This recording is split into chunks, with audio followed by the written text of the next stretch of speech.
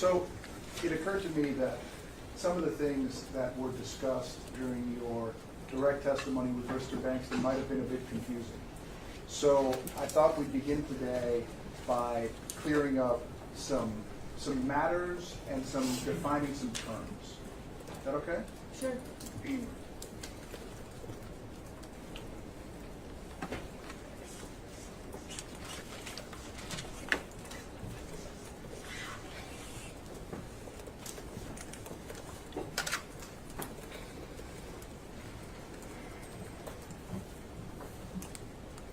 Can you explain for the jury the distinction between saying that an event was staged and saying that no one was killed?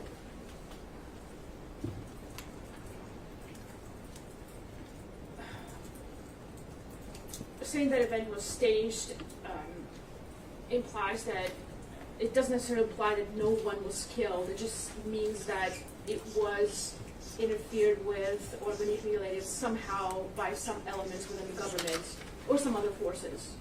So it wasn't a completely genuine event as it is being presented in the official story.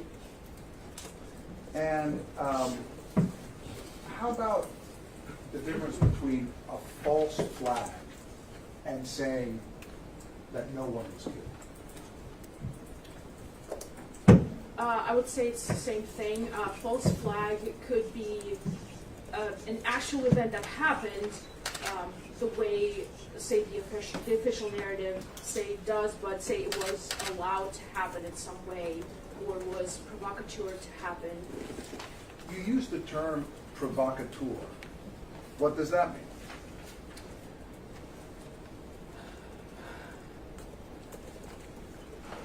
Again, I would have to use maybe the word staged again. I would say staged and provocateur are synonyms in a way.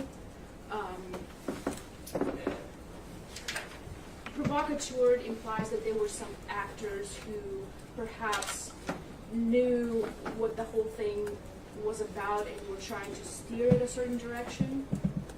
That could be one of the elements of a provocateur.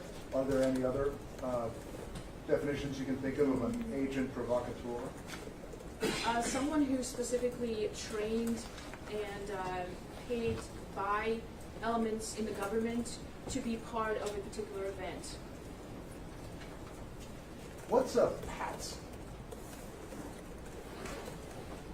A patsy is again someone who is being used in a particular event, somebody who's being used by outside forces, whether it's elements in the government and somebody else, and they are a real person, and they, and a lot of times, may not know what they're part of, what they're being involved in. But they're playing this role, and then they will end up to be either the fall guy or somehow be presented as someone who played a key part in a role, but he may or may not even know that he was playing a key part in that role. And related to that, I think we heard it in some of the clips, what's a Prozac head? Prozac head refers to someone who is on psychiatric medication that is messing with his head, his ability to think straight, have control over his emotions, and just see reality clearly as it is. And very easily suggestible and manipulatable, again, because he's not in his right state of mind by the particular drugs that he's on. DARPA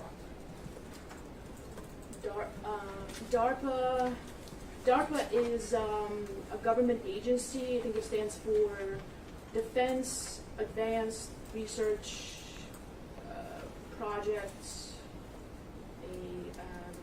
agency, maybe. But yeah, so it's a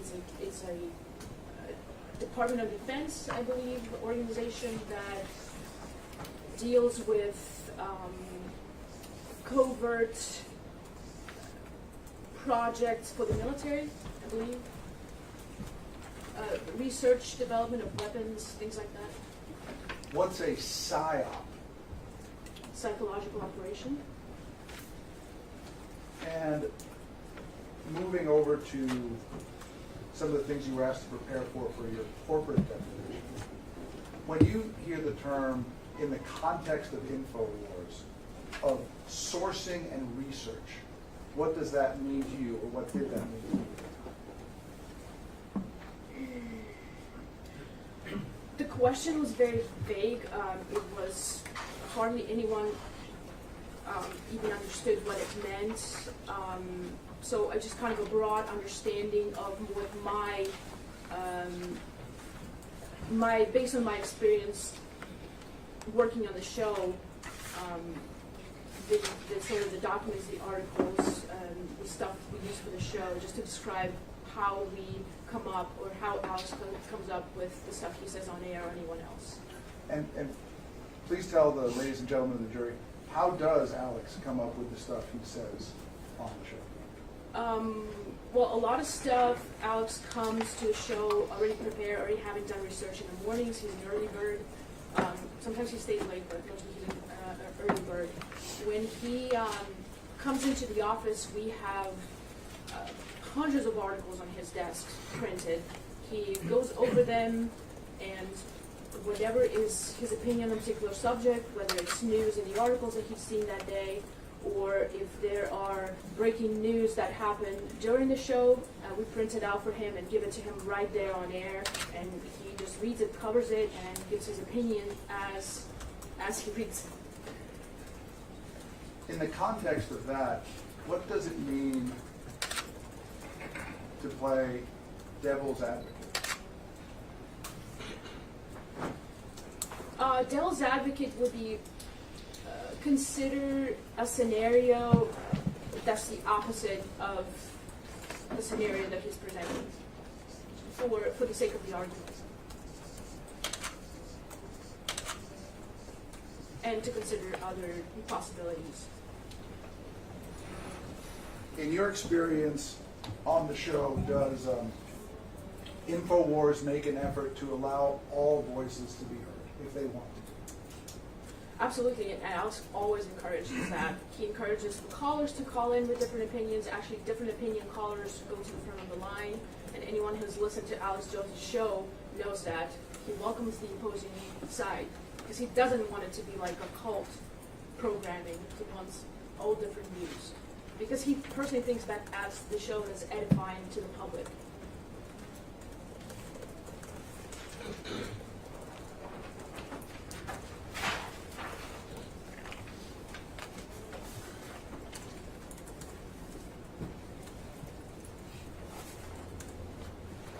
Yesterday, you were asked about Plaintiff's Exhibit 31. Do you recall this document? Yes, sir. And it's a listing of the different videos that were aired. Yes, sir. And I'd like to begin with the December 14th video.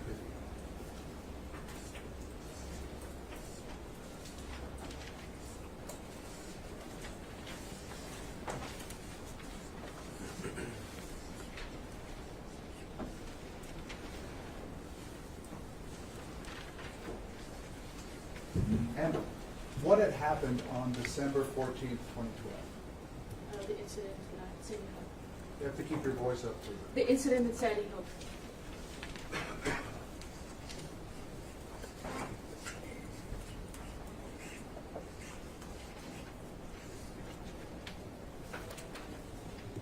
And did Alex Jones go on the air that day?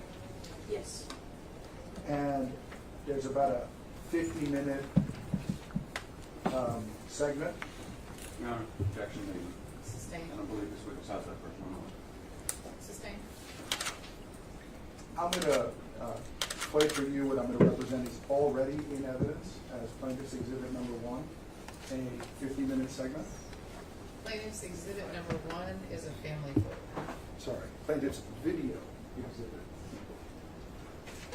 Plaintiff's video exhibit 1 is in evidence.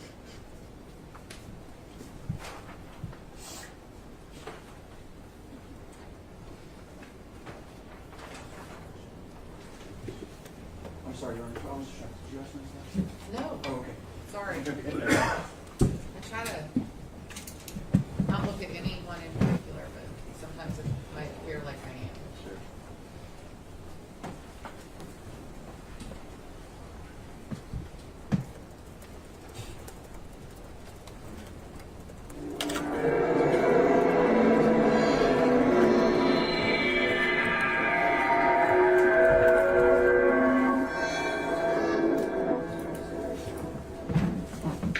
Uh, 800-259-9231. What is your intel from this town, this area? If you have family, call them, find out, and call us. We're leaving the phones open for you. I'm going to go to Gary here in a moment. Here's Paul Watson's new article, and this just makes my blood boil.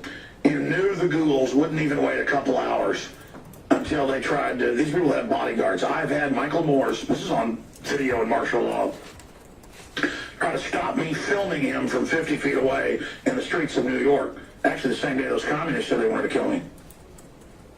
And it's all on tape. Come up and start ramming their elbows into me. You know what I did when his bodyguards did that to me? I just rammed my elbow right into them. You know what? They were big, so-called, tough guys, and you know what? They backed off real quick. Oh, you're gonna hit me with your elbow? Here, how about I just ram my elbow into you?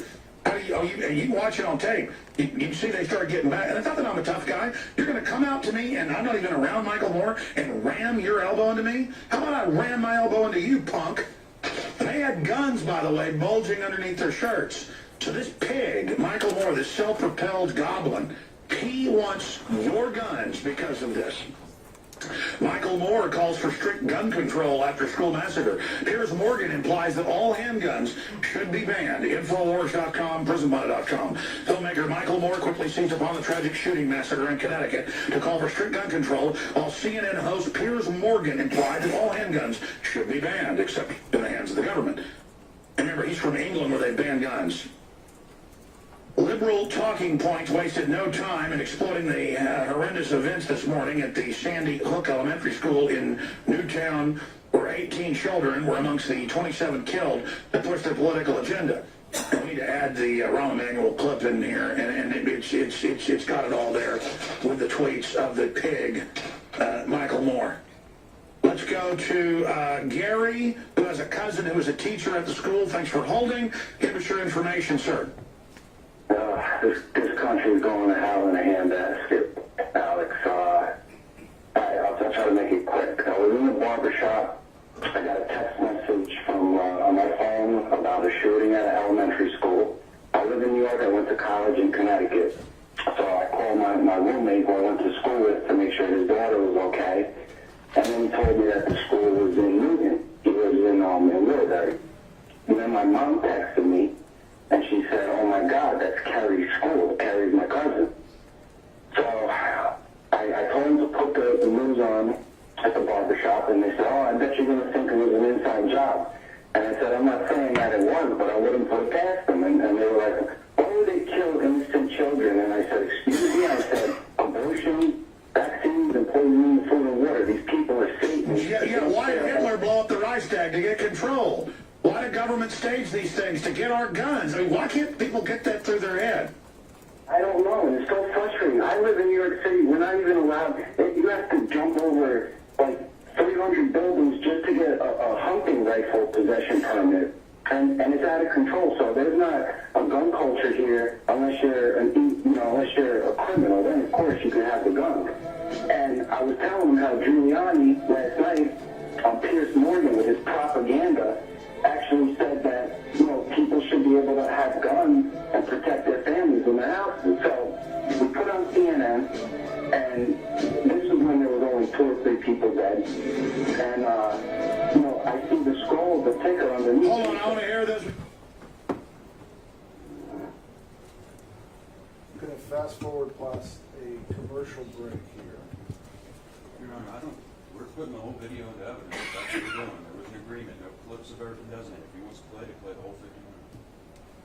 May I be heard? Yes, briefly. I'm not putting any video clips into evidence.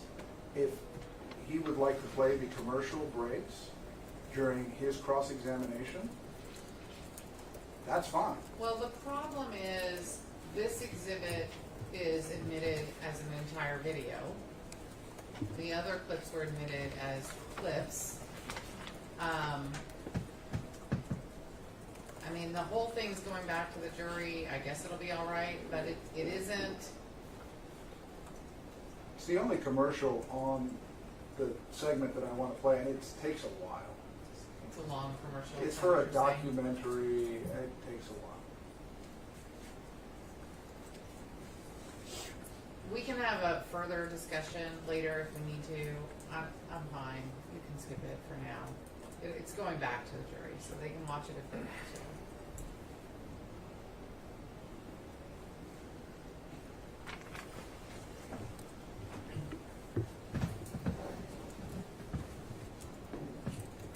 We're back, and I've been monitoring the news. It is a firestorm. They want total bans of all semi-autos, just as we knew they would do. You've heard me say, look for a big mass shooting at schools. You've heard me. We've got to find the clips the last 2 months. I've probably said it 20 times. We've got loaded phone lines, a lot of police officers calling in to give us their take on what's happening. It's more than these dead poor children. You got to go with your gut, man. My gut tells me I've never felt this freaked out. I told my wife that last night and this morning, and I really think they're going to try to come after the guns. It's going to start a civil war. And levels don't care. A bunch of police get killed trying to do this, by the way. Man, we're in trouble. We got to pray for this country. There's got to be some way to avert this. Finish up your point about what you saw on the ticker, Gary, then we're going to go to others. Go ahead. You know, when your gut's talking to you, I know you agree with me. God talking. Sure, your phone's not that good, so finish up. Okay. So, you see the ticker and it says 22 children stabbed in China. I said, oh, I guess they should want to ban guns too. And the guy says, you're crazy with your gun culture. And I said, no. But the Second Amendment was put in to govern the government and protect the people from tyranny and protect other countries from invading our country. So then I'm trying to figure out what's going on with my cousin, and she's a mess. So she can't really talk to my mom. My mom ends up talking to my uncle. Now, all this is from my uncle who got it from my cousin, relaying it to us. She was in her classroom. She's a 4th grade special ed teacher. She's in her classroom. The principal is out in the hallway. He stops to talk to somebody. And the next thing she knows is she hears gunshots. So she grabs the girl that was with her at her desk and she brings her into the bathroom and she tells her, we got to be really quiet until the noise stops. So the noise ends up stopping. Now CNN said there was 100 shots fired. Now they're saying that there was 2 handguns fired. So I don't know too many handguns that are gonna release 100 shots. Sure. What else did she say? What else did she say? Well, she took the girl after the shot stopped, and when she came outside and crossed the hallway, she had to step over the principal who was murdered, and then she left the school. She's freaking out. There's 18 children right now that are unaccounted for, not including the ones who were murdered. Yeah, that's the report we're getting right now. This could be 30, 40 dead kids. We pray that's not the case.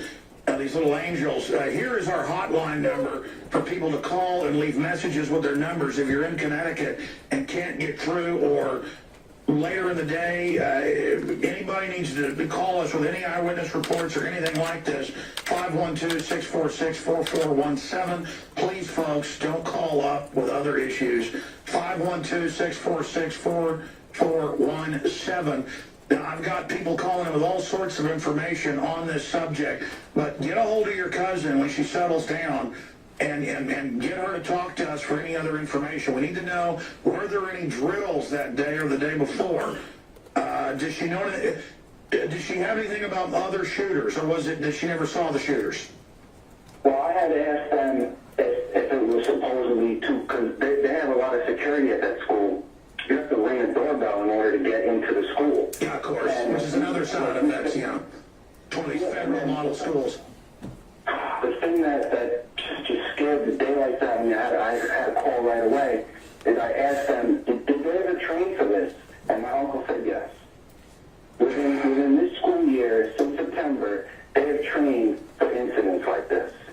Well, that in and of itself isn't the proof of it, but they can use a drill to then bring in a patsy. well, it could just be a Prozac head. We'll find out. God bless you, sir. I appreciate your call. Stay in contact. We're going to go to Rob, who says emails released prior to the shooting. We're looking into that. We're going to go to Chris in Connecticut, police officer. Let's go to Chris first. Chris is listening on shortwave. Chris, tell us what you know. Alex, I'm just watching the news now. I guess the shooter's name is Ryan Lanza. He's a resident of Newtown, and his mother was a teacher there, and looks like she's one of the dead, from what the news reports are saying. So the spoiled mama's boy? I'm sorry, go ahead.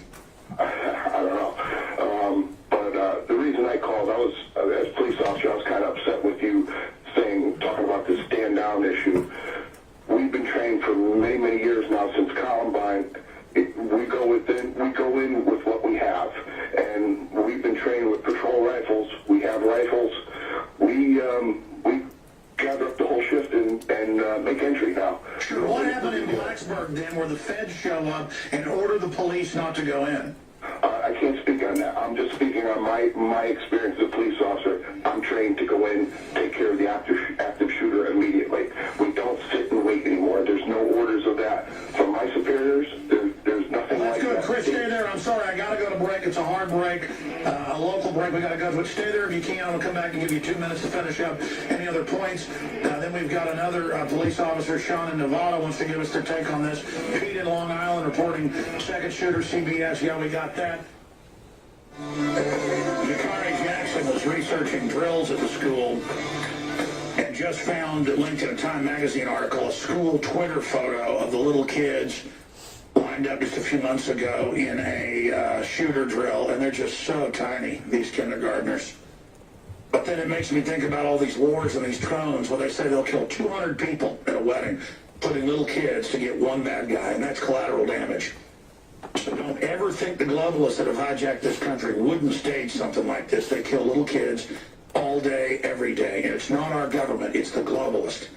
And all I know is thousands of people have died in Mexico from Fast and Furious, many of them children. So don't ever think this couldn't be staged. Now, I've said this guy's, 20 years old, who they're saying the shooter was. And I was literally saying, look up his age. I bet he's 20-something.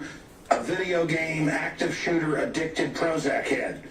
If he's not a staged event, and again, I'm not saying you're evil if you play video games, but I'm giving you the profile of real shooters we've seen are these nihilistic, devil worshiper, mama's boy types who do this type of stuff. If you want to profile somebody, it's generally white or Hispanic male. It doesn't matter. I'm not even going to get into it. I'm just so sick of it. I'm going to shut up and go back to the police officer in Connecticut real quick. Chris, anything else you want to add you think people should know about this? Well, I think we got to learn to protect ourselves and our children better. You know, another gun-free zone taking advantage of, Alex. You know, it's just time to harden ourselves and harden our schools and really get serious about security. And I know the liberal media is going to go after the guns, and it's not the guns issue. It's being secure in our lives. We've now confirmed that they began to tweet minutes after when they didn't even know. I mean, they are like ghouls just ready to jump on this. I mean, now they're showing the kid, I guess he was 24 years old, they're saying now. He's not a 20-year-old, he's a 24-year-old, the shooter that's dead. And like I said before, I guess his mother was a teacher there, and she's amongst the dead. So it's going to be something to see it unfold. But I just wanted to make sure I got that point out there. We're trained to go in, Alex, and as far as the stand-down issue, I know statewide we're trained and ready to go. What about the reports of the van with its windows shot out and another guy being SWAT teamed? Well, there was another guy that got in the woods. I guess he was in camo, and they're just saying when he was being dragged out of the woods, witnesses heard him say, "I didn't do it," and they have him secured somewhere away and being interrogated right now. But I guess they went to the shooter's mother's home, and I believe it was in Newtown, and they found her dead on the floor at home. Unbelievable. Yeah, and the more the media advertises this, if it isn't staged, they hype it. Everybody knows criminology. that when they hype this enough, other people who will decide to commit suicide, the new way to commit suicide is go out and shoot a bunch of people and have the cops then kill you. I don't know why these cowards don't just shove a gun in their mouth and kill themselves. Why do they have to go kill a bunch of kids in the process? And they're targeting gun-free zones too, because they know that it's going to be a long time before anybody attacks them. Well, you know, we can't sit by like sheep anymore, and we gotta defend ourselves out. Well, look, if you can have police outside movie theaters, you can have them in these big public schools that are targets. If they're not going to arm the principals and people, and then they'll put the police in and have you there doing other stuff with the kids, you know, turning into a police state. But I mean, you just imagine that these are this is the advertised place to go kill kids, and we're 310 million people. You know, there's only a few hundred of these demons out there, but they're just out there. God bless you. I appreciate your point, sir. Let's go to Sean in Nevada as a police officer, then to Rob. Sean, you're on the air. What's your take on this? Hey, Alex. Yeah, I just want to reiterate what Chris just said. I actually trained officers in the response to these what we call active shooter events, and he's absolutely correct. After Columbine, they realized that response was absolutely wrong. That was how people were trained prior to that event. That was the first mass shooting like that in the country. The training at the time was, wait till SWAT gets there. Well, SWAT's going to be too far away. Officers are trained to go in and two-man cells, 3 or 4 if they arrive, and actively seek out the shooter. They are trained to actually, as harsh as it sounds, to bypass victims. And we do drills. We have role players that are on the floor wearing... Well, sure, because if you give them aid, then the shooter's going to come up and shoot you and keep killing people. Well, with the train to track this person down, to go towards the shooting, find the shooter, and eliminate them. Then the rescue effort starts, the searching starts. So that's how they're trained. So as far as the pandemic issue goes, wherever you got that from, that's misinformation. That's not how we're trained. If it happened in an instant, it was completely and totally wrong. I hear you. I know they've changed it, except when the feds get involved, like Blacksburg. Remember that a few years ago in Virginia, where they sat there for over 2 hours again because the feds said we're in control of this? Well, I mean, I don't know who would listen to that. I wouldn't listen to it. Like you said yourself, if kids are there getting killed, I don't know one single officer that would not go in on duty or off duty by themselves to take care of that incident.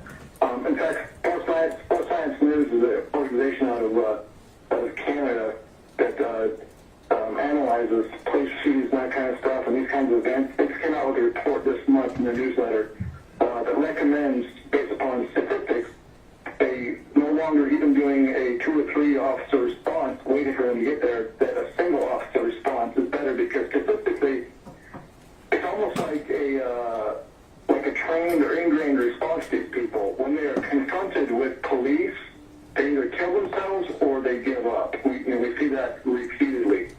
Well, only the ultimate coward would want to go kill children, so of course, and in some of this, like the Batman shooter, I mean, that whole thing is psychotropic drugs up one side and down the other. You can't debate it. Thank you so much, sir, for your call. We appreciate that, Sean. You know, you hear these police, they really sound like good men, don't they? But then you got the government on top of them that's as corrupt as the day is long. And if they try to come for people's guns, folks, it's going to be really bad news. I'm just having so much dread right now. And I just think, when you got small children, this really gets to you.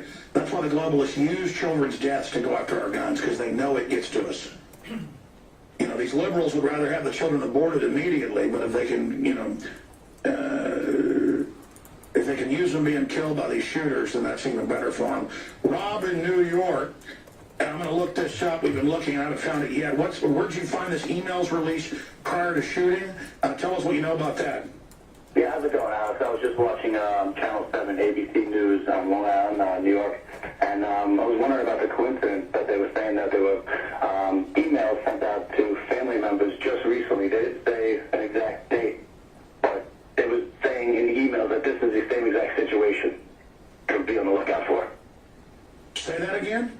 That this is the same exact situation to be on the lookout for. These emails. Yeah, I know they announced it, said a few weeks ago, new security procedures, and you had to get through a gate and all this, basically turning it into it turned the whole thing into a prison.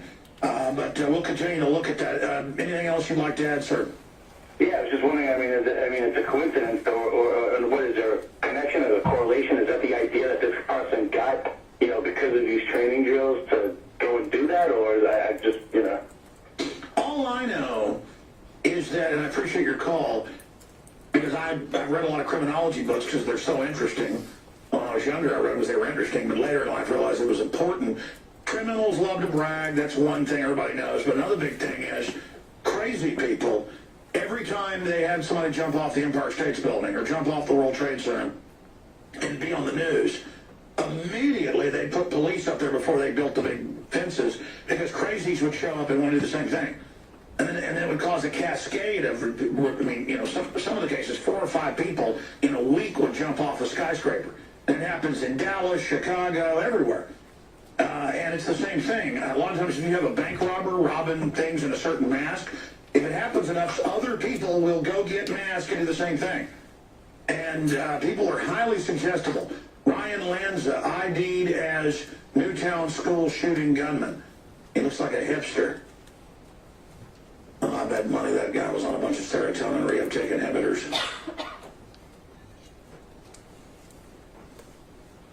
The alleged gunman appears to possibly point to the wrong man. Ryan Lanza lists his hometown as Newtown, but indicates he mostly recently raised in Hoboken. So who knows if that's even the right guy. What publication is that out of? Inquisitor. All right, we'll continue. Look, you better know this. All day at Infowars.com and PrisonBlotted.com. Throughout the weekend, I'll be filing reports. They will use this to come after our guns. And it makes me so angry at Michael Moore and Piers Morgan and people like this. Because they know that mass shootings are flat in the last 20 years. They know that overall crime is much higher in areas where they've restricted the Second Amendment. And they're really angry that the gun culture is starting to take hold here. And all I can tell the police is, you better let the feds know. Because, let me tell you something. People are not turning their guns in. And if they try to get the police to do that, it is going to cause a big problem. And I don't want that to happen. We're going to skip this network break coming up because this news is so important. Plus, we have this report we've worked on for weeks, breaking down the fact that 2012, December 21st, is not the end of the world. We've got this that Aaron Dykes put together with myself. We're going to air that in a moment. We've got CBS second shooter reporter. We confirmed all those reports. We're going to go to you, Bill in Connecticut. It says next count over from resident. We're going to go to him in a moment. I'm going to take a break here and play this special report on 2012 because a lot of you tuned in today to hear it. And I'm going to compose myself here. Because you heard me a few days ago, Mike Adams say this stuff's really starting to get to me. And I'm torn because I end up thinking about this all the time and working all the time till I'm like a zombie. And then I can't take off to recharge my batteries because all I'm doing is thinking about this. And I'm not trying to whine on air. I just...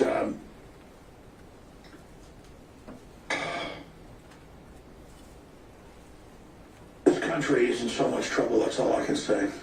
And, we need to boycott Piers Morgan, we need to boycott Michael Moore and all these other people that use stuff like this to try to take our rights. America is America because of the First and Second Amendment and the 10th Amendment. Teacher's son, 24, shoots dead 29, including 22 children at Connecticut Elementary, as he and second shooter massacre cowering students in the worst school shooting in American history. And that is an inside job right there, either way you cut it. I bet money that woman was a super liberal. I bet money. Because that's what I said. I said, I bet he's in his 20s, a big video gamer, a trendy. And I said that to Jakari, Melissa Melton, and David Knight back there in their office. And they're like, yeah, he's 20-something, yeah. And then we found his photo. And, it may just be a nut. Well, maybe staged. So they're going to use it, though. Heaven help us. But the media's saying, here's the guy's photo, but then there's other photos of a guy with the same name. Who knows? We'll have to track this. I'll talk to Bill, who's in Connecticut, next town over, from where this happened. What's your take on this, Bill? Well, I'm watching the local cable news, and they seem to be have the most updated and accurate information. And they just indicated moments ago that the police are going door to door looking for a second gunman.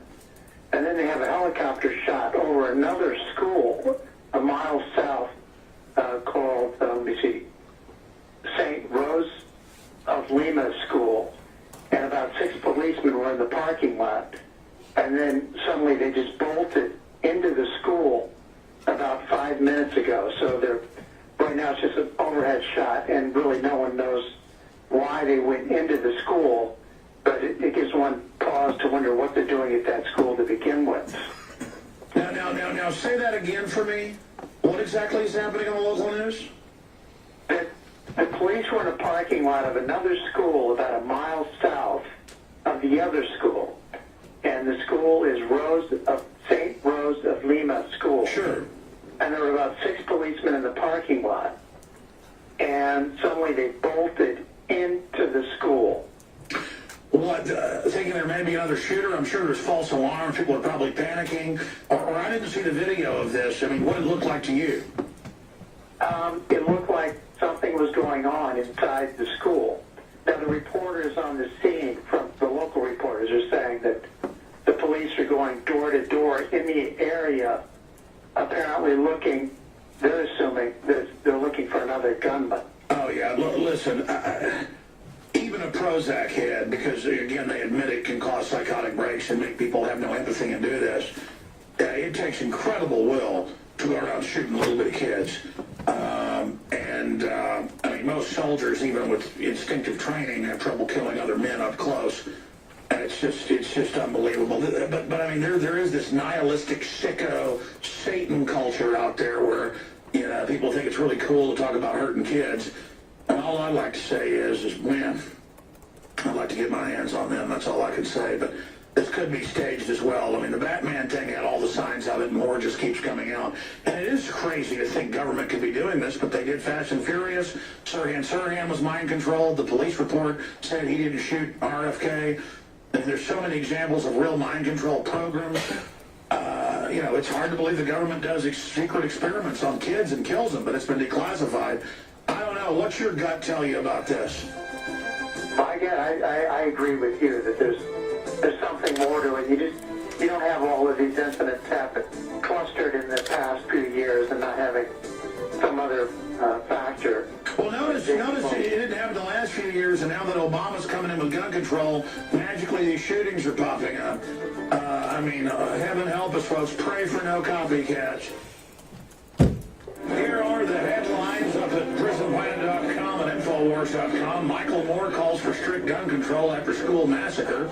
Enemies of Second Amendment will exploit Connecticut shooting. We're just going to continue here, folks, into overdrive. We're going to continue here throughout the hour, taking your phone calls. Enemies of Second Amendment will exploit Connecticut shooting. We've got that headline.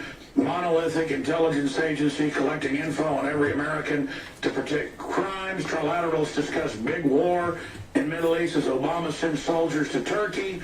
TSA calls bomb specialist on wheelchair-bound 12-year-old girl with bone disorder as she cries, telling the mother she couldn't comfort him. It's all about dominating us. Samsung TVs can be hacked to spy on viewers. I mean, it's just all insane. Right now, let's go back to your calls. Toll-free number for everybody to join us, 800-259-9231, 800-259-9231. Let's go ahead and talk to Pete in Long Island, who's been holding. Pete, give us your take on the situation. Alex, I think, like you mentioned before, we need to say a prayer for all the victims' families, the first responders on the scene, and the teachers, everyone who's witnessing this horrific event. I'm monitoring the newswire here in Long Island, CBS News, because they got the all-seeing eye as their logo. And it's really interesting. I have a couple of points if you can give me time. I know we're up against the end of the show, but... No, I'm going to keep going. We're in overdrive. Go ahead. All right, great. Well, they're talking... This one reporter asked the local reporter on the scene, we had reports of a second shooter in the woods, and he wouldn't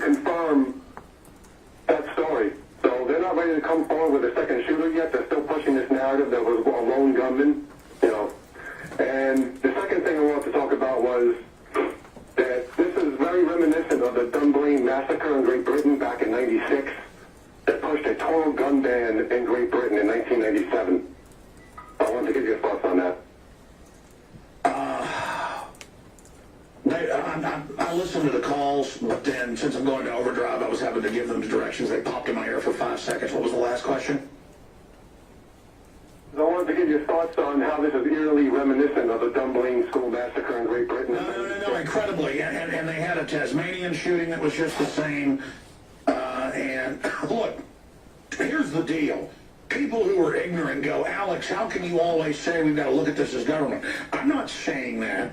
I'm saying if governments have a history of being caught staging fake shootings and bombings to take people's liberties and crack down on the public in the name of security, and you've got telltale signs of it over and over again, you've got to then investigate to see if criminal elements of government or foreign corporations or the UN or others are involved.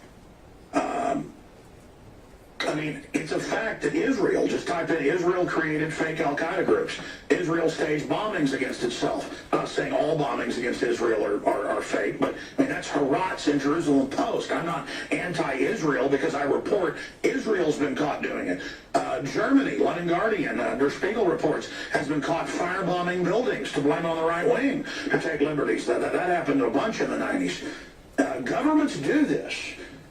And so being naive about it, I mean, and I'm not saying you're saying this, I'm answering your question, really only helps the globalists do this more. Are there real crazies? Yes.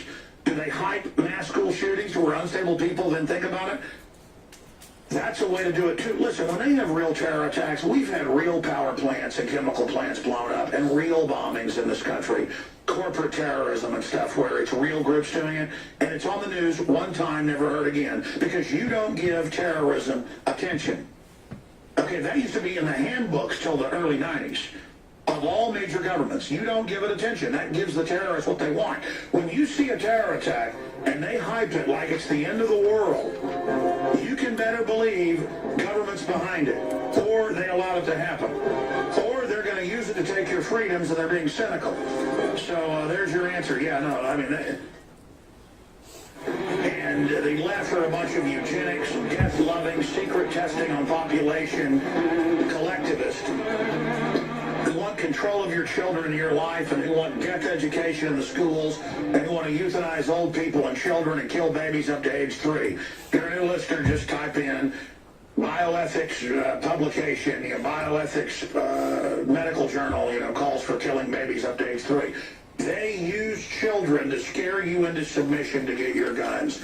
More guns means less crime, and the gun culture's winning, and if we beat them on that, we can beat them on everything. Where people know that the government wants our guns to enslave us, when the local police understand that, when the states understand that, and with that basic understanding, we can beat them on every front. And we've had police calling today and say, absolutely, these schools are victim disarmament zones where crazy people like this son of one of the teachers reportedly now, 18 dead children. We'll put up the latest numbers there on screen for folks. If we can, just throw that article up there with the latest numbers, guys. And we'll go to people's phone calls here. 27 dead, including 18 children at Sandy Hook school shooting in Newtown, one of the biggest school shootings in our history. And they used school shootings in England that had government connections that later turned out, and in Australia to take the guns. This is the mode. The government shipped tens of thousands of guns and hand grenades into Mexico to blame the Second Amendment and got caught doing it. The government, that is, the criminals that run Washington, D.C. Our government's using Al-Qaeda, which we forced into mainstream news, New York Times this week. The White House had to respond, to kill Christians, to blow up mosques, to blow up synagogues, to go after minority groups in Syria. Our government is backing Al-Qaeda, so don't think for a minute they wouldn't wind up some crazy person and protect him and let him do this. Now, I don't know that. This guy fits the MO, some trendy, spoiled, rotten brat going in and killing his mommy and her whole class. I mean, just little bitty children. And there's so much evil in our culture now. I mean, people are really into sick stuff now. And that's all the reason for me to own guns. Okay? I don't want to live like they do in the cities where they ban the guns and the crime rate's off the chart and the thugs rule everything. And that's what I'm going to say on that subject. We've got articles up at Infowars.com and PrisonPlanet.com. Michael Moore, that disgusting anti-American authoritarian pig, he's not a liberal. Well, I've seen with bodyguards with guns in New York and manhandled me. It's on video in martial law, my film, when I'm like 15 feet away doing nothing but videotaping him.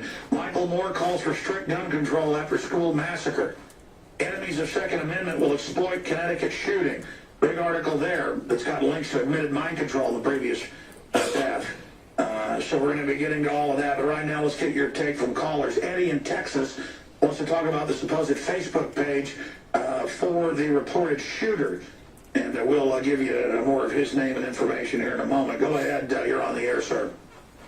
Yeah, Alex, I was just watching the Alex Jones show. I'm down here in Robstown, Texas, and we looked up his name because they went ahead and they said his name on one of the local news stations, Ryan Lanza, I believe, and immediately we got on Facebook, and their Facebook page is glorifying basically what he did. You know, the like kind, not the friend kind, the ones you can basically go ahead and like. And I just think that it's ridiculous, and I think it's repulsive that people are going around and just mass glorifying this shooter. And it goes to show that, you know, they're going to do what they can to basically say that, you know, more people support gun bans. Well, I mean, look at the mall shooter. It's these spoiled, rotten, arrogant Hollywood types that are so arrogant and into this image of themselves is super cool. And the more arrogant they act, the more powerful they are. And then when their narcissistic world falls in, they think of the nastiest thing they can do as a selfishness and go out and shoot people. It's the same thing in the gangbanger culture, just from a different angle. And elementary school massacre, 26 dead, 27 dead now, 18 kids in Connecticut. And, I mean, it's always the MO here. And you notice they've declared war on the Second Amendment, and now all this magically kicks off. And, you know, they can even program people to the television sets now with subliminals. And if you're susceptible, I mean, we're in deep trouble. And they're going to use this to go after our Second Amendment. And I've seen that we should do a report on people glorifying him, because I don't know what you call it or quantify it. Are you aware of the culture that's big on, like, torturing animals now?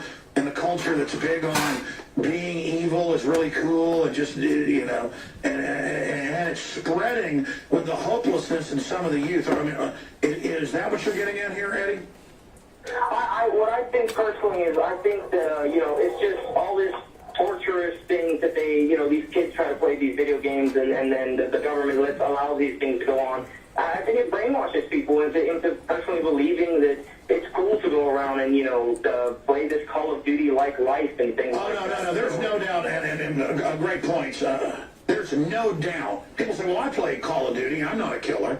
That's because you weren't already twisted, a little bit mentally ill, and on a serotonin reuptake inhibitor that literally programs you. The Pentagon developed video games. Video games were invented because in Vietnam and previous wars, if somebody was like 10 feet away from you, a lot of people wouldn't kill somebody. So it's called instinctive shooting. That's what paper targets were for. Was to get you to, you know, bad guy, good guy, woman with a baby, don't shoot, guy with a gun, shoot. It was to instinctively train to kill. If you don't have a strong killer instinct at the moment of truth, you will not kill. You will become dead Marine. Okay, so it's a killer instinct. And the video game Doom, a first-person shooter deal, was developed for the Pentagon. Okay, so it's a fact. People go, I'm not saying get rid of it because of the First Amendment, but many of these shooters, Harrison Clybold, the list goes on. The last guy at the mall, it turns out, was a big shooter gamer. They live this whole world, then they get guns, and they just, you know, I've seen cases where somebody gets a gun, these young people, and there's a shootout at their house that night because they weren't brought up in the Second Amendment culture. And just because the culture's falling apart and rotting apart doesn't, you know, it'd be like saying ban having children for everybody because other people might abort their kid. That makes no sense. That'd be like ban, sports because somebody might get hurt. Because there's bad people out there, you don't get to take my guns. That's the reason I have my guns. And there is this, if you have to talk about them, it's like a punk, black, white, Hispanic, you name it. A lot of times that's white or Hispanic. I noticed that trend. Blacks is usually statistically, is just, I guess, a cultural, the way the media works, things, blacks killing blacks, other males. But then a lot of times if it's white or Hispanics, and they kill each other in gang stuff too, but statistically these active shooter things are, everybody goes postal, but it just keeps being white guys, and sometimes Hispanic. And it's a video game head. They're usually into the occult. They're hipster trendies, and they throw a fit and go kill a bunch of people. And you've also got veterans. They'll kill cops if they come to their house. They'll kill their family because they've been 5, 6, 7 tours. The Pentagon puts them on drugs, and that's a terrible idea. Let's go to Ben in Louisiana. What's your take on this? It's practically the same thing as always. I think how it's kind of weird, just like you said. Even if it isn't an inside job, even if it wasn't the government or whatever, they're still going to use it to their advantage. As a matter of fact, I can see right now on my TV on Fox News, President Obama's making an announcement and all that stuff. I can almost guarantee you that he's going to say we need to get rid of the guns. But for instance, like you said, Israel puts the M16s in the lockers, which by the way I didn't know, but that's perfect. Give the teachers for elementary schools and all these schools, give the teachers the guns, train them how to use them. Well, actually, in many areas of Israel, the students bring M16s. But my dad used to bring his rifles and shotguns to school. No, that's just like me. I'm 20 years old. I just graduated high school 2 years ago. We were allowed to have our guns in our trucks. We just couldn't take them out. But it's just like you said. Everybody wants to get away from the guns, which isn't really the problem. No, the problem, and look, blaming guns for crime is like blaming spoons for fat people. It's like blaming, Michael Vick was fighting dogs, so let's ban everybody owning dogs because somebody might do something bad with a dog.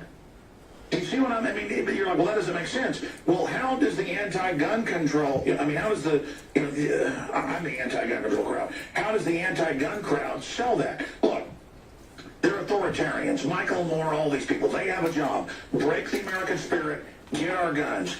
MTV, all of it pushes the gangster culture, the violent culture, the video games, the nihilism, the Satanism, in the name of scaring all of us and turning our guns in. No, I guarantee you gun sales are going to be all-time record now, and that's good.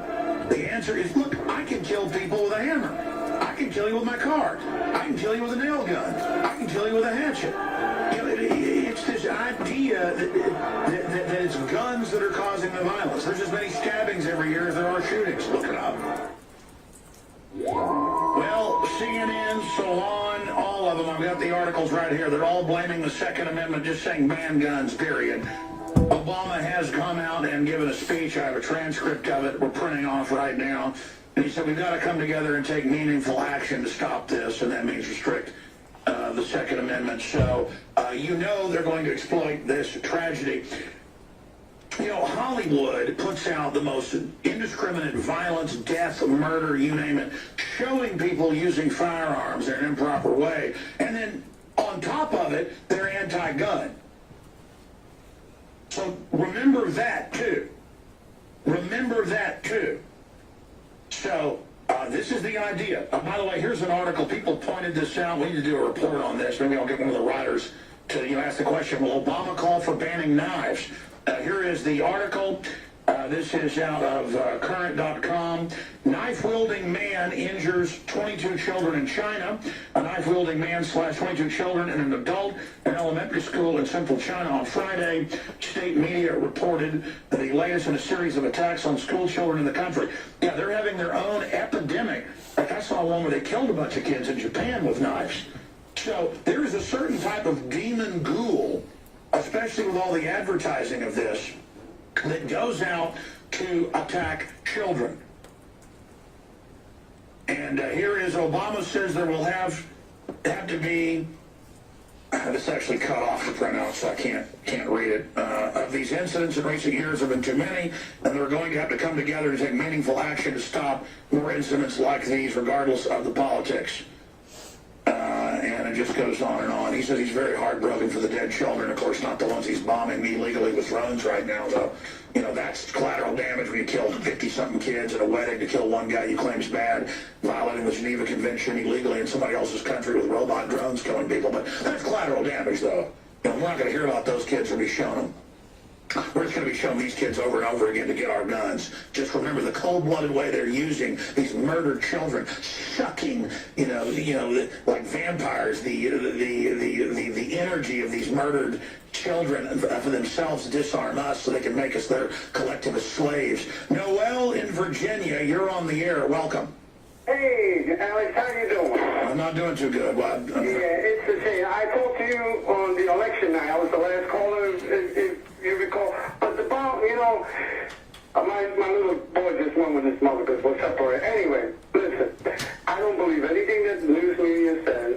I believe that this is all orchestrated. I believe that this is just, the government has no respect for our rights anymore. They're doing this so they can take our guns, and then we all can go into Agenda 21. Well, listen, they've got people that hate guns so bad. We're noticing a trend with sicko leftists on Twitter where they're praising this, saying, good, now we can get their guns, use this Obama to take their guns and give us their money. So they've got nihilistic liberals that hate America so much. We should look at that as a theory, that they may start having their own zombies do this. That's how bad they want our guns. It's like a form of suicide bomber, a suicide shooter. A lot of these guys are leftists, we're now learning. They could be doing this to get our guns that way. You ever think about that? Oh, yeah, listen, nothing will stun me anymore in this world that we live in. We need to pray to God. We need to stay close to our children. But, Alex, if you got a chance, I know you're a researcher, you need to look at the last 3 days of CNN at 9 o'clock show, that idiot from England. Well, they had gun control issues in those 3 days. No, I know, sir. They have hit the ground running in a build-up, and I said, this is the attack. Look, people got to find the clips the last 2 months. I said they are launching attacks. They're getting ready. I can see them warming up with Obama. They've got a bigger majority in the Congress now, in the Senate. They are going to come after our guns, look for mass shootings. And then magically it happens. They are coming. They are coming. They are coming. They've already taken over health care. The premiums are doubling. They're bankrupting that. They're already shipped GM to China. They are going to gut this country. They're going to shut down the power plants. They're going to bankrupt us. They are re-educating us. Just like we were Ukrainians, and they're Russians. They want us bankrupt. They want the counties and the cities bankrupted and federalized. The feds themselves run by globalists. What does the new magazine say? You can get it by subscribing. You can get 12 issues. Great way. This man wants your guns. And I break down here, they're declaring war on the Second Amendment, period. They are declaring war on the Second Amendment, period. They are coming after our Second Amendment. It is happening. They want to kill America in 2013. That is their goal. That is what they want. They are moving to do it. Send your tips to Real Alex Jones on Twitter. Tell me what you think. Comment in the articles. I'll be reading what you're saying. We'll have more reports Sunday 4 to 6 and more reports tonight on the Nightly News 7 o'clock. PrisonPlanet.tv. There's about 19 seconds of ads at the end. It's one of plaintiff's exhibits. Unless you really want me to, I wasn't going to play it. That's fine. Ms. Karpova, is this typical of the Alex Jones show? Which parts are you referring to specifically? The 50-minute segment we watched with the callers coming in, calling in, him reacting to them. Yes, that's how the show goes usually. There were several times when there were glitches that we saw. Is that typical, like article not finished, things like that? Oh yeah, so the crew will print out the article. A lot of times there's a malfunction with the printer, and the lines would be cut off, or the end of the sentences would be cut off, the title will be cut off. It happens all the time. You've worked at Infowars for going on how long now? What is it, 6, 7 years? Fair to say that you've been part of Infowars when it was covering tragedies? Yes. In your experience, is it typical in the aftermath of a tragedy that there'll be a lot of information that comes out that turns out to be wrong? Yes, absolutely, because just a lot of information comes in, a lot of it is wrong.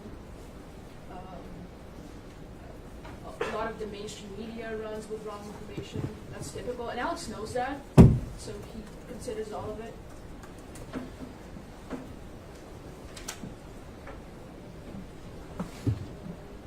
There was a segment of the video where Alex goes pretty hard after the government for bombing children in Iraq and Syria. Do you recall that? Yes. Can you expand upon, as an Infowars employee, Alex's views on war and our government's involvement?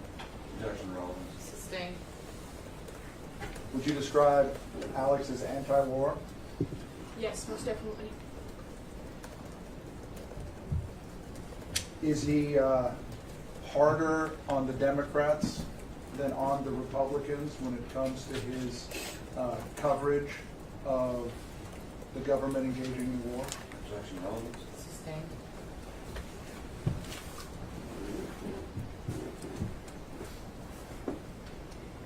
Do you recall the reference to, during the video, he said, we have a special segment that the world is not going to end on December 21st, 2012. Do you recall hearing that? I recall that, yes. Can you speak to what he meant by, or what what that was a reference to? Yes, so there was a talk, conspiracy theory, that's going to be the end of the world at that time, and he, as soon as he heard it, he knew it was a ridiculous thing that was out there, and he wanted to give you all the reasons that that wasn't going to happen. Is that also typical of Infowars to cover some ridiculous theories? A few, I would say. One thing that we didn't define earlier, he makes reference to subliminal programming. Do you know what he's referring to? He's referring to particular images or words that might be shown on screen in films or any other media that kind of prepares your mind. Your mind can see the message, but you cannot consciously identify as the message being there.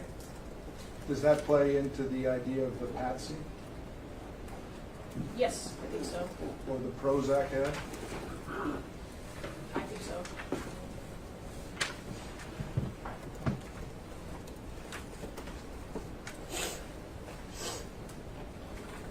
I'd like to change course a little bit and talk a little bit about who different people are who work at Infowars.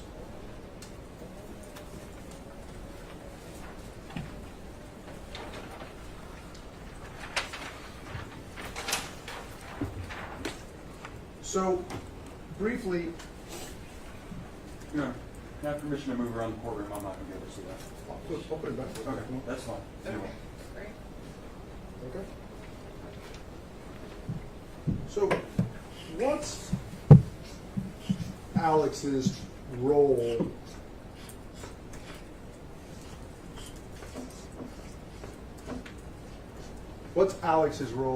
at Infowars? Alex is the founder, the CEO, the main guy, the company. boss. And he also has a show? Yes. Another name we heard was, several times, was Rob Dew.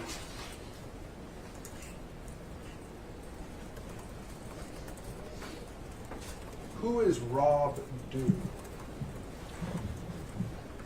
Rob Dew was someone who was there with Alex in Alex's early days, and he was hired by Alex as a camera guy, and he would go out in the streets with him to other locations, and he would be mostly a video editor and just help Alex with whatever Alex needed. And when you say the early days, is that the sort of late 90s that you're referring to? I'm not sure when exactly he started working with Alex, but it was one of the early years, I would say. Yeah. At some point, did he have his own show? Who Rob Dew? Yeah, or report on the air? He would be a guest occasionally, but no, he did not have his own show. But you would see him on the air occasionally? Occasionally, yes. Does he still work at Infowars? He does not.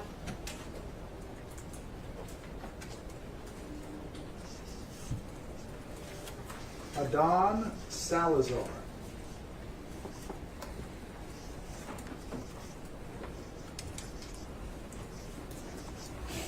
Who is Adon Salazar? Adon is a writer. And what does that mean when somebody's a writer? Writers typically research the news, find interesting stories, repost stories that you think are good and relevant to Infowars.com. They would also work on their own pieces, original pieces, based on their research from other sources. They would do investigations also to the best they could to back up their articles. Nico Acosta? Nico was a producer. So will you distinguish for me between what a producer does versus what a writer does? Well, producer doesn't write any articles, doesn't repost articles, doesn't have editorial management of the website. They mostly deal with guests and whatever Alex needs for the show. Paul Watson.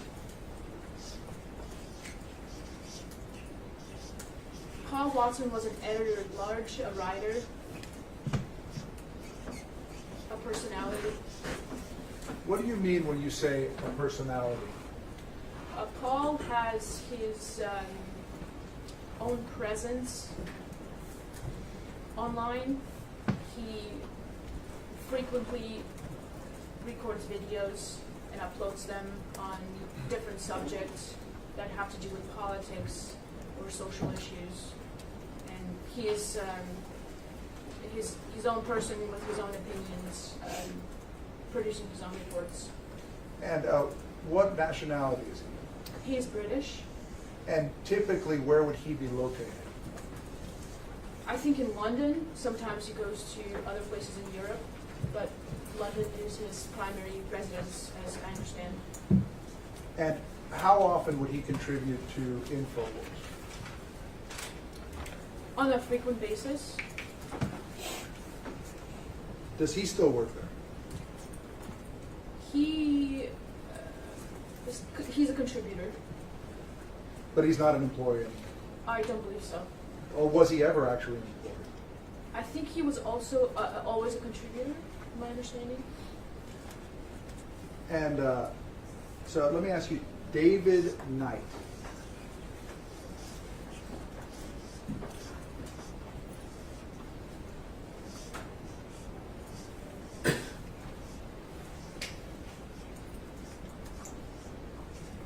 David Knight was another anchor on Infowars platform, and he did have his own show. And so when you describe him as an anchor, what does that mean? That means He is responsible for the content that he produces for his own show. He's the main host of the show. He brings the guests that he wants. He picks the articles that he wants to discuss. That's it. Owen Schroyer. Owen Schroyer is another host on Infowars platform, and he also has his own show. Currently.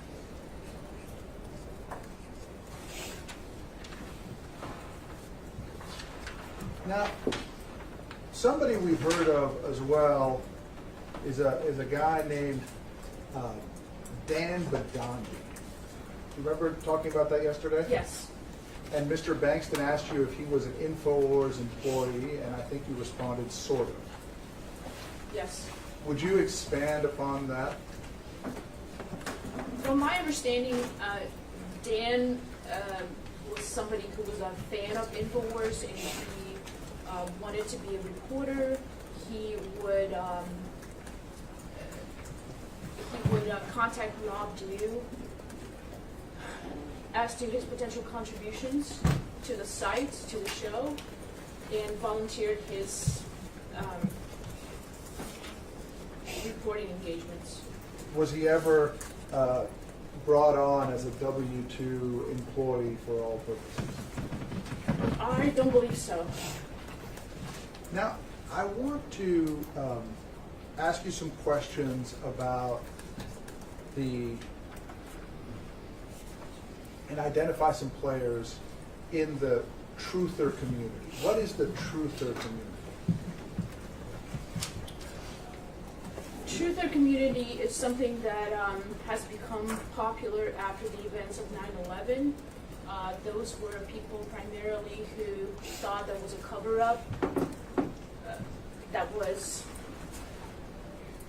There was a cover-up part of the 9/11 events that happened on that day in New York City, and they were working to expose that, to talk about it, and bring it to the general public's attention.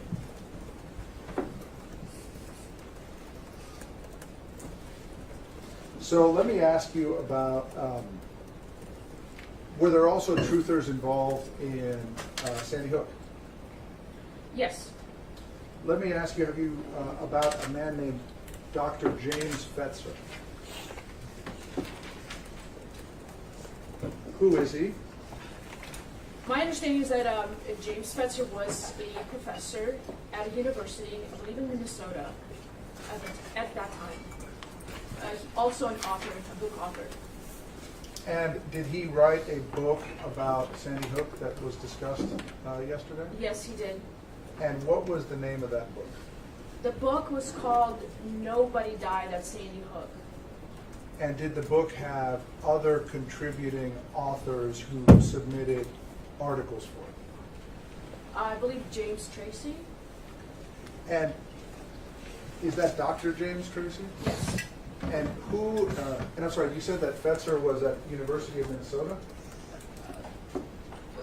Definitely a professor at university, I believe Minnesota, yes.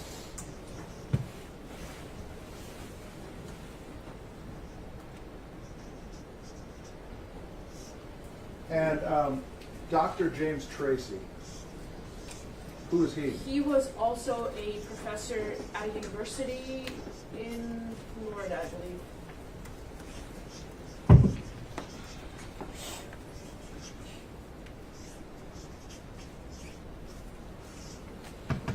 Do you recall what he was a professor of? I don't recall right now, sorry. Were both of them, if you know, tenured professors at these universities? I'm not sure. What was Dr. James Tracy's contribution to the truther community? Well, I believe he was, again, he questioned Sandy Hook, he believed it was staged, and I also believe he was a 9/11 truther.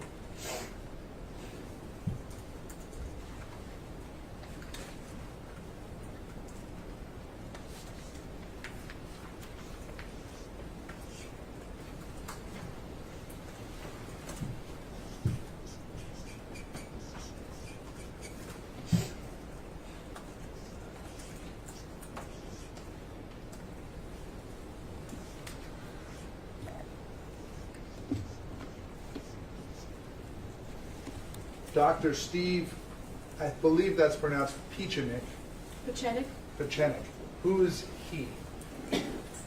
Dr. Steve Pechenik is someone who was a very frequent guest with Alex for a very long time, 20 years, I think. And he was a doctor of psychiatry, psychologist. He also worked for the CIA, and he worked for the government, being involved in overthrowing other governments.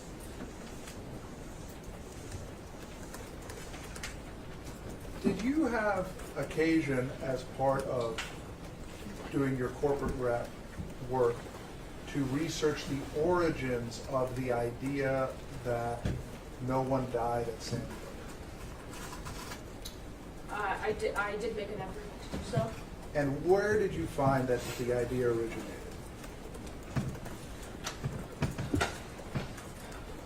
Well, I cannot say for sure if there weren't other people, but from my research, there was a talk show, a blogger, documentary filmmaker by the name of Sophia Smallstorm, and she was a big proponent of Sandy Hook being a staged event. When you say that Sophia Smallstorm was a big component of Sandy Hook being seen as a fake event, what do you mean by a big component?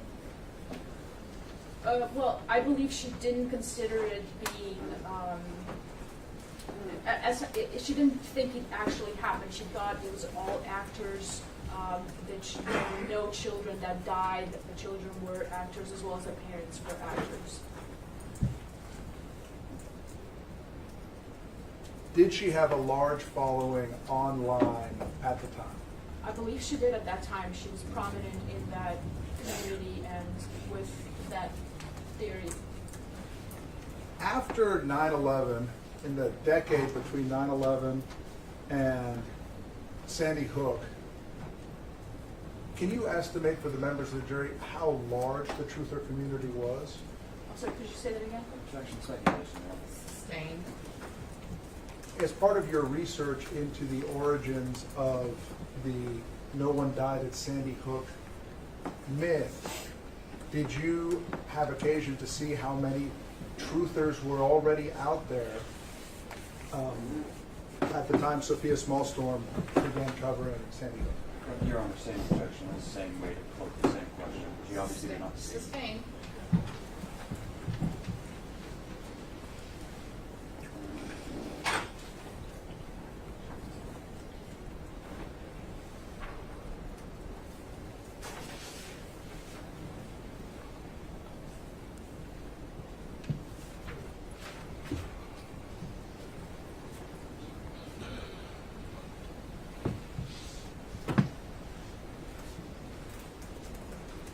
Based on your research, did Sophia come before or after Alex? Way before.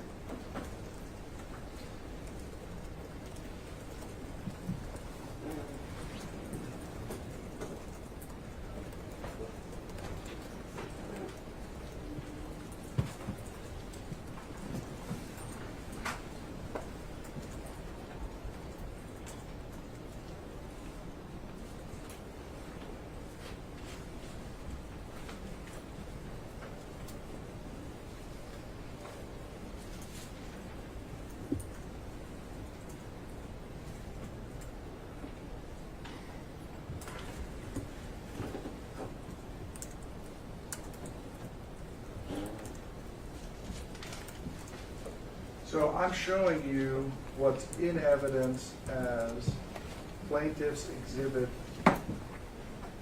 31, which is the timeline of videos. So we saw that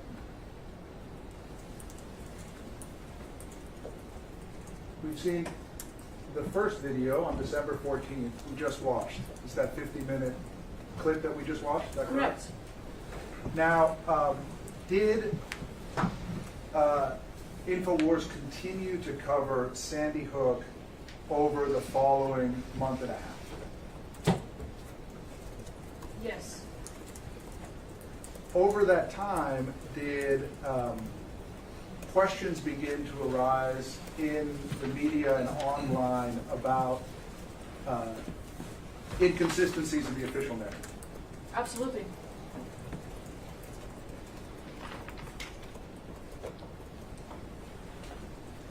Did Paul Watson on January 18th have a conversation about clearing up some disinformation on Sandy Hook massacre with James Tracy? You're referring to the video. Yes. Yes. And in that video, does Paul Watson express that he is confident that real children were killed and that this was a massacre? Is this in evidence or? No, it is not. This is not one of the ones that they've objected to, and it's on their list. I'm just Well, asking. that's not the same thing, is it? So sustained.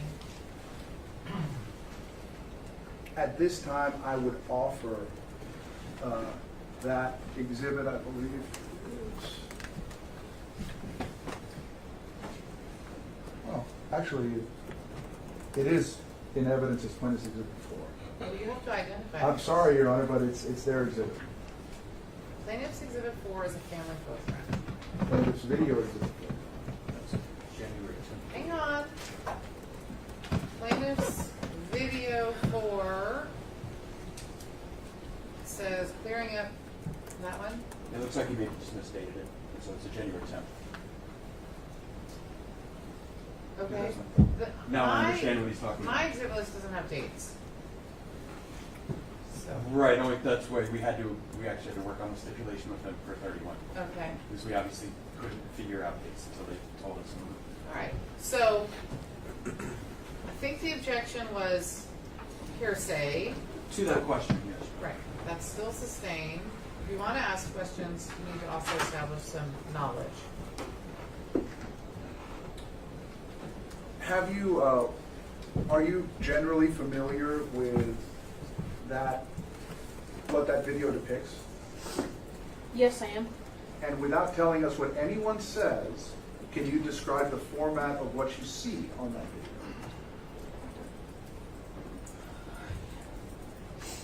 It's a debate of sorts, and Paul is presenting his view that he believes the children died. And Paul works for who at the time? Alex Jones. Now, the next event we, sorry, probably people can't see that because I've got my chart in front of it. I don't know.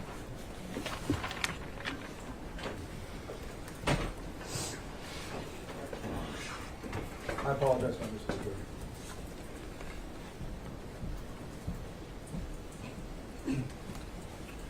So, we just watched the top video, the first video that was done on by Alex Jones on the day of the shooting, correct? Correct.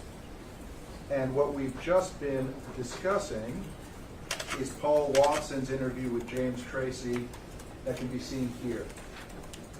Yes.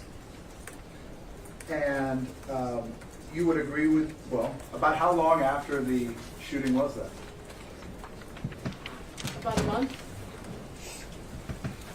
About a week later, is there another, a little bit more than a week, 9 days later, is there another broadcast? Yes. And what's it called? Why people think Sandy Hook is a hoax. And that is in evidence as plaintiff's video exhibit number 5. I'd like to, if you'd like, I'm going to play it now. You're in charge of how you use your time for the most part. I understand Your Honor likes to take a break at this time. No, not today. We started late. We're taking a break at noon. These are aerial pictures here in Harris County, Texas, as we have been watching the better part of this last hour. North Harris campus is on lockdown. This is an active situation. We are not showing you live pictures because of what we may possibly see. The corporate state-run media calls anybody that questions the official propaganda that's pumped out by the government and the dinosaur media as conspiracy theorists. And that's just a way to demonize your opposition and to try to get weak-minded people to not investigate the information that the alternative media is putting out. Now, that said, it doesn't mean that everything the government or mainstream media puts out is a lie. I've gotten a lot of criticism for not coming out and saying that Sandy Hook is an inside job. It has some of the telltale signs of being an inside job, but those are the same signs you will see if the government is simply using the crisis, like Rahm Emanuel has famously said, don't let a good crisis go to waste. Here's a clip of that. You never want a serious crisis to go to waste. And what I mean by that, it's an opportunity to do things that you think you could not do before. Now again, in the last month and a half, I have not come out and said that this was clearly a staged event. Unfortunately, evidence is beginning to come out that points more and more in that direction, and we're going to show you that information in a moment. Now, a lot of the tens of millions of video views on YouTube concerning the Sandy Hook hoax surround CNN. I'll inquire with my staff.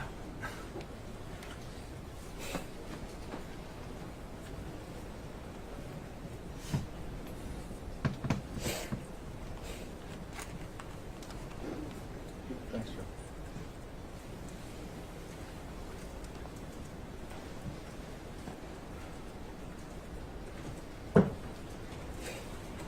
We'll just wait for him to come back.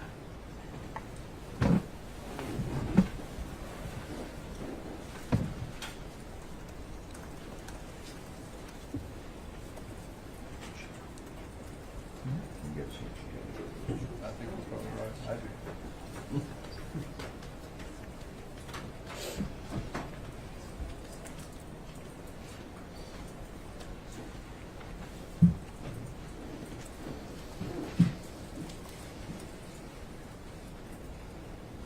Occasionally it happens. I always forget, frankly, to tell the jurors that all they have to do is raise their hand and say, I have to have a break right now. So I apologize. Every trial I forget to mention that. I need to make a little list. So if you have an emergency, just let me know. I'm sure she'll be back in just a minute.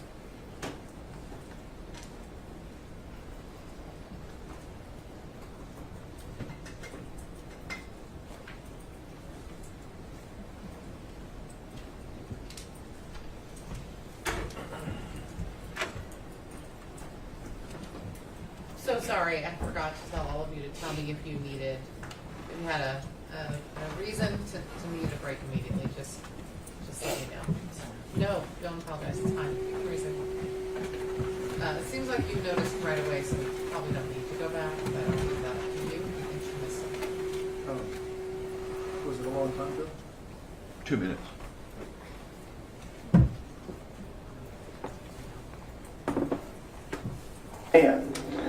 And what appears to be people who've been coached, people who've been given cue cards, people who are behaving like actors. And we see CNN criticizing all the witnesses from the helicopter and the news crews and witnesses, adults that saw multiple people being detained who were in camo. We're told, oh, those are 5-year-olds saying that. It's a conspiracy theory. When it's not 5-year-olds saying that, it's adults.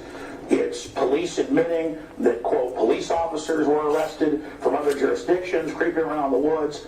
Something serious is going on here. And CNN, over and over again, is at the heart of the fishy things that are happening. Now, remember, in 1990, 1991, when the Gulf War started, CNN would send out their raw feeds to their news affiliates, and on it there was clear blue screens on top the roof of CNN Center in Atlanta with their top reporters claiming they were in Israel under sarin nerve gas attack from Scuds. and later they had to admit quietly, this is on record, we're going to show you some clips, that indeed they were in Atlanta, Georgia, and that they were not being attacked by Scud missiles with sarin gas. CBS News got caught scripting videos as well. And there's a lot of examples of this. So let's go ahead and look at those clips. Yeah.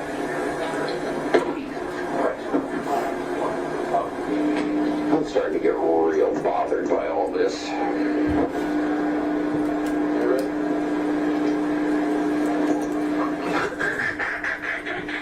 Boy, I almost look stupid. Charles Jacob, CNN, reporting live from Saudi Arabia. And that there are also firings in another city in Saudi Arabia. CNN's Carl Rochelle is here with me. He just came up. Carl, I know we can't be very specific given these restrictions, but within those parameters, what did you see? Well, what I saw, I didn't see anything hit. I looked very almost straight above us. There was a vapor trail coming from my right to my left, and there's a cloud of something. It looks like it might have been an explosion of cloud. I say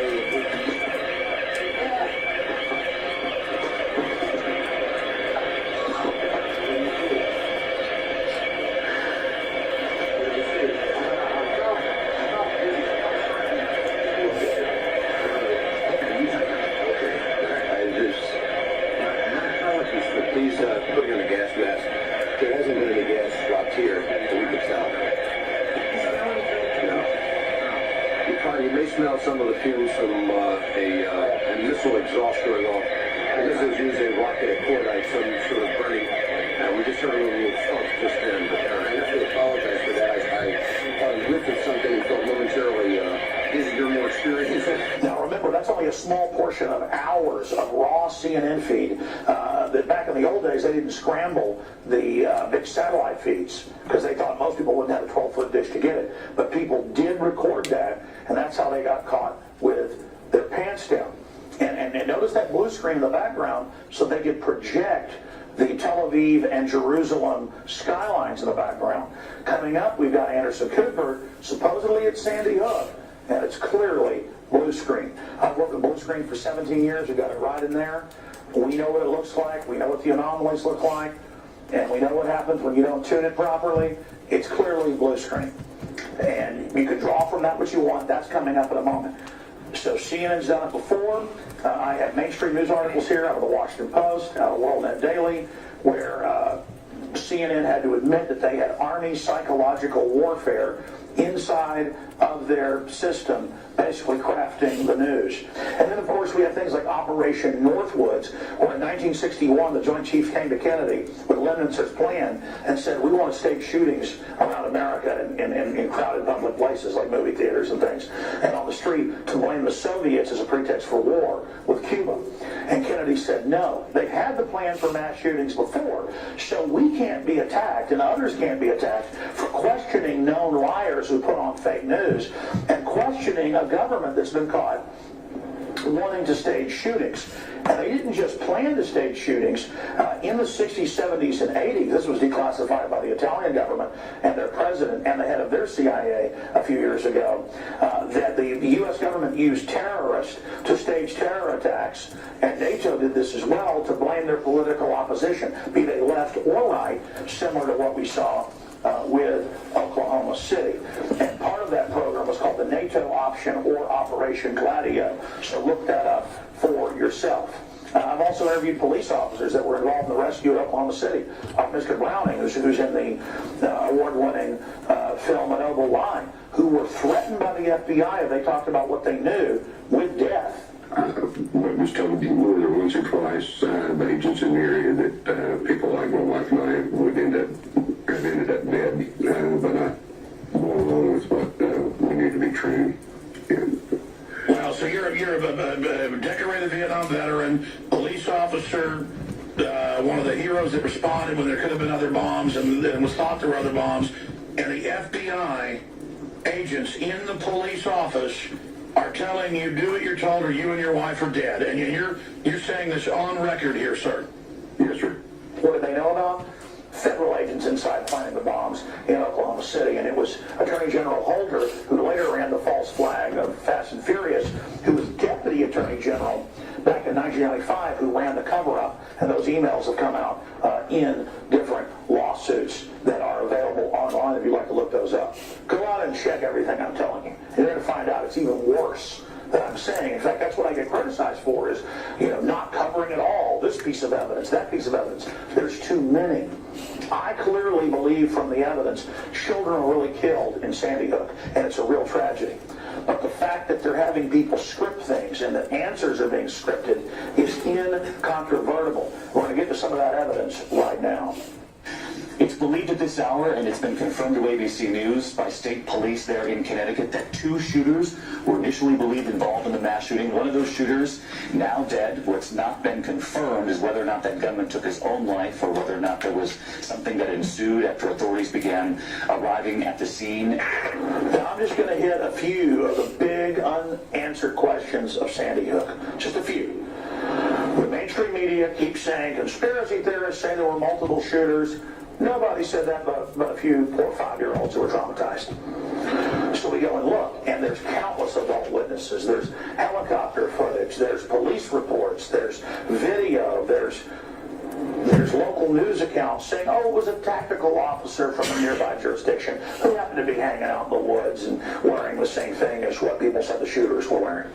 No big deal. Let's just go ahead and ignore that. And that's in the Newtown Bee and other publications. And then, again, we have the newscast saying other shooters and showing people being grabbed in the woods. But we're told we never saw that. Here's a clip. They did walk a guy out of the woods. I saw him walk a guy out earlier with handcuffs. He walked by us and said he didn't do it. It was a grown man. A grown man. Yeah, he's sitting in the front of the police car over there now. So, I mean, he didn't have a gun? No. I just seen him, just had him handcuffed, and he walked by us and looked into parents' eyes and said I didn't do it. How was he dressed? Camo pants with a dark jacket. Roger. Reports that the teacher saw 2 shadows running past the building, past the gym, which would be rear base. They're shooting. Yeah, we got them. They're coming at me, down Chris White. Come up the door over the left side. This is it. One of the big issues out there that has people asking questions is Robbie Parker, who reportedly lost one of his daughters. And people see the photos out there where it looks like Obama's meeting with all 3 of his children and things like that. And when you watch the footage, I know grieving parents do strange things, but it looks like he's saying, okay, do I read off the card? He's laughing, and then he goes over and starts basically breaking down and crying. So let's show that clip. When he was there, getting ready to come to the microphone, so we'll listen to it.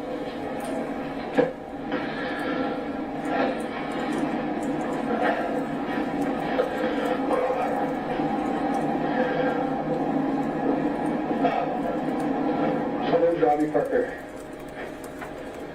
My family is one of the families that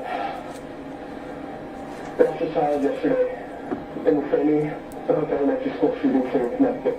I haven't touched this. Okay, all I know is they're seizing on it. They staged Fast and Furious. They had a Gun Owners of America. I said on my own show, Larry Pratt, that they staged Fast and Furious to kill thousands, our government, to win the Second Amendment. They'd stage anything. What is your take right now on this situation? What do you, well, obviously they're seizing on it politically. Obama's saying you shouldn't have Semiano. We're seeing Michael Moore, all the usual suspects. Lindbergh's telling police to go on strike. We're going to cover all those points. But what does your gut tell you now? We have to admit that maybe this is something that our government is capable of, because this is only 12 people murdered. They were good for 400 in Fast and Furious. All I know is overall gun crime's going down, so I'm just defending the Second Amendment. But people are pointing this out. I didn't cover it until last week. They had the Lone Star College gang-related shooting where 3 people were shot, thank God not killed.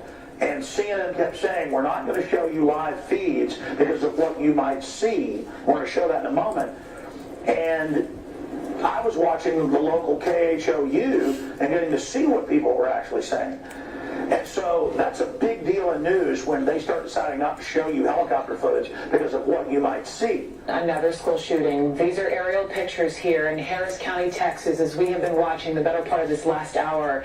North Harris campus is on lockdown. This is an active situation. We are not showing you live pictures because of what we may possibly see. As a result, we are showing you delayed tape pictures as police, SWAT, FBI now. This is the same CNN that staged scud attacks that their people were supposedly under with a blue screen. Now, ladies and gentlemen, the finale. I saw this footage where Anderson Cooper turns. He's supposedly there at Sandy Hook in front of the memorial, and his whole forehead and nose blurs out. I've been working with blue screen again for 17 years. I know what it looks like. It's clearly blue screen. And I thought, that's got to be somebody's Dr. YouTube. There's no way. We went to CNN, found a link where the whole interview had been posted. It's been removed. Oh, by the way, just like some of the earlier clips, like Robbie Parker, have been removed. I forgot that. So I'm thinking, okay, they took it down. Let me go to archive.org, which is a respected group that puts the archives up. And I found it all unedited right there, exact same footage in high def. So I'm going to show you a clip of that right now, full size, and then we'll enhance it and blow it up. All right, folks, again, when we see these anomalous clips, we actually do our best to go to the source. And the best we can tell, they did post the entire interview after they did it on CNN.com, but it's been removed. But we went to Internet Archive, highly respected archive.org. This is not some, quote, conspiracy site. This is archive.org. They've got a unedited entire interview in 10-minute chunks. That's how they do it. So here it is at the very beginning of this chunk where his nose disappears, and we have blue screen here. It's clearly blue screen.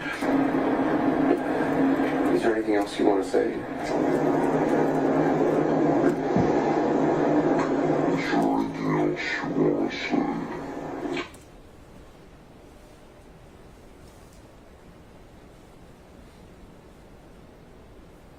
And Anderson Cooper has got some explaining to do, because I know blue screen when I see it. I believe children died at Sandy Hook. And there are a lot of parents going through serious grief, so that can account for some of the strange behavior. Nothing can account for what happens to his nose. And this is CNN, admittedly run by the Pentagon and PSYOPs, Washington Post, WorldNet Daily. This needs to be investigated. They're clearly using this to go after our guns. The government knows overall violent crime's down 49% in the last 20 years. They know more guns means less crime. So they're clearly being opportunistic. That's undoubted. Something, though, is really starting to get suspicious here. I mean, I'm sick of it always being a conspiracy. We know it's a conspiracy that they're putting people on Prozac and stuff that makes them go out and do this. We know that's the real cause of some of these real shootings. It's at the root. But the fact that this whole thing can be staged, it's just mind-blowing. Tell us what you think. Great job, all the people out there, the crowdsourcing that are researching all these clips. No wonder CNN won't put out a live feed anymore. I mean, they are panicked because they know you're watching and I'm watching. Just like Kurt Haskell, lawyer with his wife, with the underwear bomber a few Christmases ago. He saw the government getting him on the plane. He was the only guy to tell that story for a month and a half. And then on C-SPAN, the Undersecretary of State Kennedy admitted that they'd been ordered by an unnamed U.S. agency to help that patsy get on the plane.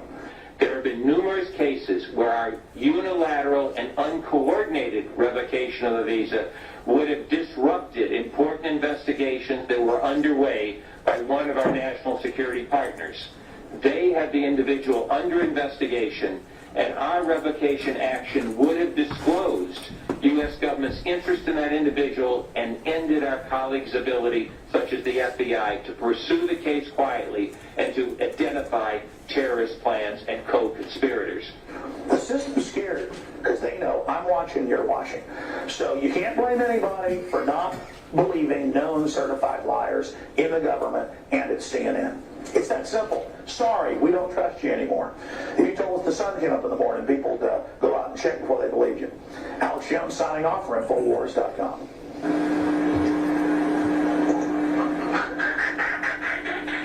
Boy, I almost look stupid. Charles Jacob, CNN, reporting live from Saudi Arabia.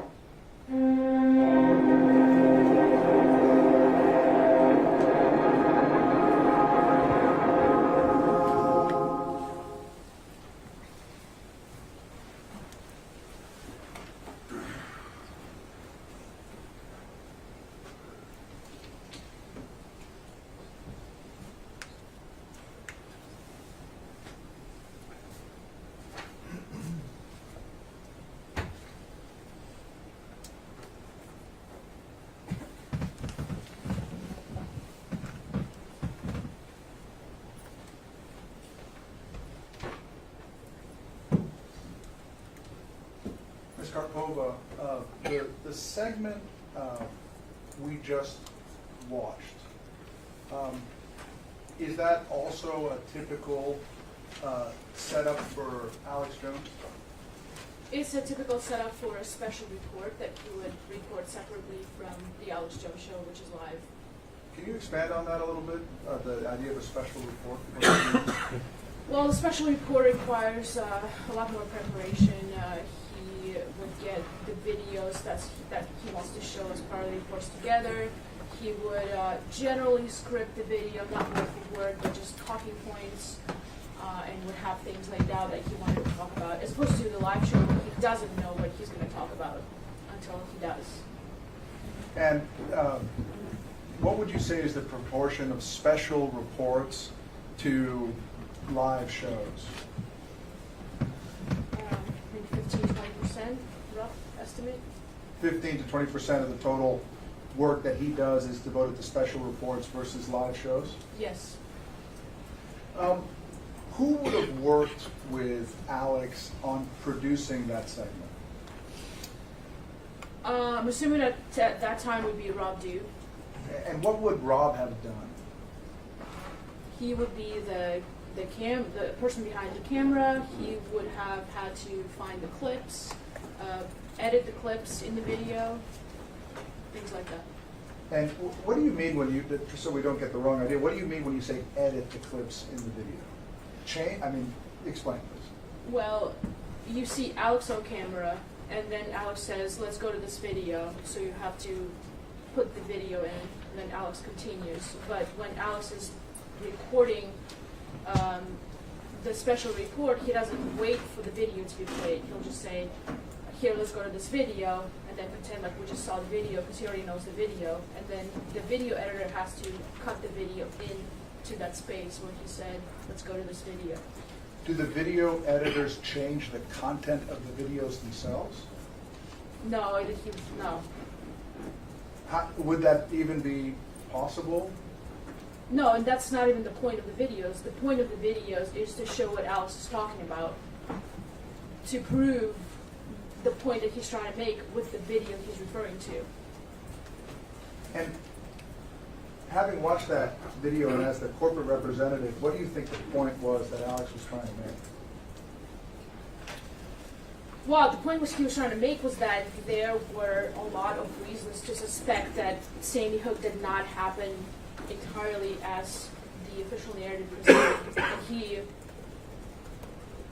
let the audience see examples of why he personally doubts it and why other people are having questions as well. Did you hear Alex Jones say, I believe children definitely died at Sandy Hook? He did say that. Let's talk about blue screen, green screen. What does that mean? Well, I think the terms are interchangeable. I think they used to use blue screen, now they just use green screen. But it's a background that is used while recording video or live streaming video where you can superimpose other background on. With certain video software manipulation, you can make your background be whatever you want it to be. If you were to walk into Infowars studios right now and look at the desk Alex sits behind, would you actually see waving American flags? No. What would you see behind his desk? Well, we don't have blue or green screen, but we have TV monitors, several TV monitors that make up the largest screen, and images are just projected on those monitors from another software in the computer. It's in the control room. So as opposed to green screen, which would function how? Your Honor, objection, she's not an expert witness on this. Rule 702. I'm sorry, what did you say? I said Rule 702. She's offering technical expert testimony. Yeah. I mean, the question is so opposed to green screen, which would function now. I mean, I don't know if she knows. You gotta lay some background. I'll move on here. All right. As the corporate representative for Infowars,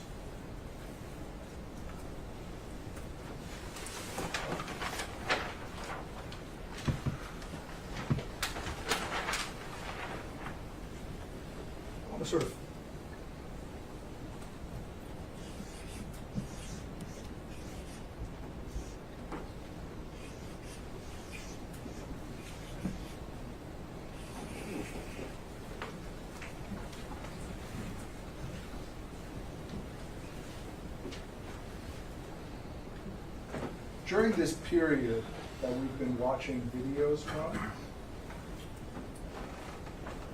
what is the company's position as to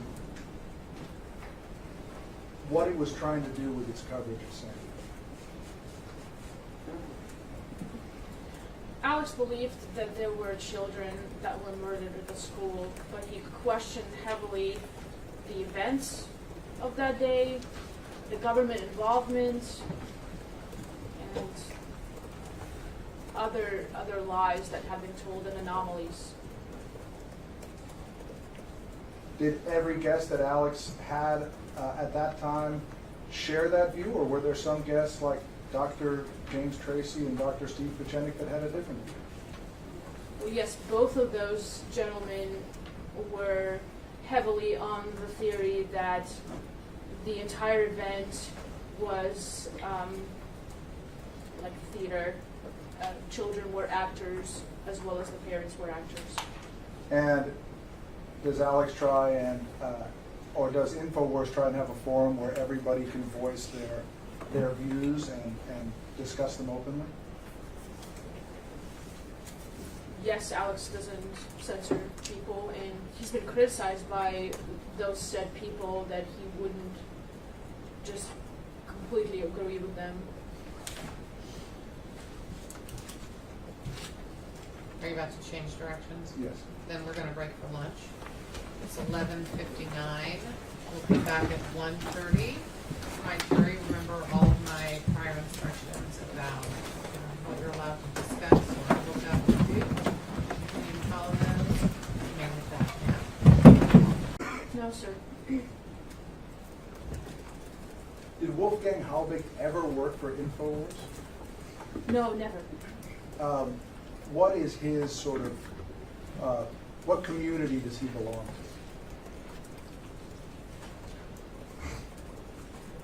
At that time or currently? At that time. He was in, I would say, a truther community. Did the people at Infowars believe him when he said that he had all these credentials? Yes, yes, they did. Was that how would you describe that decision?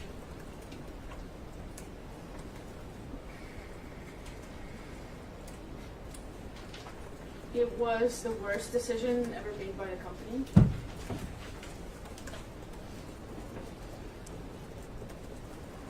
Is Infowars or was it at the time, an organized place? It wasn't, and no, it wasn't. Is it today? No. Describe what you mean by it being disorganized at the time.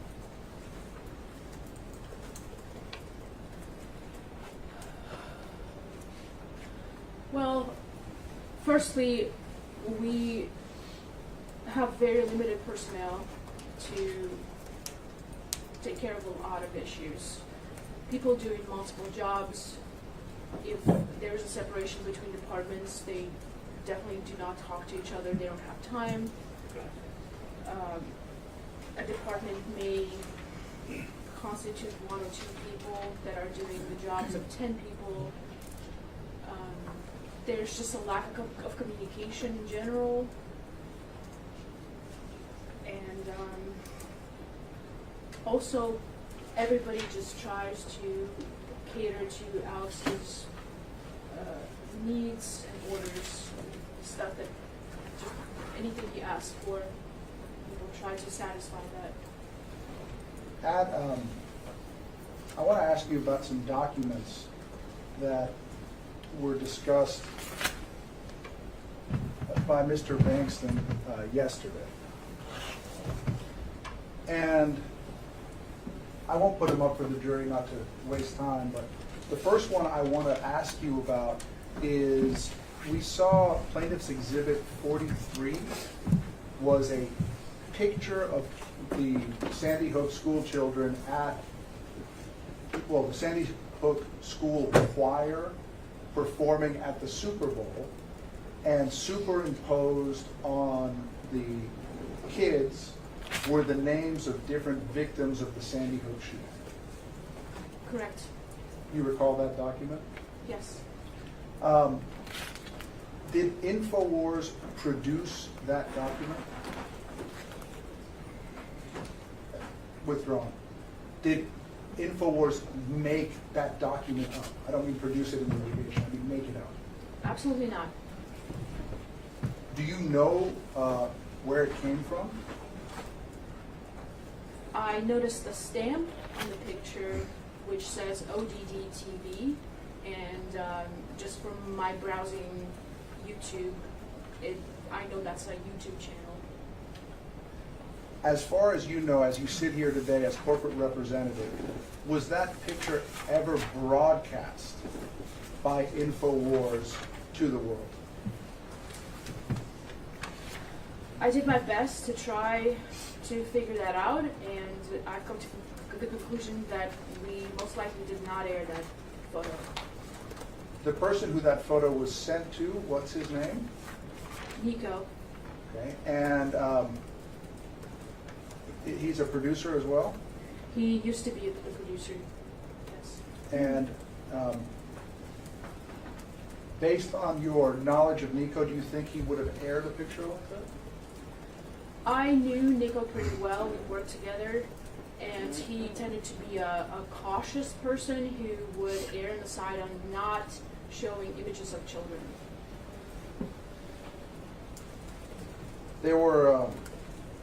There's another image, Plaintiff's Exhibit 77. The next one.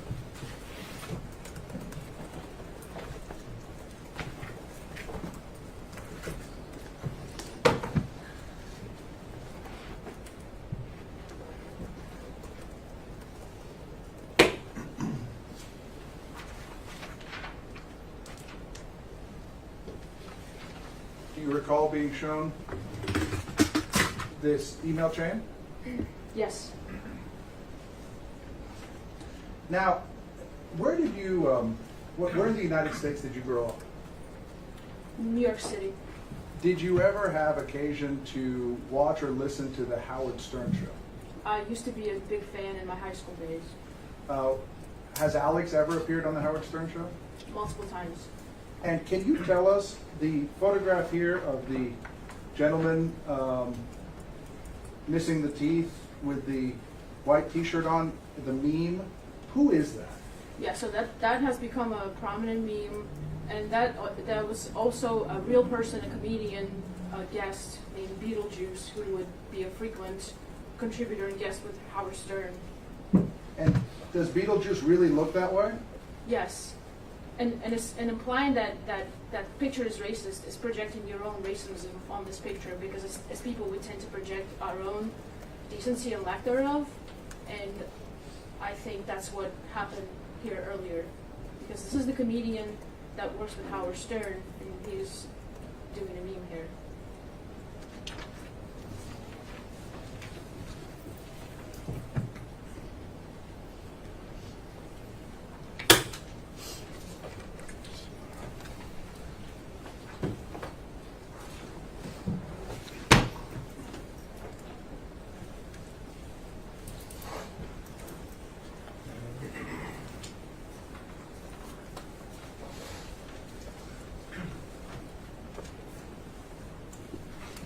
I'd like to go back to Exhibit 31,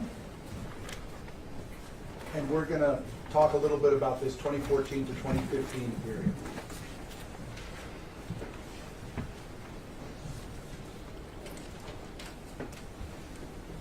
As the corporate representative, during that period from 2014 to 2015, what was Alex Jones's belief as to whether children had really been killed at Sandy Hook?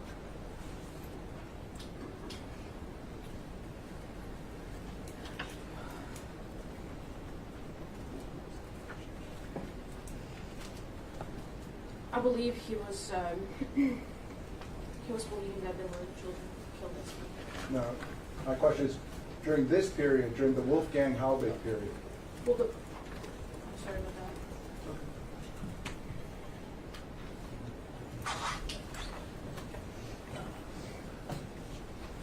during that period, Alex, I think, was heavily influenced by Wolfgang Halbig, as well as Steve Pachenik, and he did consider the possibility that there were no children killed. Is he proud of that? No, he's not, and it still, it weighs very heavily on his heart still.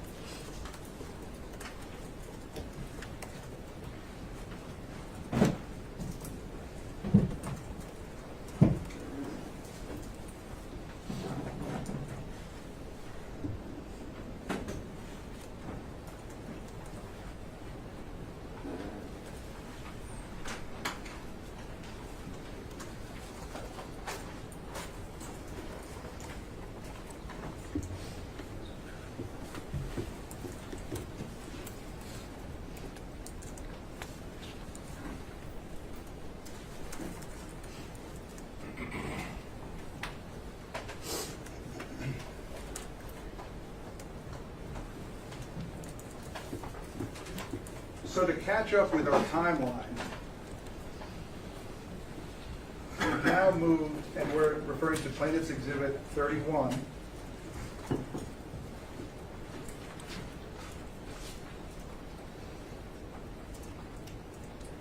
We've now moved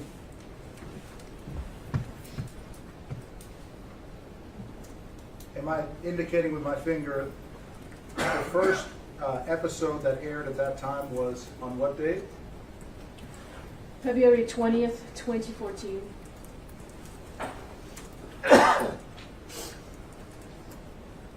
And we can see that there were, well, how many, can you estimate approximately how many episodes there were between 2014 and July 2015?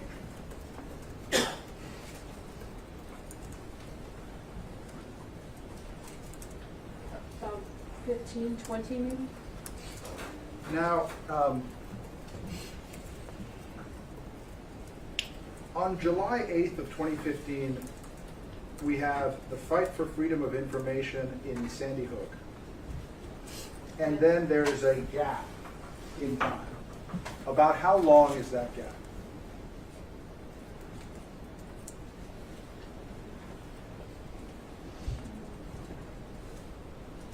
I would say about 16 months or so. Do you know why there was no more Sandy Hook coverage during that period? Yes, Please tell the members of the jury.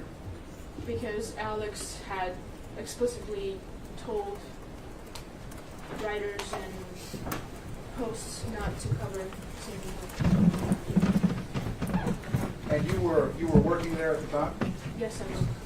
So you personally know that. Yes.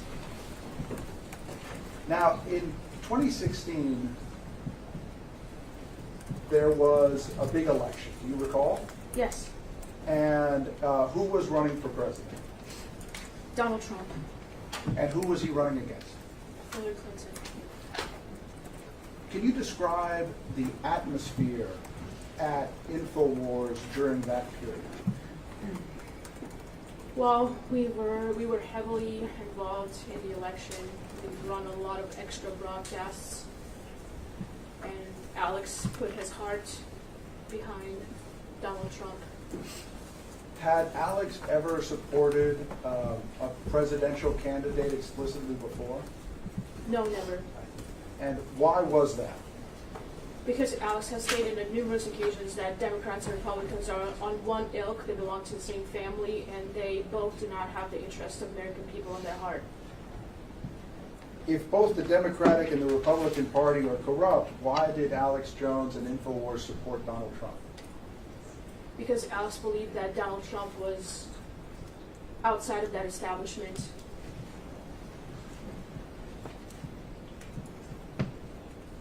That he was a self-made man who made his money, by hard work with his own business.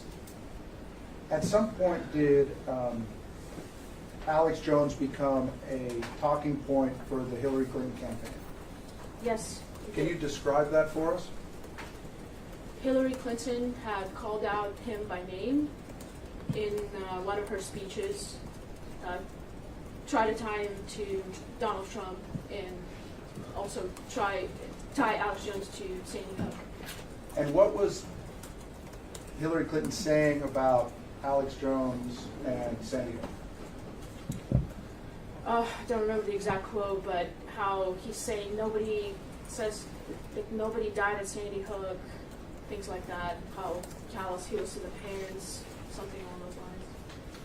Now, did this cause there to be another segment produced on the Sandy Hook saga? Yes. At this time, we'll play Plaintiff's Video Exhibit 18, which is in evidence.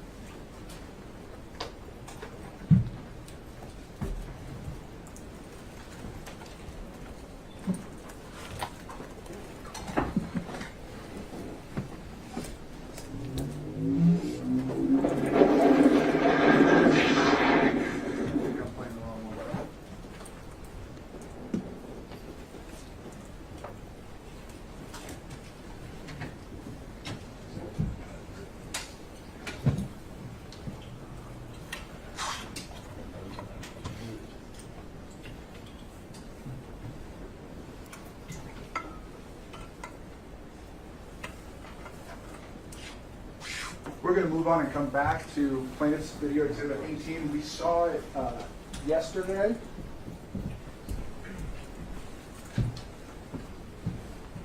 After Alex published that statement, was there once more silence from Infowars regarding Sandy Hook? Yes. And what, if anything, caused that to change in 2017? I believe that was when Megyn Kelly had reached out to Alex Jones asking him to appear on her show. And how did Alex respond to that invitation by Megyn Kelly? At first, he knows it's they lie, but she convinced him that it's not going to be about Sandy Hook because he explicitly did not want to continue to bring up Sandy Hook and aggravate parents in any way. And she convinced him that this was going to be a friendly interview, that Sandy Hook was not going to come up, and that she just wanted to get to know him as a personality, as a man. Did she come to Austin? Yes. Did she meet with him in person? Yes, she did. How much time did she spend with him? A few days. Do you know if at some point Alex became aware that that's not at all what the segment was going to be? Do you mean before? After meeting? He didn't. I believe that he didn't realize it until it was already time for the interview and it was already taped. And what happened during the taping of the interview? Well, she made it all to be about Sandy Hook, and she set a trap for him that he fell into. How did that go over at Infowars? Could you be more specific? What was the reaction at Infowars and by Alex to having been entrapped into this interview to discuss something that he wanted to put behind him? I mean, everyone was very upset about it. There were people who did not want him to do the interview in the first place, but you really cannot tell Alex what to do. He's going to do what he wants to do. And people were just realizing that it was a really, really bad mistake that he had done. And do you recall when the interview was set to air on national television with Megyn Kelly and Alex? Yeah, I think it was close to Father's Day, around there. And how did Alex feel about the idea of this video airing on Father's Day? He was absolutely horrified by it. And did he come to a decision to reach out to the parents? Yes, he did. At this point, we'd offer defense exhibit 67. No objection, Your Honor. Defense 67 is admitted.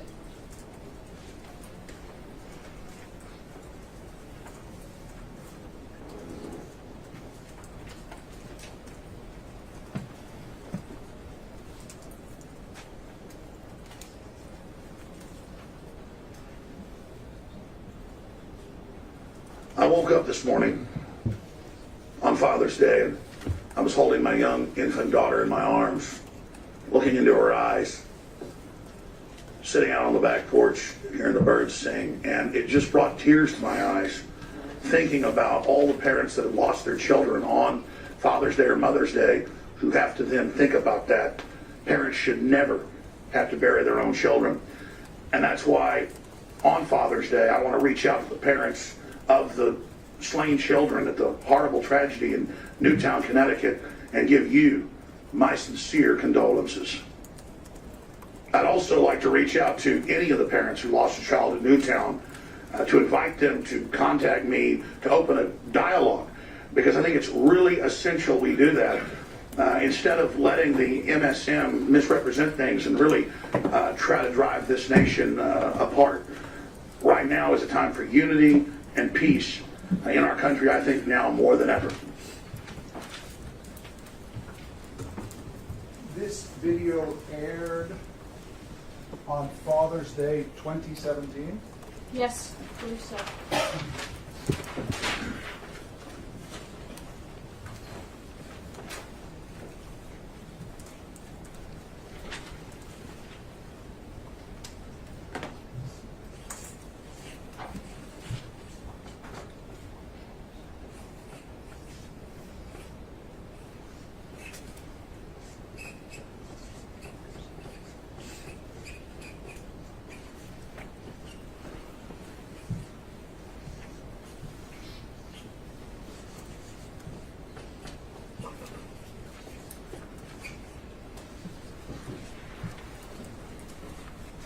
How long before this litigation was filed is that?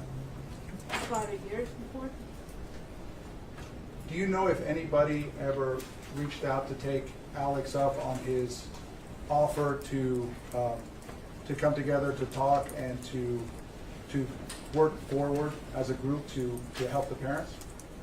Not that I know of, and we were hoping somebody would come because Alex could have been an advocate for these parents. I think he would have done a lot of good on the side of stopping anybody who were there to harass them.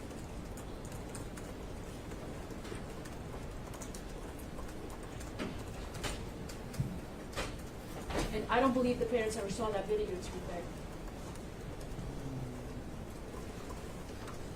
After that video aired, did the attacks on Alex intensify? Yes. And I'd like to ask you a couple questions sort of about how they developed. One of the groups that we haven't spoken of was discussed by the plaintiffs yesterday is the Honor Network. Yes. Do you know what the Honor Network is? Yes, the Honor Network was founded and organized by Lenny Posner, one of the parents. And it is a sizable organization that has a lot of volunteers and people working for it. And I believe their job is to combat free speech online. Did, instead of finding peace, did that result in people being further pushed apart between Alex and the Honor Network? Yes. What is deplatforming? Deplatforming is when you are, no judge, no jury, just kicked off a platform a big platform such as YouTube, Facebook, Twitter. Was Infowars deplatformed? Yes. And when you say deplatformed, what do you mean? What happened? Your profile, your account is just deleted. All the content of the content of the channel page are deleted. Videos, articles, posts. Your followers are deleted. Basically, as if it never existed. And off of what platforms was Infowars deleted? Let's see. YouTube, Facebook, Twitter, Spotify, Airbnb, a bunch of others I can't think of right now. What portion of internet traffic is, in terms of social media, is represented by the platforms that canceled Alex Jones? Say 80-90%.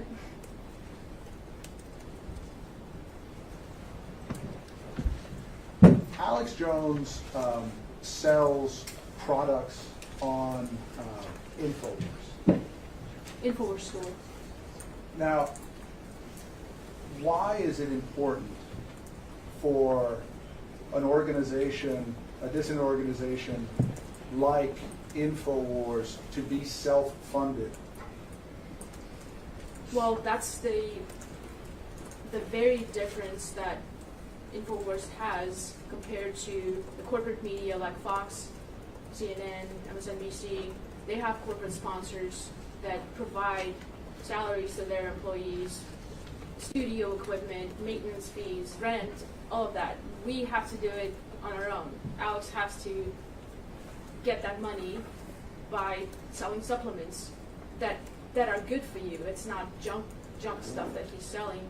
That he's sourcing very good quality vitamins and tries to do right by the public because he knows karma is going to get back to him if he sells something bad and makes money off of it. So in his heart of hearts, he's trying to come up with the best products to sell, and it's that's why he always says it's a win-win. You benefit, he benefits with the money, and he can sustain about 50, 80 employees at the company who have families and are being paid for the job, and we can have good equipment. We can keep our studios clean, and do whatever maintenance we need to do, and just keep everyone happy. What happens to a dissident network that is reliant on corporate sponsorship and advertising and big business? Well, they're beholden to their advertisers. What advertisers want those people to say, their opinions, their narratives, and because Alex's advantage and Infowars' advantage, and the reason why people listen to us is because he isn't beholden to those entities, and the opinions that he projects on air are completely his own, and he cannot be influenced. Let me ask you, as a producer, are the topics that Alex Jones covers on his show in any way linked to the number of sales that are happening of any given product? Say that again, please. Perhaps it's easier if I give an example. Have you ever observed, or is there any way that Alex Jones tracks how much of a specific product is being sold when he's discussing a specific topic, so that he can discuss it more and sell more products? No, absolutely not. I mean, even if he wanted to, he wouldn't be able to do that because his mind is racing on the show. He wouldn't be able to keep track of that in his head. Do you think, as corporate representative and as an employee of Infowars who's been there for the last 7 years, that Alex Jones made money or lost money by covering his questions about Sandy Hook? Your Honor, objection to that. That not only violates MILs, but it's irrelevant. There's no foundation. So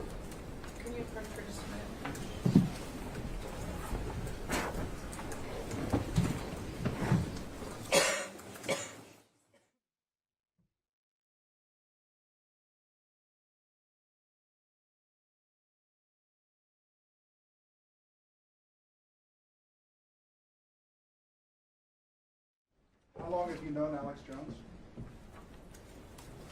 Since I started working for him at the end of 2015. And how much time do you spend with him on average on a given day?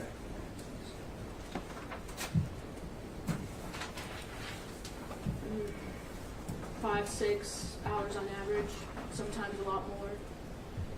Does he also communicate with you by text message? Yes. Have you observed a personal change in him over the last 4 years? Yes, I have. Can you describe that for the members of the jury?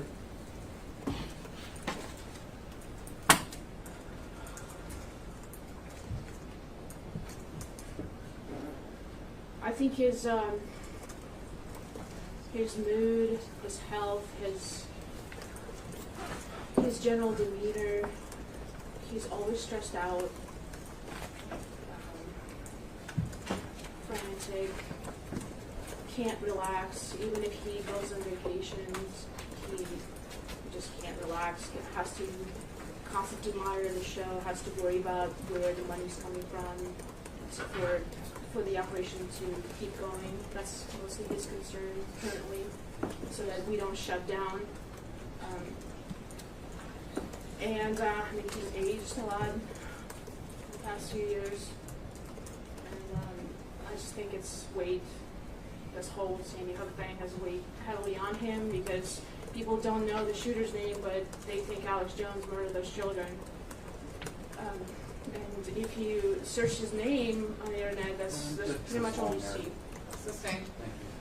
So just ask, as before, just answer the question you're asked, and then let Mr. Reynal ask another question. When you say people think Alex Jones rather than Adam Lanza murdered the children, what do you mean by that? Because when people are hearing the word Sandy Hook, they automatically think Alex Jones. But if you were to ask them who was the perpetrator of Sandy Hook, they would say Alex Jones, and they wouldn't know the name of Adam Lanza.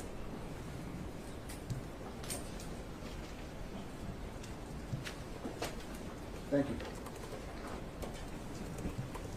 Pass the witness. I do. I want to ask you about something. I'm going to kind of go backwards from what we heard most recently and work our way back. And what I think I heard is that when people pester you, it negatively affects you in numerous ways, such as health and well-being. Is that what I'm hearing? No, could you rephrase your... We were talking about Alex Jones getting pestered, and that it has negatively affected him in numerous ways about his health and well-being. That's what you just testified to? No, I didn't use the word pester. Okay, well, let's not quibble about the words. What word would you like me to use to describe the people who were bothering Alex Jones? Is bother He's okay? being lied about. When people lie about you, it affects you negatively. It can affect your well-being and your health. That's what's happened to Alex Jones. On the level that it's been done to him, yes. Do you understand the irony and hypocrisy of making that statement in this courtroom right now? Do you understand that? Your Honor, I'm going to object argumentative to calling her a hypocrite. Well, I'm going to overrule it. I wouldn't go past this question. Sure. Okay.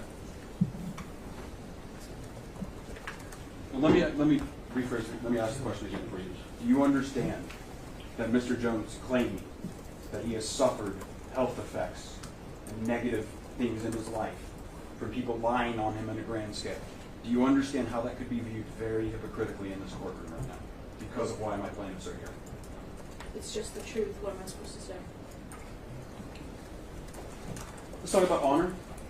The Honor Network, you said it was a sizable organization. You said that under oath? Yes? How many people? Dozens? How do you know that? I saw it in the book, the New York Times writer's book. Saw that there were dozens of people She talks working about for the Honor the... Network. I'm sorry to interrupt you. Is that what your testimony is? There were dozens of people working in the Honor Network. To my recollection, she puts it as a pretty sizable organization. Okay, so right now you're not even doing this off your personal knowledge. You think you read this somewhere. That's what you're saying. No, I'm saying it's in the book about Sandy Hook by the New York Times writer Elizabeth Williamson. That's what I'm saying. You think that's what you read in that book. Yes. Okay. You aren't familiar with the fact that the Honor Network existed before Sandy Hook. Did you know that? The letters HONR? Did you know that existed before Sandy Hook? I'm not sure. Did you know that was, you know that it was started by Mr. Posner, right? Yes. Did you know that was just, he had a web domain business and that was a web domain he had lying around? Did you know that? I'm not sure. Okay. And did you know that, is there any money in the Honor Network? I'm not sure. Okay. In fact, you don't know, do you? And did you know we talked yesterday? Were you aware that it was simply a method for a couple of parents to stay anonymous while making complaints? Haven't you heard that before? That's what you're saying? That is what I'm saying. I'm wondering, do you disagree with me? Do you, sitting here saying under oath that it's a sizable organization, do you disagree with me? I'm not part of that organization, so I cannot tell you for sure. I can tell you what I've read. You can just report hearsay that you've heard somewhere else. You have no personal knowledge of that, right? Let's just make that clear. I'm not part of that organization. Okay. You also said it combats free speech, right? It's my opinion. Do you understand, sitting here today, that what Infowars is in this courtroom for is not free speech? Respectfully disagree. Okay. So in other words, going forward, after this trial is over, Infowars believes that the things it did in this case, it's allowed to do again. Right? I've already testified to how Alex admitted that he's made mistakes. All right. Objection non-responsive. Sustained. What I'm asking you is, does Infowars feel going forward it has the right, under the law, to do this sort of thing? Could you define this sort of thing? Everything you're on trial, this company is on trial for in this courtroom. Can it do it in the future? Does it believe it can legally? The company believes it has the right to question public events to the best of their ability, try to search for the truth, and welcome debate on all sides. You said in this 2017 apology that he wanted to talk to the parents, right?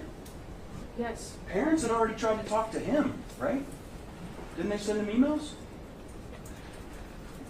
Right? Is that correct, Ms. Karpova? Could you remind me the email you referred to? You read one on the stand yesterday from Mr. Posner, didn't you? I read a lot of emails. That's not the only people who try to get a hold of Mr. Jones, is it? Objection vague, Your Honor. It's not the only parents of Sandy Hook who brought their complaints to Mr. Jones' attention. Could you remind me the specific thing you referred to? I want to know if you know. My testimony is the same. We get a lot of emails. Most of them are unopened. You said Mr. Jones would be a great advocate for the parents, right? Correct. Didn't he tell him he's not somebody to mess with? Didn't we see that? Out of context. Okay. You said that you were talking about the Megyn Kelly piece, right? In 2017? Yes. She did a profile on Jones, right? Yes. She said it was going to be about the scope of his career, but what I believe you testified to is that the entire piece was about Sandy Hook. The vast majority of the piece was about Sandy Hook, and the interview had become known for her asking him about Sandy Hook. And that's a profile. You've watched the Megyn Kelly profile. You know what it's about. Yes. Right? Okay.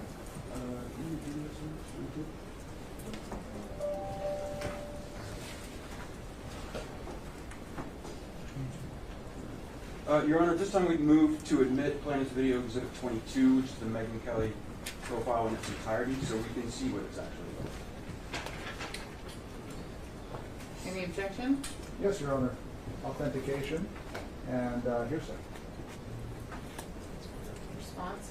It's for impeachment. The whole video? Because she says the entire piece is about Sandy Hook, yes. Well, so admitting it not to,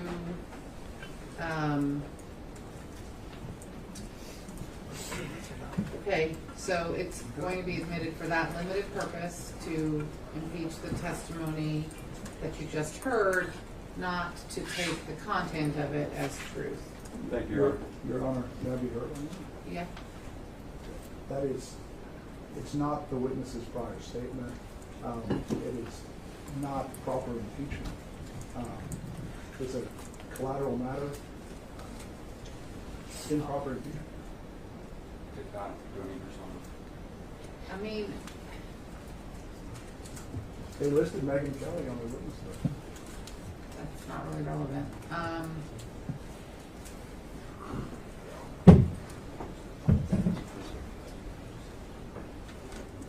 How long is it?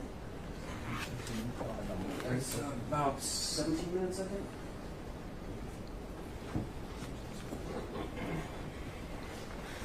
And I can tell you, Your Honor, obviously I'm not offering anything in the video for the truth of what is asserted, and I'm offering it purely for impeachment.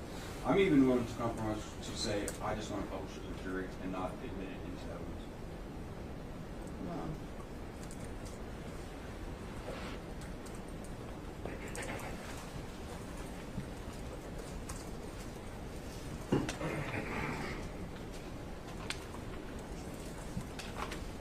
Your Honor, by jury. I can't read and listen at the same time.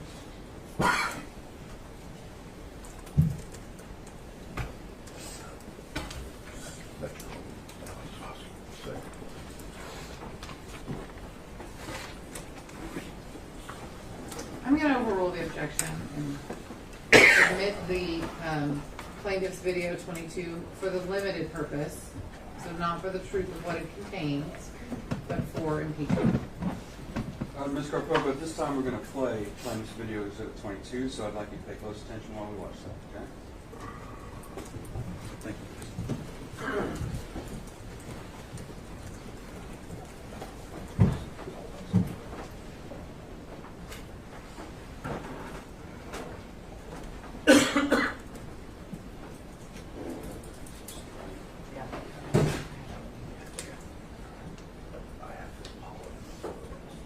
Thanks for checking out our YouTube channel. Subscribe by clicking on that button down here and click on any of the videos over here to watch the latest interviews, show highlights, and digital exclusives. Thanks for watching. Ms. Karpova, we just watched a 17.5-minute video, correct? Correct. By my count, 4 minutes of that was about Sandy Hook. Does that sound about right to you?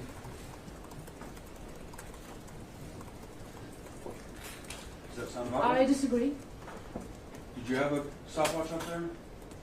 No, but I can tell you, can you behind the scenes, the stuff before the Sandy Hook was an introduction. That was the Sandy Hook reason for the interview, and then there was a cherry on top afterwards. All right. Well, what I'm trying to get at, Ms. Karpova, is you told us the entire thing was about Sandy Hook. Yes. That's not. Hold on, Ms. Karpova. You told us the entire thing was about Sandy Hook, but in fact, we saw statement after statement after statement of false things Mr. Jones has apologized for that have nothing to do with Sandy Hook. You agree with that? I stand by my statement when I said the interview had become about Sandy Hook almost entirely because the clips that got reposted to Twitter and YouTube were exclusively on the Sandy Hook segment. So the interview got famous for the Sandy Hook, so it became about Sandy Hook, and that's what I said. Okay. I'm going to show you right now a document I know you and I have looked at before. You recognize what this is, don't you? Could you remind me, please? Yeah. You know, see these dates right here? And you can see it has totals, right? For invoice, refund, sales tax, shipping, sales discount. Now do you remember what this is? I'm not sure this doesn't have a title on it as to what it's referring to. Didn't you testify to me that this is the daily sales revenue of the Infowars store? Remember we went through all through this chart, right? Again, we had like an 8-hour deposition. I don't believe that's true, Ms. Karpova, but that's okay. We can pull up your deposition if you want to see how long you were in it. We can do that. but what I'm asking you right now is you clearly remember testifying about Infowars sales data during your deposition, right? That was one of the things you were supposed to prepare on, right? I wasn't specifically told to prepare this today. That's not what I'm asking you, Ms. Karpova, and I think you know that. And I think you also know that you were asked to prepare on this information, correct? I was prepared the best I could. Right. And one of the things you testified about is this document. Do you need me to go pull the exhibit from your deposition to show you? If you'd like to do that. Okay. Let me see if I'm going to need to do that. First of all, Your Honor, I would like to offer and see if Mr. Verdon has an objection to Ms. Karpova's deposition, Exhibit 35, which is now This is plaintiff's. going to be a new exhibit. Yes, Your Honor, plaintiff's So- 35. Oh, it's plaintiff's session. It's already in there. Yeah, it's already in evidence. But if I'm going to show her that it was her deposition exhibit, I'll be happy to go pull it. Oh, I see what you're saying. Yes, so plaintiff 35 is already admitted. No objection. Okay, so Thank you, Mr. Roman. are we creating a new exhibit? It's actually, it is your current Exhibit 35. Okay, No, I was just trying to clear up for her that it was an exhibit to her depositions. so are you, my question is, are you seeking to admit something that's her actual deposition to show that it was an exhibit there? I'm a little confused. No, we're actually, Mr. Reynaud was agreed to admit plaintiff's 35. as Okay, it it was already admitted. Oh, was it really? Yes. Admitted at pre-trial.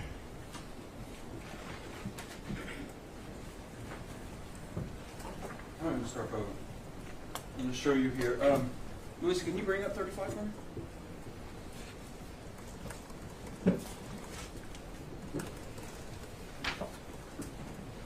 I'm going to leave that in front of you, okay? You have a screen there as well.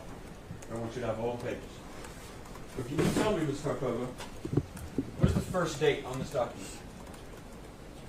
September 18th, Okay. 20. Can you flip to the last page? And if Melissa, you can do the same, and you can tell me what the last date on that document is. December 31st, Okay. 18. So you would agree with me that this chart includes a couple of months in 2015, and then 2016 through 2018, right? Correct. Okay. And you see that there are totals at the bottom of the page, correct? Yes. Okay. And one of the things that you testified to me, isn't it true, is that over that period of time, Infowars generated $165 million in revenue from the Infowars store. That's what you testified to? That's what the document says. I have no more questions for you, Ms. Karpova. Thank you. No?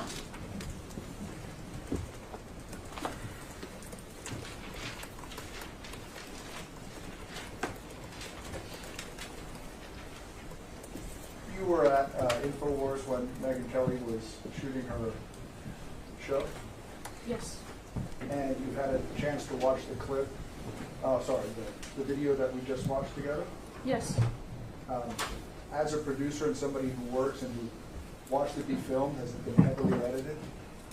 Very heavily with a very distinct bias to make Alex look bad, having him sweat on camera, having him there for hours under hot lights, making him just look like a maniac. Further questions? All right, thank you. At this time, we're going to take our afternoon break a little bit early to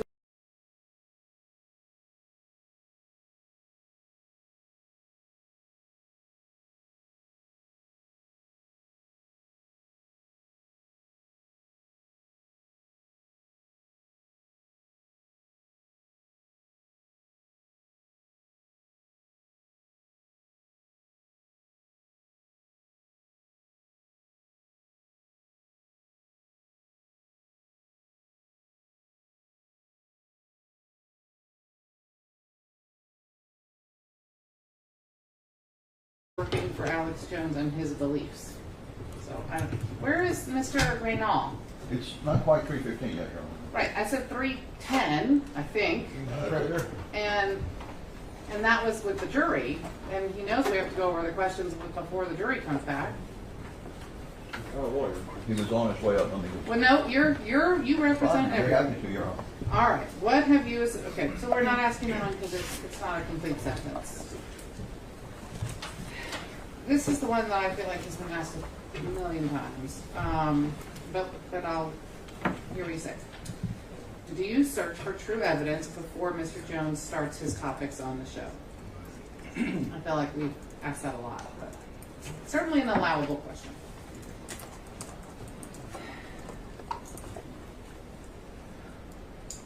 It says, it has a grammar problem. It just says that Mr. Jones allowed his employees to double check about what he is going to talk about on his show is true. That's just not a question, so I just can't ask that. It's not a question.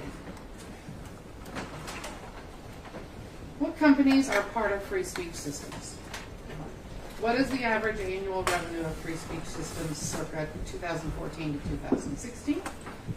What does Sandy Hook vampires exposed mean? Is this referring to actual vampires or is this metaphorical? Who are the globalists? What is Fast and Furious? Why did Rob Dew leave Infowars? What is your annual salary? Is this what most Infowars employees make? Why do you think you were chosen to represent the company? To your knowledge, has Alex ever mentioned the plaintiff's names on air? If so, what was the context? The plaintiff showed a profit loss, I think he's talking about the exhibit, for the period of 2015 through 12/31/2018, indicating the Infowars store generated, okay, I think we can skip the intro. What other revenue streams did Infowars have during this period? How much revenue was generated via these other revenue streams? So I'll just say during 2015 to 2018.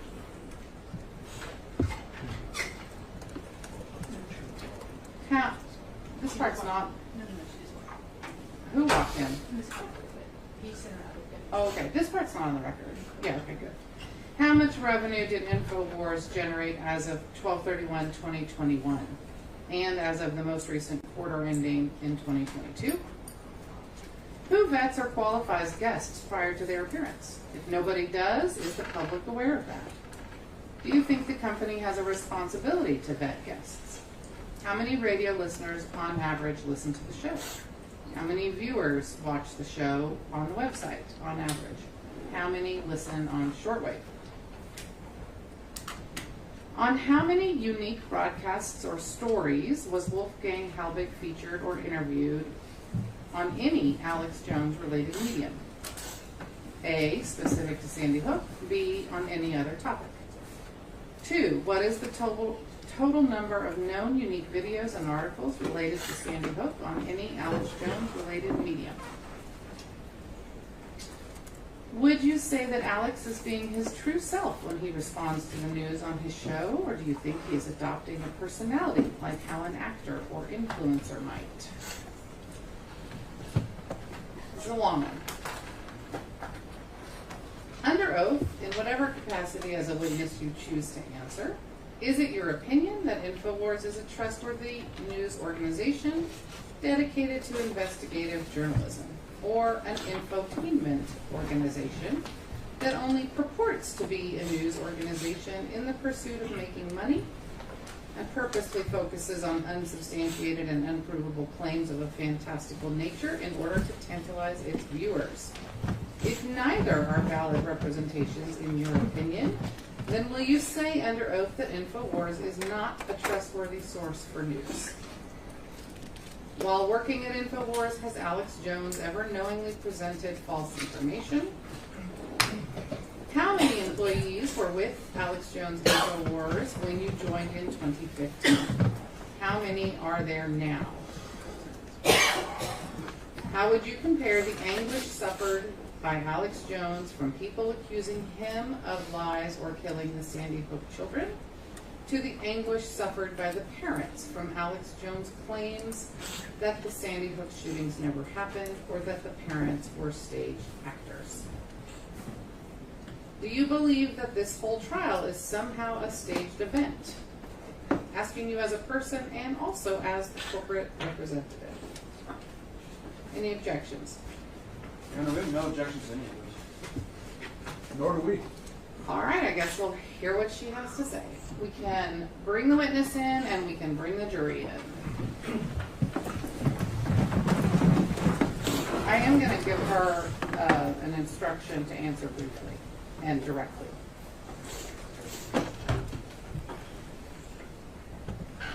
Yeah, come back up to the witness stand, please.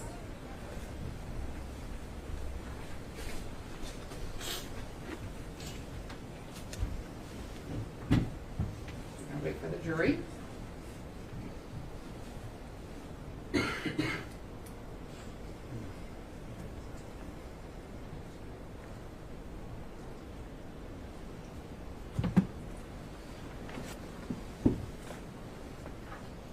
Perhaps, may I say something? You may, but it's not on the record because my court order is standing up. I understand, but perhaps the question about why she was picked as a culprit. But you can't. Okay. You can't. First of all, if you want to talk about it, she needs to go in the hall. You're up.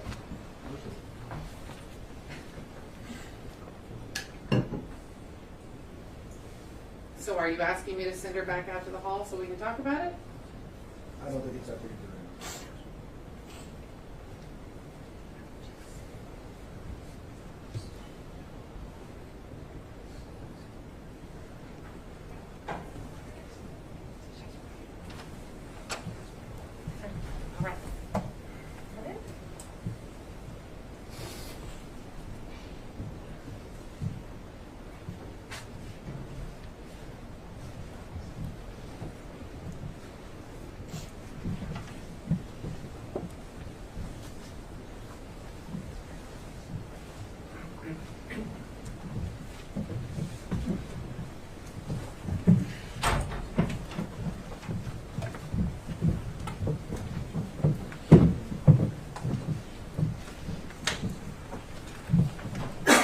You may be seated.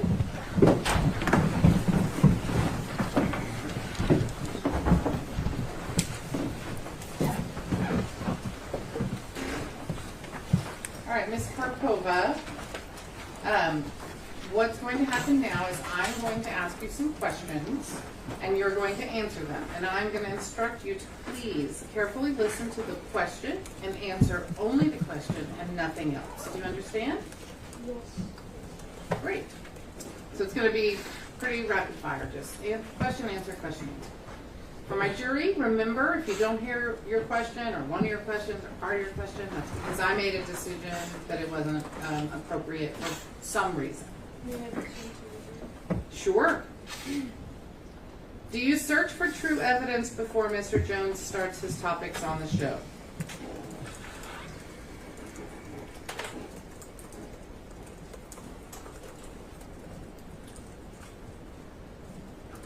Alex talks about the whatever articles that he's being presented with. What companies are part of free speech systems?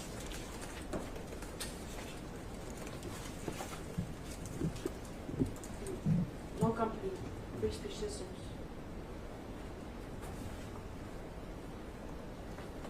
What is the average annual revenue of the free speech systems from 2014 to 2016? I don't have that information right now. What does Sandy Hook vampires exposed mean? Is this referring to actual vampires or is this metaphorical? It is definitely metaphorical. It's meant to compare those who exploit a tragedy to somebody who would feast on your blood. Who are the globalists? The globalists are people who have a worldwide agenda that they want every country to follow and have control over, without there being sovereign nations that can determine their own future. What is Fast and Furious? Fast and Furious was a drug running operation in South America. Why did Rob Dew leave Infowars? As far as I know, he wanted to move on. What is your annual salary? About $125,000. Is this what most Infowars employees make? I'm not sure. Why do you think you were chosen to represent the company?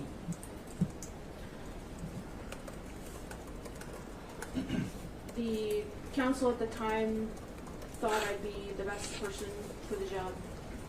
To your knowledge, has Alex ever mentioned the plaintiff's names on air? Not that I recall. What other revenue streams besides the Infowars store did Infowars have during the 2015 to 2018 period? I don't know of any other revenue. How much revenue did Infowars generate as of December 31st, 2021? I don't have that breakdown in front of me right now. How much revenue did Infowars generate as of the most recent quarter end of 2022? Don't have that information. Who vets or qualifies guests prior to their appearance? Producer. Do you think the company has a responsibility to vet guests? To an extent of our ability. How many radio listeners on average listen to the show?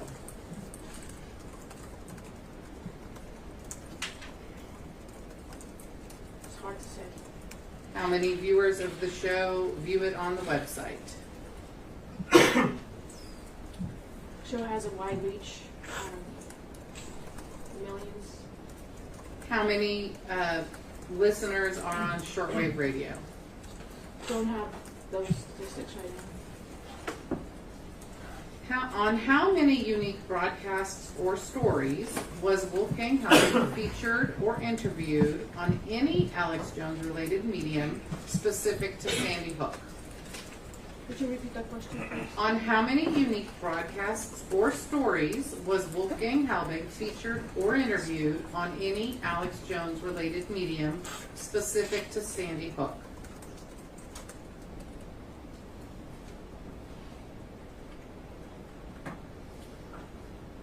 The number was calculated to be a fraction of 0.5% of the entirety of the Miss Karpova, let me read the question so you can answer the question you were asking. On how many unique broadcasts or stories was Wolfgang Halbig featured or interviewed on any Alex Jones related medium specific to Sandy Hook? Less than 0.5%. That is not a number. Do you not know the answer? You may say, I do not know. I do not know the number. On how many unique broadcasts or stories was Wolfgang Halbig featured or interviewed on any Alex Jones related medium on any other topic?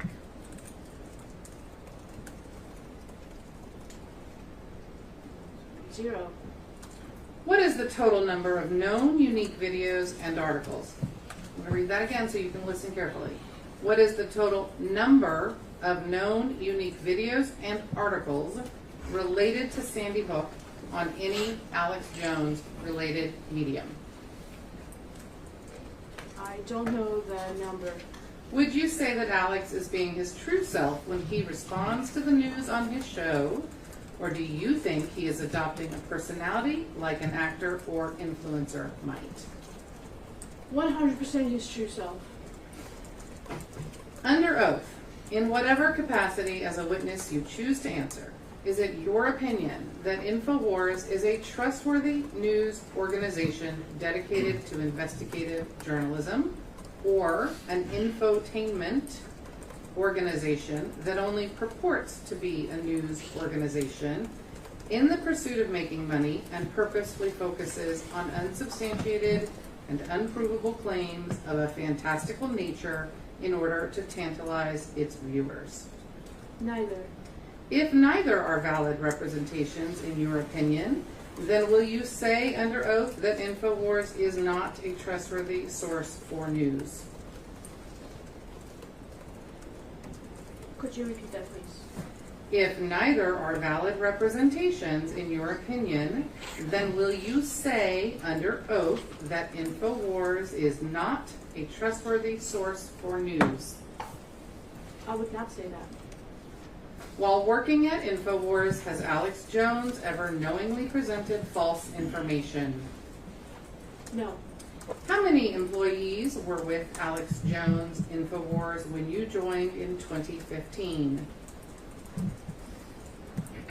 Between 50 and 80. And how many are there now? Roughly about the same. How would you compare the anguish suffered by Alex Jones from people accusing him of lies or killing the Sandy Hook children to the anguish suffered by the parents from Alex Jones' claims that the Sandy Hook shootings never happened or that the parents were stage actors? Well, losing a child is a lot worse. I'm going to read the question so you can listen to it and answer the question that you were asked. How would you compare the anguish suffered by Alex Jones from people accusing him of lies or killing the Sandy Hook children to the anguish suffered by the parents from Alex Jones' claims that the Sandy Hook shootings never happened or that the parents were staged actors?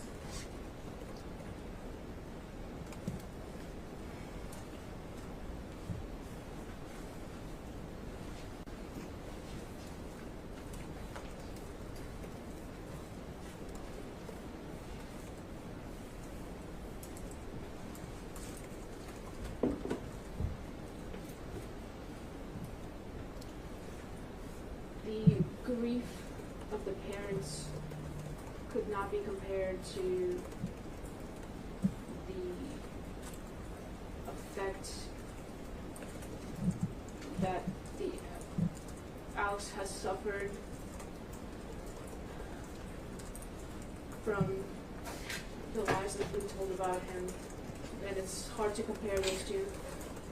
Do you believe that this whole trial is somehow a staged event? Asking you as a person and also as the corporate representative.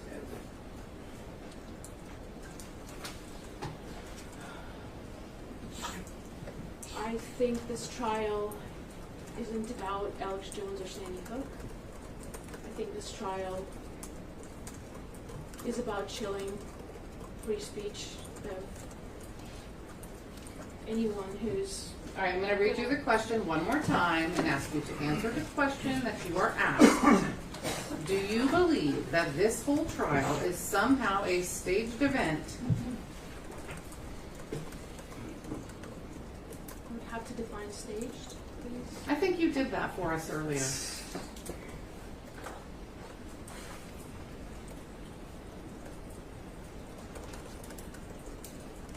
Because Alex... No. Listen again. Last chance. Do you believe that this whole trial is somehow a staged event? Yes or no, we'll do it.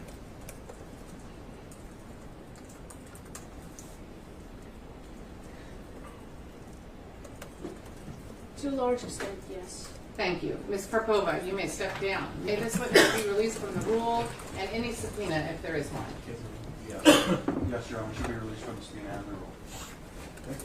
Do you also agree to release her? Thank you. All right, Ms. Karpova, you are free to go about your business. Thank you so much for your time and testimony. Your next witness, Mr. Bankston. Mr. Schroyer has not been sworn in yet. Is he here? The deputy will call him.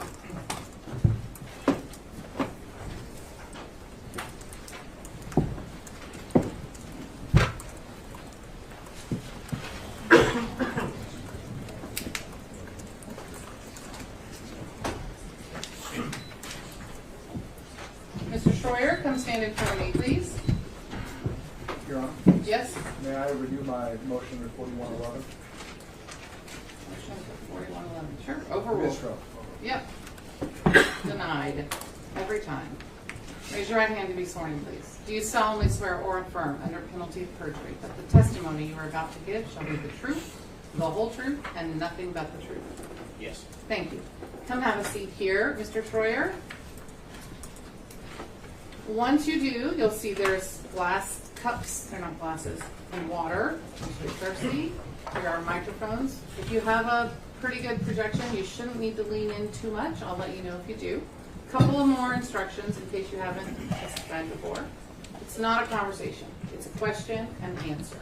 So you have to listen to the question and answer the question that you're asked. Do you understand that? Yes.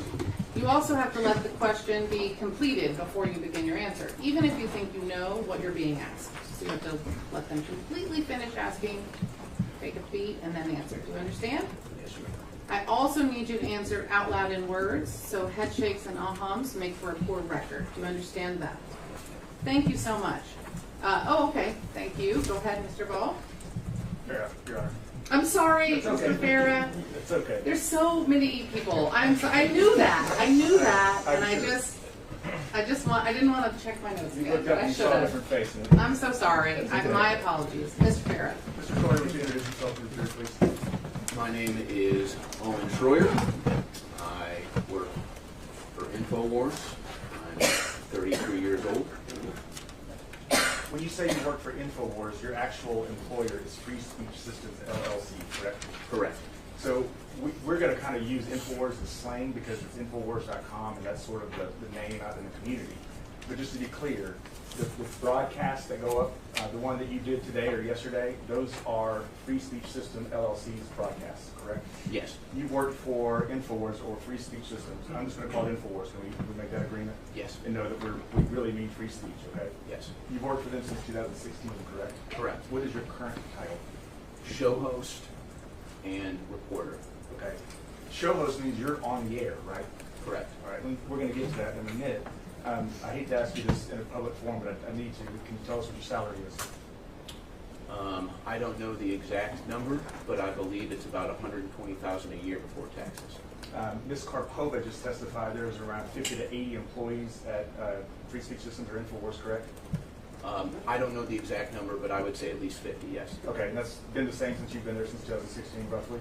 Yes. All right. Alex Jones is the sole owner of Free Speech Systems LLC, correct?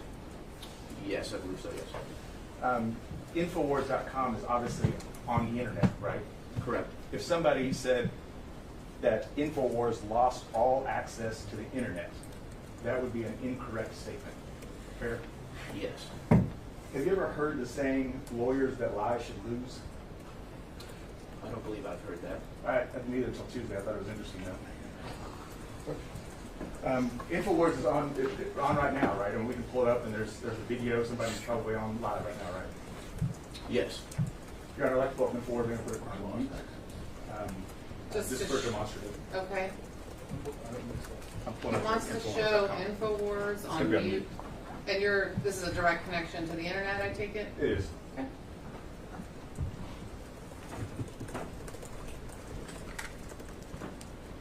So this is, and I'm going to walk over. This is Infowars.com. The homepage, it's active, it's up, it's live, it has been since, as far as you've worked, as long as you've worked for the company, right? I'm sorry, I was distracted looking at the screen. Can you repeat that? Yeah, my fault. It has been active and live for as long as you've been working for the company, right? Infowars.com? Yes. Okay. And you create content. If you click on banned video, this is the content that's created and uploaded to banned.com every day, correct? Yes, band.video. Banned.video. And it's hard to see, but if Melissa, if you'll scroll down just a little bit, you can see how long, obviously the names, how long they are, and when they were uploaded. That's good. So I know the jury can't see this, so I'm just going to say it out loud. Up here is 17 minutes and change, uploaded an hour ago. 13 minutes and some change, uploaded 2 hours ago. 8 minutes and change, uploaded an hour ago, 2 hours ago, hour ago, so forth. So you guys make a lot of content every single day, right? Yes. Have since you've been there, right? Yes. There's not been any limitation to your ability to make videos and put them on Infowars.com, correct? The videos go to band.video. Sometimes we'll write articles that embed the video to Infowars.com. Okay. Bandvideo.com is owned by Free Speech Systems also, correct? Band.video, I believe, is owned by Free Speech Systems, but I don't know that for a Okay. fact. Point is that there's no sort of drop in ability to make content and put it on your website for your viewers to watch. It hasn't been since 2015 since you started, correct? Or 16? For us to upload content to band.video? Yes, sir. No, other than tech issues on our end. And then one of the things that really the only real source of revenue or Infowars or free speech is, can you go back, Lisa? Is your store, Infowars store, correct?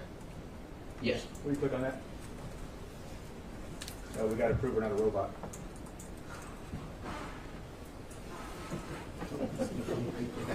Put me on the spot, Lisa. Robots deciding whether we're robots or not. Mr. Perry, you talk pretty fast. If you'll just try to be careful, please.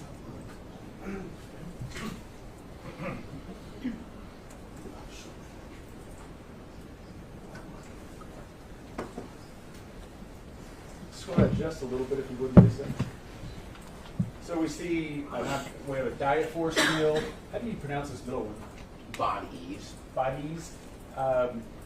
Some toothpaste. Is this the toothpaste that you guys claim cured COVID? Or is that a different one? No. That's a different one? I'm not familiar with that claim. You're not familiar with the FDA and State Attorneys General saying stop making that claim? Could I see that claim presented in front of me? That's not important. Oh. If you go up to the top a little bit, Melissa, there's different things. There's preparedness, media, specials, gear, just different items that Infowars sells, and that is really their source of revenue, right? Yes. Okay.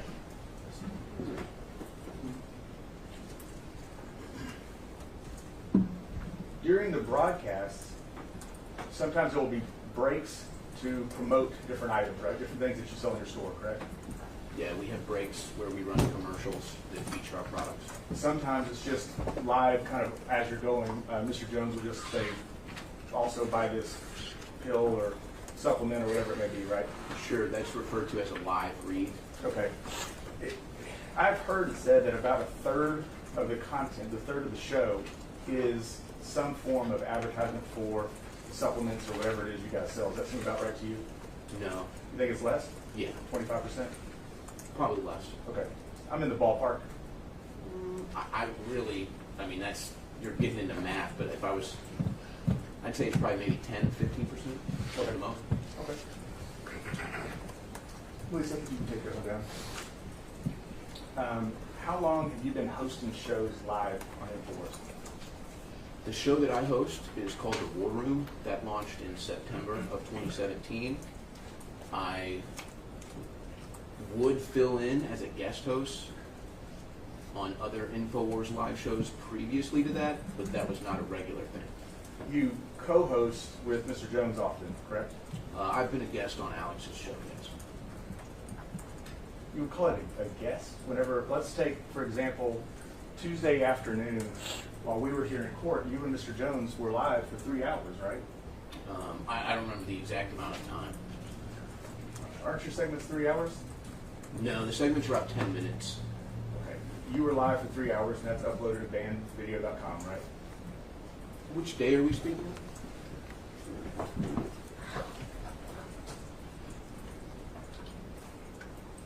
We're talking about Tuesday, which was the 26th. I took a screenshot of you and Alex on it.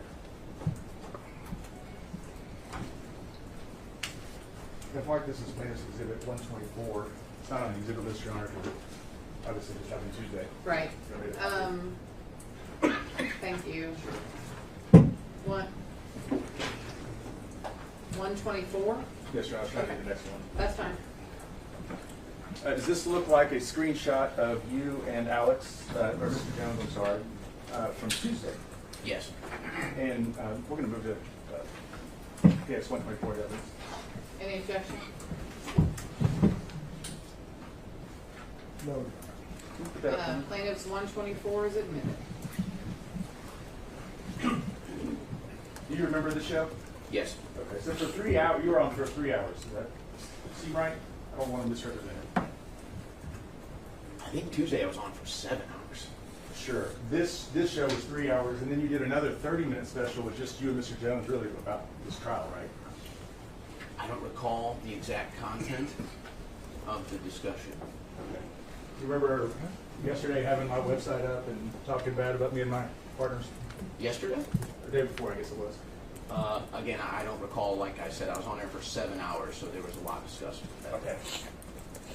So this is the studio with the TVs Ms. Carbova talked about and the fancy graphics, right? Yes. Because you guys are a media company, you can do fancy graphics, right? Yes. Oh, and then there's links to things you sell. Instahard, that's a pill you guys sell? I'm not too familiar with the product. It's a new one, but I guess it's a pill. Okay. Oh, well, I'm sorry.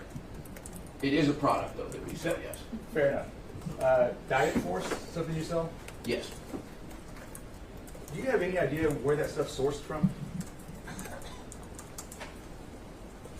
Infowars Life? The pills. You mean the actual contents inside the pills. ingredients? No. Yeah. You don't? No. Do you know if any of the stuff is approved by the FDA by chance? I don't. Do you know if any of it's been tested to see if it's effective or any good at all? Well, we test the product for ourselves. You mean you take it? Yes. And you're still here, so it must be okay? Yeah, it works for me.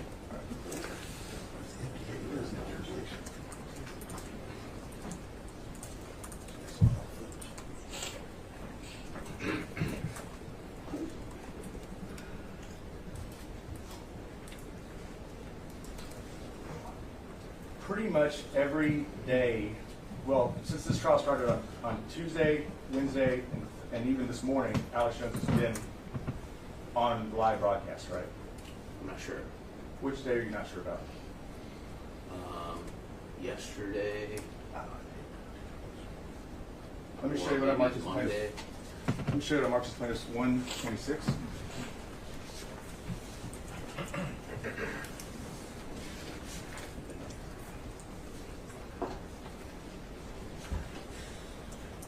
Thank you. This is a screenshot from a show that Mr. Jones was on yesterday, correct? You can see the date, 7/27? Yes. We'll move 126 and after. Any objection?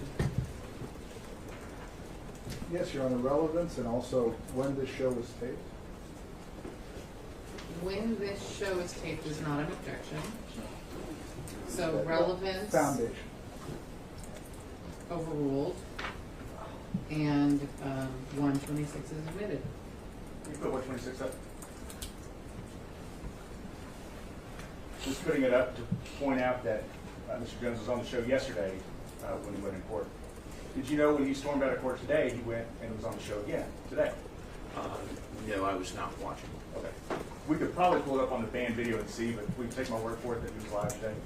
Sure. In fact, he was with Mr. Barnes, who I think I saw in the courtroom. Yeah, Mr. Barnes back there, his former attorney, right? I can't see Mr. Barnes. He's right behind the camera.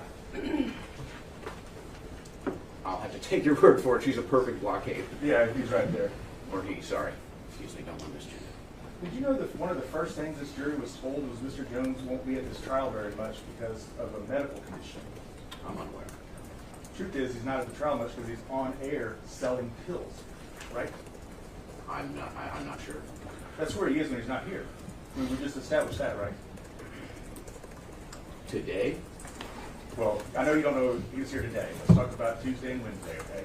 Okay. When he wasn't in trial, he was on air saying whatever he's saying and trying to sell pills or supplements or whatever products you guys have, correct? I'm trying to recall correctly. I believe Monday, I don't know if he was on air Monday, and I think Tuesday he may have had pre-recorded segments that we aired. That's my best recollection of Monday and Tuesday. If the show on Tuesday happened in court on Tuesday, it wasn't pre-recorded, right? Okay, yes. Okay. You hosted with him. Can you put up 124? I mean, Mr. Shorter, you lived this, right? That's you sitting right next to Alex Jones on 124, right? Yes. You know when you did it. Did you do it Tuesday? I guess that was Tuesday. Yeah, I'm sorry. It's all been a blur when I'm on 7 hours a day, and then I'm sitting in the courthouse for 7 hours, 8 hours. I'm sorry. It's just kind of a blur. I understand. And I know you've been here for a couple days, and I apologize for making you wait because I know you have to sit outside. How much content does Infowars make a day? We have 10 hours of live transmissions every day, and then there might be some other reports as well. consider yourself a journalist? Sometimes. That's an interesting answer. Can you give me a little bit of an explanation? Sure. When I go to cover a live event at the scene, I've covered sporting events, I've covered weather events, political events. I would consider that journalism when I'm live on the scene doing something. But when I'm hosting a talk show, not necessarily a journalist. Okay. Well, it's like saying whenever I go home and go to bed, I'm not a lawyer. I'm still a lawyer, right? But do you consider yourself a journalist by trade? Sometimes. Okay. Would you agree with me that it is not right for a journalist to edit video clips to fit an agenda? Yeah, that would be bad. Okay. It is not good practice for a journalist to take an edited video clip, not ask any questions about it, not do any fact checking, and air it. Agree with that? Yes. Because when you do that, mistakes are made, right? Yes. And when mistakes are made, people get hurt, right? Sometimes. Sometimes, right? That damage can be serious, right? Sometimes. Life-changing, right? Sometimes. Devastating, right? Sometimes. Right. You don't consider yourself a conspiracy theorist, fair? Sometimes. Mr. Shorter, I'm going to hand you a notebook. Just got this deposition report to this if any bidder. I'm going to hand you a notebook that may make things easier. Front of it is your, under tab 1 is your deposition that you gave in this case. You recall to give a deposition? Yes. I'm just going to show you because sometimes people don't know exactly how these pages work. If you look, these are page numbers. It's 14, 16, 15, 17, and the lines. I'm going to orient you to a couple pages and lines, okay? Sure. Right now, if you go to page 151,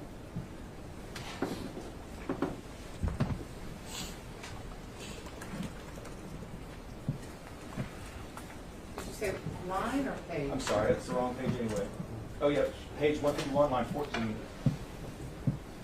And you were asked, this is December 2nd, 2021, you were asked, do you think you're a conspiracy theorist? Your answer? No. Okay. That's what you said under oath, December of last year, right? Yes. Are you changing that? Have you become a conspiracy theorist in that last 7 months? No. You're going to stick with no? Yes. That was a little bit difficult. You try this again. Sorry, Your Honor. Everyone, please remember, put every device off or on silent before you walk in the courtroom. I'm going to ask the question again. Or leave it somewhere else. That's what I do. I'll ask the question again from the start. Do you consider yourself a conspiracy theorist? No. You do, however, consider CNN a conspiracy theorist, right? Sometimes. You go to page 164. I'm not going to read the question because it's long. You can see the answer on 24-25. You say, well, I would say CNN is a conspiracy theorist. How about that? That's what you said, right? Yep. Still agree with that? Yes. Okay.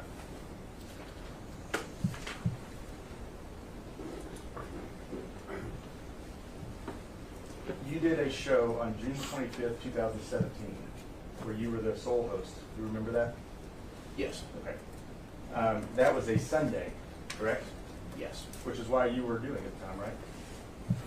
I'm sorry, what? That's why you were hosting, because it was a Sunday? No. The Sunday Alex Jones show has been on air for a long time. I was filling in that night. Okay. It airs from 4 to 6 Central Time? Yes. This is the one where you challenge whether or not Neil Hesslin ever held his son, Jesse, right?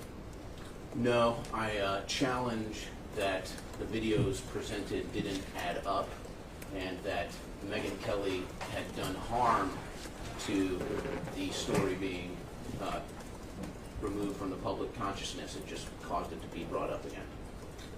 I'm not going to quibble about you because we're going to watch it. It is the show about Neil Hesslin and whether or not he held Jesse in his arms, right? That's what the show's about, or that segment's about. Not the whole At show. least the last 4 minutes, yeah. It was the last 4 minutes I believe so, yes. of the 4 to 6? Yes, Okay. This show was on Infowars, correct? yes, So Free Speech Systems is the one that's publishing that, correct? yes. Before you did that show, you had no idea who Neil Hesslin was, right? Correct. You were, you didn't care who you were talking about, right? No? Yes, what I just said is correct? You didn't care who you're talking about. Can you rephrase the question or repeat it? Did you care who you were talking about? Yes. Did you care that you were talking about Neil Hesslin? Yes. Why don't you go to page 110 of your deposition? You know you're under oath here, right? Yes. Okay. You know you were under oath when you gave this deposition, right? Yes. Just making sure.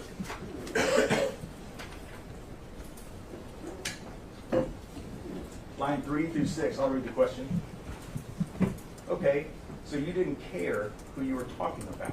What was your answer? I was just covering a story that was given to me. You didn't care who you were talking about. Didn't matter to you, right? No, I didn't say that. Okay. You were handed the story while you were on air live. You ran with it, right? Yes.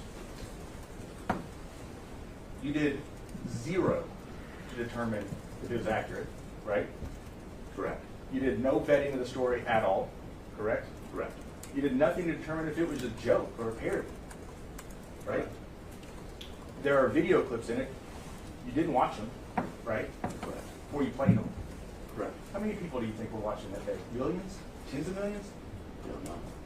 How many people do you think were watching that day? A couple 100,000. You know the reach. You're going to sit there under oath and say a couple 100,000? Well, I'm under oath to tell the truth, and the truth is I don't know. Okay. You don't know. You know it's over 1 million. You know it's closer to 10 million, right? No, I don't know that. Okay. You didn't check the source, right? You referring to Zero Hedge? Right. You didn't check the source. You didn't check the author. Well, I saw it said Zero Hedge on it. Okay. That's the website, right? Yes. That's not where it originated from, though, right? Well, to me it was. Wasn't the question. It's not where it originated from, right? Well, it was published on Zero Hedge. That's where I saw it. But obviously, I understand the author was, I believe, something called 0 Point Now. Right. You think that's his real name? I doubt it. Right. So somebody called 0 Point Now writes something on a website called iBankCoin, which is then picked up by Zero Hedge. You do absolutely nothing to determine if any words in this have any accuracy at all, and you play it on air and make comments about it, right? Yes.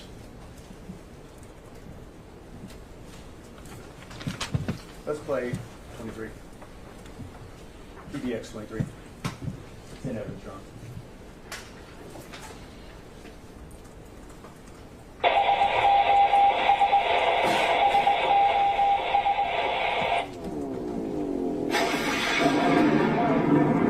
So folks, now here's another story. You know, I don't even know if Alex knows about this, to be honest with you. Alex, if you're listening and you want to, or if you just want to know what's going on, Zero Hedge has just published a story. Megyn Kelly fails to fact-check Sandy Hook father's contradictory claim in Alex Jones' hit piece. Now again, this broke, I think it broke today, I don't know what time, but featured in Megyn Kelly's expose, Neil Hesslin, a father of one of the victims, during the interview described what happened the day of the shooting, and basically what he said, the statement he made, fact checkers on this have said cannot be accurate. He's claiming that he held his son and saw the bullet hole in his head. That is his claim. Now, according to a timeline of events and a coroner's testimony, that is not possible. And so one must look at Megyn Kelly and say, Megyn, I think it's time for you to explain this contradiction in the narrative. Because this is only going to fuel the conspiracy theory that you're trying to put out, in fact. So, and here's the thing too. You would remember, let me see how long these clips are. You would remember if you held your dead kid in your hands with a bullet hole. That's not something that you would just misspeak on. So let's roll the clip first. Neil Hesslin telling Megyn Kelly of his experience with his kid. At Sandy. Okay, so making a pretty extreme claim that would be a very thing vivid in your memory, holding his dead child. Now here is an account from the coroner that does not corroborate with that narrative.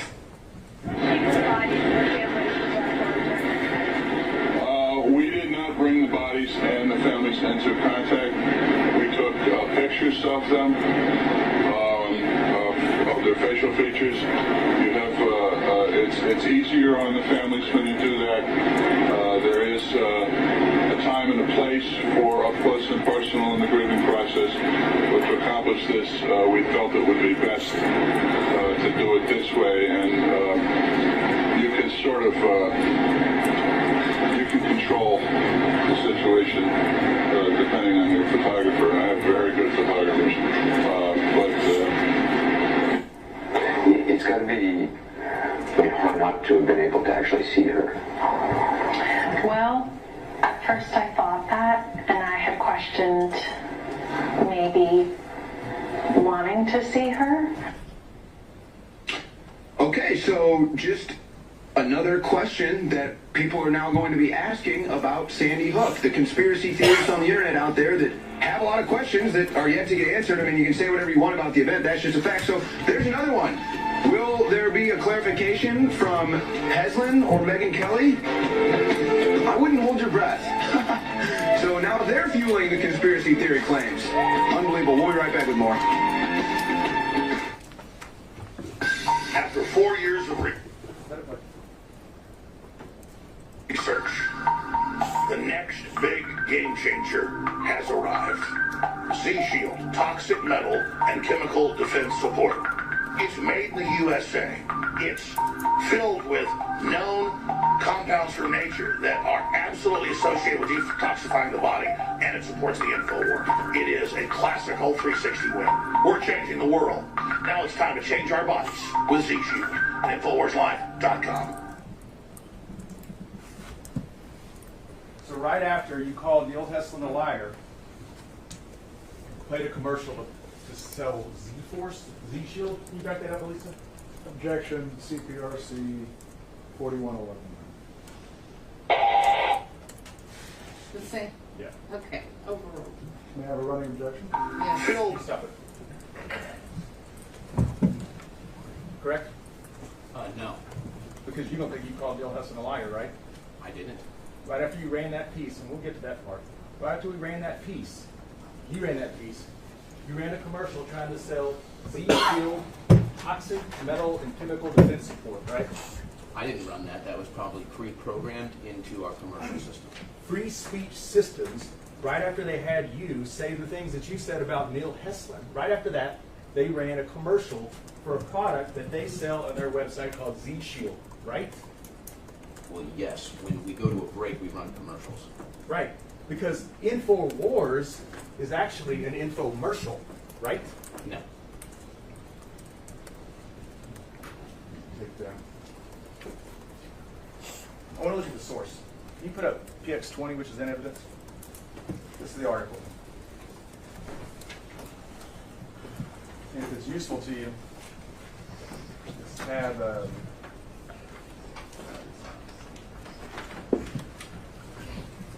tab 4 in your notebook there. Melissa, can you blow up where it says, actually, yeah, can you blow up where it says content originally?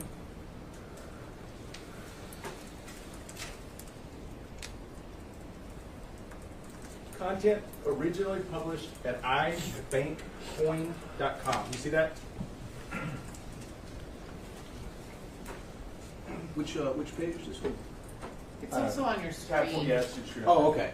I'm sorry. It may be easier that way. I see that, yes. Okay. That is not a reliable source.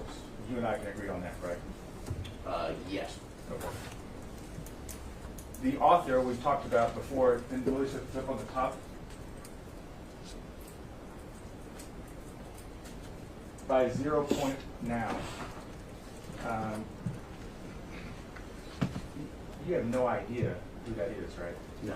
You have no idea if they're a reliable source or not, right? No. You've never heard of that person before. I believe so, no. Pseudonym or whatever it may be, right? You definitely never run a story by 0 point now before, correct? I don't believe so. This was republished, as you said, by a website called Zero Hedge, right? Yes. Also, not a reliable source, correct? Sometimes it is. Sometimes it isn't, right? Perhaps. So let me ask you this: if you get something from a source and you look and say, you know, this source sometimes is reliable, sometimes they're way out there and unreliable. Isn't it incumbent on you to check it and do some sort of vetting before you put it on air? Yes, I could have done a better job. You could have done a job, right? You did nothing. You could have done something, right? Well, I was live on air at the time, so it was given to me and I covered it. Is it an excuse to say I didn't have time? Is that an excuse to defamation, to defaming Mr. Hesslin? Is that an excuse to you? I just didn't have time? Can you repeat or rephrase the question, please? Is it an excuse to say I didn't have time? Is that a proper excuse to go defame somebody? No. Is it a proper excuse to devastate them? I just didn't have time. I don't agree that that's what happened. Which part? That he was devastated? That even if I had the time, then I wouldn't have run the story. So it would never run. It comes to me, I'm on air. Time is of the essence, is what you're saying. Got to get that news story going now, right? Got to get to the end to sell the metal ions, right? Whether I covered this story or not, that commercial was going to run. Well, the difference is whether you covered it or not is if we're sitting here today. That's the difference, right? Can you repeat the question? The difference is it doesn't destroy these people if you don't run the story, right? I don't know.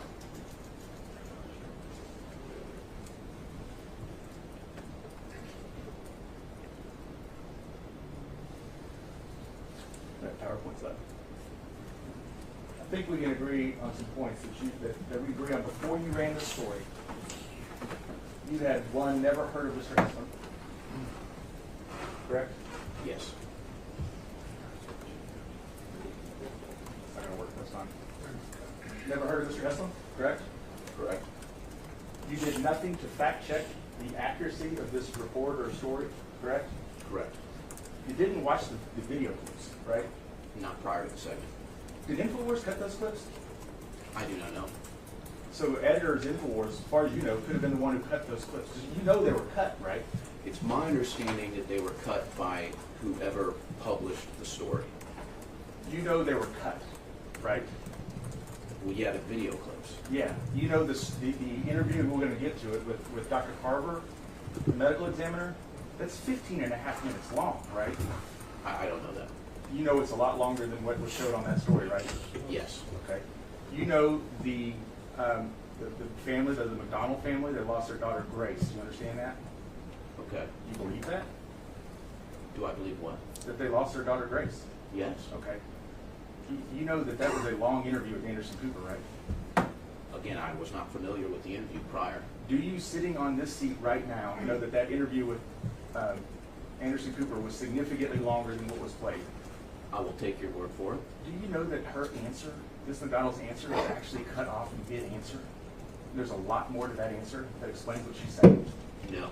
Did you know that what she's saying is she didn't want to open the casket at the funeral home to bring all the toys that she brought for Grace to put them in there because she wanted to remember the way she looked when she went to school that day?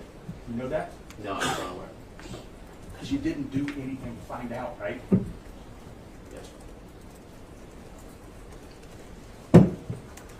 You may not have even actually read the article before you put it up, right? Started just kind of reading as you're going. I don't recall for sure, but yeah, could be the case. You'd never heard of iBankcoin, right? Yes. And you never heard of the author 0 Point Now, correct? Yes. Despite that, you had no problem putting that on the air, right? Yes. You have testified, I think you just tried to say it again earlier, you don't believe you called Neil Hesslin a liar, right? Yes. I want to play a couple of clips out of this. Let's be clear. That piece and what you say in it is Neil Hesslin did not hold his son, right? I don't believe I said that. That's what the message is. Let's take the full message, whether it comes from the article, the clips, or you. The message is Neil Hesslin never held Jesse, right? No. What's the message? The message is that the intention of Megyn Kelly to bury these conspiracy theorists failed miserably, and it's going to make it worse. So we know this, right? This we can agree on. Alex Jones was angry at Megyn Kelly for that piece that ran, right, on him? I don't know. I'm sure that Alex Jones was unhappy that he was lied to by Megyn Kelly. He was pissed. I mean, yeah, he was lied to. Right. So he wanted to get retaliation to Megyn Kelly, right? No. If he had to stomp on Neil Hesslin on the way to do it, so be it, right? That's what happened. No. What you had to try to say, because what you're not saying is that Neil Hesslin lost his son and he just didn't hold him, that's a lie. What you're saying is he's a crisis actor who forgot his lines. That's what you're saying. I never said that. That's the message. No, it's not. Because to say it's a hoax, you have to say all these people are actors. And when you find a glitch in the matrix, when somebody says something just a little bit wrong that you think is out of character or out of line, they forgot their lines, that's the attack. That he's an actor, right? No, I never said he was an actor. I never said it was a hoax. Play video clip 1, please.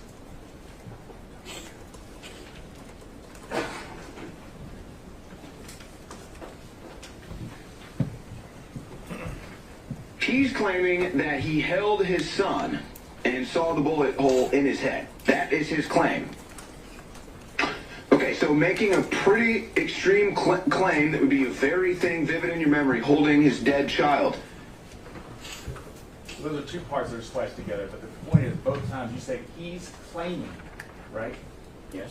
Right. So that's like you're saying maybe it happened, maybe it didn't. That's his claim. Not that it happened. He's claiming it happened, right? Well, yeah, that's what he claimed. I'm not doubting that. I never said that he was a liar. To be clear, I just want to make sure I understand this perfectly. When you 3 times say he's claiming it, and then show evidence that you say refutes it, you're saying you're not doubting. I didn't show evidence that refuted his claim. I showed evidence that was presented to me that says this doesn't add up. You don't think an edited clip of the coroner saying the parents were never united with the kids, and a clip of a mom saying I didn't get to see the child, is evidence to refute his claims that he held Jesse? That's what your testimony is under oath to these 14 folks, 16 folks. Can you repeat the question? I'll try. You're saying that playing the coroner's clip saying that the parents and the children are never united, and also playing a mother's interview where she said she did not get to see her daughter Grace, right after you say he claims to help Jesse, you don't say that that's evidence that he's not being truthful? No. And what was in my head that day was never that. The only thing that was in my head that day was questioning Megyn Kelly because she lied to Alex about what she was doing there. And then here, the conspiracy theory that she was trying to bury is rearing its ugly head again. I could have done a much better job that day. Absolutely. I probably should have known more about those videos and that story before I ran it. But I never called Mr. Hesslin a liar. I never said Sandy Hook didn't happen. I never said that they were crisis actors. That's your response, Your Honor. Sustained. You just said it was to get back at Megyn Kelly because she lied to Alex Jones. That's what you just said, right? Okay. That's what this was about. It was to get back at Megyn Kelly, and if you stomp on some people on the way, who cares? You didn't even know who he was, right? I wasn't trying to stomp on anybody. It's not a matter of what you're trying to do. the result that matters, right? Well, when do we begin? What's the result of what? Play the video, Kyle video too,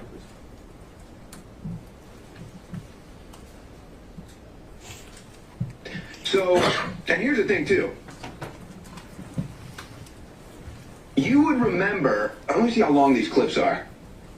You would remember if you held your dead kid in your hands with a bullet hole. That's not something that you would just misspeak on. You say he misspoke.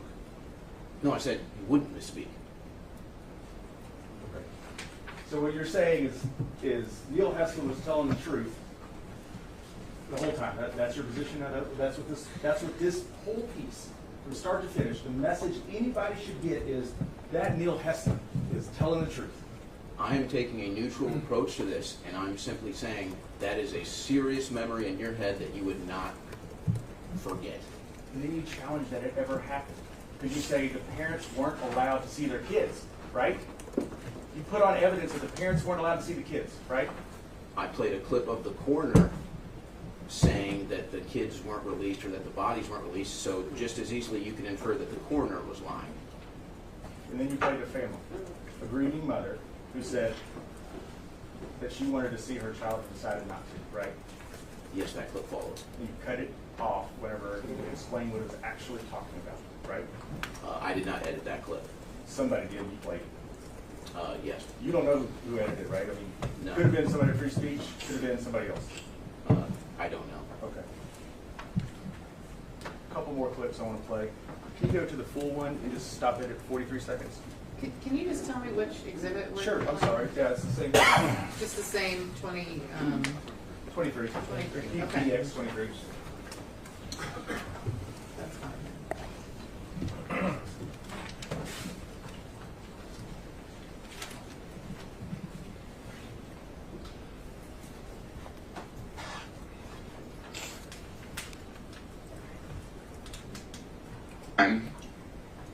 But featured in Megyn Kelly's expose. Two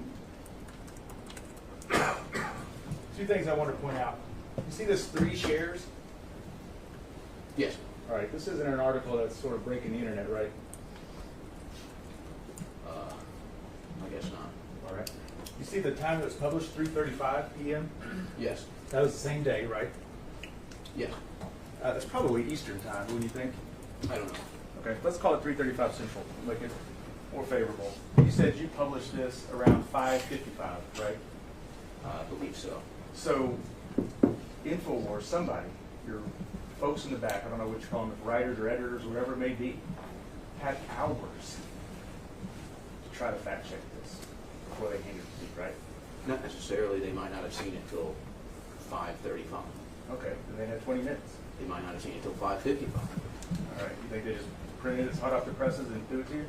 Most likely, yes. Okay. We saw with this Karpova earlier today, in fact, the defense played a clip of Alex Jones saying that he gives his sincere condolences to the family. Are you familiar with that clip? I have heard Alex Jones apologize and basically correct himself many times. Let's be clear, that was not an apology. An apology is, I'm sorry for what I did. Sincere condolences is not an apology. It's something, but it's not an apology, right? If I said, I'm sorry for your loss, I'm not apologizing to you. Fair?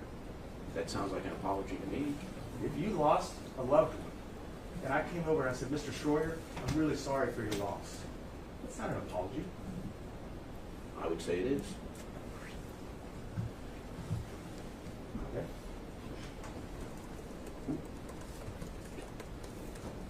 What am I apologizing for? If your loved one died and I said, Mr. Schroyer, I'm sorry for your loss, what am I apologizing for? You were sympathetic that I'm grieving. Sure. It's different than an apology. An apology is if I knock over your bag and I say, Ryan, I'm sorry I knocked over your bag. I feel bad about that, right? I did it, right?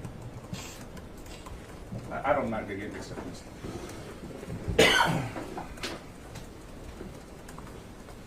There is a video, and we can play it if we need. There's a video that was played where Alex Jones says, I have sincere condolences to the families of Sandy Hook. Are you familiar with that? Is this the same video that you had just asked me about? Same one, right. I'm just trying to figure out if you're familiar with this one particular video. It aired exactly 1 week before, not after, before this video was played. You understand that? I'm not familiar with the exact video you're talking about. Okay. Well, it's DX67. We're not going to play it. But it was before this. Okay? Take my word for that? Sure. Will you play the fact checkers clip? This is still part of the saying.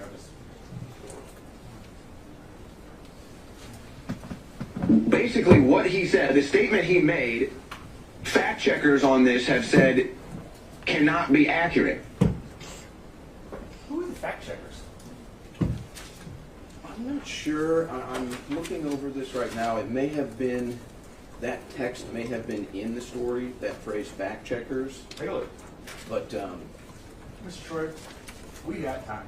The article's not long. If you want to read it and find out, I'm happy for you, or I can point you to where I think you want to look. okay, would you? Yeah, if you look at page 2, would you put this up, Melissa? This is PX20.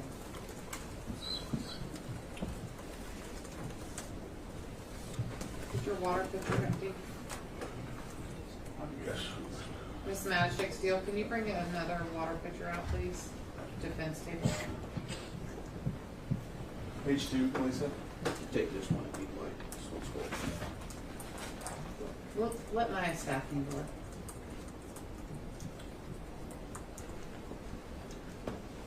Can you go up the bottom?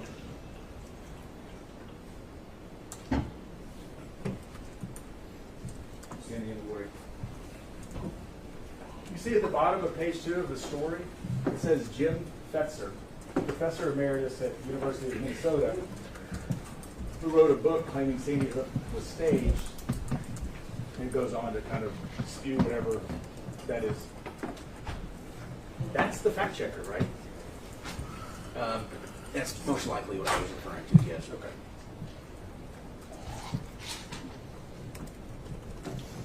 He was fired from Minnesota for his stuff on Sandy Hook, wasn't he? You know that? I did not know that at the time. I do understand that he no longer is employed at that university. The book, Sandy Hook, I'm sorry, his book's not called Sandy Hook was staged, it's called Nobody Died in Sandy Hook. You know that, right? No, I'm unfamiliar. Wasn't it on the Infowars website as a PDF? I'm not sure. Okay. Thank you. So, just to orient the jury, this is June 25th, 2017, you ran the story, right? Yes. Okay. Lisa, you put up PX 73. You blow up the whole email if you could. You know who Paul Watson is, right? Yes. Remember what his title was in 2015 or 2016? What do you mean by title? What was his job? He worked for Infowars. What was his job? I believe he was the editor-in-chief. Okay. Let's see what he says in an email on December 17, 2015. So about 6 months before you run that story. I'm going to read this along and see if I read it right. This Sandy Hook stuff is killing us. It's promoted by the most batshit crazy people like Rentz and Fetzer, who all hate us anyway. Plus, it makes us look really bad to align with people who harass the parents of dead kids. It's going to hurt us with Drudge and bringing bigger names into the show. Plus, the event happened 3 years ago. Why even risk our reputation for it? I read that right? Yes. And you see up top there, it said, send this to Alex, right? Yes. You understand that to mean this is the message he sent to Alex, and he's now sending it to Buckley, Anthony, and Anthony at Infowars, right? Yes. 6 months before you ran your story, Infowars knew that Fetzer was not a well man, right? Sorry, can you repeat that? 6 months before you ran your story, who the fact checker in the story was Fetzer. 6 months before you did that, Infowars knew that he was not a well man, right? Your Honor. Oh, I looked at it wrong, my bad. So, I'm sorry, a year and a half, my fault, not 6 months, a year and a half before you ran your story. Infowars News at Fetzer was not well, right? Yeah, I mean, clearly via this email, Paul Joseph Watson did not trust Fetzer and called him batshit crazy. And there was an email that went out that said, stop this, let's stop what the Sandy Hook stuff, right? Yes. But you didn't, right? I never saw this email. I didn't say you saw this email. You clearly saw the one that said stop with the Sandy Hook stuff, right? No, I just told you I've never seen this email. Not this email. Was there a message, email, smoke signal, memo, whatever it may be, that said stop it at Infowars with the Sandy Hook stuff? I believe those memos may have gone around. I don't exactly recall, though. That didn't happen, no. There was more videos, and then there was yours in 2017, right? Yes. Can you play the Carver video? So, before you play it, this is the clip from Dr. Carver, the medical examiner. And you can hear his answer well. I'm going to turn this as loud as I can. I want you to try to hear the question that he's answering. Okay? Have you ever thought about that? Have you ever considered it? I'm not sure. You don't know if you've ever heard the question that he's actually answering? I don't recall.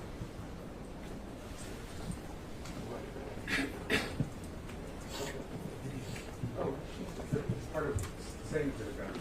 It's not for me. I mean, it Okay. is for me, but You it's got for it. the record too. Right. So this So is this is- your video, plaintiff's video 23. Yes, PBX 23. And it's loud. It's going to be prepared. Turn it down right after the question. We may have to listen to it a few times. I'll tell you what, I'm actually going to tell you what the question is, and then you can just, it'll help you hear it, when you actually know what it is. The question is, what shape were the bodies in when the families were brought forward to identify them? Okay?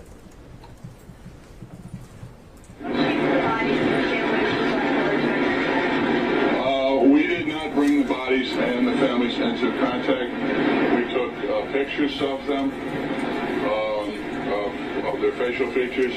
You have, it's easier on the families when you do that. There is a time and a place for up close and personal in the grieving process.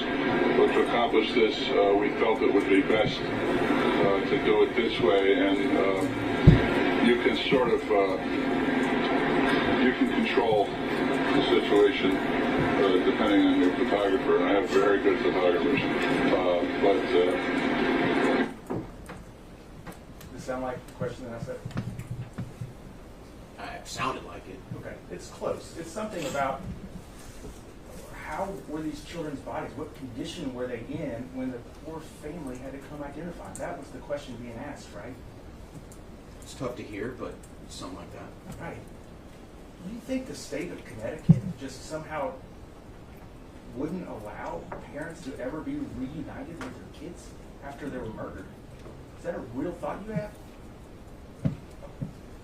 I'm not sure. You think that's possible? What's possible? That the state of Connecticut just wouldn't give the bodies of murdered children back to their parents for the mourning and grieving process? I'm not sure the process of coroners receiving, retrieving dead bodies, and the process of that getting released. All I had was that clip. And in the clip, what Dr. Carver says is to accomplish this. What is the this he's talking about? I'm not sure. It's the identification of the kids and matching them up with the parents, right? Okay. Do you think it would be wise to have a morgue full of 20 dead first graders and bring parents in and say, go find your child? Or is it a little bit better practice to have photographs and try to do it that way? I have no idea. I've never worked with a coroner. I don't know that process. Which one makes more sense, Mr. Schroyer? Again, I don't know. Maybe it's harder to identify with a picture. Maybe it's harder to identify a body. You're asking me a line of work I have zero experience in. You never listened to the whole video, the whole interview with Dr. Carver, right? I don't believe so. If you look at tab 6 in your book. Tab 6? Yes, sir. Or you may not have it. My book goes up to 4. I'm not going to introduce this. I'm going to just show it to you to help see if I can orient you to something.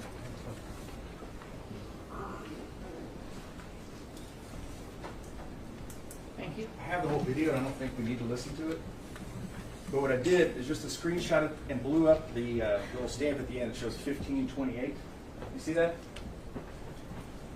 Yes. Does that help show you that the whole video is 15 minutes and 28 seconds?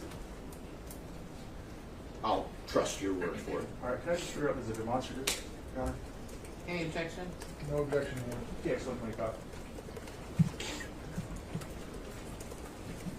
You edited out what? Or in your piece, there was a part edited out of what? Maybe 30 seconds, 45 seconds? Somewhere around there, yes. You can take it down, listen.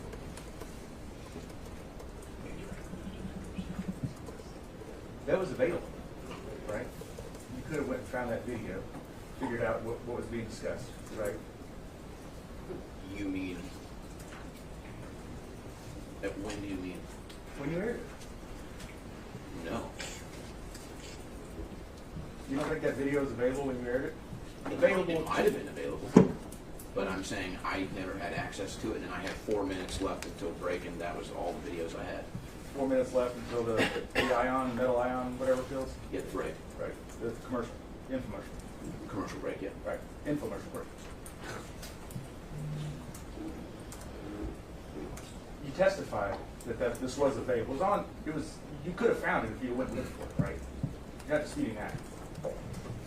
The full interview with the coroner was available. Okay. You're agreeing with me, right? Well, again, I don't know that, but I'm taking your word for it. Okay. Well, if you could, look at your deposition on page 110, line 14.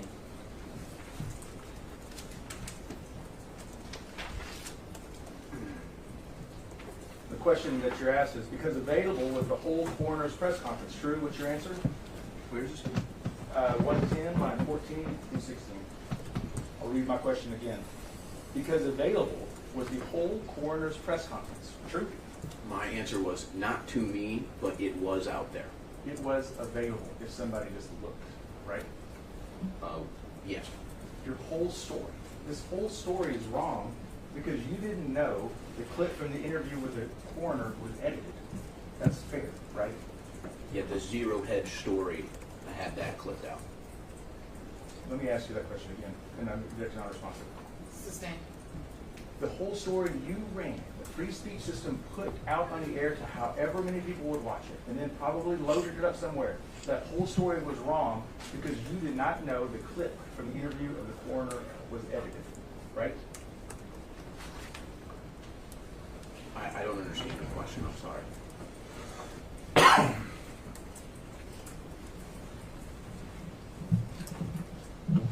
What you aired is wrong. It's wrong, right? It's not a correct statement. The whole piece was wrong. Can you be more specific for me? Yeah, this timeline of events and fact checkers is all wrong. Not true. Factually inaccurate. Fair? Yeah, I'd say that it's my recollection that the timeline presented in that story was inaccurate now. And the story was wrong because you didn't know that the interview with the coroner was edited, right? Correct. Okay. You were just, like you said a second ago, in too much of a hurry to get that on the air, to do that, right? No, it wasn't a hurry. It was just a news story was brought to me, and I covered it. And in the process, hurt real people. You understand that now, right? I feel awful for grieving parents from that horrific event. That is not what I asked you. In the process of hurrying up and putting that story out to a worldwide broadcast, you hurt real people. Do you understand that sitting here right now today?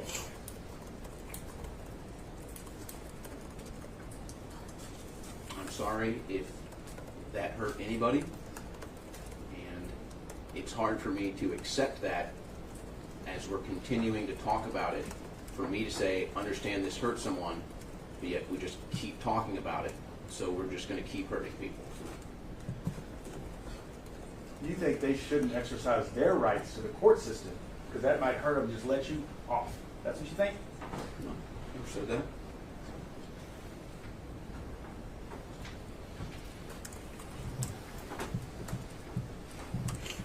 I mean, you still don't care, do you? I do care. You don't care if these folks were hurt by what you did. I'm very upset if I caused any further grievance. I'm very upset that this continues, and I hope that their grieving can end sometime. If, use the word if in there, didn't you? Well, I would imagine going through this process has to still hurt. You signed an affidavit in this case. Do you remember that? Yes. You pull up PX 14, and before you do, Your Honor, I believe it is evidence that I want to confirm. I couldn't hear the number. PX 14, sorry. 14 is in evidence. It's tab 2 in your book. Lisa, let's pull up to the... Oh, I'm sorry. You asked me about y'all's numbering system, not a video. Let me double check. I looked at the wrong thing. Okay, 14 is in evidence, yes. Got it. If you look a couple pages in where your signature line is,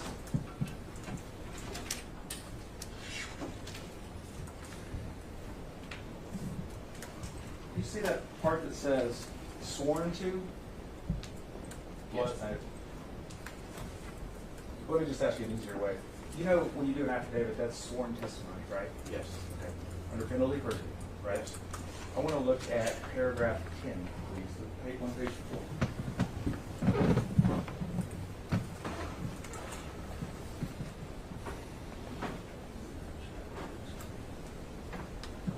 You're discussing the broadcast and what you did.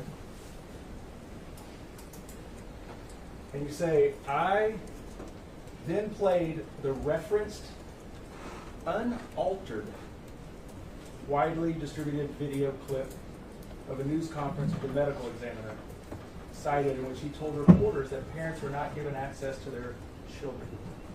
Unaltered? Yes. That is inaccurate. No, there's Right? nothing altered about that clip. I just showed you the clip's 15 minutes and change, right? That's a different clip. Okay. What you're saying is you just took whatever 0 Point Now did and did whatever he wanted to do, right? I'm saying that the clip that you played in the corner was not altered. It may have been cut out of a larger clip, but that clip itself was not altered. At least I'm not aware of it. If I take a clip and take a piece out of it, haven't I altered the clip? No, you just Right. made a new clip. Okay, so by unaltered, what you mean is you didn't like dub over it or something like that? Yes. Okay. All right. Take that down, please. I want to play one more, well, actually a couple more parts from PDX 23. We're going to play that McDonald family clip, if you would. It's got to be hard not to have been able to actually see her. Well, at first I thought that, and I had questioned maybe wanting to see her. Early on, I asked you the question, it is not right to edit a clip to fit an agenda. You agreed, right? Yes. You know that clip was edited to fit an agenda, right? Not at the time. I didn't ask you about it at the time. I still don't know that. You don't? Okay. You've never seen the full transcript? No. Okay. Plaintiff's Exhibit 19 is under tab 3. This is the transcript of the whole article with Anderson. You know, we'd move Plaintiff's Exhibit 19 in evidence. Any objection? Authentication, Your Honor.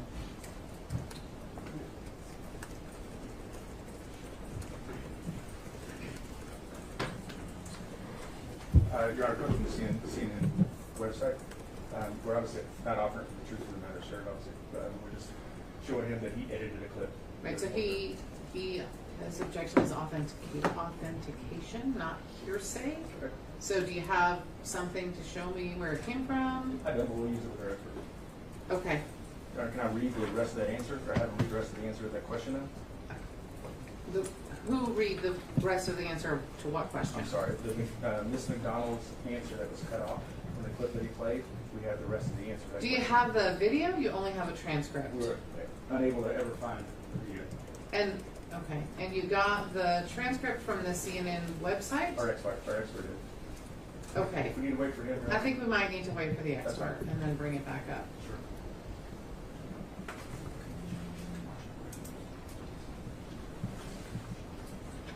Mr. Schroyer, have you seen the full video? No, ma'am. Do you, Mr. Schroyer, understand that what she was saying about seeing her child was in the funeral home? That the McDonald family, what they did is they brought Grace's things that she loved, seashells. They brought sunglasses. They brought a Taylor Swift album, a Christmas album that she loved, a frying pan that she loved to cook, and they were going to put it in the casket with Grace. But they didn't, because they didn't want to see her body like that, so they gave it to the funeral director to do. You understand that's what she's saying right there? I was unaware of that. That would be an important thing to know, right? Before you run a piece like that? Yes. Obviously she saw her child, right? I don't know. Obviously she was allowed. That's a bad question. Obviously she was allowed to see her child, right? I don't know. It is your position that you do not know, as a general proposition, whether or not parents of murdered children are ever allowed to see the child's body. I'd have to make an assumption, but I mean, I would assume yes. Right.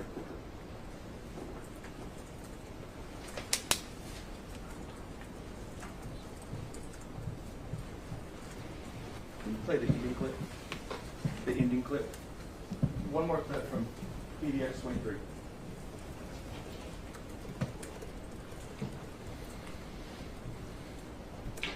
Okay, so just another question that people are now going to be asking about Sandy Hook. The conspiracy theorists on the internet out there that have a lot of questions that are yet to get answered. I mean, you can say whatever you want about the event. That's just a fact. So there's another one. Will there be a clarification from Hesslin or Megyn Kelly? I wouldn't hold your breath. So now they're fueling the conspiracy theory claims. Unbelievable. We'll be right back with more. Why in the world would Neil Hesslin owe you an explanation? He doesn't. Why in the world would Megyn Kelly owe you an explanation? She doesn't. What about any of that was funny? As I explained earlier, if Megyn Kelly's goal was to stymie conspiracy theories about Sandy Hook being a hoax, it did the exact opposite of its effect. Now, I don't find Sandy Hook funny. I don't find the tragic loss of life funny at all. Do you think that prolonged and increased grief around a murdered child is funny? Because that's what happened, right? You understand? That's what happened.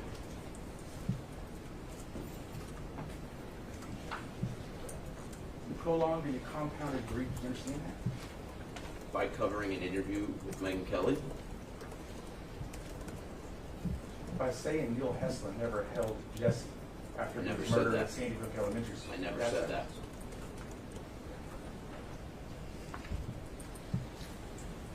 I think Scarlett and Neil deserve better than what you did that day.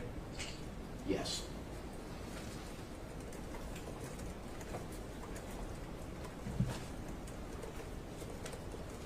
In 2016 is when you started at Infowars, or Free Speech Systems.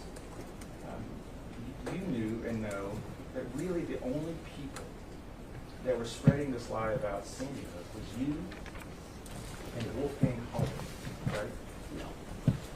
Turn to page 191, your deposition.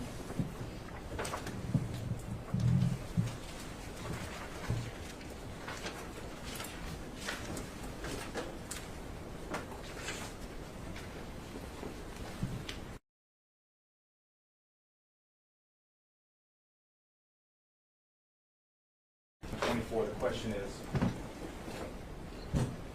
why were they so important to you in this video? You mentioned them twice, and you answered, I think it was more a matter of, from my perspective, Alex Jones was catching all this flack for Sandy Hook, but the other people that were questioning it weren't.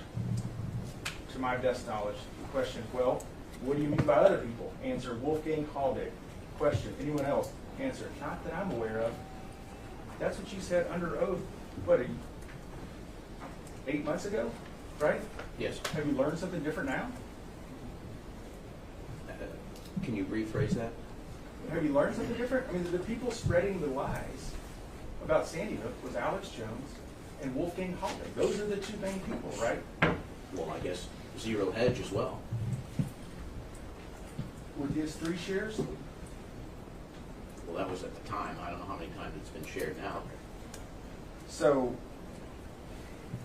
I want to make sure you got, what is it, 0 point, or zero hedge, which one? The author? I said Zero Hedge. Zero Hedge, okay. Wolfgang Halbig and Alex Jones and Infowars, right? Right, what? Those are the folks that were spreading lies about Sandy Hook. I feel like you're asking a Objection separate calls for question. speculation. Let me go back to the deposition. I'll ask you a different question. You say in your deposition on page 191 that the other people catching flack about Sandy Hook was Wolfgang Halbig, and you're not aware of anyone else, correct? That's what you said under oath. No, I said Alex Jones. Alex Jones and Wolfgang Halbig, those are the two, right?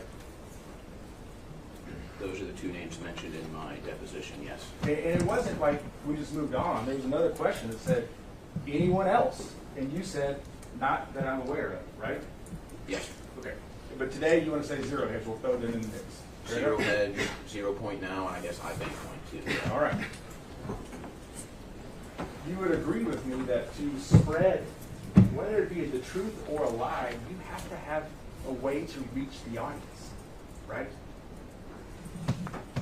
Okay, A yes. platform, if you would. Yes. Wolfgang Halbig, Infowars was his voice. Oh, you were his megaphone, right? No. He didn't have a TV show, right? You don't need a TV show to have a voice. I'm going to go through some other items too. So I'll ask that question again. He doesn't have a TV show, right? Not that I'm aware of. He doesn't have a radio show, right? Not that I'm aware He of. doesn't have some big internet presence, right? I don't know. He doesn't have any way to get his brand of crazy out other than through Infowars, right? That's who he used, right? I don't know. Let's play PBX 15G.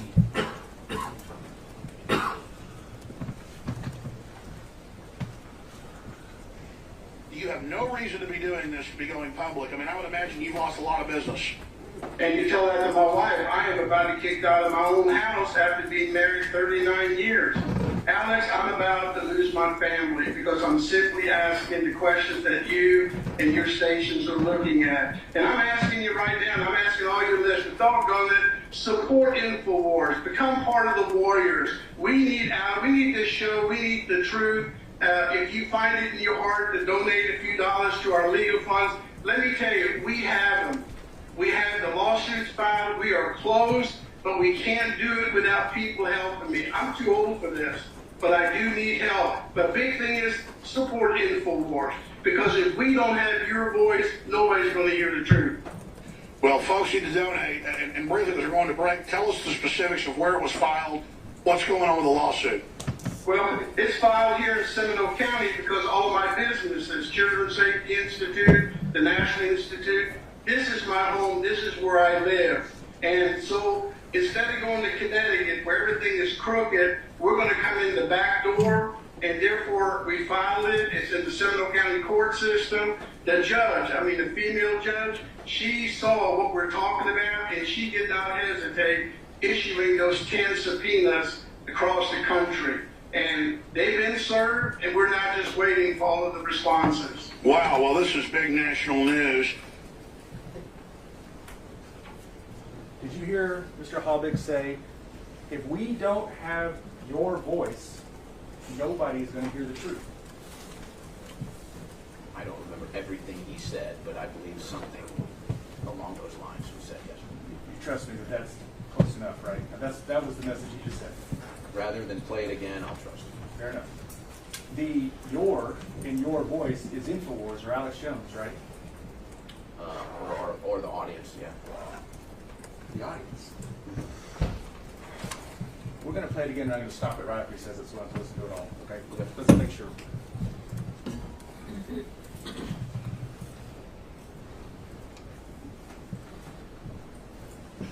You have no reason to be doing this, to be going public. I mean, I would imagine you've lost a lot of business. And you tell that to my wife. I am about to be kicked out of my own house after being married 39 years. Alex, I'm about to lose my family because I'm simply asking the questions that you and your stations are looking at. And I'm asking you right now, and I'm asking all your listeners, doggone it, support Infowars. Become part of the warriors. We need this show. We need the truth. If you find it in your heart to donate a few dollars to our legal funds, let me tell you, we have them. We have the lawsuits filed. We are closed, but we can't do it without people helping me. I'm too old for this, but I do need help. But big thing is support Infowars, because if we don't have your voice, nobody's going to hear the truth. Support Infowars, because if we don't have your voice, nobody's going to hear the truth. Mr. Holiday knows he needs Infowars to get his message out, right? I don't know that. That's what he just said. Not necessarily. Tell me what other interpretation that we all just heard of we need Infowars. If we don't have, right, say it perfectly, if we don't have your voice, nobody's going to hear the truth. What other interpretation is it than he needs Infowars to get his message out? He addressed before that, he said something along the lines of, I need your listeners, or I need all your listeners. So that could be viewed as, we're all in this together, we need your voice, like you out there in the audience. Support Infowars. This is right before it, right? Support Infowars. If we don't have your voice, nobody's going to hear the truth, right? Yeah. Support Infowars by giving money, right? Yeah, and I think he mentioned a legal fund campaign too. Yeah, so, because in addition to selling supplements, I mean, that's what he's saying, support Infowars. He's not saying go buy the supplements. He's saying just give you money, right? No. You have a donate button. Just donate money, right? We do have a donate button, yeah, but I don't think he mentioned that. I didn't hear that. Right, and sometimes you have almost telethons where it's just give me money. If you want to hear the truth, just give us money. Give us some more money, right? Yeah, everybody does that. PBS, everybody does that. Does PBS sell Brain Force? What is it, Brain Force 2? No, they just take our money. Yeah. Without the Brain Force 2 bills? That's the pill, right?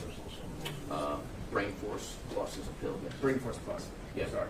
Yeah, PBS doesn't have to sell anything to get funding. They just get it for free. You know PBS is non-profit, right? Non-profit? Yeah. Oh, okay. Did you not know that? Well, it might be a non-profit, but people are getting paid. Yeah, that's how non-profits work. Mr. Short, I don't have more questions for you. All right, Mr. Reno.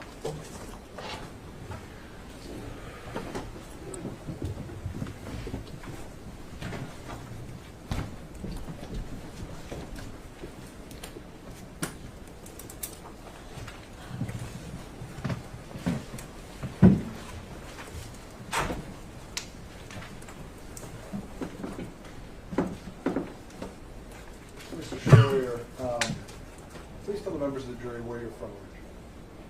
I am originally from St. Louis, Missouri. And did you go to college? I did go to college. And what did you get your degree in? I studied psychology and media studies. How did you first get involved with broadcasting? In high school, when I wasn't starting on the varsity teams, I realized I was not going to be a professional athlete, so I began writing for our school newspaper and doing reporting from our high school sporting events. After you graduated from high school, while you were in college, did you continue to work in broadcasting? I did. When I was at college, I was actually working professionally at multiple radio stations in St. Louis, and I was also the editor-in-chief of our student newspaper called The Current. And what type of reporting were you doing? For the current, I was reporting on everything because we were very understaffed. So movies, concerts, sports, just general activities on campus. And then professionally, I was in the sports media covering local sports in St. Louis, college, professional. Was this on the radio? Yes. And about how much time would you spend on the radio talking about sports? At one point in time, I was producing, I believe, 4 shows a day, weekdays. And I was not the host, but I would engage in commentary with the show hosts that I was producing for at that time. So we're talking maybe 10 to 12 hours. And did there come a time when you became interested in covering things beyond just sports? Yeah, I believe it was about 2013 when I wanted to pivot from sports to current events and politics. And if you recall, was there an event, something that happened that made you want to switch from sports to current events and politics? There was. It was the Boston Marathon bombing. It was the first time in my life that I ever watched a news broadcast at all. I was not really watching television news, but I had the same fervor for being accurate talking on the radio back then, so I started to watch news reports on the Boston Marathon bombing, and I started to follow up on some of those, do some digging, and what I realized was that we're not getting a full story from our government or our mainstream media, and it was kind of a shocking experience for me that really just changed my career path. How did you go about making the transition from, and let me back up, what was it about the coverage of the Boston Marathon bombing that so stuck out to you and made you want to look into it more?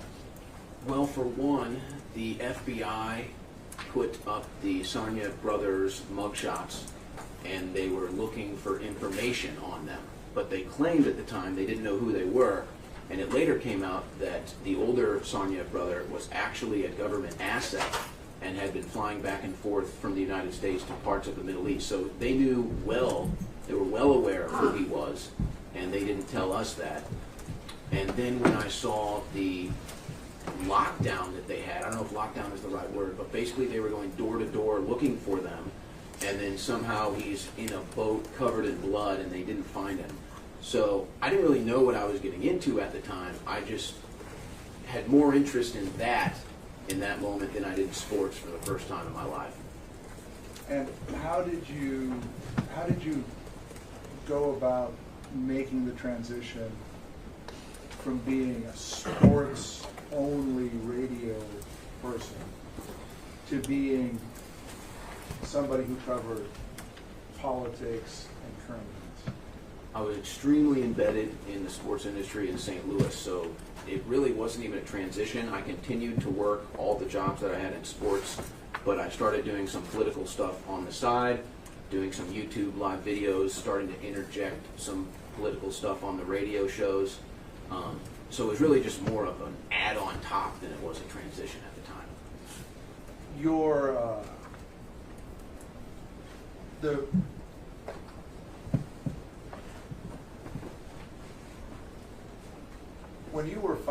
When you got a radio show that allowed you to talk about politics and current events, how old? I think I was 23 at the time, and really most of my political coverage at that time was on YouTube, because anybody could start a YouTube account and fire up a live stream and have an audience. And from what time to what time did it broadcast?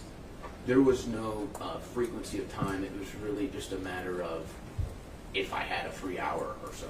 That was a poor question. When you finally got a radio show in St. Louis talking about politics and current events, what time was it aired? 9 to midnight.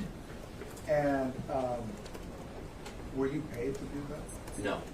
How did you get the radio station to put you on from 9 to midnight? Well, I won a civil suit against the radio station because they owed me thousands of dollars. And the GM at the time offered me a time slot on the radio in exchange for me not being paid the funds. I knew I wasn't going to get paid. I wanted the airtime, so that was the deal that was made.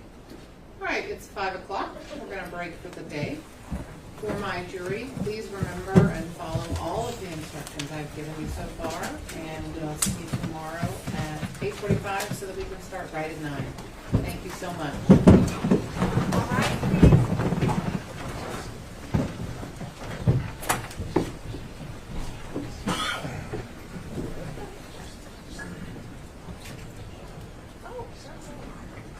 And whoever's out last, just shut that door for me, okay?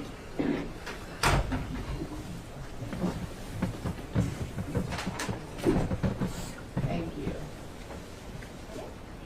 Okay, you may all be seated. I'm going to stay on the record. Mr. Schroyer, I'm going to ask you just a few questions.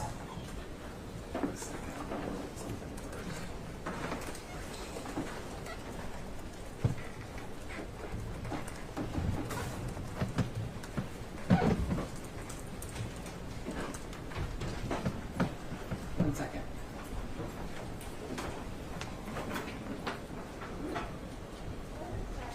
You testified just today that you were a guest or a co-host with Mr. Jones on Tuesday. Is that right? Yes. And you testified that you did a show and then a second show. Is that right? Yes. And what were the topics of those two shows? I mean, were any of the topics of those two shows this trial? Yes. Did you and Mr. Jones talk about anything that happened at the trial? I don't recall exactly what was discussed. Are they still available for viewing? I believe so. So you think you talked about the trial without talking about what happened at the trial? I'm not sure. Well, you just told me that the topic included this trial, didn't you? Yes. Okay. And I'm asking you, did you talk about what happened in this courtroom? And you said, I don't remember. Well, I just don't recall the exact details. I'm not asking you for any details. Did you talk about things that happened in this courtroom? Probably, yes. Didn't Mr. Reynal inform you that you were under the rule? What rule? So is that a no? Did he have a conversation with you about being under the rule? Well, he did. He told me I not to watch any other witness testimony. Did he not tell you you weren't to speak with any other witness? I don't believe so. Did he not tell you you weren't supposed to discuss anything that happened in this courtroom during the trial? No. Okay. Any further questions on this topic only? Any other questions in this topic?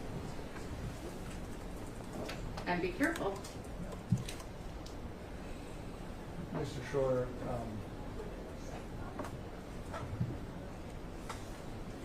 during your conversation on Tuesday, what time was that you were on the air with Mr. Jones? I believe Mr. Jones got in to the office that day at about 2 o'clock. 2 p.m.? I believe so. And what time were you on field? 6 p.m. And did you discuss any of the witness testimony from the day or hear anything about any of the evidence that was presented in the case? No, I don't believe so. Have you had any other show appearances this week with Mr. Jones? I posted on Monday and Tuesday, and I believe that's it. So you weren't on the show yesterday? No. Okay. Were you on the show today? No. All right. And these are all available online, right? Yes. All right. You may step down. You'll have to, actually, I'm going to read something to you first.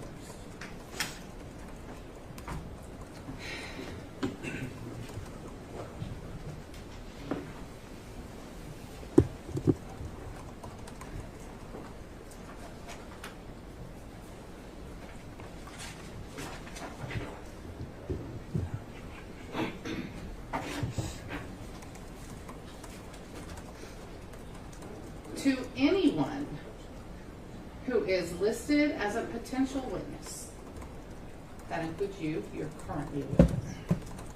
You have been placed under the rule, which means, this doesn't apply to parties or experts, but it does apply to you, that it will be necessary for you to remain outside the courtroom while other witnesses are testifying.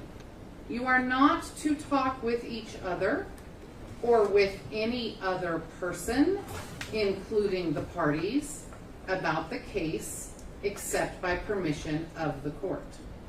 You may, however, discuss your testimony with the attorneys in the case.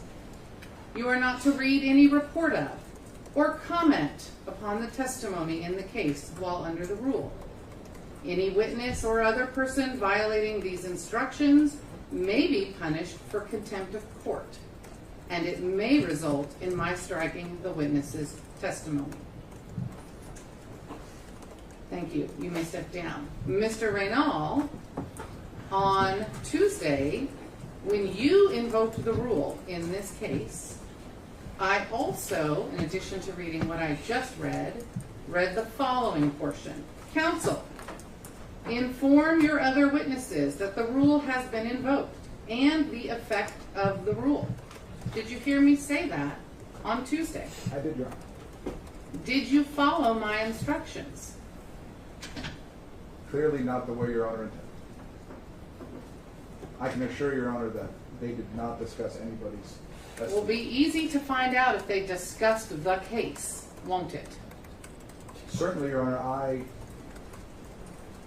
misunderstood based on my experience and my practice that... Because you're just a brand new lawyer, right?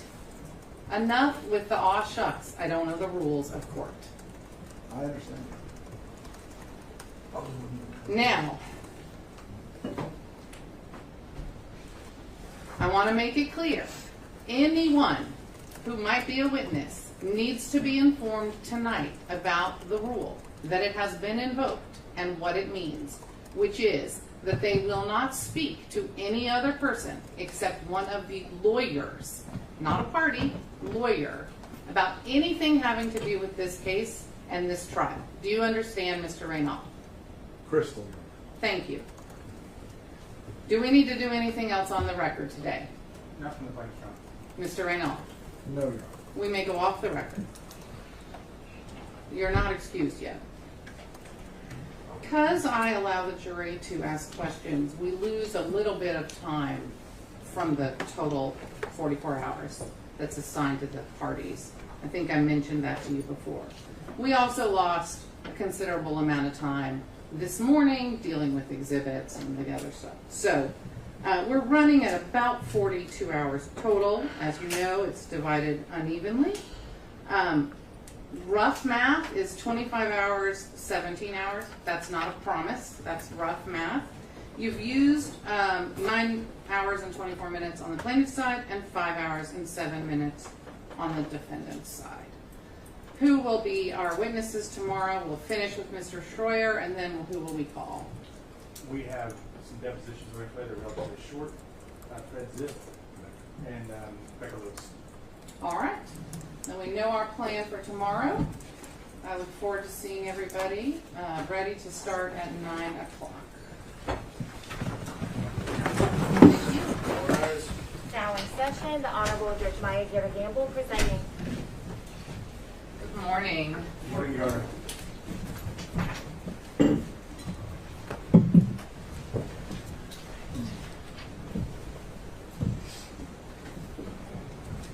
I understand there was a little confusion, and I apologize, the space wasn't open. I've sent a message to the deputies to make sure that doesn't happen again.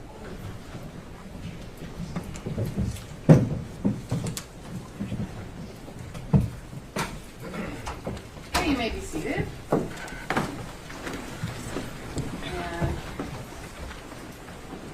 I think, Mr. Reynal, we're just ready when you are. Like, where were we? I remember.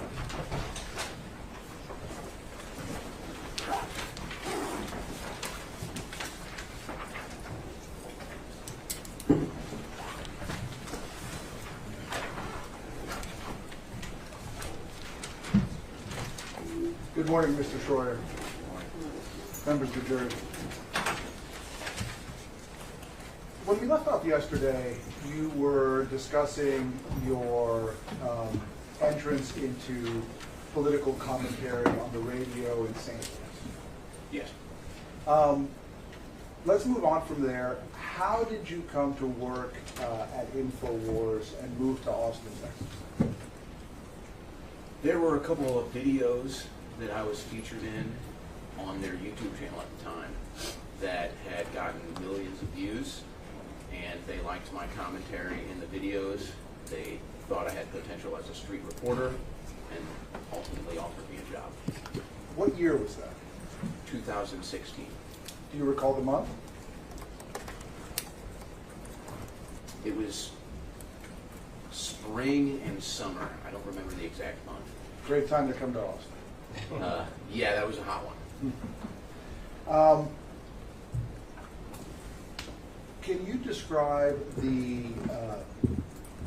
studios where you went to work at that time?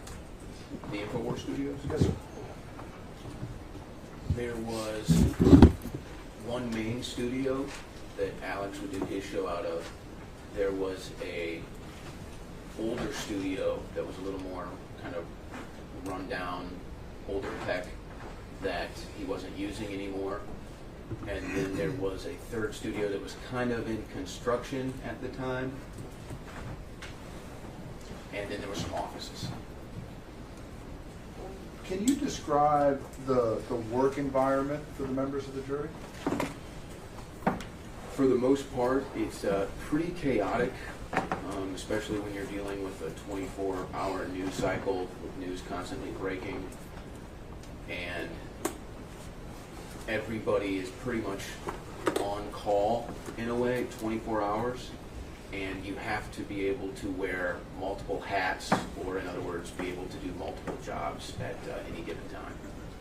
Was it easy making the transition from radio into this type of show that has a video component as well? It took a little bit of an adjustment for the video aspect, but as far as my experience in talk radio, I think it prepared me for working at Infowars, because talk radio is kind of the most open forum platform of media that there is. So the adjustment to video was certainly something I had to learn, but as far as the information and the way it's presented on the air, I was pretty familiar with just being able to just talk however you want, because that's what it's like in talk radio. I was going to ask you, when you say talk radio is the most open type of communication, what do you mean by that?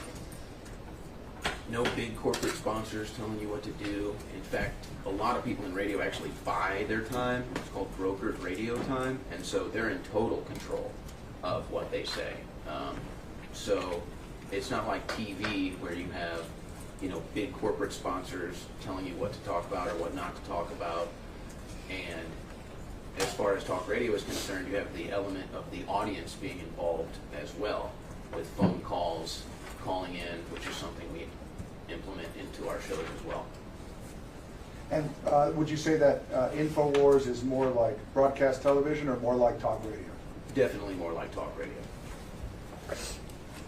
Who do you work with? Give us a sense of who your staff is and how that works. I have a crew of probably about 6 people that work on my show. Everybody has different roles, yet everybody's kind of expected to do everything. There's an individual that brings videos in and puts them on a list for me. There's an individual that plays the videos on the air when I go to them. There is an individual who's in charge of getting guests lined up for the show and then making sure that they're on. There is an individual who's running the sound, making sure my audio levels are good on the air, in my ear, with the guests, with the clips. And we also have somebody that takes notes on the show as well, so that when we're going back later to write titles, we recall what it is we were discussing. Generally, would you describe the people who work at Infowars as happy? Yes. And tell us a little bit more about the group of people who work there, what they're like. As part of what I like about Infowars, I've worked in a lot of different media capacities. I've worked for CBS, I've worked for other big companies.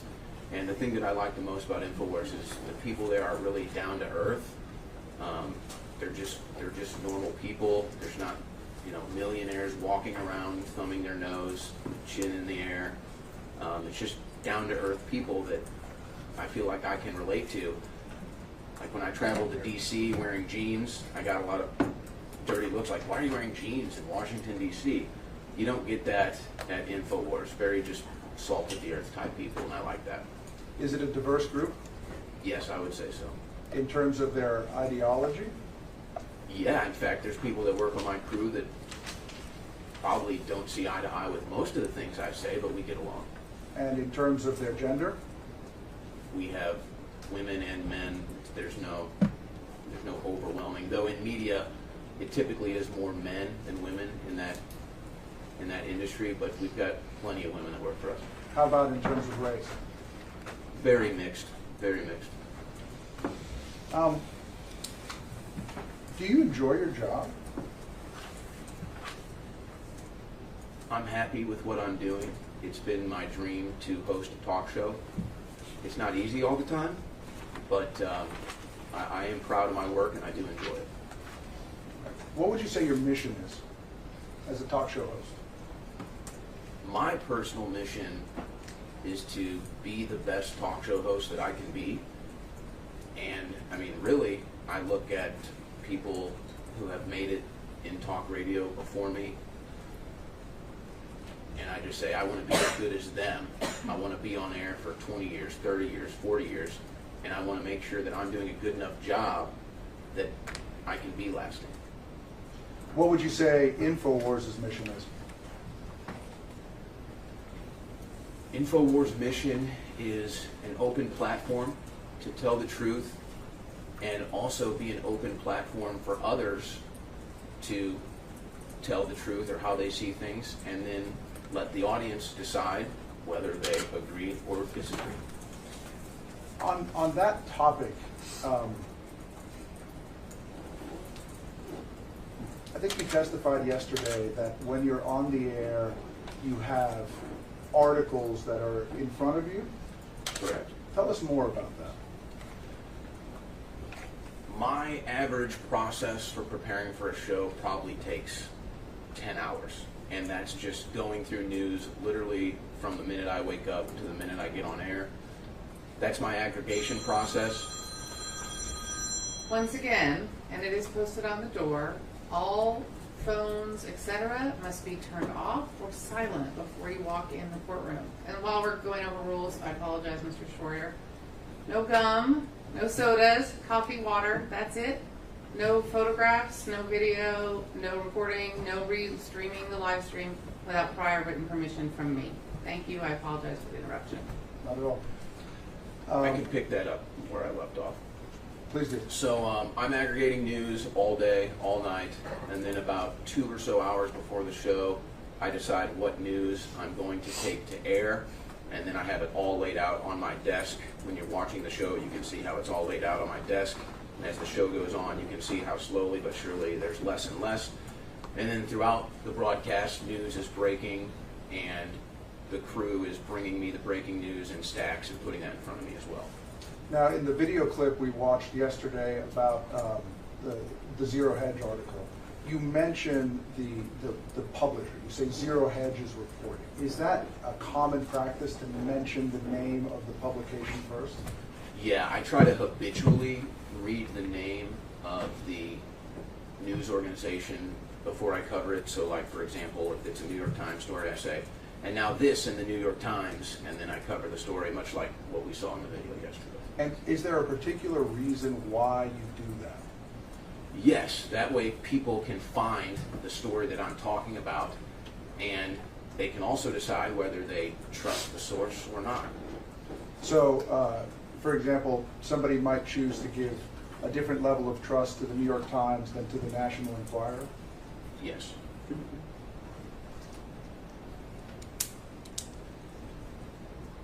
In your time on the air, can you cite a story that no one else was covering, that Infowars covered, that you're very proud of? There's a lot of them, but the biggest one would have to be probably the Jeffrey Epstein sex trafficking network. Tell us more about that.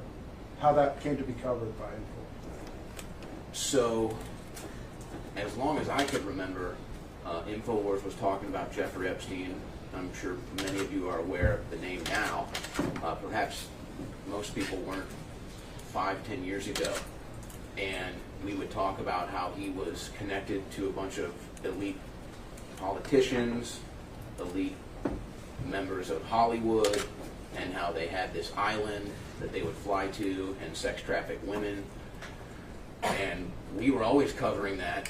And I remember there was a clip from ABC News' Amy Robach in which she said on a hot mic how she was told they're not allowed to cover the Jeffrey Epstein story. The most high-level industrial sex trafficking network, ABC News, wasn't allowed to cover it. We were covering it for decades. I'd like to change gears and discuss one of your coworkers. Are you familiar with a man named Robert Jacobson? Yes. How do you know Robert Jacobson? He worked at Infowars when I was first hired. And what did he do there? Sound editor, and I think he was maybe doing a little production work too, maybe getting guests lined up. How closely did you work with him? Not too closely, other than one assignment that I had that I had to turn over to him for final production. And how did that work out? Not well, actually. Can you tell us what happened? Sure. I would cut about a 60-second, just kind of daily news clip. You may hear it, similar things on talk radio, whatever the breaking news is, you know, President Biden signed this executive order or this or that, just 60 seconds, and I'd cut that audio, and there was a video that went along with it. And once I cut the audio and the video, I would turn it over to Rob Jacobson, and it needed to be done by 11 a.m. so that it could be ready for the 11 a.m. broadcast.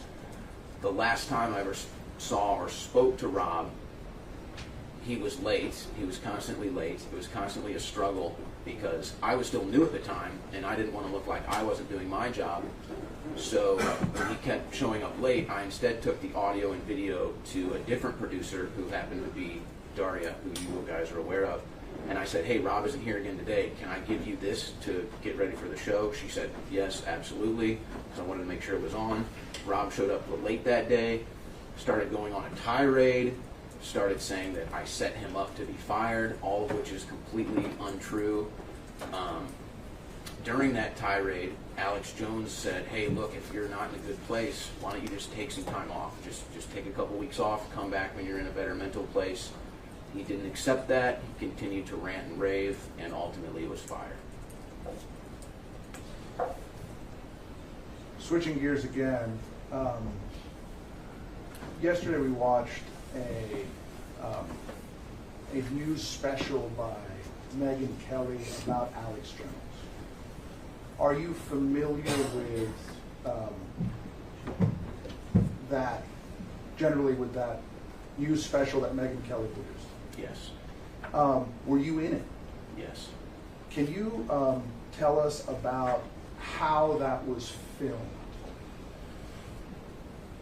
I don't recall the amount of days she spent in our studios, but it was at least an entire day.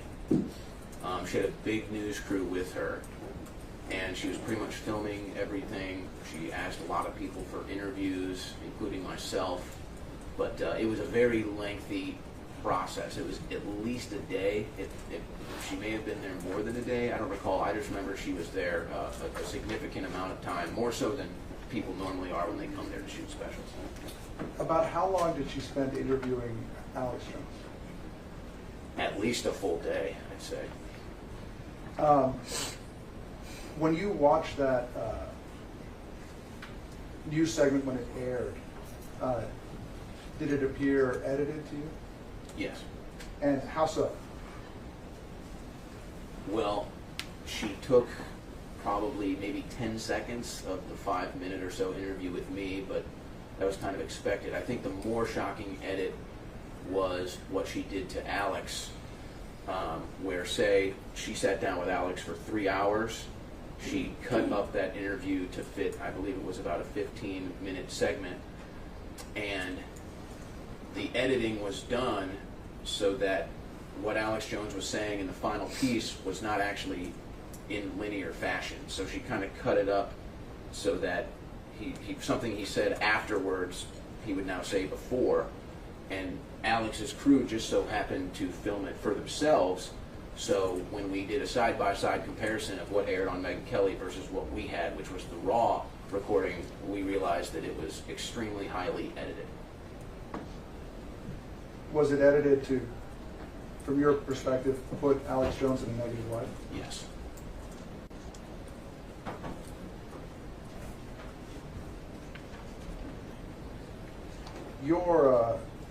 The piece we watched yesterday, which is part of what brings us to this trial today. Before you went on the air with the Zero Hedge article that discussed Mr. Hesslin, did you discuss it with Alex? No. Did he have any idea that you were going to air that? No.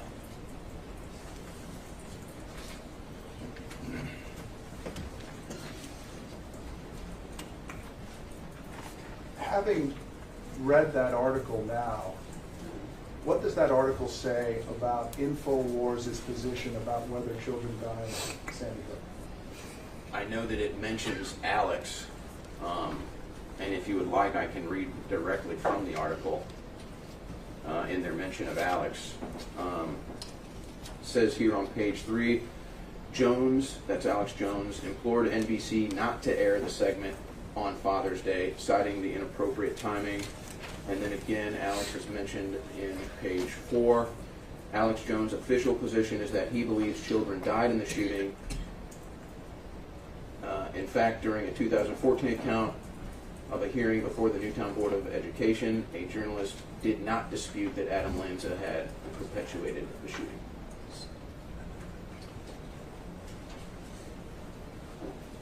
It goes on if you would like, but that's the basic statement. I want to frame this question for you appropriately. The court has already ruled that your broadcast was defamatory. That's not a question for us. The question I have for you is, did you intend your broadcast to be defamatory of Mr. Hesslin? Absolutely not. If someone saw your piece and that resulted in Mr. Hesslin losing a business opportunity or not getting a line of credit or being refused membership in an organization or being held in disregard by his neighbors, how would that make you feel? I think that that would be a real shame. That's the witness. Thank you. Mr. Rivera? Mr. Schroyer, are you really going to sit here and tell this jury that it was unfair that the Megyn Kelly was a highly edited clip? I don't believe I used those words. Are you going to complain that that video, the Megyn Kelly piece, was highly edited? It was highly edited, yes. Do you see at all the irony of you sitting in that chair after the court has found what you did was defamatory and complain that the Megyn Kelly clip was too edited? No. You don't see the irony in that at all? The fact that you played 30, 40 seconds of Dr. Carver's 15-minute interview, the fact that the McDonald family interview was literally cut in the middle of an answer to fit a narrative, to fit an agenda, you don't see the irony. I mean, it might be ironic if we sued Megyn Kelly for $150 million. You didn't, because it wasn't defamatory. Everything she said in that piece was true, right? I don't know. Have you seen it? I have. But you don't know if everything in it is true? No, I can't say for sure. Is there anything in it that you can say is false? No, I don't know. You know, Ms. Karpova yesterday complained about how Alex Jones has had health conditions due to lies told about him. Did you know that? I have not heard her witness testimony. Feels ironic also, doesn't it? What about it's ironic?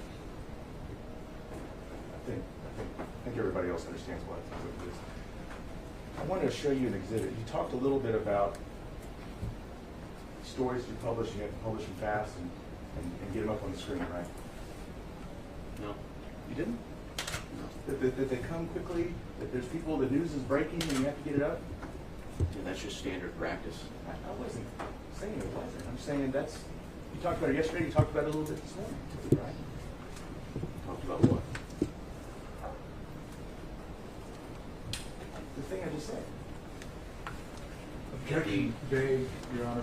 That news is breaking, you have to get these stories up quickly. Yeah, news is breaking, and we cover breaking news. Sure. I'm going to show them exhibit 90. 90. Mr. Farah, what exhibit? 90, I'm sorry. Yes, 90. Yes. That's okay. That's not a movie. I know. Thank you, God. I appreciate that. Do you have a copy? I can pull it up.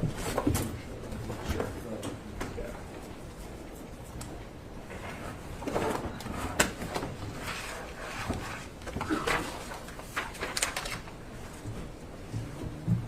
It's not in here. Don't put it up here.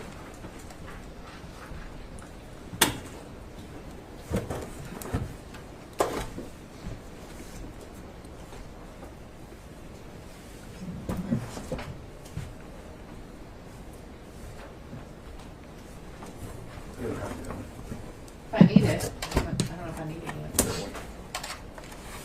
It's a lot to fling that around. How about object relevance, Sean?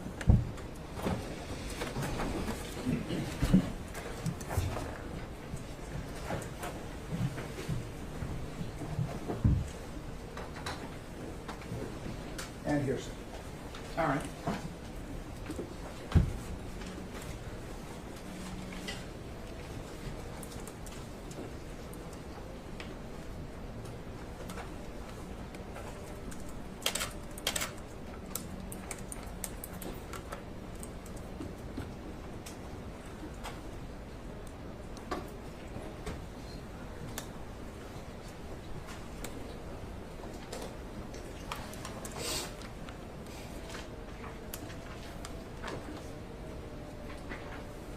Well, you're gonna have to establish both of those. Like, Sure. Well, clearly not offered for the truth matter, certainly. okay, but I still don't know why you need it yet. So you're gonna have to work on No it. problem. Mr. Schwer, I'm going to hand you with marked PS9. Take a second to read it.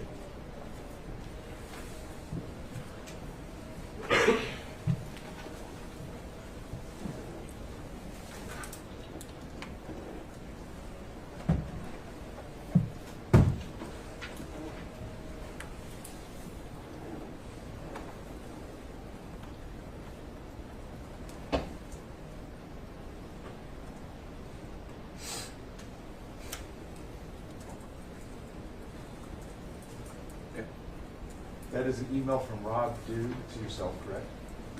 No. The top? It's an email from Christopher Winter. Rob Dew is forwarding you that email, though, right? Yes, it appears that way. Okay. And it's about a potential story that you could run, correct? I would never run that story. Because it would hurt people, right? Because it's ludicrous.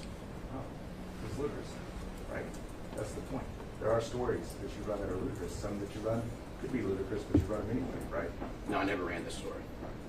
We'd move PS90 in evidence. Any objections? Same objections. I'm gonna sustain the objections. On on the story that you did run, the Zero Hedge story, you read a part that's on page 4 about Alex's official position is that children died. Mm-hmm. You remember that? Yeah. You never aired that part, did you? Don't believe so. No more questions. All right, Mr. Randolph.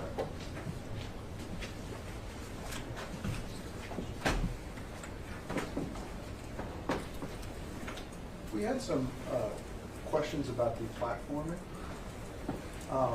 Let's go, John. Sustained. No further questions. Thank you. All right, for my jury, this is your opportunity to go and write down any questions you may have for Mr. Schroyer. I think you've heard my instructions a couple of times already and probably remember them. This is an individual exercise. All of the rules about not discussing the case with anyone else, even each other, still applies. Let's, because it's so early, let's try to do this fairly rapidly. So as soon as you can get those questions, if any, to Ms. Matashik-Steele, the sooner I can go over them and decide whether or not Mr. Schroyer will answer them. Thank you. All rise. Mr. Schroyer, I'm just going to ask you, once the jury is out in a minute, to wait in the hall until you call back in. All right? Thank you so much. And I'll come back out when I have the questions, but if you probably have 5 minutes, maybe 10.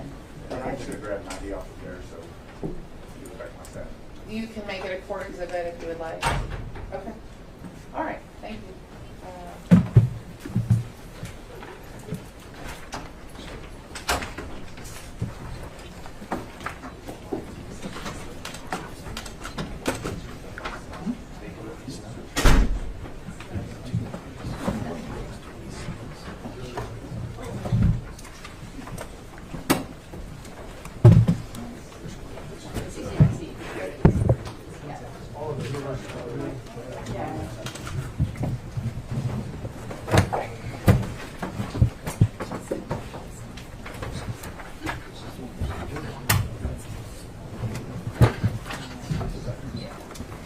Who produced your show about the Megyn Kelly interview? Did your producer vet the sources that you used prior to airing? Should the producer vet the sources that you used prior to airing? Do you ask or check with Alex Jones about your topics before you go to air? Do you take the time to make sure what you are going to talk about on your show is true? How many times did you go to air on your show in one day? Oh, excuse me. How many times do you go to air on your show on one day?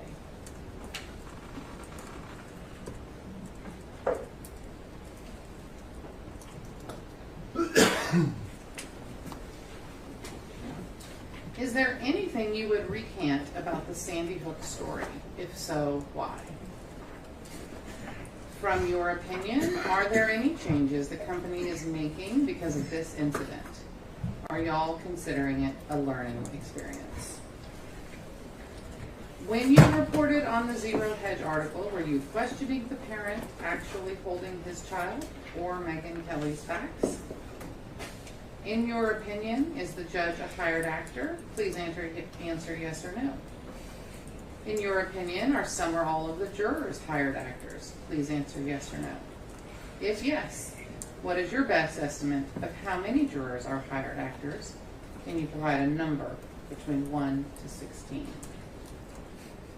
To your knowledge, has anyone that is currently working at Infowars attended college for journalism and successfully graduated? Are there any motives to running inflammatory stories that are monetarily based? You stated you could have done a better job in the presentation and representation of the broadcast. And by that broadcast, the juror put down plaintiff's video exhibit 23, so the one we watched yesterday. What, if anything, have you changed as a part of your preparation and presentation of content in broadcasts since? Is it your position that you believe that free speech systems and Infowars should be exempt from any consequences for recklessly airing harmful lies because you, quote, didn't mean to harm, unquote? If true, what consequences would you expect for a company that purposefully aired harmful content? What is your definition of a conspiracy theorist? Can you elaborate on why CNN is a conspiracy theorist and you are not? It was mentioned that you and Infowars are airing opinions about the trial. Oh, excuse me, are airing your opinions about the trial while it has been going on. What have you been saying? I think that was the last one. Back to the beginning. Do you need to hear them again, or do you know have objections or don't have objections? No objections to the defense. No objections from the defense. All right, then we can bring in Mr. Schroyer and we can bring in the jury.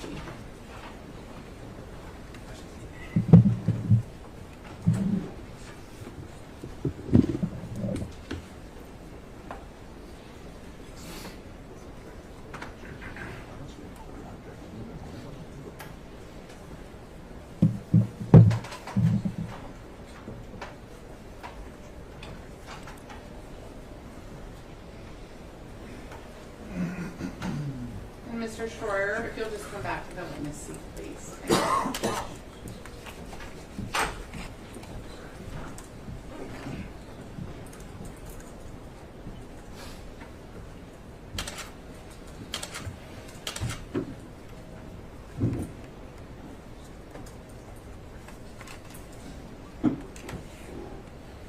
We're just waiting for the jury.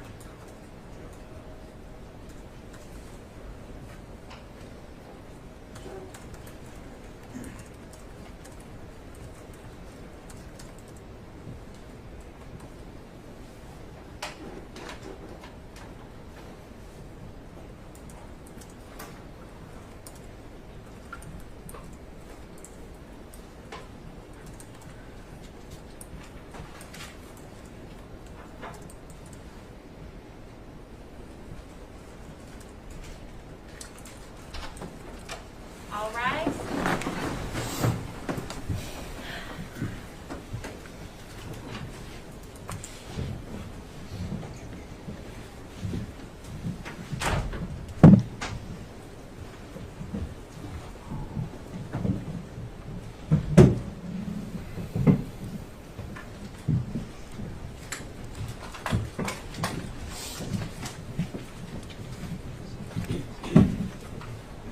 All right, you may be seated.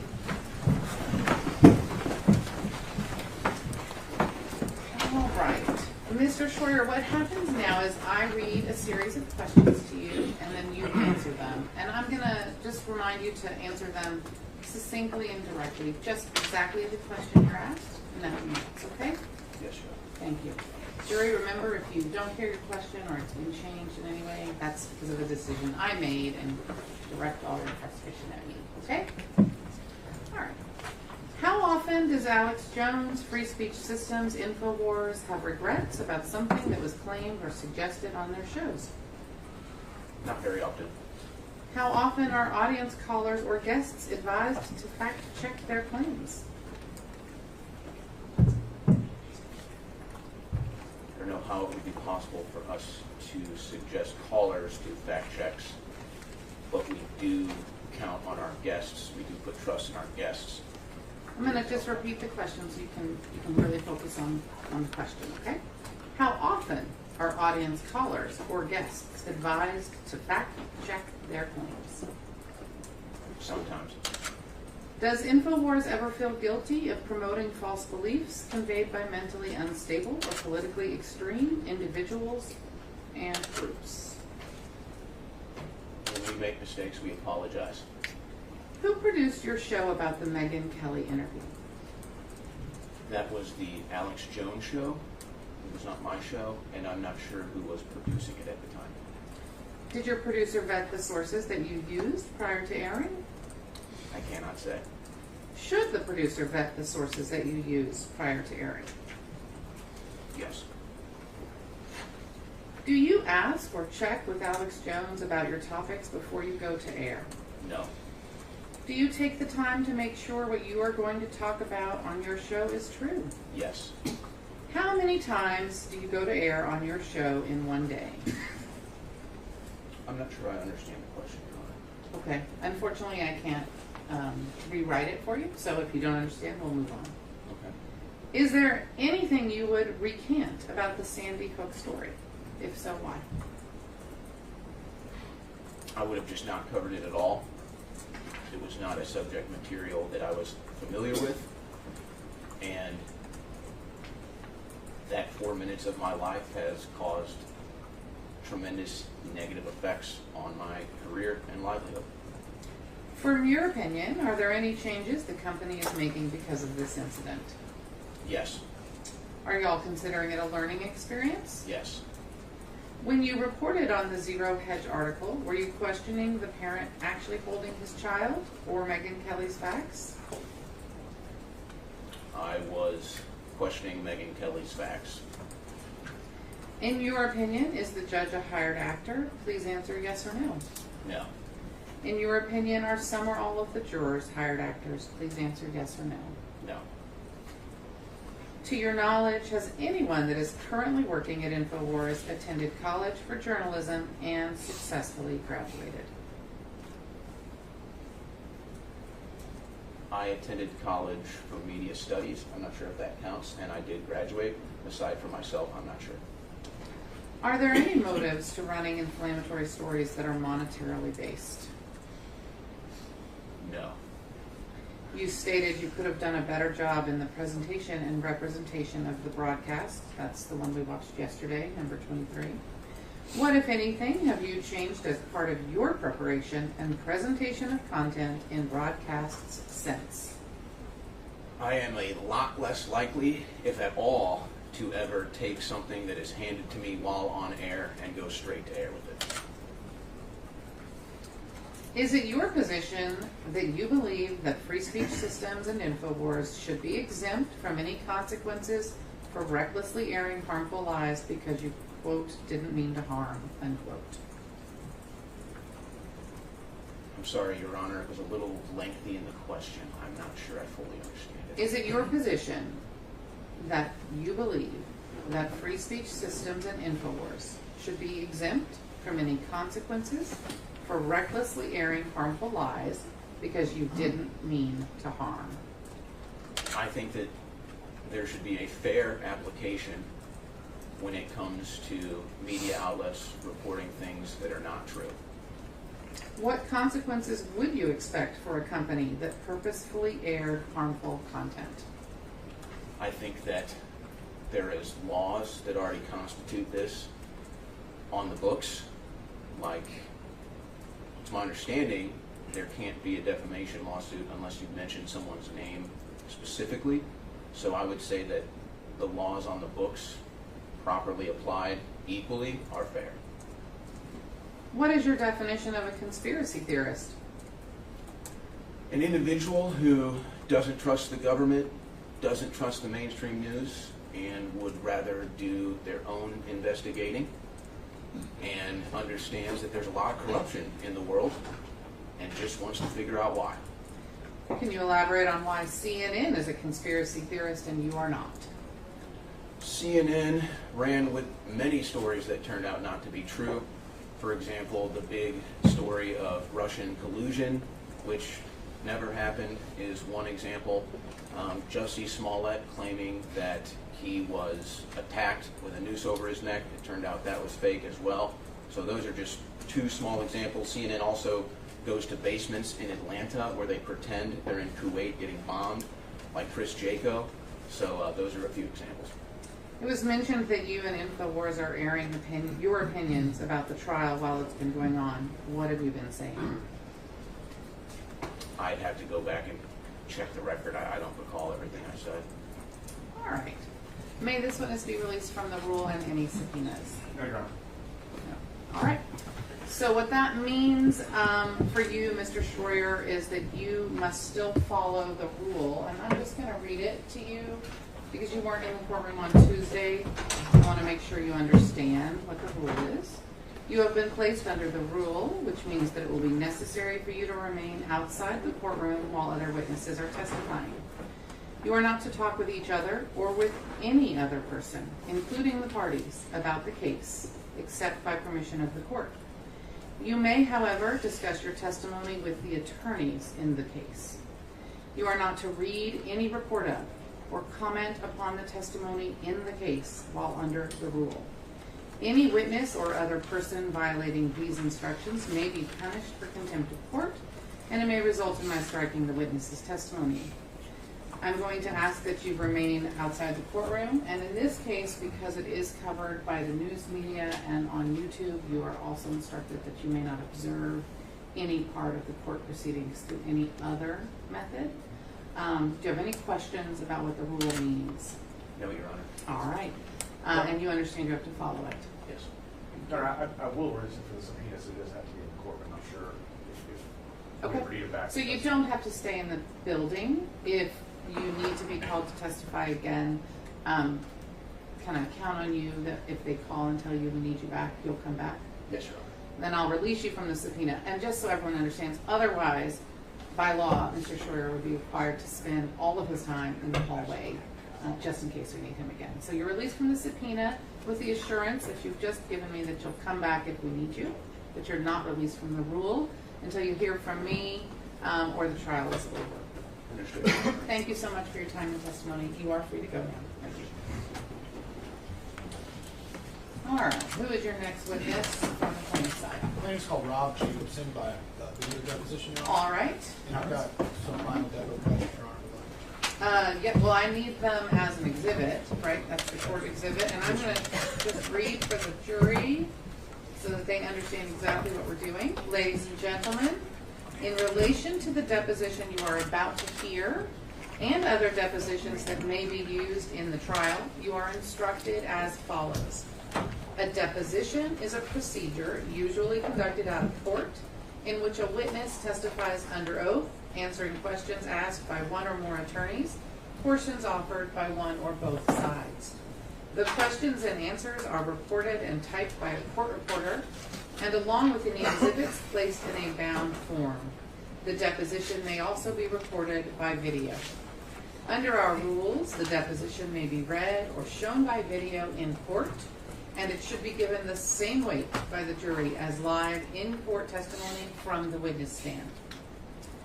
All right. You may notice that there appear to be gaps or editing in the video. The recordings are edited with approval of the court in order to save time and present only that which is relevant and admissible. You should not consider that either side is attempting to hide matters from you. Excerpts from the original deposition are offered by both parties if they want to offer them. All right. And so as we discussed in pretrial, my court reporter does not make an additional record of the video you're about to play, but you're going to provide me with a court exhibit, right? Yes, Your of, Honor. of what will be played. All Sure. right. I would like that now. Approach. Yes, thank you. All right. All right, so Mr. Ogden, are you going to cue it up for us? Yes, Your Honor. Oops. Please put it there This is Jacobson. first. Yes, Your Honor. Thank you. Good afternoon, Mr. Jacobson. Can you introduce yourself for our record? I am Robert Jacobson. Did you used to work at Infowars? Yes, sir. Okay. When were you hired by Infowars? I was hired in 2004 by Alex Jones. When did your employment end? My employment ended in May 1st of 2017. Or April 30th. So, am I right that that's over a decade that you were at Infowars? I was there for around 13 years. Approximately. A few months back, do you remember calling me about this case? Yes, sir. Why'd you do that? I was concerned. I wanted to make sure. I felt I was part of something just being in that building when all this was going down. I felt terrible what happened. Even though I myself, no, I wasn't directly involved in, putting this out there directly. Just being in the building, I feel complicit. I feel I have to right a wrong that I was involved in, and even though I was part of that wrong, I want to at least stack a couple of correct decisions up with some of the mistakes that I've made in the past.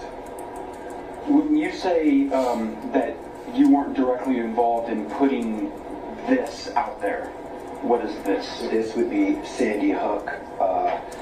Anything that Infowars put out concerning Sandy Hook, I had absolutely no involvement in.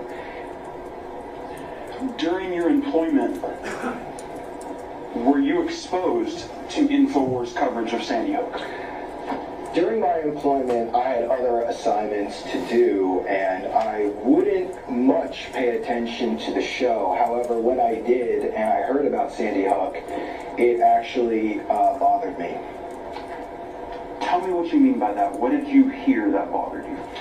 I heard them making accusations based on extremely narrow cross-sections of information that I did my best to make the writers and the staff aware that what they were doing was speculation based on not enough information. It bothered me. That bothered me that I felt that they had no concept of journalist ethics. Did you tell anyone at Infowars your feelings about the Sandy Hook coverage? I attempted to make it as clear as possible to the writers that there is something called journalist ethics, and how what they were doing was in a direct violation of that. Anytime I caught wind of the Sandy Hook story on Infowars, now mind you, I would like to add that it's not something I was thinking about all the time, considering I had other things to do. I'd be working on other projects, but when it would come on the screen, I would make it my business to go into the writers and explain to them as clearly as possible that there is journalist ethics, and I tried to demonstrate what those ethics are and why they are violating them and what the damage could possibly be. In fact, I remembered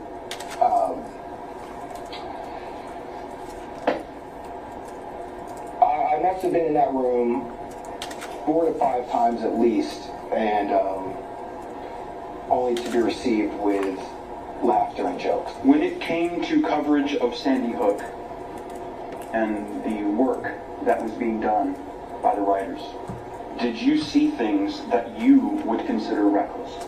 Yes. Tell me who the employees are that you developed opinions about their work on Sandy Hook. First and foremost would be Rob Dew. Okay, let's start with Mr. Dew. What is your observations about Mr. Dew's journalistic integrity as it respects Sandy Hook allegations? I feel that Mr. Dew was overzealous to receive any type of hint that perhaps this might have been a phony act, a staged act, any type of whisper that came through to him, he would celebrate. You know a Don Salazar? Yes, sir. Have you seen, or did you ever observe any work being done by Don Salazar on Sandy Hook? Yes. Do you have an opinion as to whether that work was done responsibly by Mr. Salazar? I do have an opinion of that. Okay. Can you tell me what facts and observations you may have seen that would inform that opinion of Mr. Salazar? Like I've stated already, whenever this subject came up, I would immediately clarify to the writers that there is a journalistic ethics that they're violating. And what I pointed out to Adon specifically is that you're taking the word of one witness primarily and a couple of speculative other facts and calling it the truth without actually going down and investigating it ourselves, or actually going with our own reporters and corroborating what these people are saying. I made it aware to Adon that Wolfgang Halbig could have a lot of issues that we're not considering, that by taking the word of this one man so heavily, with such a great accusation that he's accusing people of, was so irresponsible, so damaging. I asked him, consider the size of the audience. And Adon Salazar responded with, and I'm going to quote him, and because he said it to me many times, I want to print up a t-shirt that says, "How big was right." I want bumper stickers that say, "How big was right," to a laughing room. Can you briefly describe who Mr. Wolfgang Halbig is? I felt that this person may have mental problems. This person may have a lot of emotional problems. Could be a lonely man. Could be somebody looking for attention. Did you ever voice any criticism of Mr. Halbig specifically while you were at Infowars? Yes, I did. Okay. Who did you voice that criticism to? Adon Salazar. While you were at Infowars, did you ever hear anybody inside the organization express negative feelings about the Sandy Hook parents? You know, except for what Alex said live on the air. Were you uncomfortable with the things that Mr. Jones said on the air? Yes, I was. Had you ever heard while at Infowars the term crisis actors or a similar allegation being attached to the Sandy Hook event? Yes, I have. When you were, as you mentioned earlier, communicating your thoughts to people at Infowars about the Sandy Hook coverage, Can you describe to me what is the level of outrageousness of this conduct that you were trying to impart? Because, I mean, it's one thing to make a mistake. It's another thing to have somebody come in, and I'm not aware if I was the one and only person or not, but I know I was doing it. To come in and say, hey, this is wrong, you're making a mistake. It's one thing, you know, to actually have a mistake, and something else to have it pointed out to you, not just once, but over and over and over again.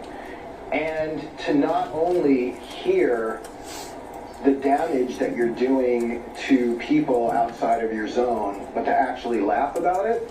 Do you today have any sense of guilt about the coverage about Sandy Hook that came out of Infowars?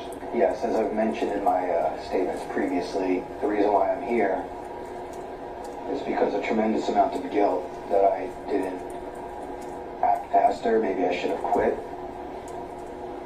Maybe I could have caught the story faster or been better at explaining, but yes, I do. All right, obviously you can't ask them any questions because he's not here, so we're just going to move on to the next witness.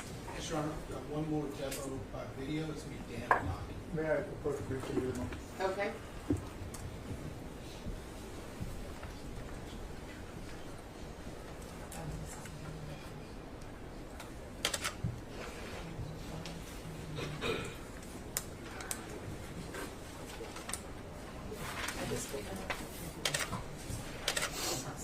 That's fine. I'll give you an opportunity next time. We have the time. So, I'm sorry, Mr. Badandi's deposition? Yes, Your Honor. All right, so I'm not going to read the whole deposition thing again because you just heard it, but we can play the depo.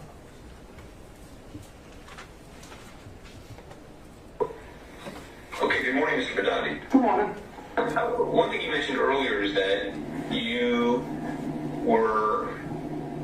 you've been inspired in your life to try and pursue a path similar to that of the Founding Fathers. Is that fair? Yes. And is one of the ways you try to do that is through working as a journalist? Yes. One of the other stories that attracted you to Alex Jones was his claims about 9/11, correct? Yes. Okay. And the substance of that claim, in essence, was that the United States government perpetrated the 9/11 attack, correct? Yes. Before I even listened to him, I had my little questions because I'm very knowledgeable in the aviation world, and it is utterly ridiculous to believe that, excuse my French, but a towel head with minimum flight training to fly a 757, into the towers like that in perfect precision, especially the Pentagon 50 feet over the ground, that violates so many laws of physics and everything else. And those are the questions I based off. Now I'm listening to Alex Jones coming up with the same theories, and I'm like, wow, it's, you know, same thing. And people like Jesse Ventura, former governor of Michigan, you know what I mean? And say people the same things, and it's like common sense. And I worked in the airlines. Several airline captains told me the same exact stuff. You know what I mean? And jet fuel doesn't burn even. I mean, like just with the jet fuel, the whole 9 yards. And I'm questioning this whole thing. Then you're looking at the CIA. They're the ones who have their hands on record into every terrorism act across the world. Okay. Same thing with the FBI. All these criminal. I'm not saying everybody in these agencies are criminals. I'm saying the ones at the top. These people orchestrate terrorism, and their fingerprints are all over every piece of terrorism that comes across this planet. And you. Let me just you know a lot more about the details of your views on an issue like this than I do. Part of what I'm going to try and do is kind of get to the essence of what the claim is on something like this. And so what I asked you was whether or not the claim that attracted you to, in part, to Alex Jones was that the federal government was responsible for the 9/11 attacks. Is that fair? Yes. Not hired as a reporter and a producer.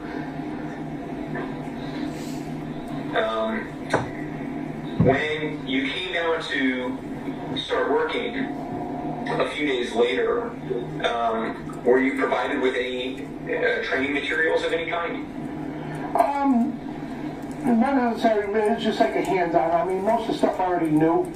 And it's just like, you know, things I already been doing, now I'm doing it as a job, you know, and so it was just like a hands-on thing, that's all it was, and just catch what's going on. And being a producer for the radio show and also a reporter for the nightly news, so I wore many hats in the place. I mean, I did a lot of different things, and from videotaping to being in front of the camera, back of the camera, producing, the whole 9 yards. And it was just learning on hands-on learning, that's all it was. Putting aside the equipment, and like, you know, how to use the email system and everything else, did you receive any training, substantive training, concerning how to conduct yourself as a journalist once you arrived at Free Speech Systems? Well, just simple, just Operation Cover Your Ass. I mean, like, if you're going to report something, make sure you got documented facts so we don't get sued. That is a big thing. You know, and just... And that was the term that they actually used, Operation Cover Your Ass? Yeah, it was Rob Dew's term. Just make sure, you know, because... And is Rob Dew the guy who explained Operation Cover Your Ass to you? Yes. When you first started at Infowars as a reporter and a producer, you mentioned earlier that you were a producer for a specific show, is that right? Oh, yes, the Alex Jones show, the radio show. Okay, you were a producer on the Alex Jones show? Yep. And so in that capacity, it sounds like you had a lot of interaction with Alex Jones, fair to say? Yes. Like, so do you recall that the first time you personally interacted with Mr. Halbig was at the Newtown Board of Education meeting? Yes. And that would have been May 6th, 2014. Does that sound right to you? Yeah, I mean, I was there, so I don't know what the date was, but yes, I was there because I testified myself. And you were there as an Infowars correspondent, correct? Yeah, and I also testified. And so how did you know to go cover that Board of Education meeting? Infowars. Did Rob Dew send you on that assignment? Yeah, he said they're going to be doing things down there, so they wanted to cover what was going on. And I went down there and did that. Mr. Badani, am I correct that there you said that it was reported that a big circus was coming to town and that we're all a bunch of conspiracy theorists? When we got there, like, my business is some jackass. The circus is in town. We don't want you people there and here and all that. You bring the circus to town, and I'm explaining to these guys, listen, I'm here just covering this thing. I'm still learning what's going on and everything else and what this is about. And they were actually giving Wolfgang a real hard time over that. I mean, of course, me and Kevin and the other people that were there, calling us a big bunch of circus animals. And I told the guy to get a freaking clue. You know what I mean? Like, seriously, I was like, I'm here to do my job, piss off. You know what I mean? And it's totally ridiculous. Wolfgang's right, man. Like, you can't ask questions without getting, it's ridiculous. You know what I mean? And, I just wanted to, was Mr. Halbig a hero to you at that time? Yes, was standing up and asking questions. Okay. This at the time when everything was still being asked, there was no, that I know of, no official statements, but him defying, being bullied and everything else, to stand up and asking questions and get answers, that's a hero to me. That's a pioneer. Mr. Badandi, you later covered a Freedom of Information hearing in which Mr. Halbig participated in April 2015, right? Correct. Okay. And you did that as an Infowars correspondent at Rob Dew's direction, correct? Correct. You later returned to Connecticut on behalf of Infowars on September 30th, 2015, correct? I think so. Do you see the tweet before you now on July 6, 2015, in which you indicate that you will be at the Halbig hearing for Infowars.com? Yeah, it's there. Okay. And you tweeted that, right? Yep. Going back to prior to that hearing, that is the July hearing that we were just watching the video of, you see an email before you on July 3rd Yes. 2015, which you sent to Mr. Dew, and then Mr. Dew responds, and he tells you to go to Sandy Hook, we will cover that, right? Yep. When was the last time you communicated in any way with Alex Jones? Over a year ago. And what was that communication about? Right after his deposition, because I was, what it looked like to me at first, it was like, spilled me down the river and all that, and he called me to explain what was going on, and Mr. Jones called you after his deposition? yeah, he just told me stay off the media with the stuff, like the whole one, because making Kelly alert him, and, with an entrapment, basically, that's why we're here today, which was, disgusting. So he told me, any media that contacts you to talk about Sandy Hook, say no, that's it, to protect yourself. So, let me make sure I understand. He called you about a year ago after his deposition. Yeah, like about a week, not even less than a week after his deposition. Okay. And you understood that he was calling you because it may have appeared to you that he sold you down the river in his deposition. Yes. Sold you down the river how? Well, he was just denying I worked for him, and Rob Dew, like he didn't understand, him and Rob Dew, they got different things. He didn't understand Rob Dew's communication. It's already in his depositions. I don't need to repeat that stuff. You know what I mean? No, yeah, but the fact that he he was worried you may have perceived he was selling you down the river is not in the deposition. So that's what I'm asking. Is what it is that he was concerned about. He was concerned that, he thought he sold me down. I sold him down the river. So he called to clarify that up and said it wasn't the case. And it was a misunderstanding, and we worked that out. You know what I mean? Okay, so he was concerned that you may have thought, upon hearing of his deposition, that he had sold you down the river by suggesting that you hadn't really worked there, right? Correct? Correct, yeah. And he also instructed you that if anybody contacted you about Sandy Hook, not to say anything. Yes, the mainstream media. Did he say the media or just say anybody? Media, mainstream media. And he also told you, did you acknowledge that you had felt a little bit like he had misrepresented your affiliation with Infowars? Yeah, I reached out to him, and I think one of his lawyers or whoever was next to him at the time, and he was like, I told him, it's like, I felt I was so low. I told him, and he said, no, this is what happened, blah, blah, blah. And he goes, just stay off the media and all that. And, he goes, we would never think that of you. We think very highly of you. And, which he did. I mean, he put me on the pedestal of Paul Revere, you know what I mean? And so, and the guy's done a lot of good for me. So I can't, I'm not going to talk bad about him. What we're trying to do was a miscommunication. He did clear it up. And that was it. And we talked about each other's children. And, that's about it. You said his lawyer was with him at the time? Yeah, he, because I briefly talked to the gentleman. I did give them my contact information in case anything came up, but other than that, I forgot the person's name, but that's it. Then what did the lawyer say to you? Just told me to stay off the media. All right, thank you. Who's your next witness? Your Honor, before I call my next witness, I just wanted to, the bench conference we had right before kind of distracted me. I was going to let the court, give the court a heads up that it did include some racially charged language, and I apologize for not letting Too you know. late. Witnesses, it's important that witnesses be themselves. So sometimes when we're in court, we hear things we might not like from a witness, but I'm not going to, even if you were here in person, I wouldn't correct that kind of language from a witness because you need to know who's talking to you. All right, next witness. Please. Well, did you guys not take a break when the jury was writing questions? Do you need another break now? No, we're good. I just want to check the jury. Does the jury need a break? No. I think we should keep going unless, we'll just keep going. Good. Plaintiff's call, Fred Simmons. All right, Mr. Zip. Stand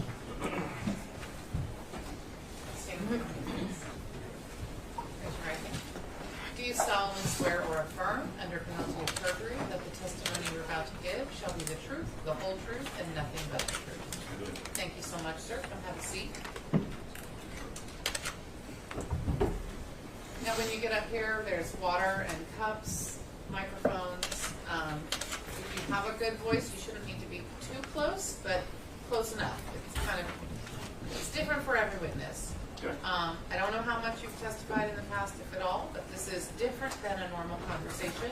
It's very important that the lawyers finish their questions and then you begin your answer without any overlap, so that my reporter can make a good record, the jury can hear everything you have to say. Can you agree to let the lawyers finish their questions before you start your answers? Yes, I can. And then also, it's really important that you answer out loud in words and not nods or unhummus, things like that. You understand that? I understand. Wonderful. Thank you so much, and you may begin. Please introduce yourself to us. Fred Zipp, 67 years old, retired daily newspaper journalist and educator. Mr. Zipp, you've been in the courtroom the last few days, and now we're calling you as a witness. Is that because you've been instructed that, as an expert, you were allowed to observe the testimony that was being presented in this case? That's correct. Mr. Zipp, what are you an expert of? Well, I think I'm an expert on journalism, reporting and producing content for newspapers specifically. Where are you from? My dad was an Army officer. I moved around. My family background is from Texas. Let's talk about some of your education and some of your experiences so we can understand why you're an expert in journalism. Where'd you go to school? Duke University, graduated in 1977. Had degrees in history and French. While there, I worked on the student newspaper for almost the entire time, a daily newspaper. I spent a year in Paris studying film and something called semiotics, and then another year in New York at New York University at the beginning of a PhD program in French literature. Once you got done with your education, where did you start working?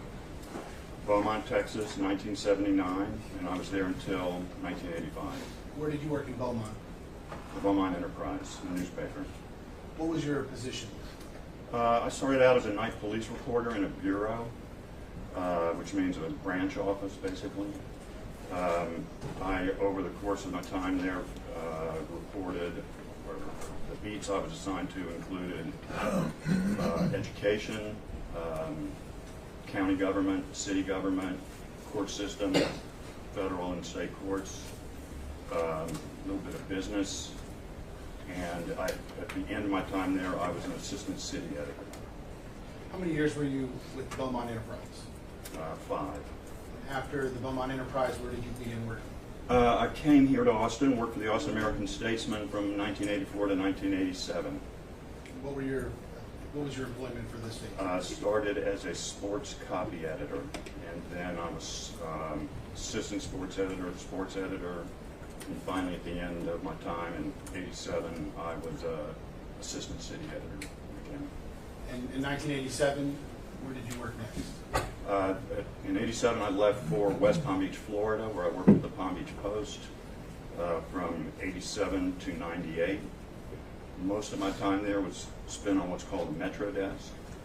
I started as a night assistant Metro editor. At the time I left, I was the Metro editor, and that was an operation of about 50, 60 people covering news in 4 or 5 counties in South Florida. And throughout the past days, we've heard a lot of testimony from employees and representatives of the defendant, and we hear the term editor thrown around a lot. Can you tell us what that term, what that position actually is? Well, in my experience at a newspaper, an editor is there's 2 types. There's copy editors and, I guess for lack of a better word, content editors. I was a content editor most of the time. So what I did was work with reporters to help them identify stories to work on, report those stories, write the stories, and then put them in the paper. You got me from 1979 to 1998. So in 1998, where did you move West Palm, I believe? West Palm Beach, yep. Where'd you go after that? I came back to Austin. I was assistant managing editor for all the news operation for a while, for about a year and a half. Then managing editor for 9 years. The managing editor runs the entire newsroom. At that point, the Statesman probably had 180 employees. And then in, I can't remember if I may have misspoken. That was from 2000 to 2009. 2009 to 2011, I was the editor of the newspaper. And I did a little research on the Austin Statesman, and it looks like it was one of the first print newspapers that was able to transition to the internet age. And I believe you were there during that time. Can you tell us a little bit about that? Yeah, we were, I don't know, yeah, we were early on. We embraced it early. You know, it was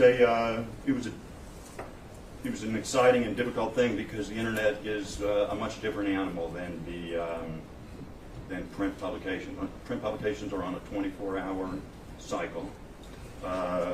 Internet is, as somebody described up here earlier, is 24 hours, or it's happening all the time.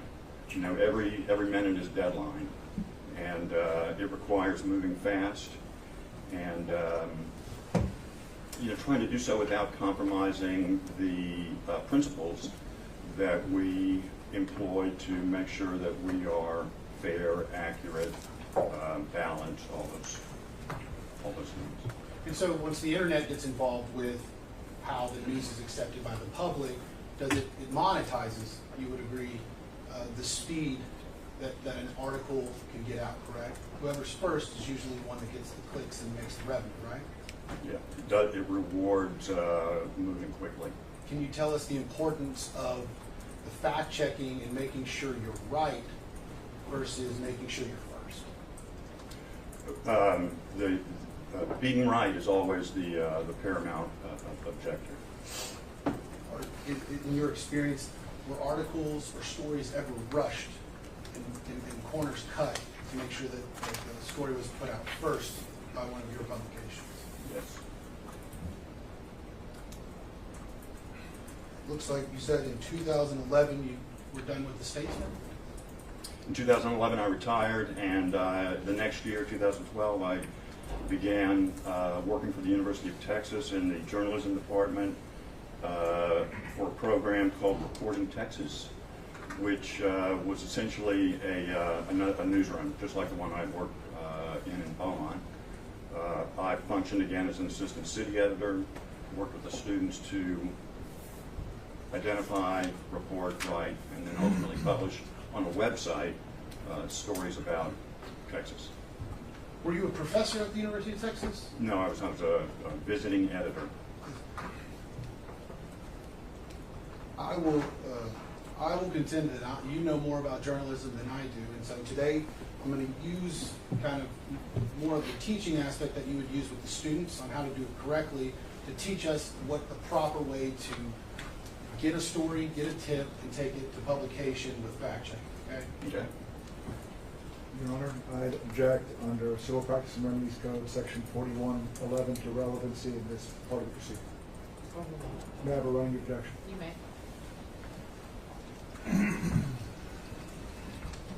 What were you asked to do in this case? I was asked to fact check 40 some odd assertions made by various Infowars personalities, primarily Alex Jones, by reviewing the clips, video clips of what he said, and then using my own resources to try to figure out whether what he said was right or not. Okay, so, go ahead. And the second thing was to assess whether Infowars had met the standard of care that a journalism organization should before publishing some of the things that we did. In coming to your conclusions, did you come to conclusions without telling us what they are just yet? I did. Okay. In coming to your conclusions, did you review any documents? I did. What did you review in this case? I reviewed the Connecticut State Police investigation. Not all of it, it's really voluminous, but a good portion of it. something like 40, 45 video clips from Alex Jones. Several depositions. I sat in on Mr. Jones's first deposition in 2019. I read the transcript of his subsequent deposition, Rob Dew's deposition, which I believe was given in his capacity as a representative of the business representative. Who else? Paul Watson's deposition. That's where the batshit crazy line came from, I believe. And that's with regards to Mr. Halpin, correct? With regard to Mr. Halpin, correct. I'm sure I'm not forgetting something, but Did you review any internal correspondence from the defendant, emails, I did. memorandum? Yeah. So things obtained in discovery I looked at, pleadings. And just to be clear, you were hired by the plaintiffs in this case to be the testifying expert, correct? That's correct. And we're paying you for your time to testify, correct? You are. You mentioned earlier that you reviewed some documents, but you also did some independent research as you were coming to your conclusions. Can you tell us what that was? Well, looking at the Connecticut State Police Report, which is a wealth of information on the some of the questions Mr. Halbig raised and some of the assertions that Alex Jones made on the air. Other fact-checking sites, PolitiFact, Snopes, have engaged on a lot of the issues that Mr. Jones was raising. Just to be clear, when you say Snopes and PolitiFact, what are those? They're both websites. Actually, PolitiFact is not actually a website. Snopes is a website. PolitiFact is just an organization that works with newspapers and does have a web presence. But they both employ people to review assertions that various people make about various things and try to assess whether they are accurate or not. And when you say various people, they also fact-check various news outlets as well when they produce stories. Of course. Mm-hmm. Did you review, you were in the courtroom when we played Miss Megyn Kelly's interview and expose on Mr. Jones. Did you review that prior to your conclusion? I did. I have Mr. Schroyer's video I looked at pretty carefully. And then did you look at any videos or footage from Sandy Hook itself? Yes. Are the opinions in this case based upon a reasonable degree of professional certainty in the journalistic field? No. Or, excuse me, are your opinions in this case, not the opinions that you were asked to fact? Yeah, that's different. Yes, I think so. Would you rephrase the question, please? Are the opinions that you have today based upon a reasonable degree of professional certainty in the journalism field? Yes, I think so.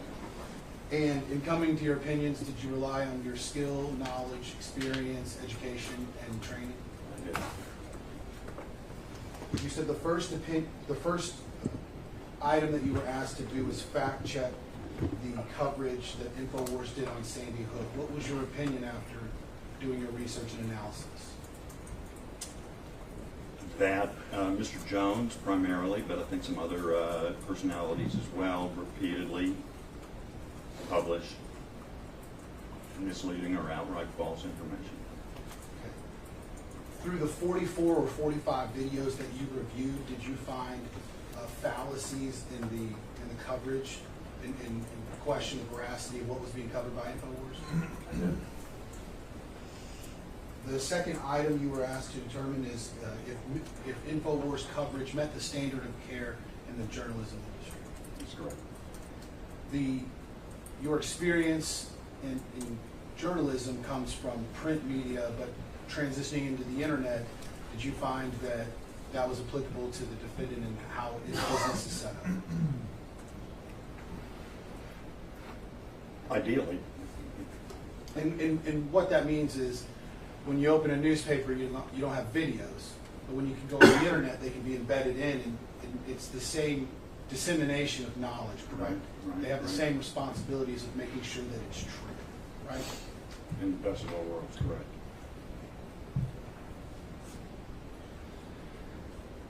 start with step one.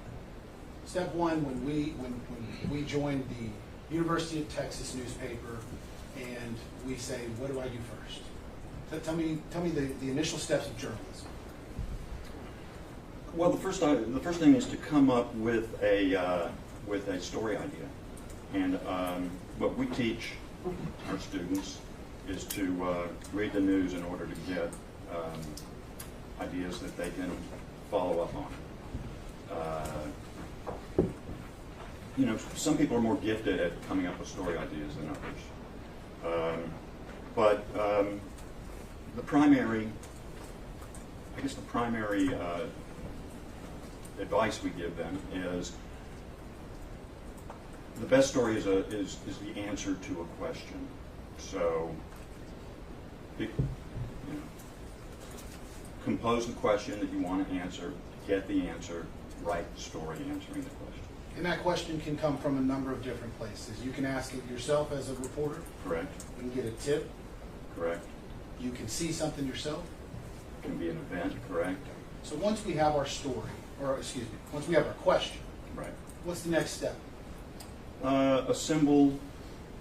Find sources who can help you get to the answer. Experts who are credible and are willing to talk.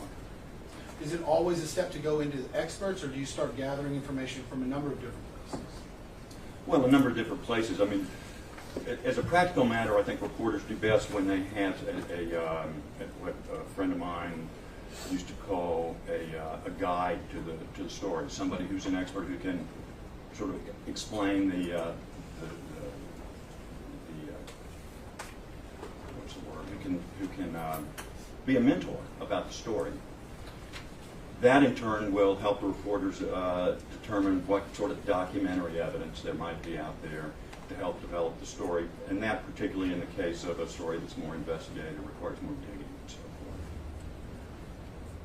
forth. Once you start that process, you get the expert who tells you what you're looking for, and you start gathering your information. How does that process go? Well, it's it feeds on itself. So the expert points you in one direction. You talk to that person gives you a little more. You find a report that perhaps helps you understand the topic. So it's just kind of a mushrooming process of gathering information. And at all times, the reporter is trying to assess the credibility of the sources. And in the case of documentary or non-human, let's say, sources, trying to make sure that the document or the video or whatever it might be that the reporter is looking at is in fact what it purports to be. The next step after you've gathered all of your information and you have your question, we've gathered our information, we talked to our experts, what are we doing next? Sit down, review everything, make sure that the answer you have is actually responsive to the question that you started out on, or maybe by that point you're answering another question. So stories evolve, but trying to understand, trying to assess whether you have all the information that's required to write an authoritative, accurate, credible, fair story. And once you reach that point, it becomes a little more of an exercise in artfulness because you're actually writing the story. Is it uncommon for a journalist to have a question, start gathering information, and realize their question wasn't the right one, and the tip or idea that got them to that first question actually evolved into a completely different topic that the evidence actually supports? It's very common. At that point, I assume we start writing. That one we start writing. Okay. Once we have our draft and we send it upstairs, what happens there? Oh, then the editor, like the editor, so this is what I was doing when I was in Beaumont, again in Austin and in West Palm Beach, and then again as an educator. The editor goes through and basically, reads the story from a 40,000-foot perspective, make sure that it hangs together, that there is a valid question and an authoritative answer. But then go through and examine very carefully the sort of the argument of the story. You know, the evidence that is brought to bear in the argument, and if necessary, get the reporter to show the editor. The editor gets the reporter to demonstrate, here's the actual source. And then, you know, that inevitably leads to discussions about, well, who is the source? Is the source credible? You know, why is this person an expert? Does he have an axe to grind? And so forth and so on. So we've heard the term fact-checking a lot throughout the last few days. Is the process that you just described, is that what the fact-checking aspect is? It's a big part of it. It's not the only part of it, but it's a big part of it. Okay. What are the other parts to it? Assessing the story for fairness, for balance, for clarity of expression, legal exposure in some cases. When you say balance, does that include having your story ready to go, but also needing to go and writing it on one side of an issue, but then going to the other side and getting that aspect of it too?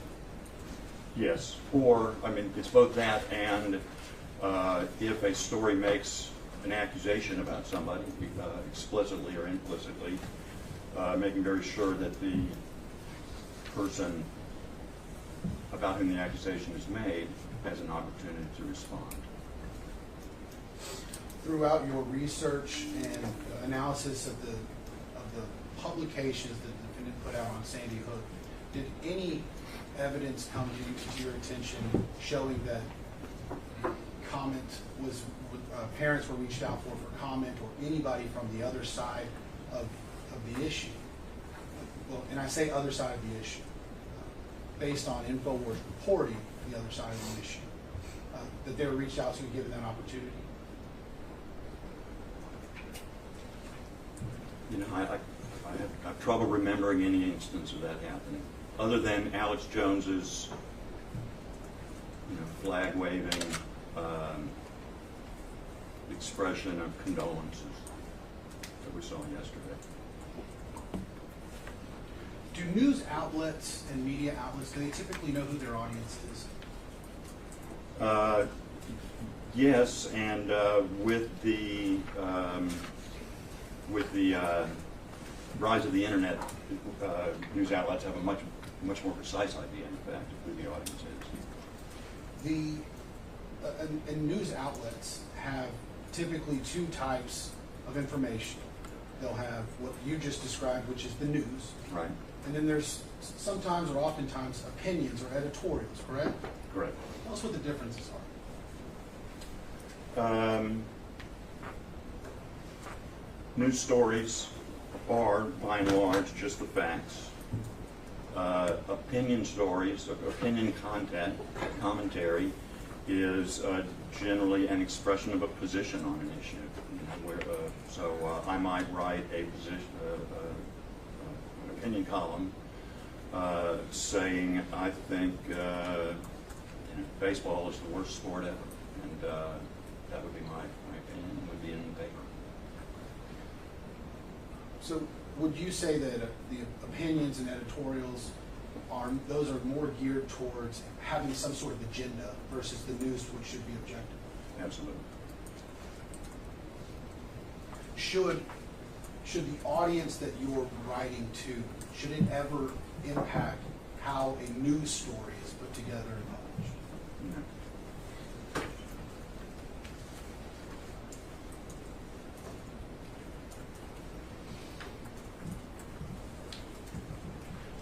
You reviewed Rob Dew's corporate representative testimony in this case. Correct. In his testimony, did he describe Infowars, speaking for the company, as more of a media, as more as a commentary, or more of a journalist and news organization? He said more journalism. And when someone says they're a journalist, that switches us more to the objective, presenting the true facts, correct? Correct. when you say journalism, it implies duties to the people that are putting those stories together and giving them to the public. It does. And it implies that the public should be able to trust that information that you're putting in, correct? That's correct. We heard, you were in the courtroom when Mr. Schroyer testified, correct? I was. Did you hear him say, I aggregate stories and then I sit down and decide what news I am presenting? I did hear that. When you hear a person who considers themselves in the media as sometimes being a journalist presenting news, what does that trigger in your expert opinion? Could you rephrase that? I'm not sure. Sure. When Mr. Schroyer said, I decide what news I'm going to present, is that different than if he would have sat here and said, I sit down and decide what stories I'm going to tell? I'm still not quite following. When you hear someone say, I'm presenting you the news, does that person have a duty to follow journalistic ethics principles? Of course, yes. And I'm going to ask bad questions, don't get me wrong. So if I do, just I might let me be know and I'll thick, get too, there. so. We'll do this together. For on-air talent, is there any difference from somebody that is on air and somebody that's sitting at a news desk typing out a story? Do the journalistic integrity and ethics change in any way? No. So if an on-air talent is sitting on a live show, is handed a story with zero fact-checking, and presents it to the world as fact, would you say that complies with journalistic ethics and integrity? It does not. That's a really bad practice. Is that a practice you would ever teach or show your students at the University of Texas? No.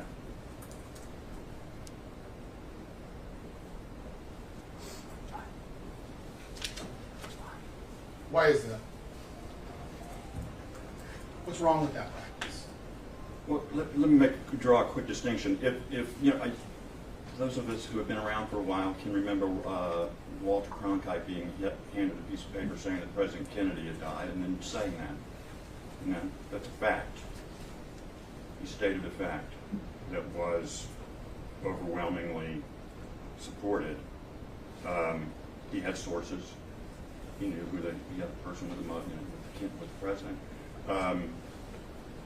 When a person is, when Owen Schroyer is handed a document by an anonymous author that he's never, in a document that he's never seen before, and proceeds to launch into a description or a recitation of what the document says, that's just a recipe for disaster. If one of your students was in that position, how would you instruct them to properly handle that situation? Don't take the piece of paper, basically. I mean, wait until you have a chance to read it and understand what the paper is saying before saying anything on the air. I mean, now that we have a better idea of what journalism is and the duties that come with being a journalist, I want to talk about what you did in this case. How hard was it for you to fact check the claims that were made in the 44 videos that you reviewed? not particularly difficult. What were some of the things you used or did to debunk or rebut the claims that were being made? Well, the first thing I did before actually going through the claims being made was to read, as I said, a large part of the Connecticut State Police report. And many of the answers were in there. How hard was that for you to get? It's online. It's not hard. But then beyond that, as I said, if I hit allegations that, or if I was looking at allegations that I didn't feel were covered in the state police report, then I might just use a search engine and see what results I found and follow the lead. When you reviewed the 44 videos, were any of the claims made in those videos impossible or hard to debunk? I don't recall any. You reviewed the video that is the basis of this case, which is Mr. Schroyer running a Zero Hedge article and playing those clips, correct? Correct. When you looked at those clips, from your expert perspective, what did those clips show you? Well, they both seemed that they ended abruptly. So, Was it apparent to you that they had been clipped in a certain way in the middle of answers, or that an answer may or may not have been all the way given? it wasn't necessarily clear to me that it had been, and I'm not an expert in video editing or video production, but it was clear to me that there was more to the underlying event. So in other words, in the case of the medical director, he clearly said more than he was shown saying in the Zero Hedge report, and I suspected the same thing of the parents. So, With what we know now, based on your investigation and your analysis, were those clips cut in a certain way for a specific agenda? well, they were definitely cut in a certain way to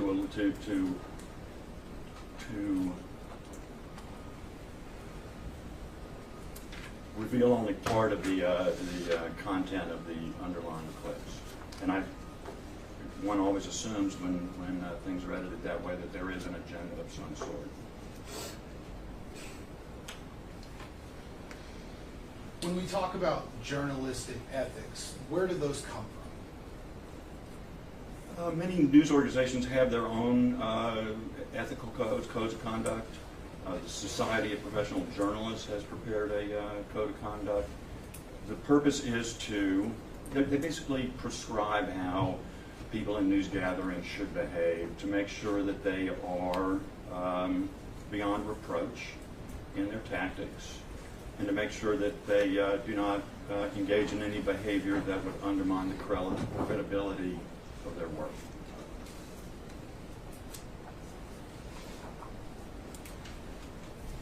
I hand you what's marked as PX26.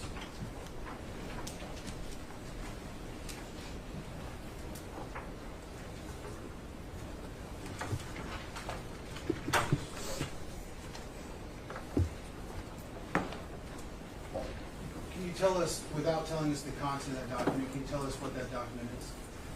It is the SPJ, Society of Professional Journalists Code of Ethics. Your Honor, claims offer Exhibit 26. Any objection? Yes, Your Honor. Relevance under Civil Practice and Remedies Code 4111, and also relevance based on you having already found liability. All right. What are you planning to use this for? Why is it relevant for this trial? Yes, Your Honor. It goes to show the defendant's actions were deviated so far from the accepted ethics that are accepted in this field. And Mr. Schroeder earlier testified he was. That's enough.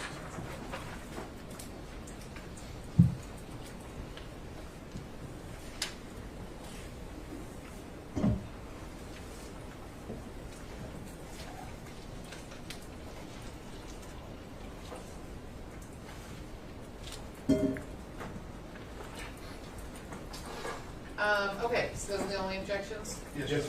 Oh, sorry. Yes, Your Honor. Those are overruled. Please, can we get the front page of 26, please? So, Mr. Zep, when we look at Exhibit 26, we see the front page of the Society of Professional Journalists Code of Ethics. And I'm going to skip the preamble and start with what the goal of these ethics and what the goal of journalism is. It states at the bottom. Can you read that for us? Ethical journalism should be accurate and fair. Journalists should be honest and courageous in gathering, reporting, and interpreting information. We'll go to the next page because it lays out a number of items that a journalist should follow. Can you walk us through the first one? Journalists should take responsibility for the accuracy of their work, verify information before releasing it, use original sources whenever possible. Based on what you've heard through the trial so far, from the witnesses that we've heard from so far, do you see journalists taking responsibility for their work? No, in fact, I think Mr. Jones categorically rejects responsibility for his work, doesn't he? I think that's the question that I'm supposed Sorry. to be answering. Yeah. Can we go to the next? Remember that neither speed nor format excuses inaccuracy. Why is that important in this case?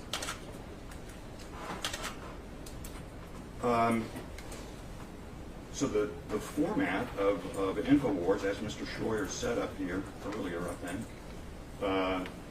kind of mixes a host sitting on what appears to be a TV set, TV news operations set, but essentially conducting a talk show.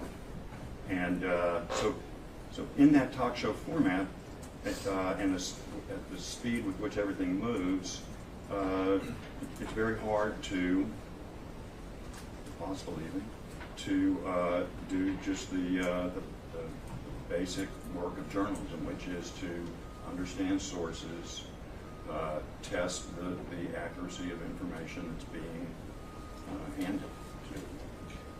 You mentioned Mr. Jones's studio setup.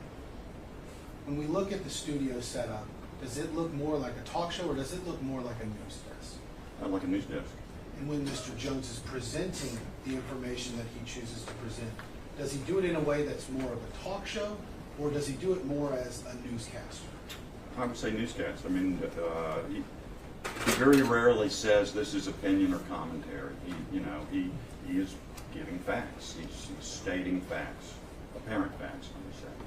And there are television shows and magazines and editorials that are solely opinionated, correct? Correct. And those are those made apparent to the listener and the viewer? I think for the most part, yeah. Yes. Let's go to the next paragraph here. It says, starting number 3, provide context. Provide context. Take special care not to misrepresent or oversimplify in promoting, previewing, or summarizing a story. Did Infowars comply with this principle? Rarely, if ever, in the content that I reviewed. And the 44 videos that you reviewed were all with regards to the Sandy Hook coverage? They were. Let's go to the next one. Gather. Gather, update, and correct information throughout the life of a news story. Tell us why it's important to correct and to continue gathering information and correct your stories. Well, the fact situation about a story or a topic, a question, evolves over time, and sometimes it evolves to the extent that what has been reported earlier is no longer accurate. Once that happens, it's important to make sure the audience is aware of that. You would agree, reviewing the corporate representative testimony that Mr. Dew gave on behalf of the company, that to this day, he still has not corrected some of the assertions that they've made in Sandy Hook. That's correct. Let's go to the next principle. Be cautious. Be cautious when making promises, but keep the promises they make. That. What's that mean? I think that has more to do with the relationship between reporters and sources, right? So that when reporters are doing their work, sources often ask for things, and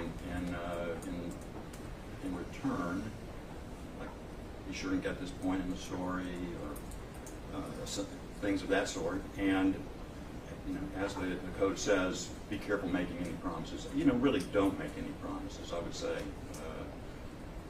for the most part. In cases like the one we're in here today, you have to know who your source is to make sure you're not making any promises, correct? Correct. When you see articles in the news that cite anonymous sources, it's anonymous to the public, not the author, correct? That's correct. Which brings us to our next point. Identify sources clearly. Identified sources. Clearly, the public is entitled to as much information as possible to judge the reliability and motivations of sources. Why is that important? It gives readers the opportunity to assess for themselves the reliability of the source. At times, do sources have motivations? Always. In your experience as a journalist, did you ever run into that issue? Frequently. Can you give us an example of a time where that would happen? Well, this is complete hypothetical, but say, for example, I'm writing a story about a rezoning case, and a source presents herself to me and says she is utterly opposed to rezoning for X, Y, and Z. Does not say that she owns property around the rezoning request whose value is going to be affected by what the outcome, and that would affect her motivation. And those underlying motivations are why fact-checking is such an important part of your job. Yes, fact-checking and source-checking.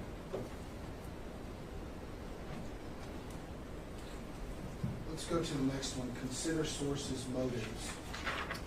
Consider sources' motives before promising anonymity. Reserve anonymity for sources who may face danger, retribution, or other harm. I'm sorry, Mr. Zip. Everyone does this. They speed up when they read. Sorry. But my court reporter is still trying to write down what you say. So if you could read more slowly for us, please. And that's my fault for not telling you to slow down because she'll throw stuff at you. Did you say I'll throw stuff? Consider. I haven't thrown a No. thing. Oh, Mr. Watt has never thrown anything in a courtroom. I hope to keep it that way. All right. Reserve anonymity. Reserve anonymity for sources who may face danger, retribution, or other harm, and have information that cannot be obtained elsewhere. Explain why anonymity was granted. That kind of relates to this case with anonymous source, which is you have to be able to verify it in other ways, not just take someone's word for it, correct? Correct. Correct. Why is that? Well, it gets back to the idea that readers need to know where information is coming from so that they can evaluate it on their own. And most news organizations do strongly suggest that stories using anonymous sources explain very clearly why anonymity is necessary. Go to the next ethical principle, diligently seek. Diligently seek subjects of news coverage to allow them to respond to criticism or allegations of wrongdoing. And we kind of already touched on that one earlier as to why that's important. Right? Correct. It's important because it's sort of the foundation of our system of law, certainly, but also of just simple fairness that if somebody accuses somebody else of doing something, the second person should have an opportunity to respond. And you do that. Is that important because you want the story to be true? Correct. True and fair.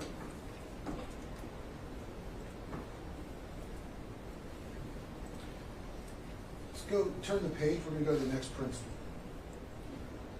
Avoid undercover or other surreptitious methods of gathering information unless traditional open methods will not yield information vital to the public. So in this case, we've heard in the courtroom so far that there was ibankcoin.com anonymously published a story that was then published again by zerohedge.com by an anonymous author and then republished by Infowars a couple of times on air. Is that the information that you would traditionally gather and sources that you would traditionally use to gather information to produce a story? No, it's not.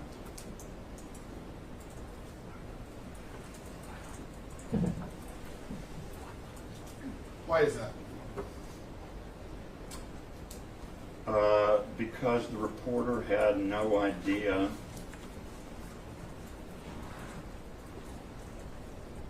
the reporter had not done any of the reporting himself.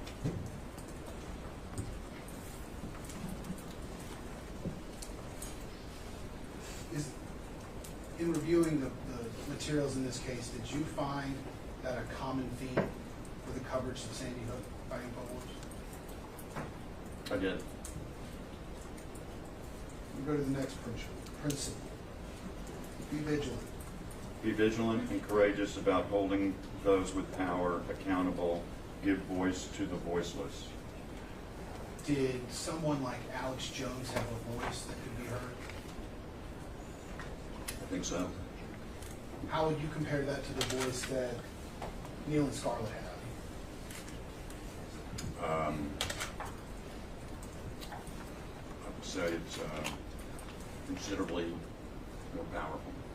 Each day Mr. Jones goes on air, he can produce a voice to hundreds of thousands, if not millions of people, and he can correct or tell his side of the story, correct? Correct. How does an average person do that?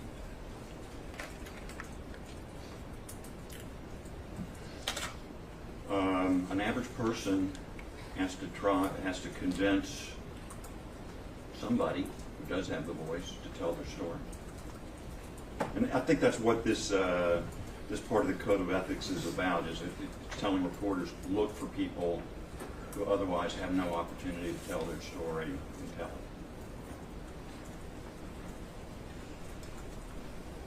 Let's go to the next principle, support the open. Support the open and civil exchange of views, even views they find repugnant. Reviewing the materials in this case, did you find any of their coverage to show both sides or competing ideas? Not really. Not really. Any time that Mr. Jones would go and say, okay, I do believe this, or maybe they did happen, what would happen after that? Very often what would happen is he would, some time would pass and then he would start repeating the same assertions.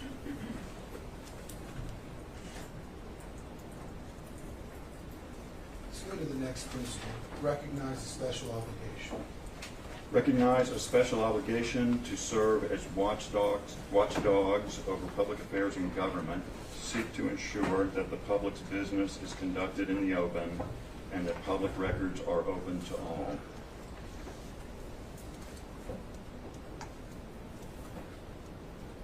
In your expert opinion, does Infowars do that?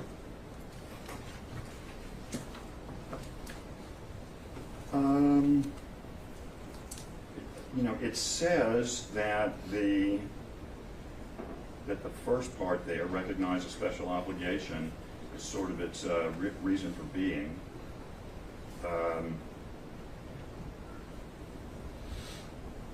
Seeking to ensure the public's business is conducted in the open. I did not see much of that. And when it comes to the report, the voluminous report that you went through, Right. Infowars could access that as well, correct? Correct. They just didn't. If they did, they didn't reflect that in any of the content they put on the air.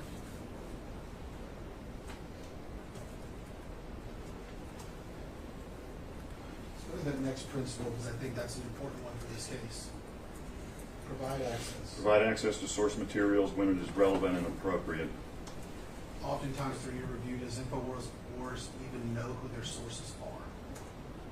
Oftentimes it does not appear to anyway. Did you find in your research stories of Infowars that had links to their sources? Not very often. I'm not sure I saw any.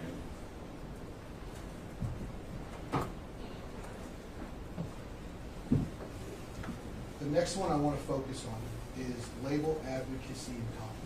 See that one? I do. Does Infowars do that?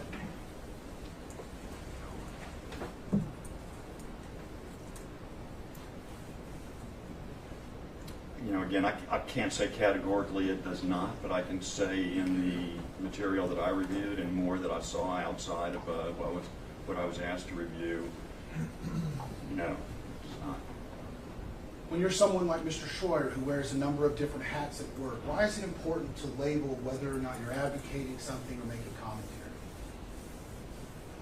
commentary? To avoid any confusion in the audience's mind about whether the assertions made are facts or opinions. Based on your review of Infowars' coverage of Sandy Hook, how, if any, clear did Infowars make it with regards to labeling something commentary or news?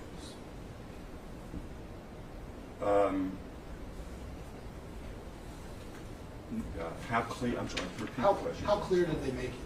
When they're covering Sandy Hook, how clear do they say this is opinion, right, or this is fact and news? No, it was not clear. There was no distinction drawn for the most part. And then the last principle that I want to touch on is at the bottom of this page. Can you read that for us? Never deliberately distort facts or context, including visual information, clearly labeled illustrations, and reenactments. In your expert opinion, how did Infowars do with that?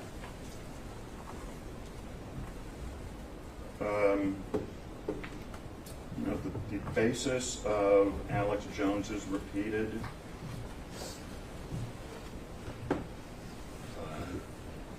segments, his repeated thoughts on Sandy Hook were things like the video of people walking in and out of the fire station, which were misrepresented, for example. Lisa, can you pull up page 451? Or just go to page 4, next page.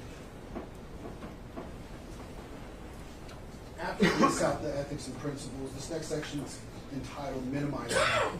I'm going to ask you just to sit, instead of reading all the way through it slowly, I'm going to ask you a couple of questions specifically from it. Because did, in any way, the second point, did you see that Infowars showed compassion with their reporting on the parents of Sandy Hook? No. What did you see? Contempt for the parents, or sometimes contempt, sometimes just denial that they exist almost, right? Is that what a journalist with following the rules of ethics does? It's not. The last paragraph of this page is realize that private people have a greater right to control information about themselves than public figures and others who seek power, influence, or attention. Why is that important?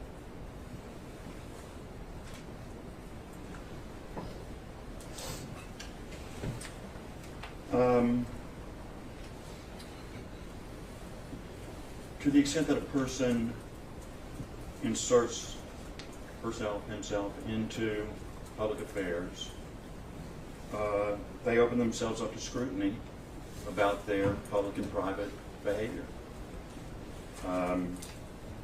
When people, and there's a spectrum there, clearly, people who choose not to adopt public roles are owed a little more privacy. Is that because private people don't have the ability to go on air and explain something to fans or viewers? Correct. Outside of hiring a law firm and taking a news organization to trial, how would a private person get out and tell a story if a news media outlet won't do it? Buy an advertisement. We turn the page. The last one I want to talk about is avoid pandering to lurid curiosity, even if others do. how many times so far in this trial have we heard, I was just asking questions? This, other people were asking it, I was just asking the question for them. How many times did we hear that? Repeatedly. Would they, in your analysis of the facts of this case, in the Sandy Hook coverage of Infowars, did you ever see them actually go and look for the answer?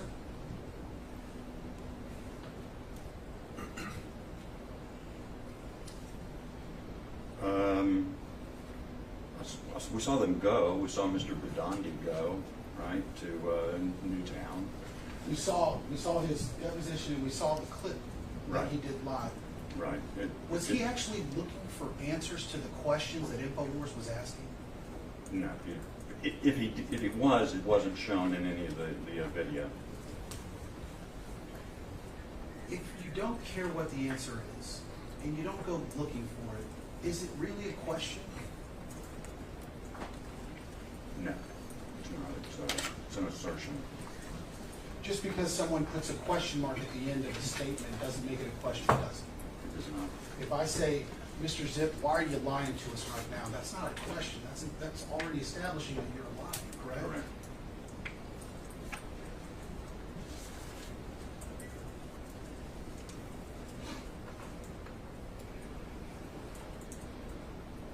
We went through the principles of ethics and how not to do harm pursuant to the Society of Journalism. Did you see in your review Infowars comply with any of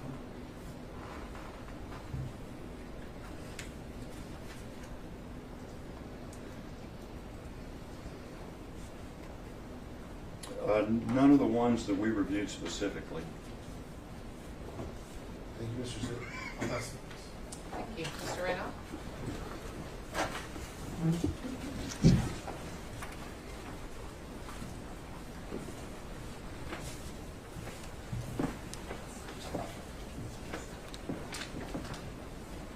afternoon, Mr. Zip. Good afternoon.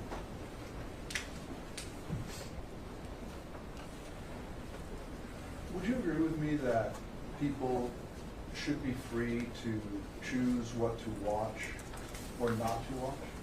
Yes. And people should be free to choose what to read or not to read? Correct. And they should be free to choose what to listen to or not to listen to? I agree. And they should be free to choose what to think? I agree. What does it mean to be a journalist?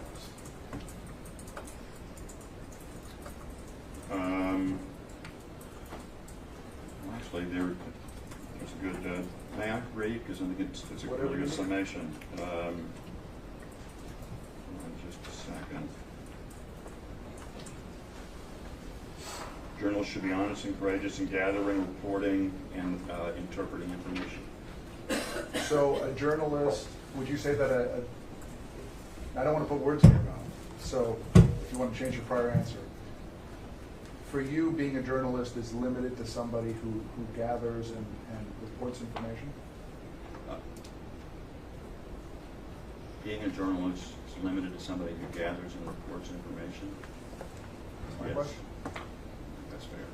Would you say that somebody who comments on information that's reported by other people is a journalist? If the person is not also gathering and reporting information, I would say that person is not a journalist. Maybe that person is engaging in journalistic commentary? Sure. Would that be sort of akin to saying somebody is maybe I think the term I've heard before is a pundit? Would you define what's a pundit? I've always had trouble with what exactly a pundit is, but my understanding of a pundit is more like somebody who is not a journalist but who is dragged into answering questions for the consumption of an audience. What would you describe, let's say, Howard Stern as? A talk show host. Joe Rogan? I've never watched Joe Rogan, so But I think my understanding is talk show host.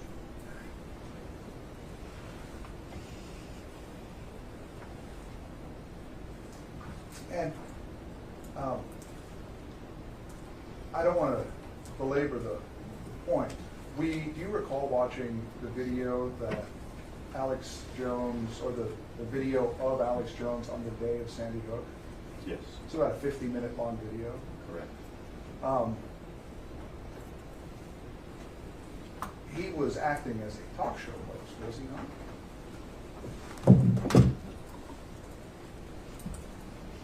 As I recall, he was sitting in front of a microphone, sort of free associating about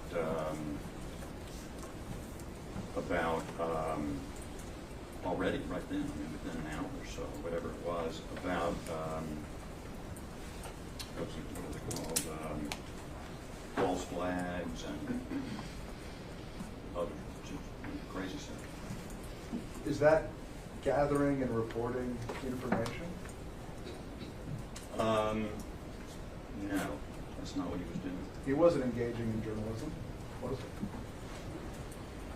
No, but he was engaging in asserting facts. He was... asserting propositions that he thought were factual. So when he says words to the effect of, and I'm not going to play the whole video again, folks, this could be a false flag, you think he's making an assertion of fact or an assertion of opinion?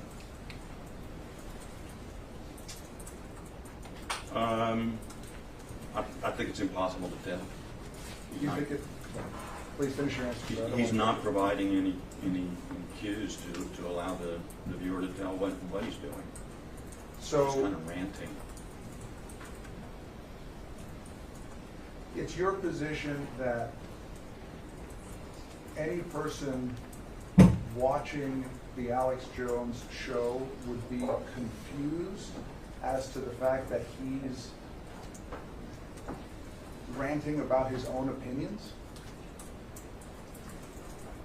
Do I think that anybody would be, a watcher, a viewer would be confused? Potentially, sure.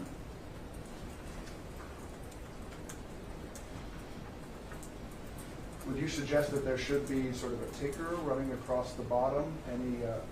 Withdrawn. Have you ever listened to the Rush Limbaugh show? Rarely, but occasionally. Similar to the Alex Jones show in a lot of ways? Yes. Also a talk show host? Not really. Right? I mean, is it a talk show? I don't know. I don't know how I would categorize Rush Limbaugh. He also seems to me to be somebody who just sits in front of a microphone and makes ludicrous claims. David Barrett? Not that I know. He's more of a Houston guy. Fact is, in our nation, we have a long tradition of people who sit in front of microphones and free associate and talk about what's going on. Isn't that true? I think so. Yeah, it goes back a while. And there's nothing wrong with that, is there? So long as the ranting is not injuring people, it's perfectly fine.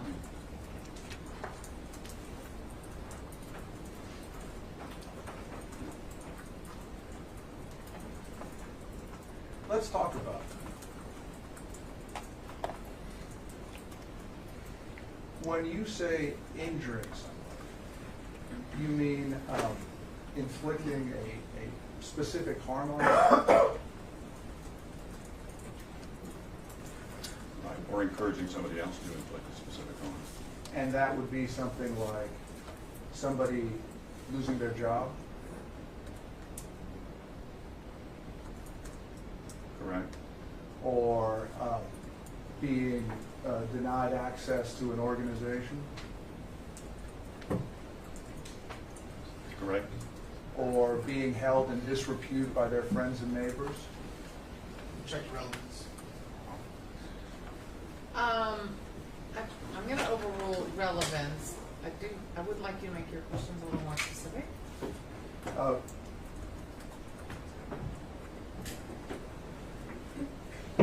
You've stated, Mr. Zip, that you think it's fine for people to express their opinions in a free-flowing manner on a radio show or a show like Alex Jones, as long as they don't hurt anyone. And I take it that by that you mean that the line between their freedom of speech and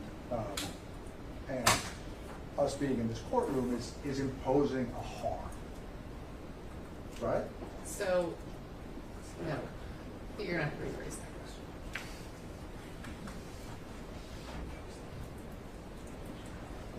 Well, why don't you tell us what you think? On what Mr. topic? Zip, you're not a lawyer, are you? I am not. Okay. You are here to testify about the ethics of journalism. Correct. And as an expert on the ethics of journalism, it's your opinion that the rules change if what you say harms someone. Is that correct? The rules of journalism? The ethical code of conduct. The ethical code of conduct applies to all conduct by any journalist, whether there's harm likely to occur because of the activity or not. And it's your position that Alex Jones, when he's on his show, is a journalist. Did you say is it my opinion? Is it your opinion here as an expert, having watched these videos, that when he's on the show, he's a journalist? My opinion is that he tries to, that he often carries himself as a journalist, in particular on the shows that are, he said, the Infowars news shows. Yes, he adopts the sort of the guise of a journalist while engaging in activities that are contrary to the norms of journalism. Now, what does it mean to be a citizen or an independent journalist? That would be somebody who engages in journalistic activity, but independent of any news organization. And obviously there's no licensing requirement in order to be a journalist, true? First Amendment can do. That's exactly right. And the SBJ Code of Ethics, I mean, this doesn't have the force of law, does it? It does not. Because if it did, it would violate the Constitution, right? I'm not a lawyer. So would you agree that citizen journalists have been, or independent journalists have been responsible for breaking some of the most important stories of the last decade?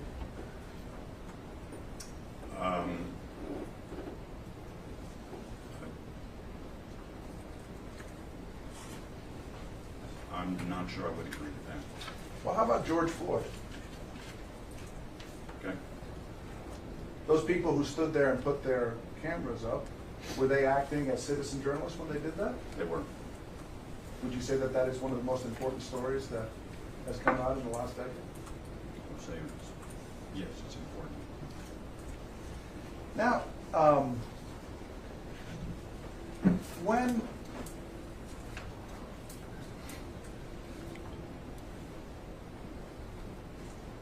you're on a radio call-in show, have you ever worked in radio? I have not. If you're on a radio call-in show and you have open lines, and somebody calls in, you don't know what they're going to say, right? Actually, let me back up for a second. I have on a couple of occasions in the 1980s appeared on a sports call-in radio show. Were you the caller or the host? I was a guest. Okay. And did the host of the show know what you were going to say? Well, in that instance, there was somebody taking the calls who was not the host, who would at least get some idea of what the caller wanted to talk about. But it's unscripted, right? Correct. And do you think that the host of the show should be responsible if the caller says something that is incorrect or hurtful? Are you asking a legal? I'm asking your opinion. You've testified as a... So journalistically, you're asking? Well, do you think that person is acting as a journalist when they host that show? I guess before, maybe that's the first question.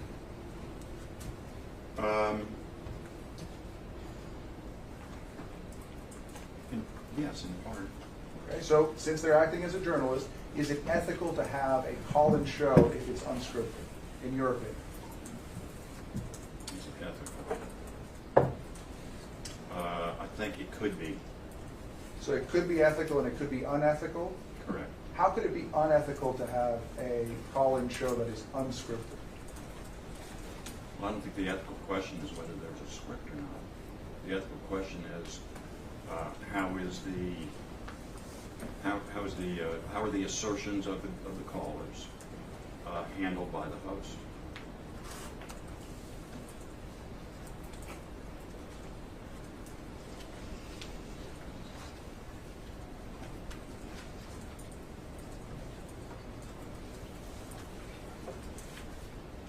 Have you ever conducted interviews with prominent people? Not really. It's not been my brief as a journalist. I mean, let me back up for a second. As a reporter, I have conducted interviews with prominent people that have never been broadcast. That's what you're asking. Understood. And is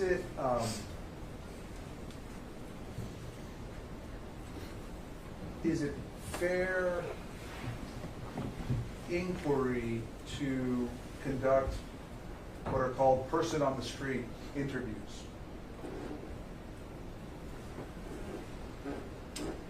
It is fair, I think. And is it fair to interview, or should a person be allowed to, under the journalistic code of ethics, interview somebody who's got very controversial ideas?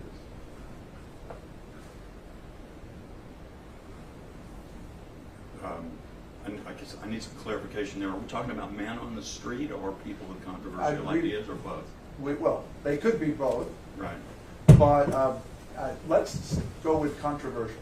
Is that legitimate, journalistic, ethical behavior to interview somebody who has controversial ideas? Yes. And does the journalist have to, in order to comply with the codes of ethics, does the journalist have to put a disclaimer on before they interview the person? Your Honor, maybe. Okay.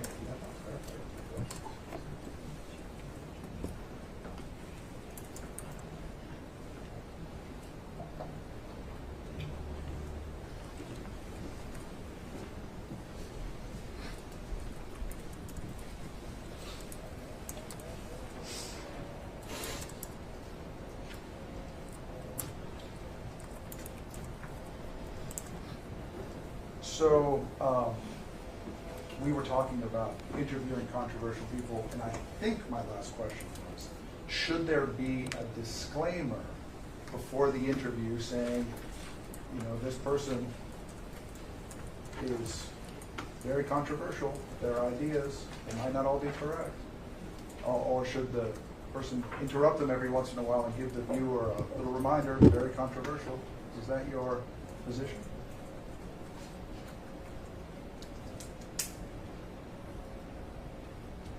I'm not sure that I see any, I'm not aware of any best practice on let me give you an example. Let's say somebody's a documentarian. Would they be a journalist? Yes. And would you agree that a documentarian's job is to document the reality as best they can of some person or some event? Objection, relevance. Sustained. Do you think that it is the journalist's job to inject themselves into the narrative that they are reporting on? Or to let the person speak?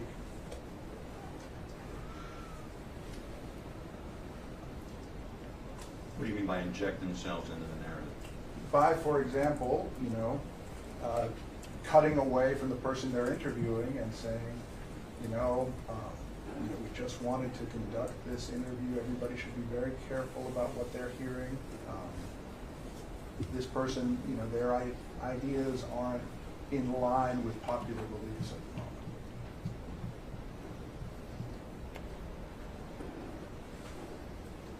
Again, not aware of a best practice.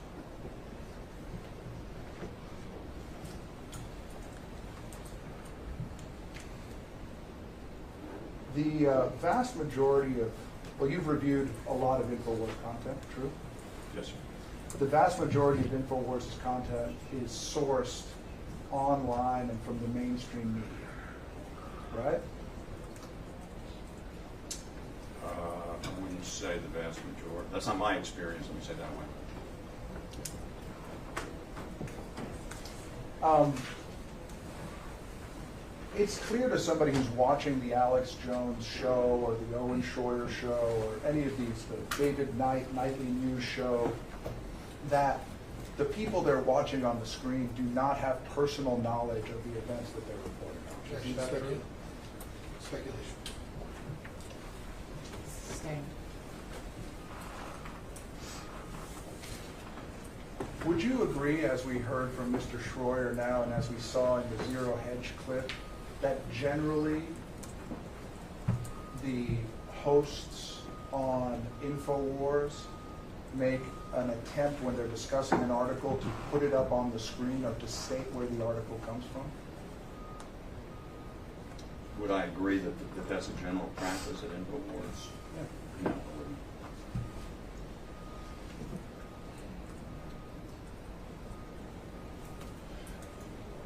Would you agree that Infowars leaves it up to the viewer to decide what they want to credit or discredit in terms of what they're watching on the screen?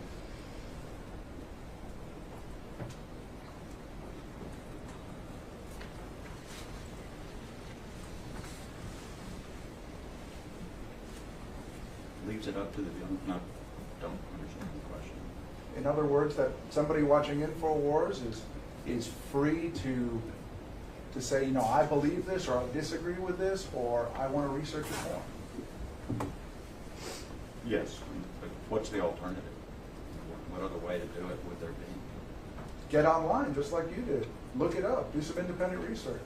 Answer the questions for yourself. Yeah, I guess I don't really know where you're driving at. I don't understand the question, but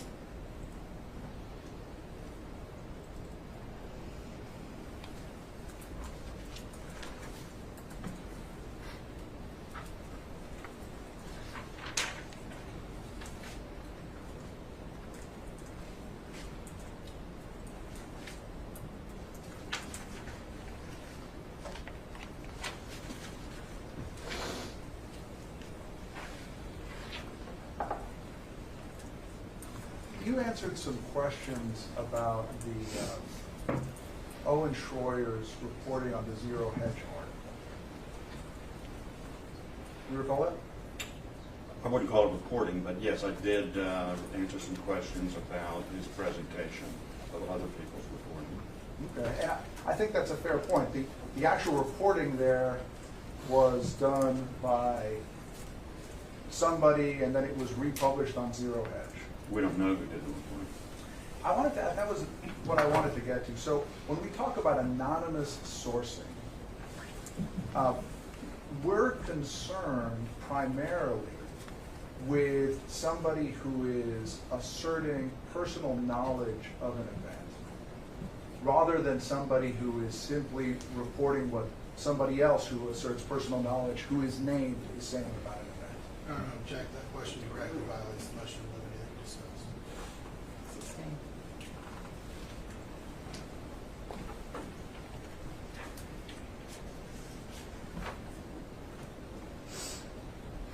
When you were discussing anonymous sourcing, were you referring to anonymous authors of articles?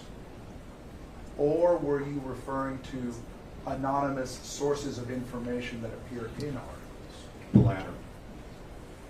Anonymous sources of information that appear in articles. Correct. So a writer of an article can be anonymous. Not in a reputable news organization. I Okay. don't think. I mean, there might be some very narrow instances in which that makes sense, but for example, I think somebody anonymously, as I recall, wrote an op-ed for the Washington Post about Trump during his term as president. Well, that's That was interesting. an op-ed. And that person also is asserting personal knowledge of what they viewed inside the White House, right? As I recall, that's what the person was doing. Now, if somebody were reporting, let's say, from Russia about what somebody is telling them and naming the person, but prefers to remain anonymous for their own safety, that would be fine, wouldn't it? The author. It would be, I think it would be, one could argue that it's appropriate. And the Zero Hedge article does name the sources of its information, doesn't it?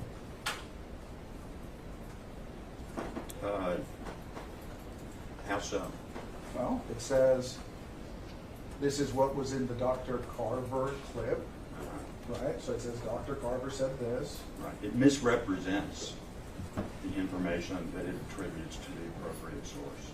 We'll get to misrepresentation in a second. I'm asking you that does it properly attribute the sources of its information inside the article itself? Yes.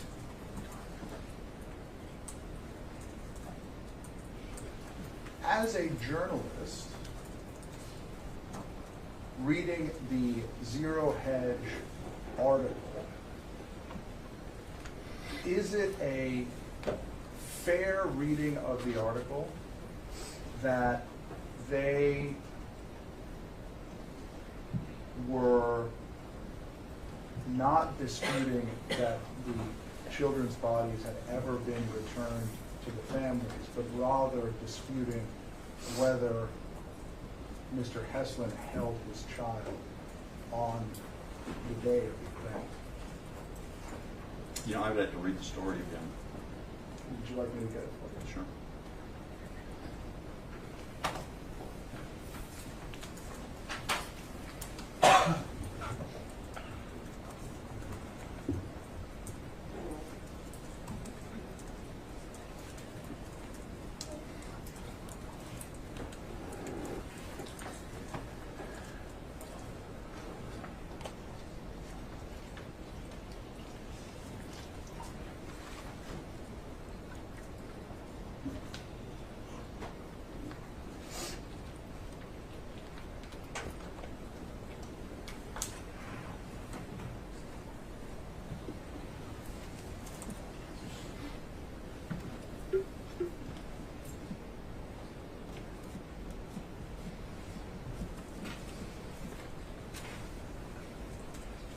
I'm going to hand you my computer if you don't mind. You just have to scroll down.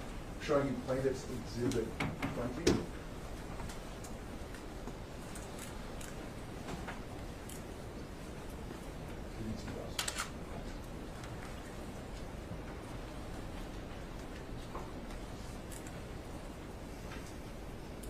This is fine, but 20 should be On in the the- notebook right there, because it's been admitted. I don't believe it is, Your Honor, but I can, It needs to be. I don't know.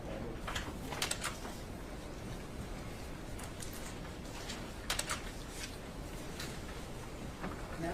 Okay. Occasionally, people accidentally walk away with exhibits, but you give them back. We need to double check that. Okay, So, I'm sorry, what was the question again? Oh, was it used maybe on the monitor? No, I think this is just a copy of 20. Well, we're just, I'm not sure where it is. Okay. It might be easier for him to look at a paper version, and then Mr. Reynolds can have his computer back. Would you like a paper version, Professor Zip? Okay. Not a professor. Emeritus? Writer in, editor in residence. Very well. Okay, so I'm sorry, the question again? The question was, you know, you've watched the, you've read the article, you've watched the Megyn Kelly profile. Right. Is it fair to say that a fair reading of the article was that they were disputing Megyn Kelly's fact-checking of Mr. Hesslin having held his son? Objection, Your Honor. That is a direct violation of the motion in limine. He's not asking. He's now asking the question as to whether or not they defamed my clients. Right. Instead of trying to say it was Megyn Kelly. I'll reframe the question. Okay, thank you. And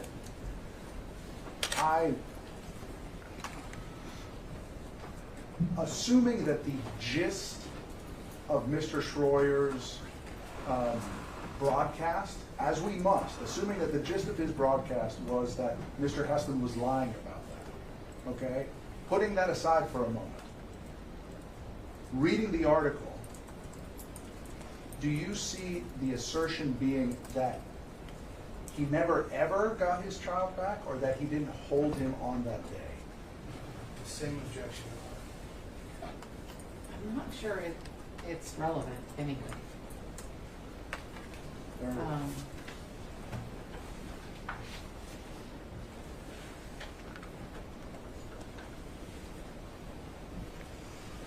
Because you're asking about the article separate from Infowars and Schroyer. My understanding, Your Honor, is that your ruling is that the statement was defamatory.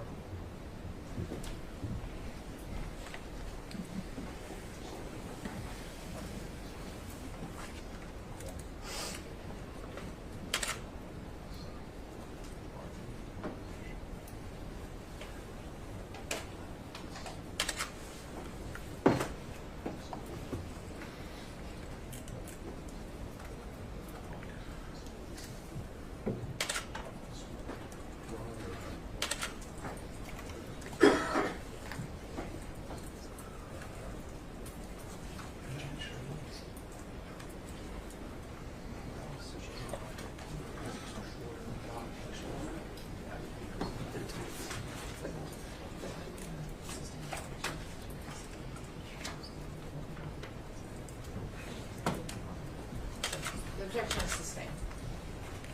The article Now this time, let's leave it up here.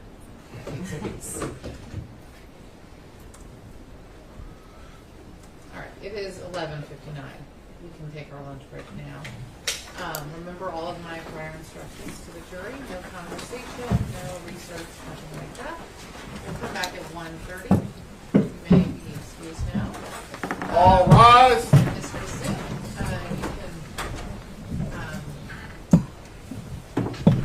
you can go back down and whatever you want to do during lunch. I don't know. And then the lawyers will wait and we'll go on. So you go ahead and head on down.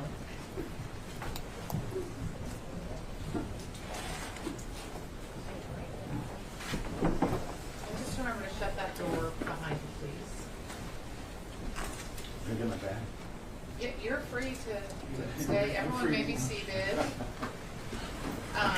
Okay, so Mr. Reynolds, I know that you wanted to make a motion on the record after Mr. Schroyer's testimony concluded, and I asked you to wait so that I didn't have to send the jury out after everything. So you may do that now. At this time, we would move for a mistrial based on the introduction of punitive damages evidence in the compensatory phase in the testimony of Mr. Schroyer. And I will go ahead and make the same motion for the two depositions. That was it. All right, and just to be clear, this case doesn't have a compensatory and punitive damages phase. it has one phase for all damages with a second phase for evidence regarding net worth. So the evidence admitted during this phase of the trial can include all compensatory and punitive damages except for net worth. And your motion is not. Anything else before we all take our lunch break?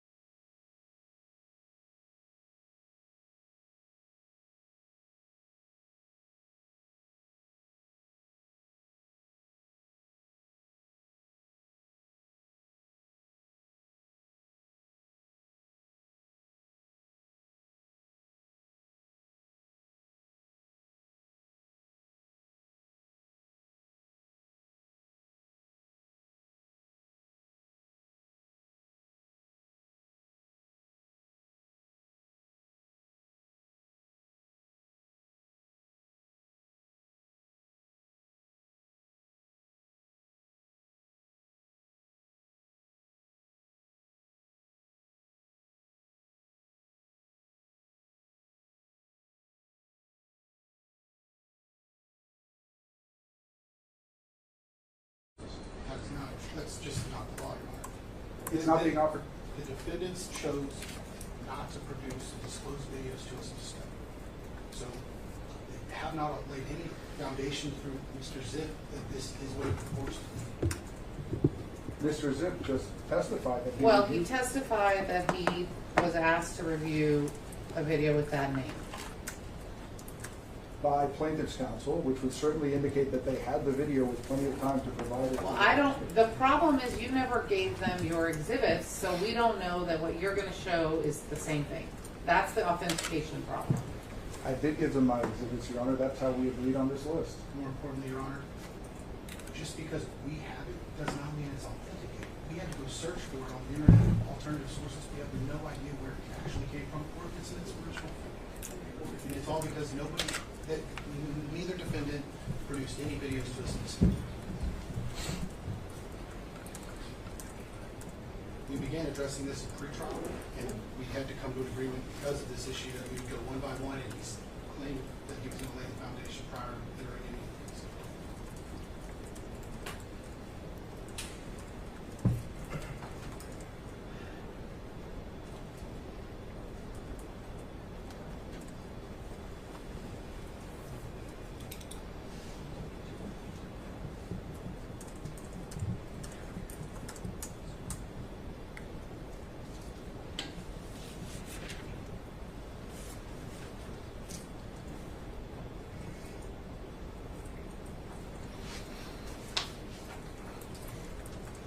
Can you approach?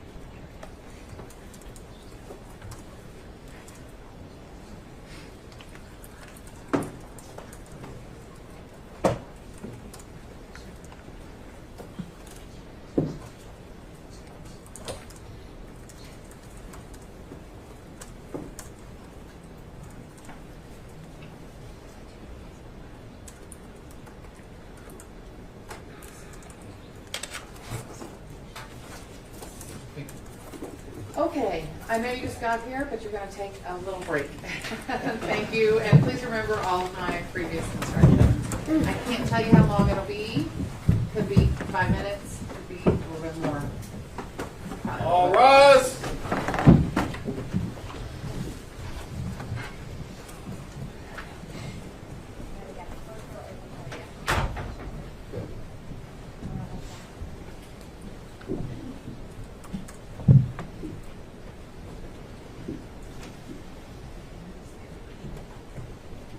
Thank you, and as always, if you'll just shut the door for me, appreciate it. All right, you may be seated. All right, so we had a conversation off the record because we can't put them on the record when the jury's in here and we're at the bench. The substance of which, for the record, was that I do think there's an authentication problem. I don't have a problem with impeachment, not for the purposes of, not for admitting the hearsay. All right, let me start over.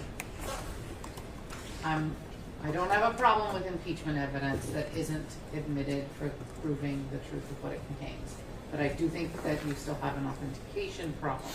So what I would like to propose we do, or what I'm going to tell you that we do, is we'll play some of it now for the witness, and we'll see what the answers would be, and then I'll make a more final decision about how to handle it in front of the jury. Because I think maybe we can just get an answer, then we don't need the video because it isn't authenticated.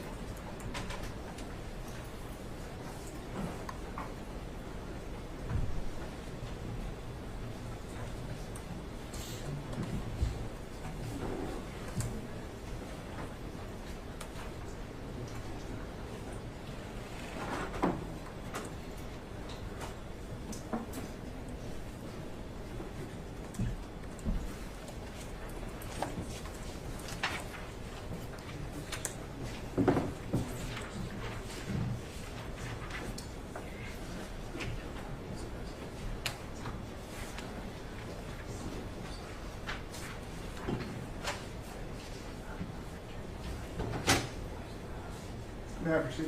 Yes. I mean, this is, yes. Mr. Zip? Oh, yeah, I guess you'll have to. I apologize. I'm just going to play the first 15, 20 seconds of this to see if you recognize it.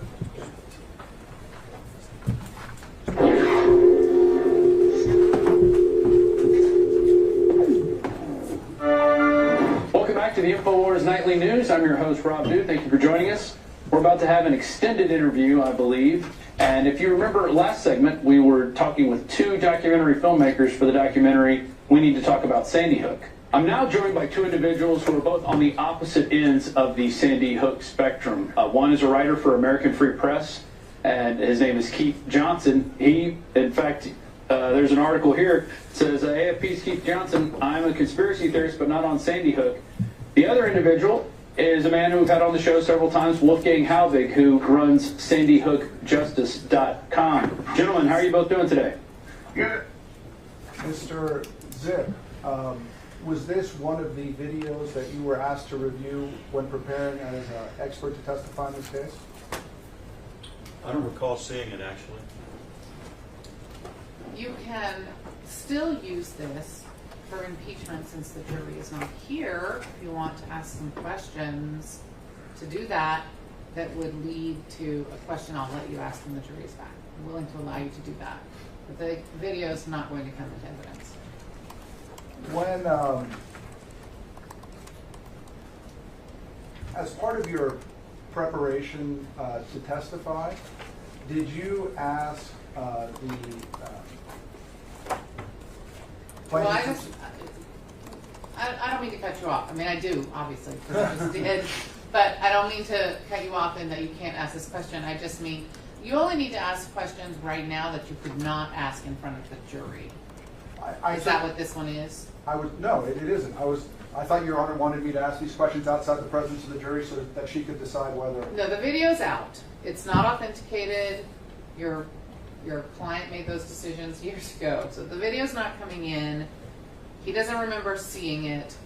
I'm not saying you have to drop the whole subject. I'm saying you can't show him the video to do that. So anything else before we bring them right back? Do you have any more videos you're going to try to get in that we need to discuss outside the presence of the jury with this witness? I do not. Okay. Then we can bring them back. It's good for everyone's blood vessels.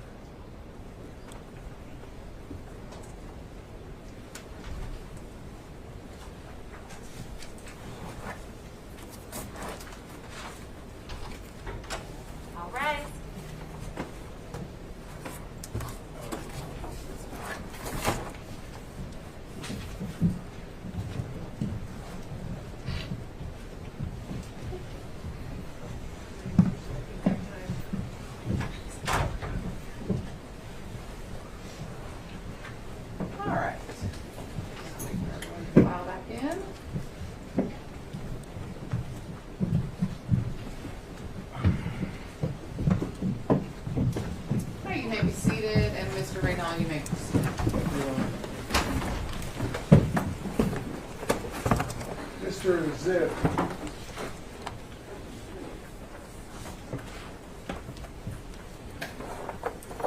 you've now testified twice that the videos on Plaintiff's Exhibit 31 were videos that you were asked to review in order to prepare to testify here today.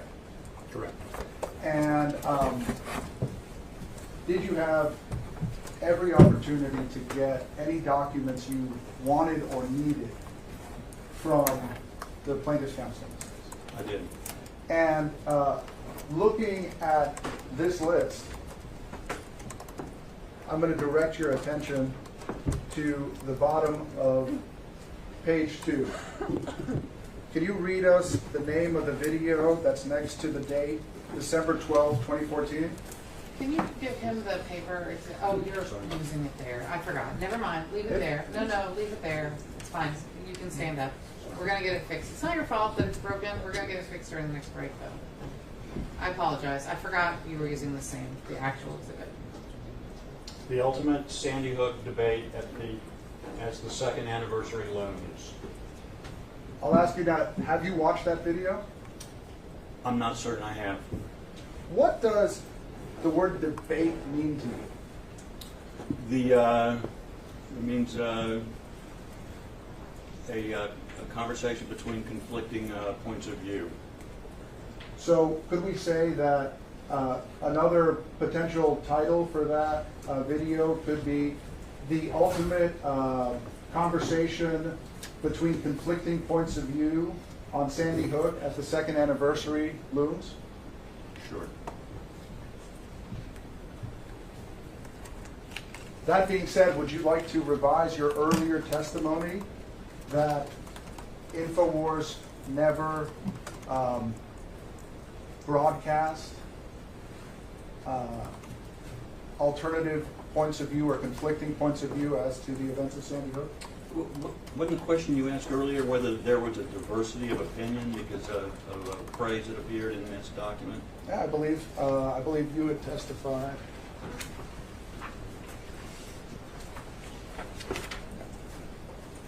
I saw no coverage showing both sides. And you're asking me would I like to revise that? Yes. Not without seeing the video. You had every opportunity to watch it before you testified here today, true? I think so, yes. Pass the witness. Thank you.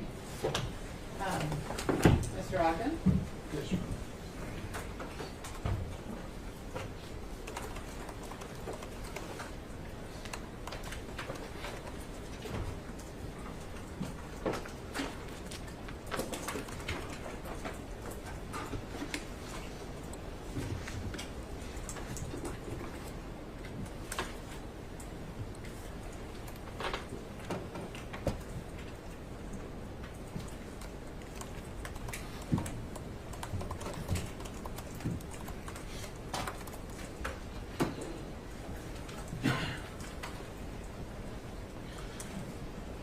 Mr. Reynal was questioning you earlier. He kept asking a lot about opinions and Mr. Jones' opinions. Do you remember that? I do. Is that consistent with how Alex Jones describes the Infowars coverage programming as opinion? No. In fact, Alex Jones signed an affidavit in this case that you reviewed. Isn't that true? He did.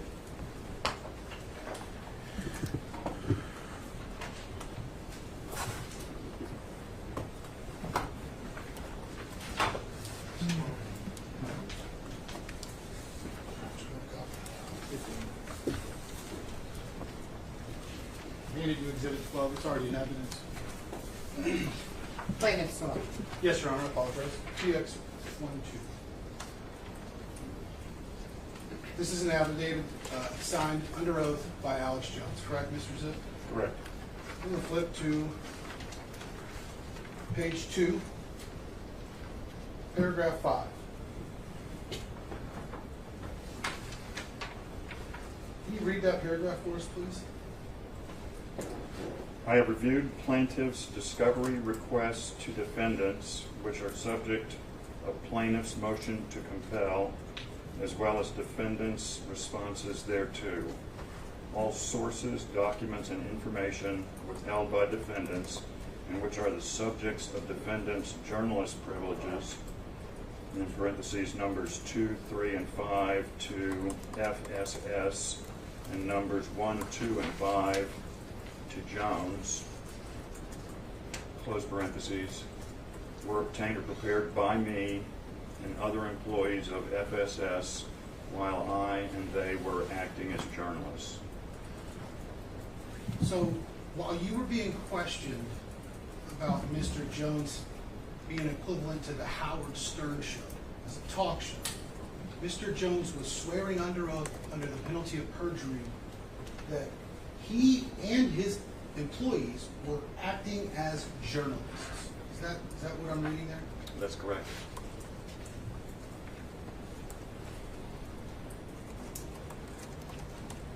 When you go to the Infowars website, do you see similar websites like that on the internet?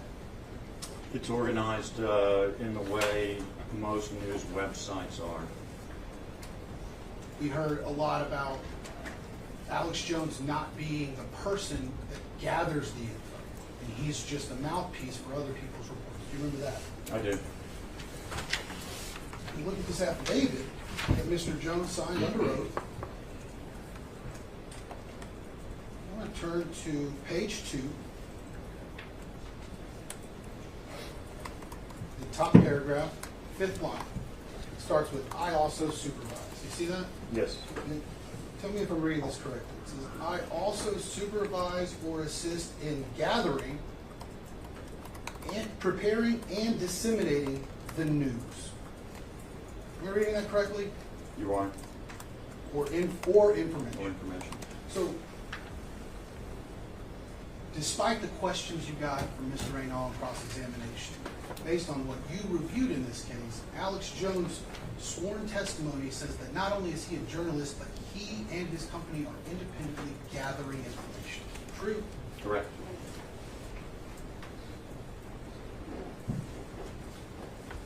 We've also, a couple of times throughout this trial that you've been observing, have seen that Alex Jones says Infowars is the news for tomorrow. You remember that slogan being said? I do. Were you in the courtroom for Mr. Bankston's opening statement? I was. There was a screenshot that was put on the TV for everybody to look at, and we discussed the banner behind Mr. Jones. Do you remember what that said? I did. What did it say? The front line of truth journalism. So, can you name any other talk shows that call themselves the front line of truth in journalism? I can't. Now, I'm not a big talk show consumer, but I cannot. Would slogans like that, and slogans like the news tomorrow, today, would those slogans be more by news sources or by commentary of talk shows? No, they clearly, I think, tell the viewer, the audience, that this is a news website. This is a news operation.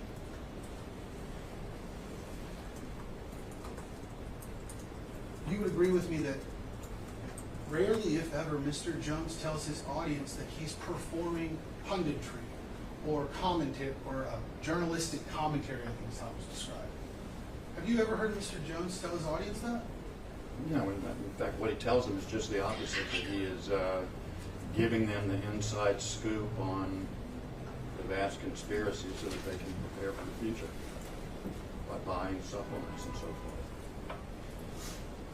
We've reviewed a lot of material in this case on the Zero Hedge story. In your professional opinion as an expert, can you describe the recklessness it takes for an organization like the defendants to run the story that Neil Hesslin never held his dead child? It's complete disregard for basics of journalism. What about the fact that Sandy Hook never happened? How reckless is that for an organization holding itself out as journalism to make that statement? It's as reckless as it gets. I mean, it's taking an abundantly documented fact and pretending that it didn't exist. So, for the proposition that Mr. Jones and Free Speech Systems aren't a news organization and they're not gathering, do you remember reviewing a video in this case where Mr. Jones tells his audience in his own words the exact opposite? The exact opposite of what? Of that he's a talk show, that he's not the news. I might be able to help you. Lisa, can you pull up Exhibit 12A, or PBX 12A? It's already in evidence. We'll watch it. You might need to stand about the streets. I don't. Let's talk to Kevin. Kevin, go ahead. You're on the air. Hi, I was calling about Sandy Hook. Basically, my take on it is I live about 50 miles from Newtown, and the whole thing is pretty much the next step in reality TV. Because with other false flags like 9/11 or Oklahoma City or the Boston bombing, at least something happened. With Sandy Hook, there's no there. You've got a bunch of people walking around a parking lot, pretty much what it comes down to, and none of the No, I've had the investigators on. I've had the state police have gone public. You name it. The whole thing is a giant hoax. And the problem is, how do you deal with a total hoax? I mean, how do you even convince the public something's a total hoax? Very hard, because anytime I talk about this issue with people, you get criticized, blackballed, ridiculed, called every name in the book, or they respond with the magic words. They were saying on TV. There's no statement more proof positive of somebody who's been brainwashed by that stuff, mainstream media, than those words. They were saying on TV. Well, I always tell people the same thing: go out and prove the official story. And I knew the millisecond this happened with that now fake picture of the kids being let out of the school, that there's nothing that's going to sell this agenda like dead elementary school kids. Well, that's right. The general public doesn't know the school was actually closed the year before. They don't know they've shielded all, demolished the building. They don't know that they had the kids going in circles in and out of the building as a photo op, blue screen, green screens they got caught using. I mean, the whole thing. But remember, this is the same White House that's been caught running the fake Bin Laden raid that's come out and been faked. It's the same White House that got caught running all these other fake events over and over again. And it's the same White House that says, I never said that you can keep your doctor, when he did say you keep your doctor. People just instinctively know that there's a lot of fraud going on. But it took me about a year with Sandy Hook to come to grips with the fact that the whole thing was fake. I mean, even I couldn't believe it. I knew they jumped on it, used the crisis, hyped it up, but then I did deep research, and my gosh, it just pretty much didn't happen. So Mr. Jones is telling his listeners he did the research, and it just didn't happen. Does that sound like a talk show opinion, or does that sound like a journalist telling his listeners that he did the research and this is a fact? Sounds like a journalist. Would you say, in your expert opinion, that Alex Jones recklessly represented that to his listeners on that broadcast? I would say yes. You've heard in this courtroom today, this week, you've observed all of the defendant depositions and testimony, correct? Correct. We heard from Mr. Schroyer yesterday and this morning. Mr. Schroyer said he considers himself a journalist during his employment, correct? Correct. We just heard from Mr. Badandi through a video deposition. Mr. Badandi told us he's a journalist, correct? Correct. We heard from, we've seen testimony from Rob Dew speaking on behalf of the company's position, that the majority of what they do is journalism, correct? Correct. And then we've also heard from Mr. Jacobson through a video deposition. Mr. Jacobson was so upset that he had violated journalistic ethics and was begging everyone else to stop. Do you remember that? I do. And then we have the sworn testimony of Alex Jones himself, swearing under oath under penalty of perjury that he is a journalist and him and his employees go and gather the information as journalists, correct? Correct. So for anyone to come in here and imply that Alex Jones and Free Speech Systems isn't a news source and they aren't journalists and shouldn't be held to the standards of a journalist is misleading, isn't it? It's misleading certainly to suggest that he doesn't hold himself out as a journalist. Mr. Jones and Mr. Schroyer's broadcasts, and frankly everyone on Infowars that you reviewed, do not make it clear whatsoever whether or not they have their punditry hat on or whether or not they have their journalism hat on, correct? That's correct, they do not. But they present it in a way that, as a fact, that would imply the listeners to appreciate what they're saying is the truth, correct? I mean, we just heard he rattled off 7 misrepresentations in a row, or at least 6 out of the 7 things he said. I'm not sure about the 7. And that's consistent with the way he conducts his program that I've seen. The last thing I want to ask you about is you were questioned on cross-examination about Hesslin and Scarlett Lewis and the interviews that they've done on Fox and on Megyn Kelly. Do you remember that? I do. Those interviews that we were asked about, are you aware of them? I believe you weren't. Or were you? I don't remember. Let's work on Here, the I'll ask you leading. again, Your Honor. Did you know that every single one of those interviews was done after this lawsuit was filed? I can't even imagine we're leading with Let's try not to lead, please. The objection, not really stated, but is sustained.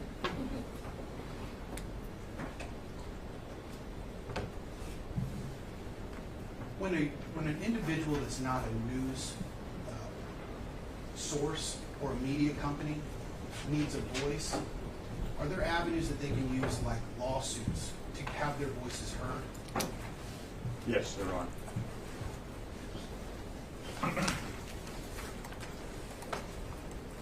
Mr. Zip, all of the opinions you gave today, are they within a reasonable degree of professional certainty accepted in the journalism field? Yes, they are. I appreciate it. Thank you. Mr. Reynolds?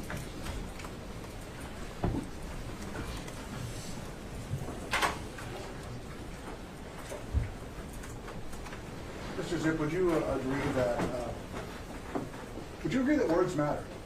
Yes. And that definitions of words matter? Yes. Do you know what the legal definition of a journalist is under Texas law? I do not.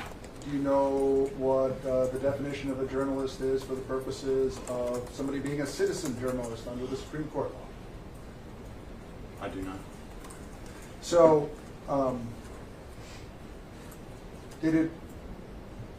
when you were being asked those questions by plaintiff's counsel about Mr. Jones's affidavit, did it occur to you that he might be using a different definition of journalist than the one that we used earlier? That did not occur to me.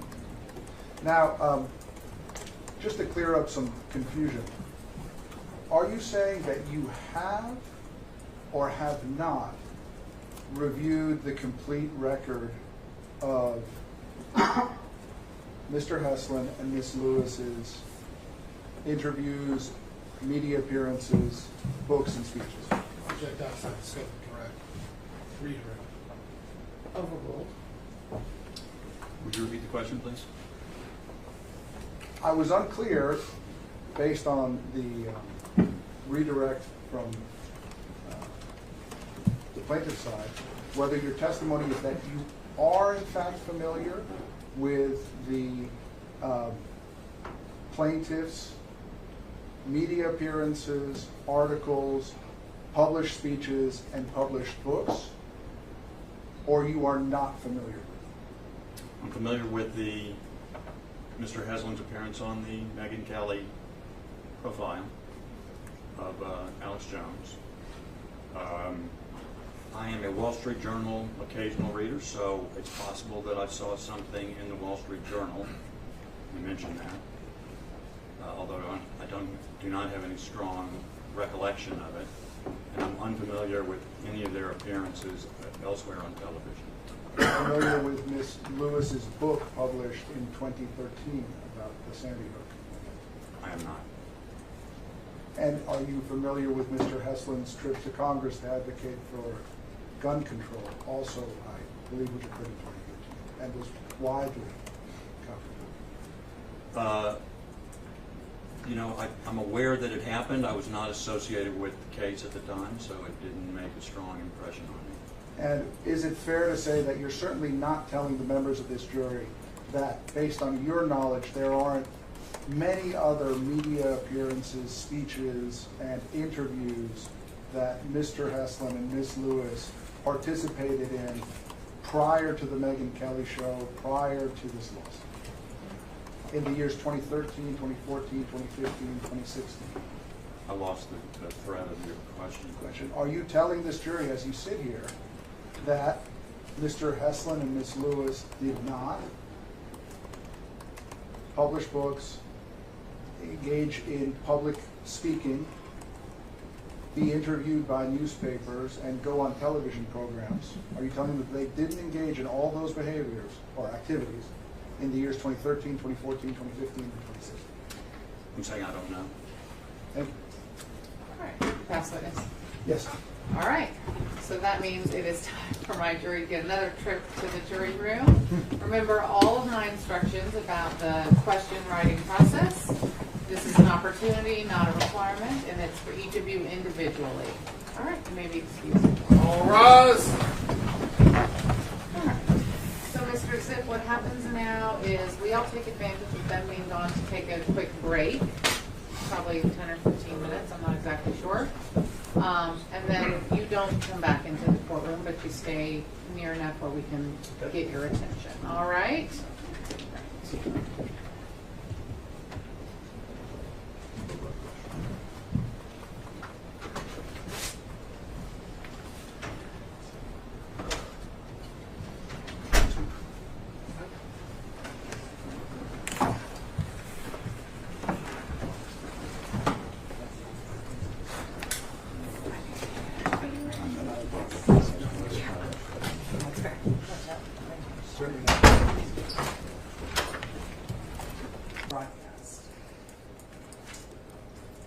In your expert opinion, do lawsuits of this sort provide perhaps the only legitimate means at our disposal for our society to fight back against election deniers and similar issues?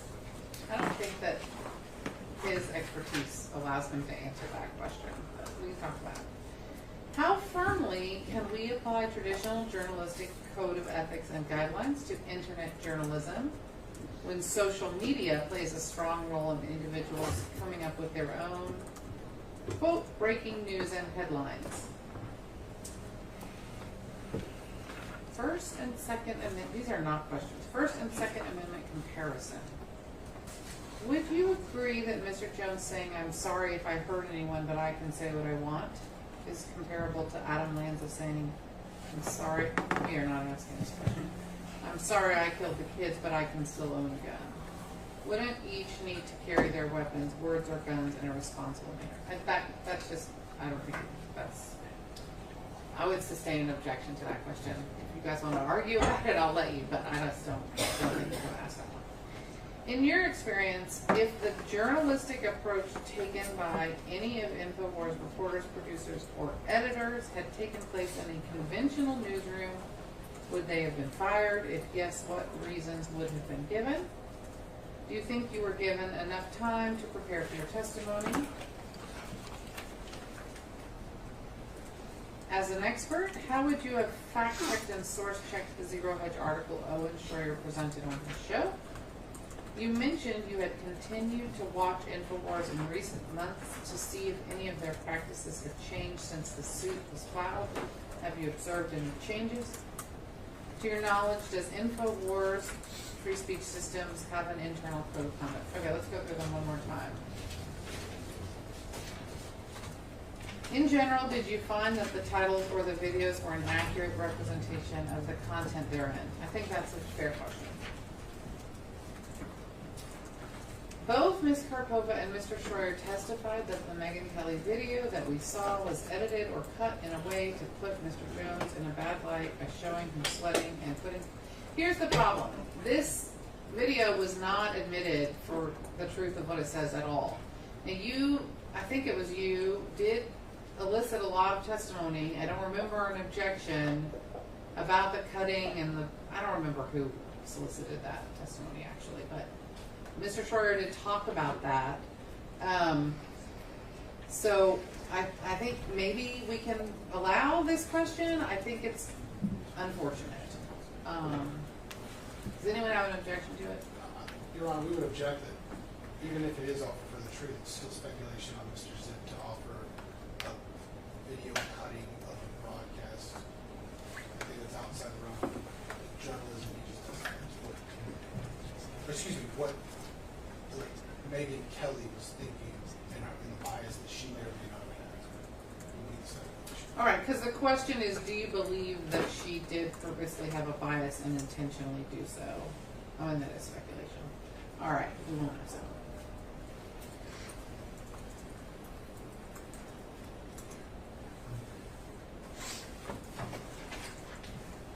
here's the other one. Let me read the whole thing. Regardless of the textbook definition of the word journalism and any affidavit, you studied semiotics, which for the court, that just cracks me up. I mean, he or she is not wrong. I'm a little sad that he was like, oh yeah, or she was like, court doesn't know what that means.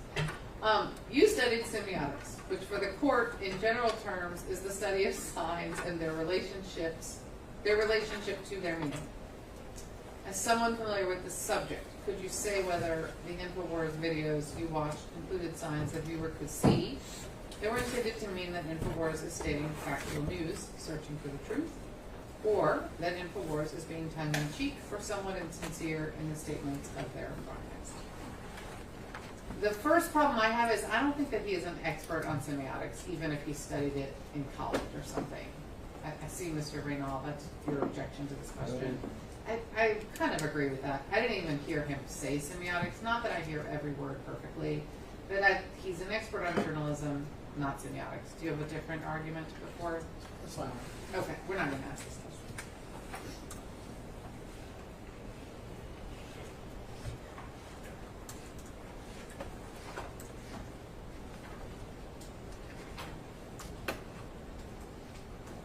Okay, this is another one that I think is probably not going to get asked. In your expert opinion, do lawsuits of this sort provide perhaps the only legitimate means at our disposal for our society to fight back against election deniers and similar issues? That doesn't have anything to do with journalism at all. We're not going to ask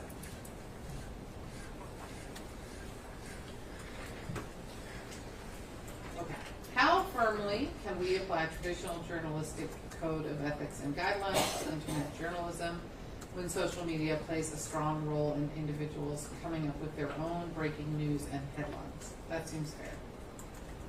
Would you agree that oh yeah, we're not asking this one. Would you agree that Mr. Jones saying, I'm sorry if I hurt anyone, is the same? We're not asking that. For one thing, it's just, it's inflammatory. I mean, we're not putting words in the mouth of so I don't want to do that.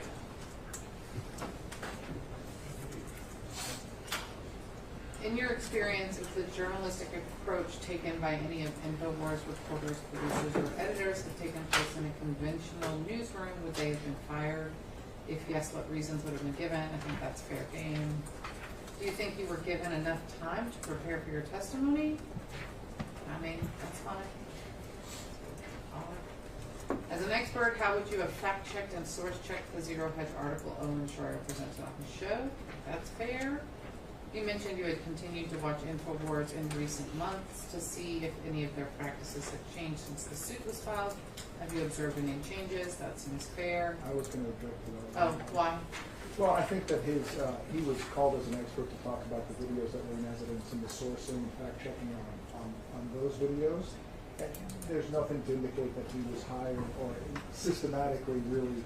Right, he kind of said, I check in now and again. So that's fine. I won't ask it. I don't really think it'll bring that much to us. We won't ask that one. And then the last question, to your knowledge, does Infowars Free Speech Systems have an internal code of conduct? I think that's fair. Okay, back on the record, which I forgot to do. So we're clear on that Adam Lane's one out, right? Oh, yes. Okay, let's do it. So, I failed to get your answers of no objection to the questions to Mr. Schroyer. No objection. But you had no objections, both of you. It was not you. It was, yeah, okay. So just to get that on the record. So now we're on the record for the questions to Mr. Zip. We've gone through them. I've eliminated a number of them, which you've all heard. The ones that are remaining, are there any objections? No, Mr. you're Ogden, thank you. No, you're wrong. Okay, wonderful. We can bring the jury back.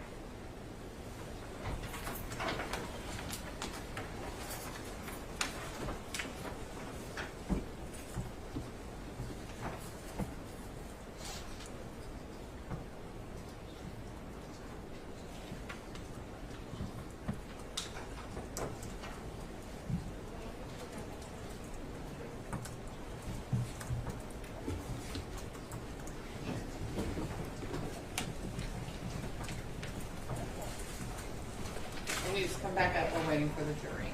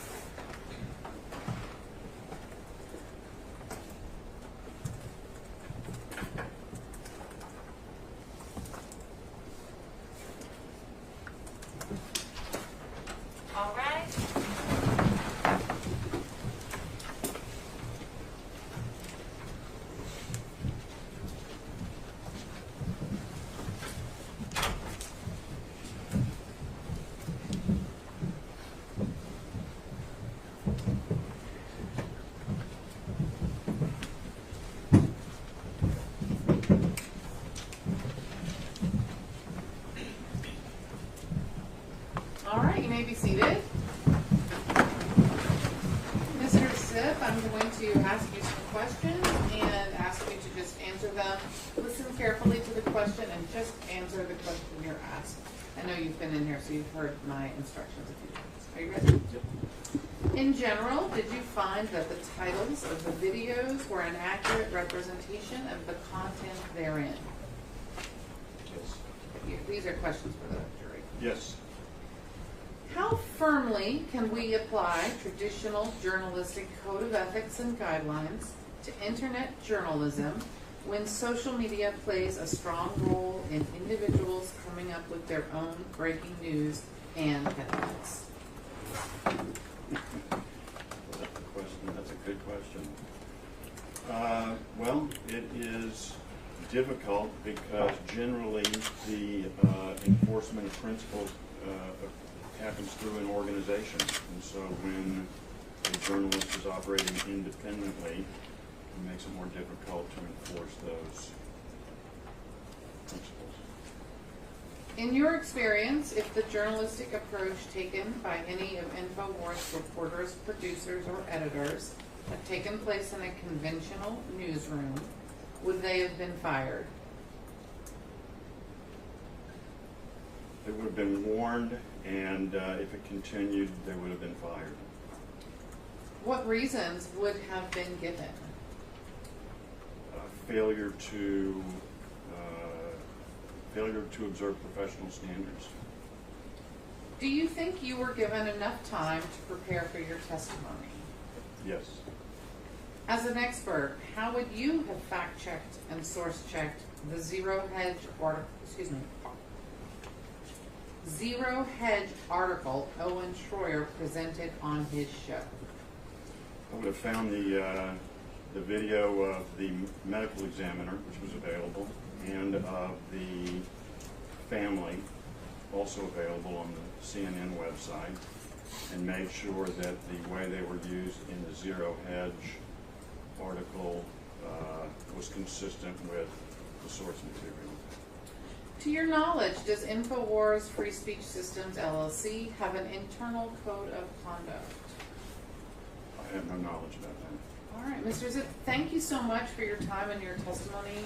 We all greatly appreciate it. You're free to return to your spot. You are, as an expert, not under the rule, so I assume there's no subpoena as well. All right. Thank you. And then who will be our next witness? Plaintiff will call Christopher Daniels by way of deposition. All right. Let's start that.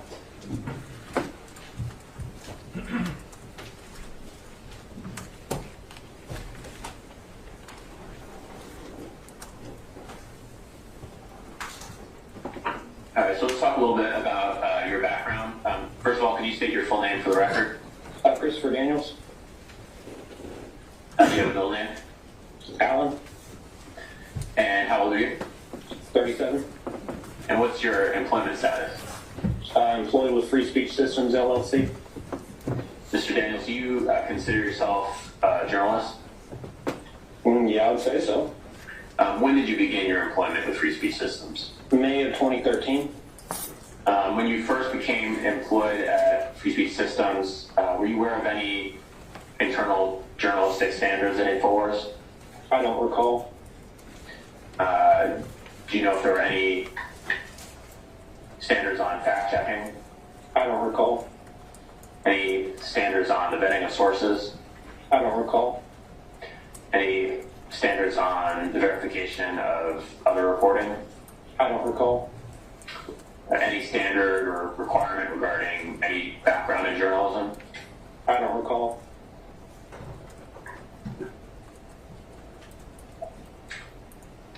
When you became employed at Free Speech Systems, did you receive any training? Yes. What training did you receive? Mainly how to work the updated website. Would you describe that as kind of technical website training? For the most part, yes. Did you receive training on any other subjects? Not that I recall. Did you receive any training on anything related to journalism? I don't remember. Are you an editor of Free Speech Systems? I mean, if I had to pick a term, I guess I would use that term. Although I don't like using that term a lot because that kind of gets confused with video editor. Do you review work by other writers? I do. And what do you do to review work by other writers? I just read the content.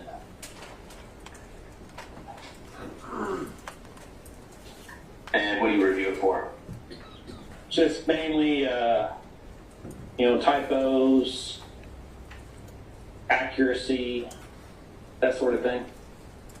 What do you do to review the accuracy of the work of other writers? Well, it just really depends on the context. So, what sort of context would it depend on? I don't understand the question. So you said it depends on context, right? Yes. How would it depend on context? What you Well, do? every news story is different. It just depends on what the news story is about. Do you ever go beyond the article you're reviewing to review the accuracy of the content of the article? I don't understand that question. What don't you understand about it? I don't understand the question. Can you rephrase it? Sure. So when you're reviewing an article, do you ever review other materials to verify the accuracy of that article? I mean, I'm sure I've had, but I don't know. Like I said, it really just depends on the context. Are there any contexts in which, in your view, is particularly important to review the accuracy of an article at Infowars? I don't understand that question. What don't you understand about it? I just don't understand the question.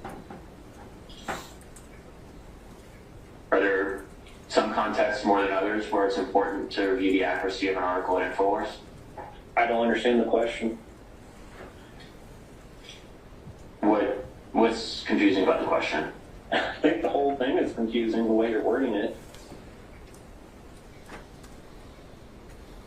So you can't say whether there are some contexts that more than others in your Like view? I said, I don't understand the question.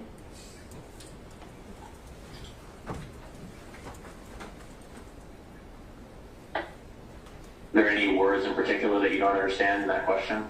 I understand the question. So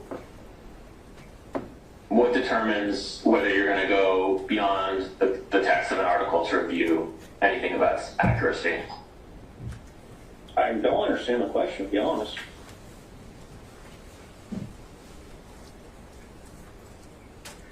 Well, I don't understand. What don't you understand about it? Well, it sounds like you're talking in riddles. I mean, that's maybe not your intention, but I just don't understand the question the way you're asking it. Okay, I'll see if I can break it down for you. Do you ever look beyond the text of an article to review its accuracy? I check the sources that the article is citing, yes.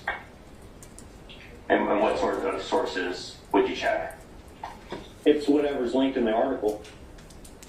So beyond the links in the article, you don't check anything else to verify the accuracy of an article? Not that I recall. One of the things that Alex Jones conveys to his audience is that he's telling the truth that others won't tell, correct? I would say so, yes.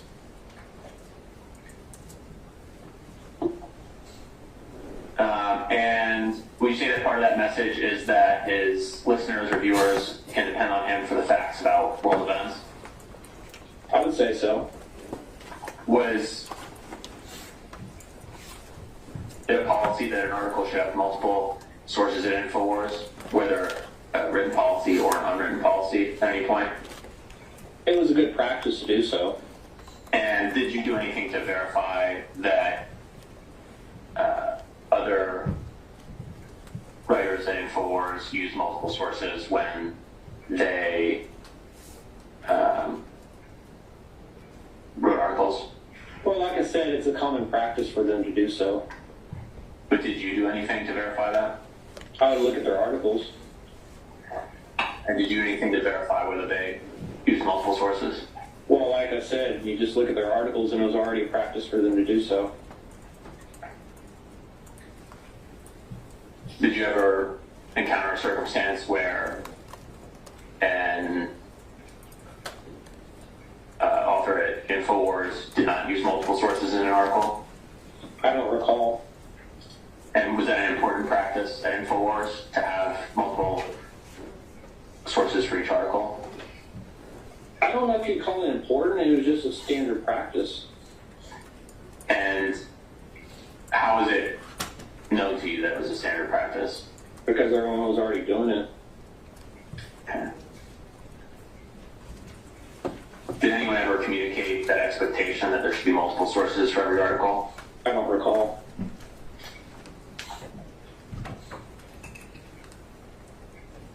And did anyone ever take any action to enforce any sort of standard practice that there be multiple sources for every article? I don't recall. Make sure that it was been marked as Plaintiff's Exhibit 21. Can you see Plaintiff's Exhibit 21, Mr. Daniels? Yes. Okay, and what is Plaintiff's Exhibit 21? School shooting expert threatened over Sandy Hook investigation from February 2014. And it's an article on Infowars.com, correct? I believe so, yes. Written by Adon Salazar? Yes. And would you agree that the only source for the article depicted in Plaintiff's Exhibit 21 is Wolfgang Haldig? I mean, from reading the article, it's what it appears to be. And there are no other sources cited in the author, excuse me, withdrawn. There are no other sources cited in the article other than Wolfgang Haldig, correct? Well, yes, but this article looks like more like a featured story you'd read in a magazine. It's not a typical article for Infowars. But it only has one source, correct? From what I can tell. And what is Plaintiff's Exhibit 19? The headline reads, Sandy Hook investigator, Connecticut PD has FBI falsified crime statistics. And this is a news article on Infowars.com, correct? It's a story on Infowars.com. And it was written by Adon Salazar? That's what it says. Fair to say that for this article too, Wolfgang Haldig was the only source? Yes, but like the other article, it's a very atypical article in how it's written. How is it atypical? It reads more like a featured story you'd read in a magazine rather than an article you'd read in a newspaper. But that article is a deviation from the standard practice that you identified, that there be multiple sources cited for every article.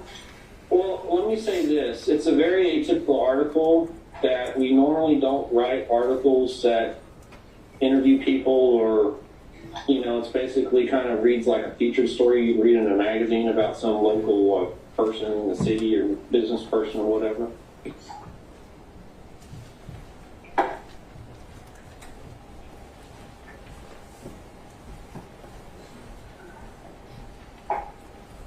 And was that typical of articles about Wolfgang Haldig on Infowars? I don't know. Did you ever review the article depicted in Plaintiff's Exhibit 19? No, to be honest, I think this is the first time I've ever read it. And the article in Plaintiff's Exhibit 21, the first time, have you ever reviewed this article before? I've seen the headline when it went up on the website, but I don't remember ever reading it. And you didn't review it before it was published? Doubtful. What is Plaintiff's Exhibit 20? FBI says no one killed at Sandy Hook. This is an article that appeared on the Infowars.com website, correct? Yes, it looks like it, yes. And it was written by Adon Salazar? That's what it says. And have you ever reviewed this article before, Mr. Daniels? I've seen the headline before, but I don't remember reading the article. That would be pretty groundbreaking news, right, if the FBI were saying that nobody was killed at Sandy Hook? I would assume so. Pretty shocking, correct? I would assume so, I guess. I don't know. Be the kind of thing you'd want to verify with the FBI, correct? I don't know. I wasn't involved in the story. If one of the writers who you supervised today came to you with this article, you would direct them to check with the FBI, correct? I don't know. You don't know if you would do so? I don't know. It's very hypothetical. Would you direct them to check with any other source that they could? I don't know. Would you allow them to just publish the article as is? I don't know. And what is Plaintiff's Exhibit 5? It looks like an email from Buckley to me from 2015. And it's responding to an email you originally wrote, right? I believe so. And in the original email you wrote, you said the article "NY Stock Exchange Shuts Down" was one of the most viral articles of the day, and all I did was rewrite a CNBC blurb and put our name on it. Mm-hmm. And you said if I had just posted the CNBC version, we wouldn't have gotten as much traffic because people are more likely to share our articles via Facebook and Twitter when they have our names on it. Uh-huh. Yes. And you said, in other words, even if we had a couple of writers who just wrote MSM articles that are breaking news and gave them more sensational headlines, we'd experience a huge boost to traffic overall. Yes, that's what the email says. And you suggested to Buckley that you could just have a couple of writers who rewrote mainstream media articles and give them more sensational headlines, and that would give Infowars a huge boost to traffic, right? That's what the email says, yes. That statement that if you had a couple of writers at Infowars who just rewrote mainstream media articles and gave them more sensational headlines, that Infowars would experience a huge boost to traffic overall. You believe that to be true at the time, correct? That's what I read in the email. And you believe it to be true then? I don't remember back then. Maybe I was just trying to impress Buckley. Who knows? Why would you want to impress Buckley? He was kind of like Alex's manager at the time. So you don't want to get on his bad side, you know what I mean? Well, we know in this case, right? Because he answered, quote, "I agree, I like this tactic," to your suggestion, right? Oh, he did. I guess he did. I'm going to show you what's been marked as Plaintiff's Exhibit 6. Okay. Mr. Daniels, can you see Plaintiff's Exhibit 6? Yes. All right, what is Plaintiff's Exhibit 6? It looks like an email that I sent to Patrick Riley. It says edits, third-party advertising, so it's probably me checking typos on something that they wrote. Okay, and what was it that they wrote? It looks like a thing for radio affiliates or potential advertisers from the looks of it. All right. And looks like the figures cited are 8.1 million global uniques in January 2017. That's what the email says. It says lower on the page of Exhibit 6 that there were 46.3 global views in January 2016. Uh-huh. Do you know what that means? I don't. To be honest, all I probably did as far as this is concerned is Patrick might have sent me this email to check it for typos and proofread it. I probably just sent it back to him. So as far as the actual figures and things like that, I don't know how they got those. And you believe that calling somebody a crisis actor would be a horrible claim, right? If it's false. So falsely saying that someone is a crisis actor would be a horrible claim? Well, it depends on the context. I mean, you don't want to be called something that you're not, you know? Who's Robert Jacobson? He was a cameraman who worked for Alex Jones for, I believe, about 14 years. Were you ever aware of Mr. Jacobson advising anyone of concerns about relying on Mr. Halbig as a source for the proposition that Sandy Hook was a scripted event? I remember that Jacobson had concerns that he believed that Sandy Hook really happened. And that went against it wasn't really a unified front at the office of whether or not it happened. Different people had different opinions about it. Next witness? You're going to recall back on Lewis instead?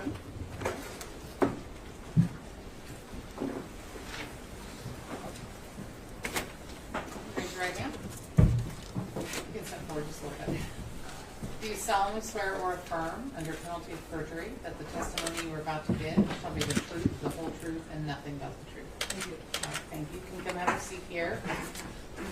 I see that you brought some notes up with you. The rule in my courtroom is you can't look at those unless I or an attorney says you can. So you've got to set them upside down to the side.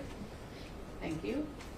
And it looks like we forgot to throw away that water, so don't pick up the wrong water glass. Ms. Magic Steel will come get it. You can pour a new one for yourself. Sounds good. Thank you. Yeah, don't make a mistake there. And then it sounds like we'll be able to hear you. Don't need to talk directly into the microphone, kind of just in that direction. Thank you so much. It's not like a conversation, so you have to let the lawyers completely finish asking their questions before you begin your answers, so that you don't speak over one another. Do you understand?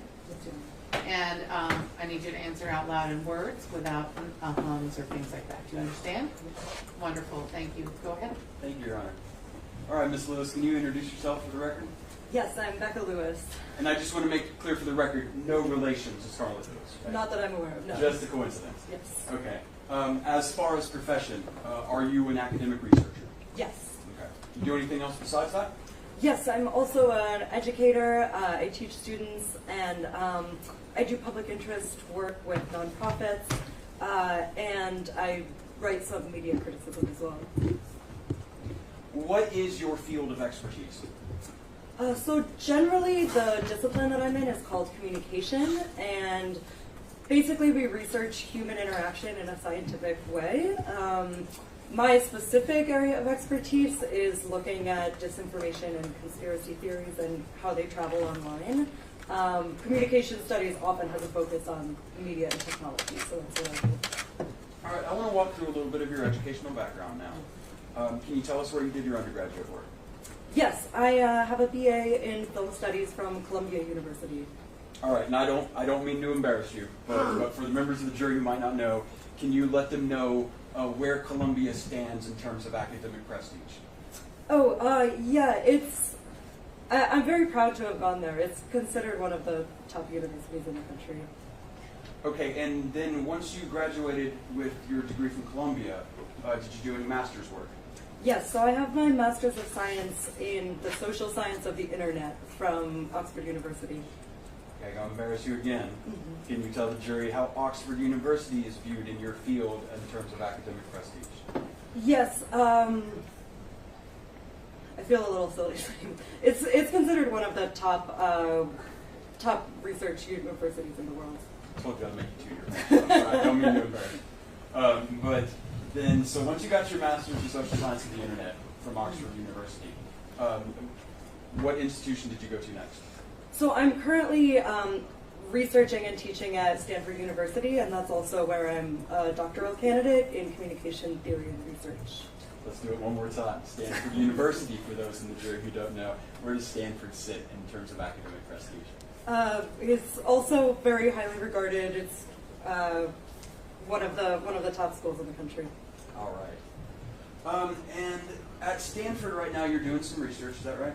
Yes. Okay. And one of the things I know you have a thesis going on right now. Yes, my dissertation. Can you tell the jury what the topic of your dissertation is? Yes. So in general, up until this point, I have researched right-wing and far-right movements on the internet, and also specifically disinformation campaigns and conspiracy theories and their spread. My dissertation focuses specifically on a history of right-wing and far-right movements on the internet and how kind of they came to be what they are today. Okay. Do you have any fellowships, anything like that, other affiliations with institutions? Yes, I have a fellowship through Stanford University. It's called the Stanford Graduate Fellowship. I'm also a graduate fellow at the University of North Carolina, Chapel Hill, through Center for Information Technology and Public Life, CTAP, they call it.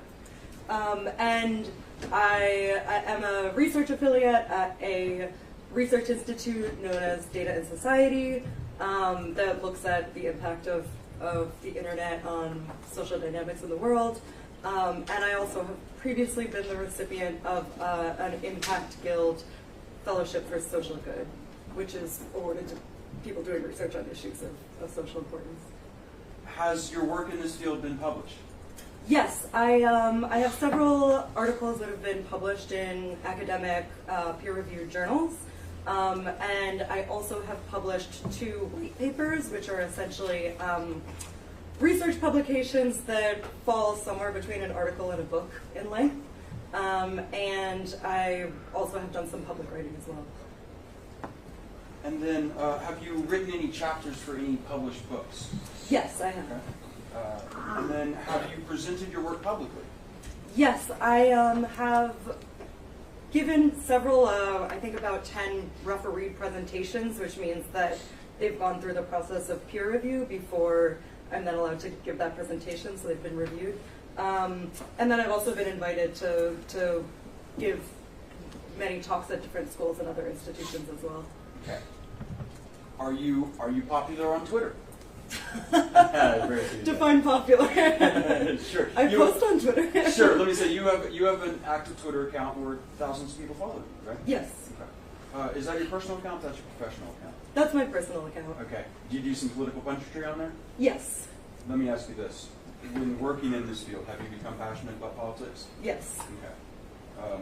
We live in some strange political times. Would you agree with me about that? We do. I always approach my research from the empirical side and set aside my own political ideas in that context, but I do have strongly held political ideas as well.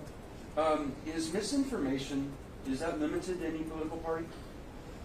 No, absolutely not. Okay, the work that you do, does it include debunking various pieces of information? Or, I'm sorry, I asked that question wrong. Does it involve debunking various pieces of misinformation that are spreading across the internet? Does that ever? Yes, it does, yes. Okay. Have you debunked misinformation that came from conservative sources? Yes. And far-right fascist sources? Yes. Have you debunked misinformation from left-wing sources? Yes. Socialist, communist sources? Yes. Have you debunked sources that came right down the middle in large mainstream media publications? Yes. Can you describe, outside of your academic work, any other work that you've done in this field? Yes, I worked as a researcher at Data and Society Research Institute full-time. They had a team that they were built up to research what they call media manipulation by various groups, and I worked on that team. And before I got into academic research, I worked at a software company called Crimson Hexagon that does data analytics, social media data analytics on behalf of brands and agencies and nonprofit institutions. All right. When I reached out to you, can you explain to the jury what I asked you to do in this case? Yes, you asked me to review materials from the case, testimonies. You asked me to do some of my own research, and you also asked me to come here. Okay. And then I asked you to, when you say materials in this case, that means various things produced in this lawsuit, documents and testimony. Yes, that's right. Okay. And I know you have brought a list to the stand. Will that list help refresh your memory? Don't touch it yet. Okay, okay. You know, watch out for the judge. She'll tell you when you can touch Sorry, it. Your Honor. He's giving me a hard time, not you. When you have that list, is that a list, that paper, would that help refresh your memory as to all the materials that you've reviewed? It would. There were All quite a right. few. Your Honor, I'd ask her to be able to review that list. All right, that's fine, as long as that's what it is. But you don't read from it. Okay. You refresh your recollection, and then you tell them.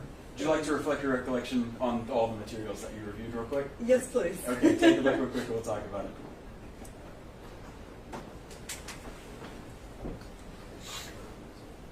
Okay. I believe I should be fine. All right, if you need to, we'll refresh it again if Okay, you perfect. lose it in the middle. But can you start by telling us, just go ahead and start listing off the materials that you reviewed. Yes, so I reviewed about 1,500 pages of literature related to Alex Jones and Infowars. Most of that was academic literature. I ended up reviewing about 30 studies for this case. Some of it was also journalism. Yeah, so basically academic publications in journalism. I also reviewed 3 specific pieces of testimony, and I already had a really deep familiarity with Alex Jones and Infowars' videos, but specifically for the purposes of this trial, I reviewed the two most recent videos in which he references that we have. Did you review Mr. Jones' deposition testimony from March in 2019? Yes, I did. Okay. Did you review Mr. Jones' deposition testimony from November 2019? Yes. Okay. And did you review Editor Paul Watson's deposition from November 2019? Yes, I did. Before this case, you were familiar with Mr. Jones and Infowars? Yes, it's impossible to research disinformation on the internet and not encounter Mr. Jones's work.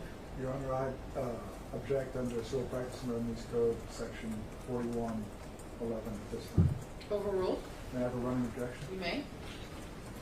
When you say that anybody who is in the field of disinformation encounters Infowars, what do you mean by that? Well, Infowars has an influence on the internet among creators of disinformation that's pretty unparalleled. One of the ways that we, there's many different ways that we approach this research, but a lot of it is seeing who other figures retweet, repost, make content about, make content referencing, what sorts of posts disseminate throughout social media, which sorts of posts disseminate within certain social networks, and to say that Mr. Jones shows up frequently is an understatement. Okay. I want to talk about a publication that you had entitled Media Manipulation and Disinformation Online. Do you remember that publication? Yes, I do. Okay. And where was that published? That was published through the Data and Society Research Institute. Okay. Do you consider publications from the Data and Society Research Institute to be authoritative in your field? Yes. Okay. Do you consider them to be reliable in your field? Yes, and I believe they are considered that widely. Okay. Were you the sole author on that? No, I had a co-author. Okay, and who is that? Alice Marwick, who is a professor of communication at University of North Carolina. Okay. Your Honor, can I see Exhibit 17? No, do not put it up. Just I need a paper.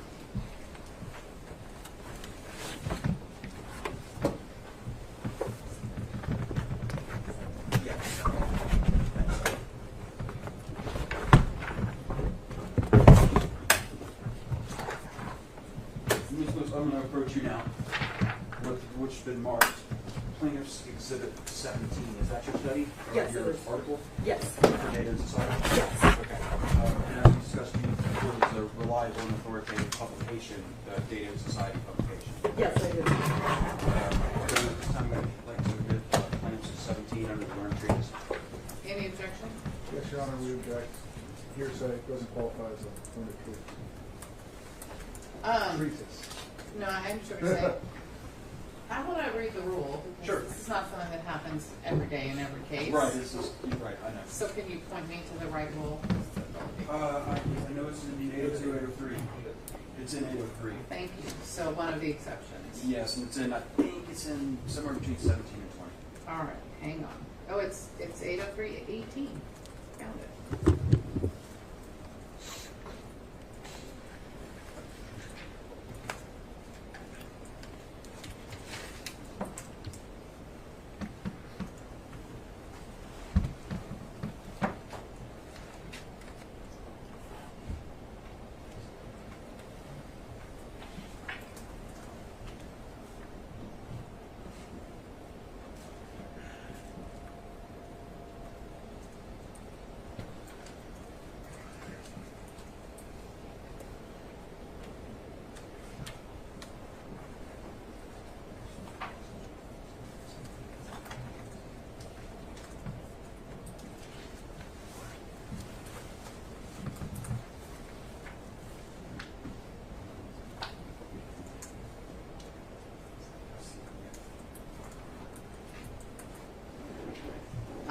Do you think this article comes into evidence under any other rule than 803.18? No, actually, as I'm reading 803, it can be published to the jury, but not admitted into evidence. Correct. And that's all I'm asking you, actually. Okay, so the objection to admitting Plaintiff's Exhibit 17 as an exhibit is sustained. All right, Your Honor, may I have permission to publish the study to the jury? So the way I read the rule is you need to ask your witness questions about it, and you can use them that way. Okay, I think I may be repeating some of these questions, so I'm not sure if I'm going the right way. But what I'm going to ask you is the questions from the rule. Questions from the rule? That it's an authoritative interview. That's fine. Yeah, Yeah, I'm just okay. saying if you want her to testify about something contained in the article, you ask her a question. Gotcha. Yes, And sir. then we go. My Yes. apologies. Okay, no worries. And in fact, for this one, I don't think we're going to need to be doing that because I'm not going to ask you about a specific statement. Okay. It's really just putting up the cover. But what I wanted to from the cover, it lists your name and your fellow author's name. Yes. Correct. And this is a Data and Society publication. Yes. Okay. Does this publication discuss Mr. Jones? Yes, it does. Okay. So this, would you consider this to be part of your published work as it regards Infowars involvement in media manipulation? Yes, exactly. Okay. Can you kind of describe the media environment? Why our current media environment allowed Mr. Jones to become so popular? Do you have a conclusion on that? Yes, and I teach entire classes on this, so I will try to keep it as brief as possible. There's a few things I think that are important. The first is that the current media environment online is what we call an attention economy, which means that everyone is vying for views, for clicks, either to translate those into revenue through advertising, or just to translate it into influence, right? To get as many eyeballs in front of your page as possible. And so sometimes that translates into what we call clickbait, which means that you have a really salacious headline and someone clicks into it. It's not actually reflected in the story. But sometimes that's reflected more in the content itself and the fact that people try to publish really salacious content to get those views. But the other big way that I would describe the media environment right now is that on the internet, people are able to form really insular communities, bubbles, in which they reinforce each other's fears and anxieties and biases about the world. And often there are opportunists who will come in and stoke those fears as well.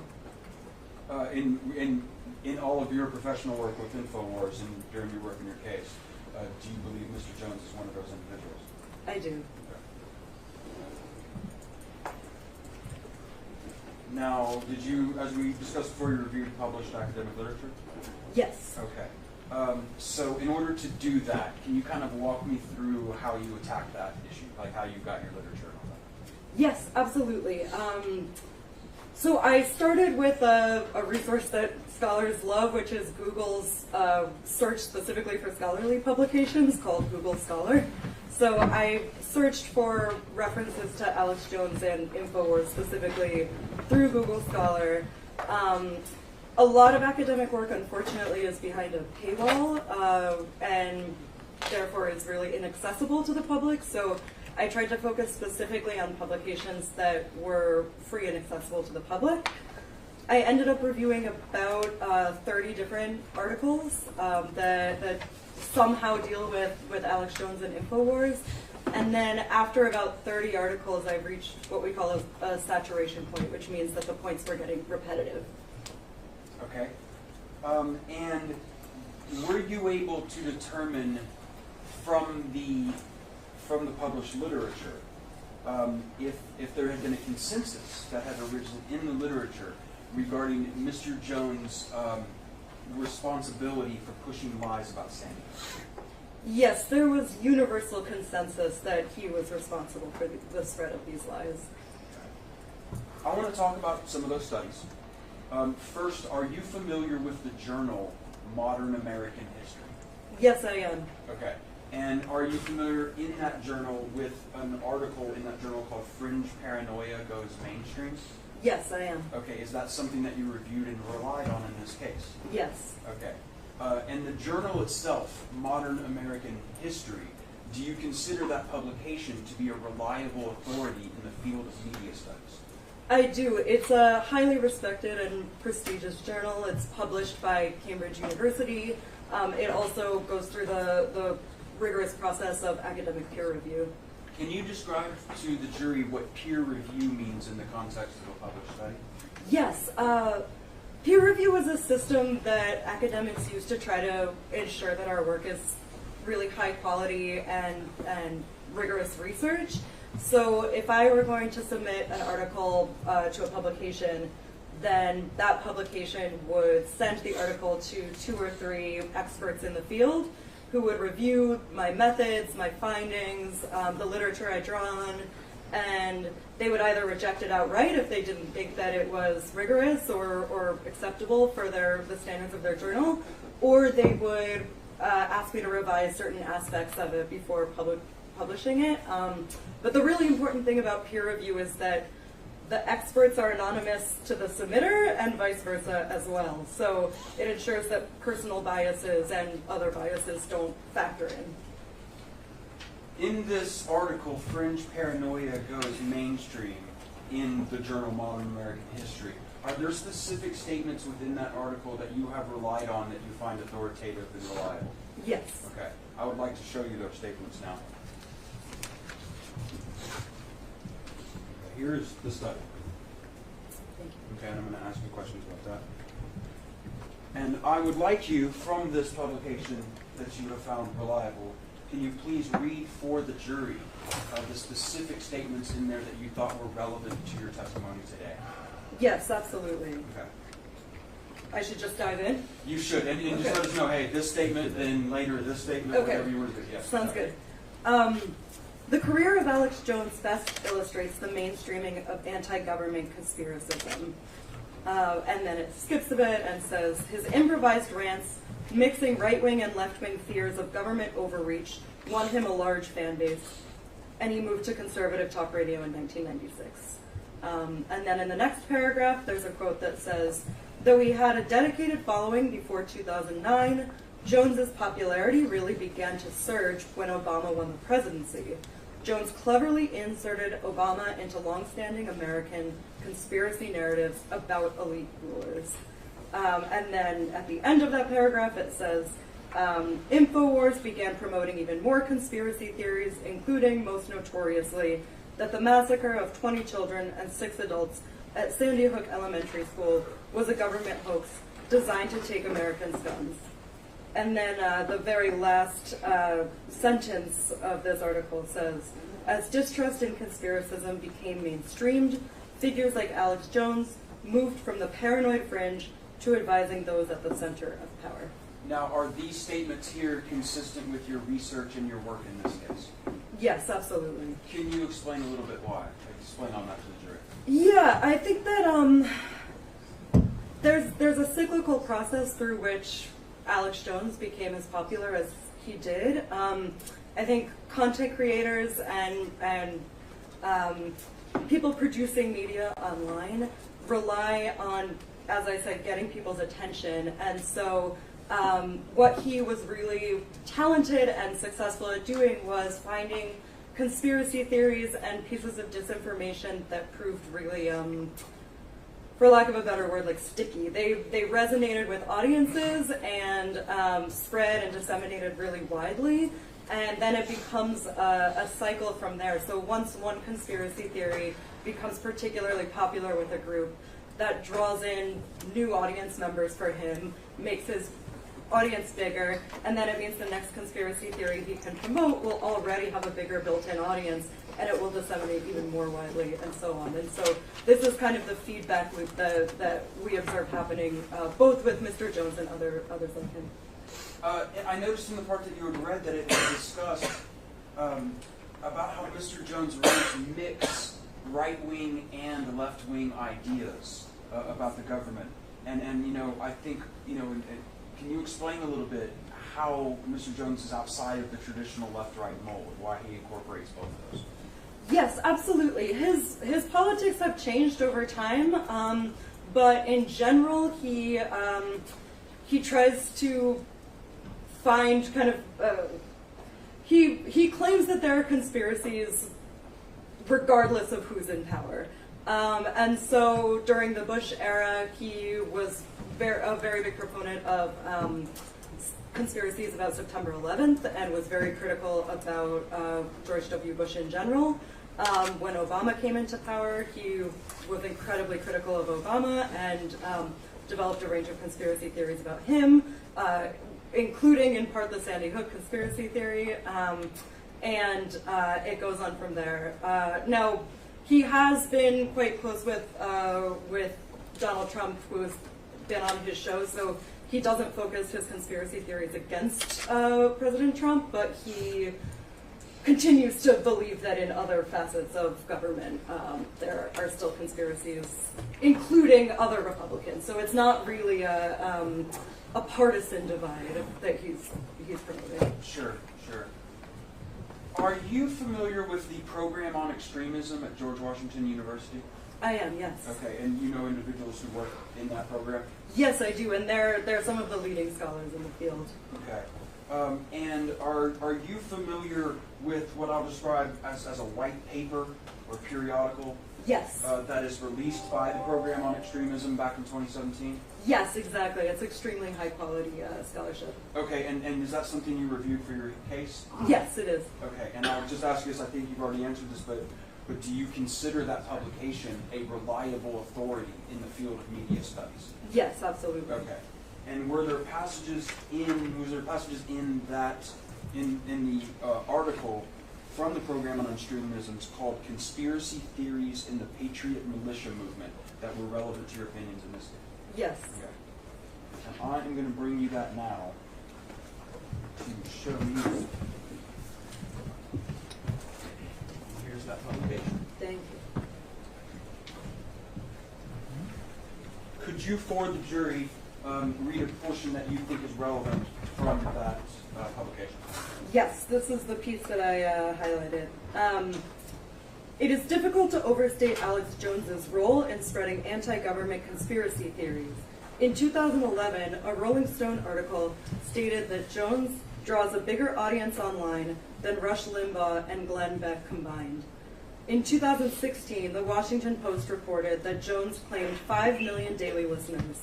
His YouTube channel, the Alex Jones channel, has 56 videos with more than 1 million views each. I was about to read the citation. That's the end of the quote. In the study, when it says that it's difficult to overstate Alex Jones' role in spreading anti-government conspiracy theories, is that consistent with your research and work in this case? Yes, it is. Can you explain why? Yes. When scholars are looking at different producers of media online, I mean, there's a range of factors that we look at, but I would say that two of the most important ones are analyzing the content itself. So what is this person saying? What ideas are they promoting? And another equally important aspect is what is the size of their audience, or even beyond their core audience, what's the size of their reach? And in terms of combining the types of disinformation that Alex Jones promotes and the size and scale of his audience, I can't think of another person working in media who is comparable to him. He's unparalleled in terms of that combination. Your Honor, before I went on, I wanted to check with you if you did want to take a break in the afternoon to see if the jurors were tired. Or... We can take a short break, sure. We'll take maybe, can we keep it to 15 minutes?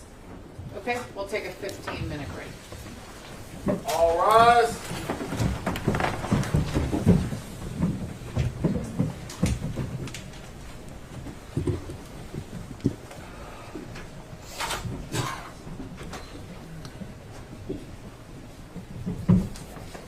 Ms. Lewis, you can go ahead and come back up to the witness seat. And everyone may be seated.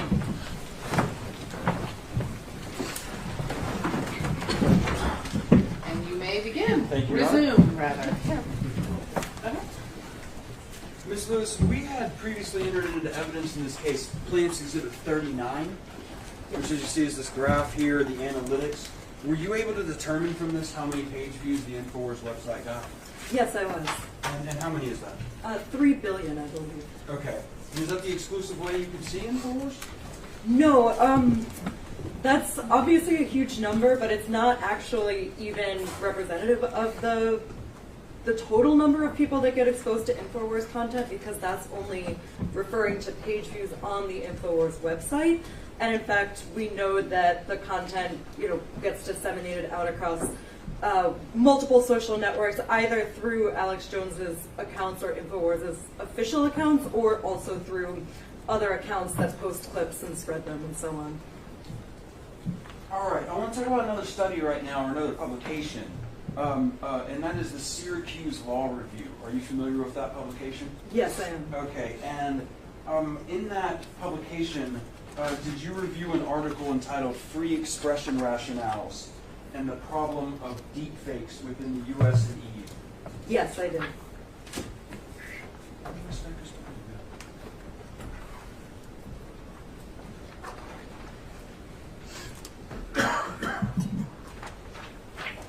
Okay, in this publication, the Syracuse Law Review, do you consider that publication a reliable authority when in the field of media studies? Yes, I do. It's maybe counterintuitive, but some of the best media scholarship actually gets published in law journals. Okay, and these law journals, in the case of Syracuse, yes, right? Is that Syracuse does it have a law school? Yes, they have an incredibly prestigious law school. Okay, and then these law schools publish scholarly journals. Exactly. So it's basically akin to what we've been reviewing already. It's also peer-reviewed research. Now, are these law review publications? Is it solely by law professors, or are there other academics who sometimes write for law reviews as well? Oh, there are absolutely other academics who write for law reviews. In fact, my co-author on the report we were mentioning earlier has also published in a law review. She's not a legal scholar. She's also a scholar of communication. Were there specific statements within this publication that you thought would be relevant to the jury for your testimony today? Yes, there were. Okay. And I would like to give you that study now. Here you go. And if you can just read for the jury what you thought was relevant to this case today. Yes. So just to provide context, this is about specifically the spread of the Sandy Hook lies. Despite the backlash these false messages often face, they spread 6 times faster than truthful information in online environments. These falsities gain particular traction in heavily fragmented virtual communities where individuals seldom encounter ideas that challenge their realities and where misleading information that supports dominant narratives is likely to be accepted and shared. Is that conclusion consistent with your research and work as well? Yes, it is. Okay, can you elaborate a little bit why? Yes. So like I was talking about before, how there are kind of insular communities, what happens is when information gets shared that either kind of confirms that that community's worldview or somehow is something that would be appealing for that community to hear for whatever reason, it becomes that much easier for it to spread through that community. And because these communities are often fractured online, it becomes really difficult to fact check it in any meaningful way. Because it just becomes this self-reinforcing thing. That also means that it's really easy for Infowars content, for example, to spread to audiences that aren't even necessarily like diehard Infowars fans. It may just be communities devoted to other things who happen to find an Infowars story that's appealing to them for some reason. Okay. Did you review, first let me ask you, are you familiar with the MIT or Massachusetts Institute of Technology Review? Yes, I am. Okay. And do you consider that publication reliable authority in the field of media studies? Yes, I do. They publish some of the top media scholars. Okay. And did you review how social media took us from Tahrir Square to Donald Trump? Yes. Okay, and you found that relevant to your opinions today? Yes, I do. And in fact, the author of this article is one of the most highly respected scholars of communication. Is this someone you know personally? Yes, we have both researched disinformation on YouTube specifically, so we've been interviewed together at times and have discussed with each other. Great. Well, here, I've handed you that study. Thank you. And would you read for the jury a part that you found relevant to our case today? Yes. 3 degrees of Alex Jones became a running joke. No matter where you started on YouTube, it was said, you were never more than 3 recommendations away from a video by the right-wing conspiracist who popularized the idea that the Sandy Hook school shooting in 2012 had never happened, and the bereaved parents were mere actors playing parts in a murky conspiracy against gun owners.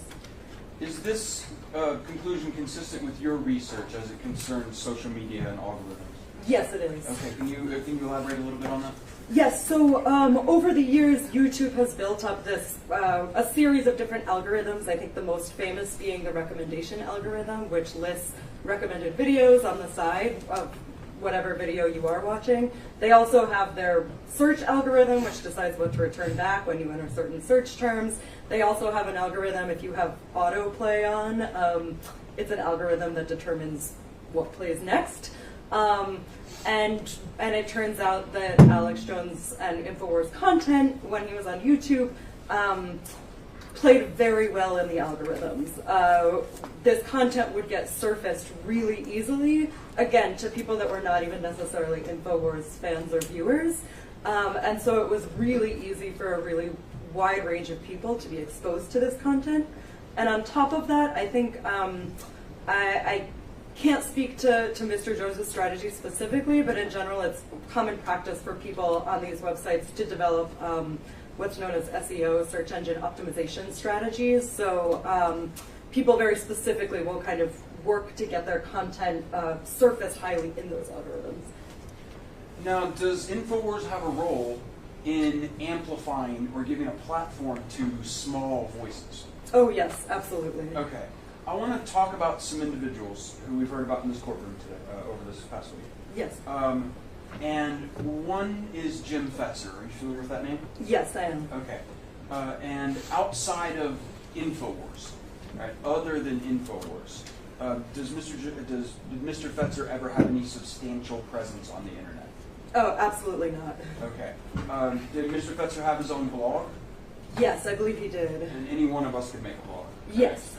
But did he have the sort of multi-million person reach that a media company like Mr. Jones would have? No, in fact, almost barely anyone does. It's a really rarefied group of people that have the level of audience that Mr. Jones does. Okay, and I want to ask you about Jim Tracy. Do you know who he is? Yes. Okay. Are you familiar? Can you tell us how Mr. Tracy's ideas about crisis actors got spread through the country? How did that happen? I believe he also appeared on Infowars. Okay. And do you know if Mr. Tracy, do you know if he was fired from FSU, the Florida State University? I believe it was Florida Atlantic University, but yes. Thank yes, you he was for fired. correcting Yes. me, Becca. Well, let me ask you, we had heard an earlier question about a tenured professor. You remember hearing about the word tenured? Yes. Can you tell the jury what tenured means? Oh, okay. Academia is odd. Tenure is a form of job security that comes after many years of when you're first hired as a professor. Generally, you're hired either on the tenure track or not. Being on the tenure track means that eventually, if you kind of prove yourself in the job, you will receive tenure, which means essentially that you have pretty significant job security. Okay. But as to your knowledge sitting here today through your work in this case, Mr. Tracy no longer teaches students. No, that's correct. I believe that he was tenured at Florida Atlantic University, but was fired for failing to disclose the work he did outside of academia. Okay. The next person I want to ask you about is somebody who I believe was called Sophia Smallstorm. Is that right? Was this somebody you were familiar with coming into this case? Only insofar as I went back and looked at her and realized that she had done some work with Jim Fetzer. Oh, okay. Yeah.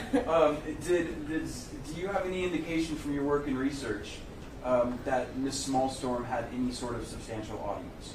Absolutely not. I looked into it and confirmed that she had little to no reach online. Okay, and in terms of your career over the past 10 years or so, looking at this sort of stuff, had you ever encountered, in your research, devoted any research time to Sophia Smallstorm? No. Okay. The last person I want to ask you about is Wolfgang Halbig. You know who that is, right? Yes. Okay. Outside of Infowars, did Wolfgang Halbig have any real platform of substance to get his message out? No, absolutely not. And in fact, I believe the witness from earlier this week mentioned that Mr. Jones, loved to help the little guy, I believe is how she put it. That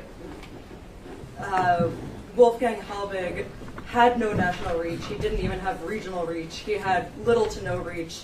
And it was Infowars that gave him that platform. I mean, any of us can post pretty much anything we want online in some capacity. You can find a way to post things. But what almost no one has is a sizable audience, and virtually no one has the level of audience that Mr. Jones does. So just posting something online is really not even able to be compared to posting it to an audience of millions or billions. Okay. And then I think did you happen to be in the courtroom where we had a email from Infowars about them distributing or helping to promote Jim Fetzer's book? Yes. Do you recall in that email the mention of another person who was willing to do that for Mr. Fetzer named Jeff Rentz? Yes, I believe so. Okay. And then did you recall the email from Mr. Watson warning the company? Yes. Was Mr. Rentz discussed in that email? Oh, now I'm going to forget. Let's show it to you. I don't want you to speak from something like that. Let me put it in front of you.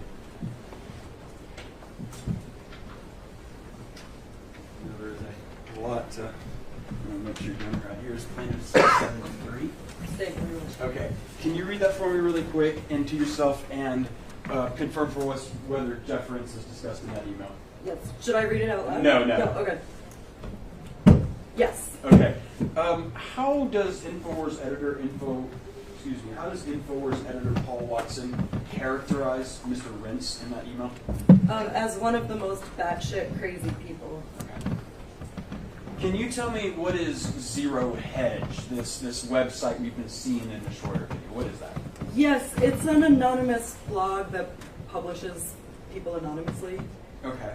So the contributors who contribute to that blog, nobody can verify who they are. Correct. If an Infowars employee was posting on Zero Hedge as 0 point now or whatever, would you have any way to know? Sorry, could you say that again? Yeah, sure. Like if I'm going to object to leading. Overruled. If an Infowars employee was surreptitiously going by an anonymous pseudonym, 0 point now, and making themselves a contributor to that website, would you, through your work, have any way to be able to figure that out? No. There are times when people, leave traps behind where people can kind of, de-anonymize someone, but otherwise, no. Okay. And do you recall seeing when, at the time it was shared, or excuse me, at the time it was put on Infowars, did you recall seeing how many times it had been shared? Yes, because it was so strikingly low. I remember it was 3 shares. Okay, and so at that point when it was put on Infowars, had it had any significant exposure anywhere? No, I would categorize 3 shares as virtually no. Okay. No exposure.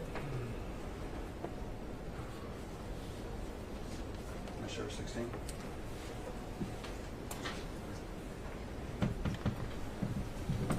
Mr. Lewis, I'm showing you plaintiff's exhibit 16. Do you recognize that? Yes, I do. Is that something you relied on in this case? Yes, it is. Okay. And that is, can you describe what this document is first? Yes, it's a Fairleigh Dickinson poll of Trump and Clinton supporters. Okay. I'm going to ask for additional foundation on this one for media studies. Okay. Sure. Are you familiar with Fairleigh Dickinson University and the public information polling that they conduct? Yes, I do. And just to clarify, my field is communication, not media studies. They're similar, but communication is squarely within the realm of people in my field do polling. Okay. Do you know how, in terms of prestige, how the Fairleigh Dickinson University poll that has been being conducted is viewed? Yes, it's one of the most prestigious polling firms in the country. And you know this specific poll, which tests public impressions, right? Do you know how long that poll's been going on? I believe around 20 years. Okay. Yeah. And do others in the field of media and communication, is it regular or typical for them to rely on this poll? Absolutely. Okay. And this poll, is it something that attempts in each of its yearly iterations to survey the American people on their attitudes about things they see in media? Yes. Okay. Was this something that you relied on for your opinions in this case? It was. Okay, at this time, we go ahead and move to admit Plaintiff Exhibit 16. Any objection? Yes, Your Honor. It's, if he wants to use it as a learned treatise and have a read from it, that's something, but it's hearsay, and the author's not here. All right, so here's, a poll is interesting. Your Honor, I think I can make this easier by saying I will not admit it, but it is the hearsay that an expert of her type would typically rely on, so I'm going to ask her about it, but not admit it. All right.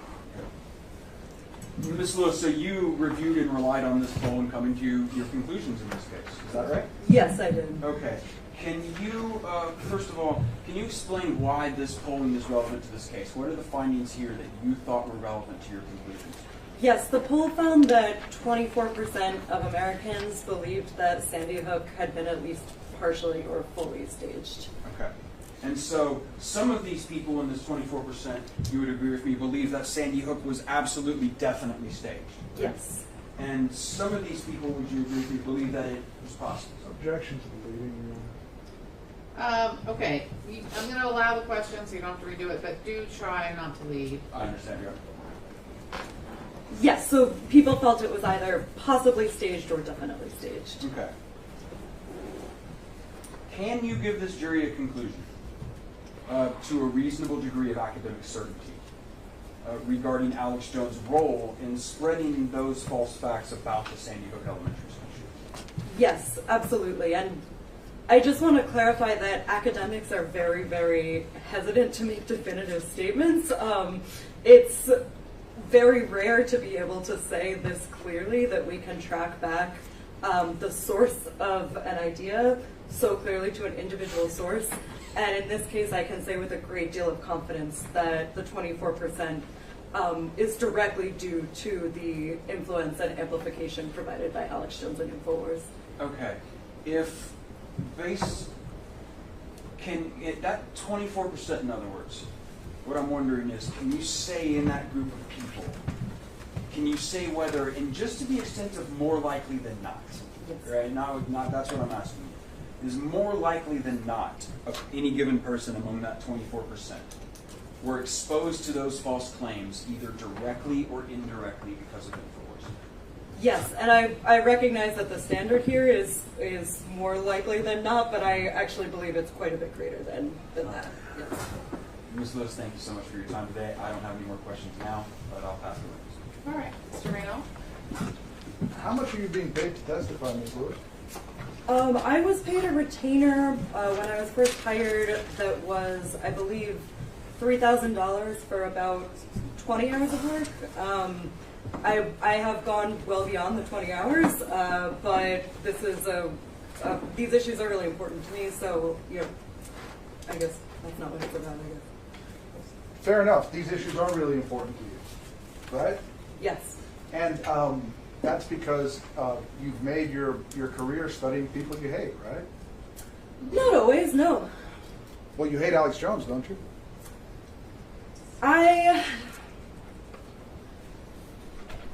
I would say that personally I have come to be really disturbed by what I have watched. I started out my research not knowing anything about Alex Jones, and so when I go into research I don't go in with any preconceived notions, but through the course of watching, I would say, hundreds of hours of his content. Objection, non-responsive.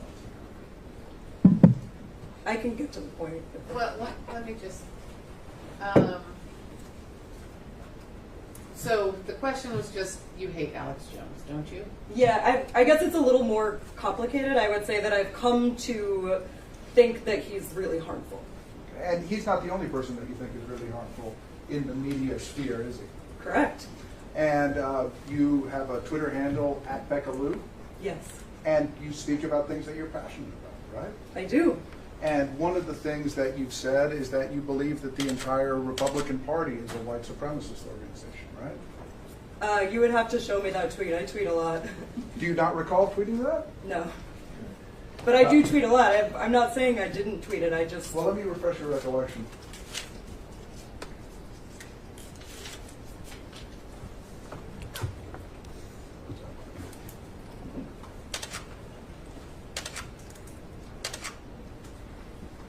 Oh yeah. To be honest, this seems like something I could have tweeted. I can't confirm that I did because I don't remember, and I haven't seen this earlier in the trial, so I can't confirm it hasn't been tampered with. It seems like something I reasonably may have tweeted. I'm not sure. And if you tweeted it, it's because you really felt that way, right? Yes. And you say the Republican Party has been a white supremacist party since the 1960s. That's Or, not I'm in sorry. evidence. Would it be You fair? know you can't read things that aren't in evidence out loud to the jury. And she just said she can't confirm that it hasn't been altered in any way. So the jury is instructed to strike everything Mr. Rinnall said after the witness's answer. Try again. Would something like the Republican Party has been a white supremacist organization since the 1960s be the kind of thing you would say? Yes. And so I take it you believe that Eisenhower was a white supremacist? Not necessarily. However, it was in the 1950s that... Objection, non-response. Overruled. It's not non-responsive. I take it you believe he was a white supremacist is a yes or no question. Well, can I clarify my answer earlier? Mr. Bankston will have a chance to ask you questions after I'm done. You can clarify with him. Okay.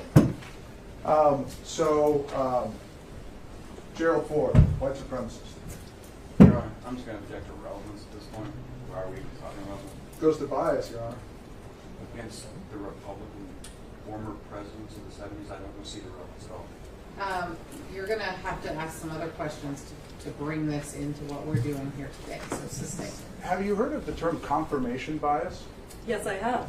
And confirmation bias is that when you have a particular idea about how, as a researcher, how something is going to turn out before you begin doing your research, you end up simply confirming what you already believed, right? Yes, absolutely. It's something I take very seriously. And in this case, you already believed in your heart of hearts that Alex Jones was a bad guy who had to be taken off the internet before you were ever retained by Mr. Bankston to testify. Actually, it was precisely the opposite, that when I started out researching Alex Jones, as I mentioned earlier, I didn't know who he was. And so my ideas actually have emerged out of my research because what we do is start with empirical data, which means that you go in without that confirmation bias, or at least you do your best to remove all of it. You look only at the facts that have been presented to you. So in this case, what I would do is simply look at the content that Alex Jones provides, or the way that it is disseminated, any number of different aspects of it. And from there, you reach an assessment, you make an argument as an academic, or so on. And anything that I've researched or written about Alex Jones in an academic context has been through peer review. Twitter is where, if the court will excuse my language, where people go to shitpost. So just so we can clarify, these articles and this view that you came to have, those were all written before you were ever hired by Mr. Bankston to testify in this case, weren't they? I can't confirm the tweets. I'm not talking about the tweets. I'm talking about when you were testifying earlier, you said that before Mr. Bankston ever hired you, you'd already watched tons of Alex Jones content. Sorry for interrupting. Yes. So in terms of testifying here today, you had already developed an opinion as to Alex Jones before you were ever hired by Mr. Bankston. Yeah, that's correct. It was based on hundreds of hours of research. And in fact, Mr. Bankston came to you because he knew you were going to say what you've said here today, that Mr. Jones is a dangerous guy. Yes, because it's based in my research. Well, it's because that's what you thought before and that's what you think now. It's not because of the work you did in this case, is it? Oh, I see what you're saying. Yes, I had already done previous hours upon hours of research on Alex Jones, so I assume I can't speak to exactly what Mr. Bankston was thinking, but I assume he thought I was already a knowledgeable party and that my opinions were informed by the research I'd done. Did I hear you correctly when earlier you said that that at least 3 billion individual different people had viewed Alex Jones' website, and you think that there are many more who've seen it too? Quick correction, not unique. I believe that was total. I believe the unique one was something closer to 2.5 billion. Okay, so in your opinion, here as a professional, you're telling this jury that a third of the world's population is watching Alex Jones? Not necessarily. It's tough to know how many of these are unique individuals versus how many came back to watch content multiple times. I assume that many of these clicks are people that came back to watch multiple times. However, as I mentioned, first of all, it's I'm going to object on response.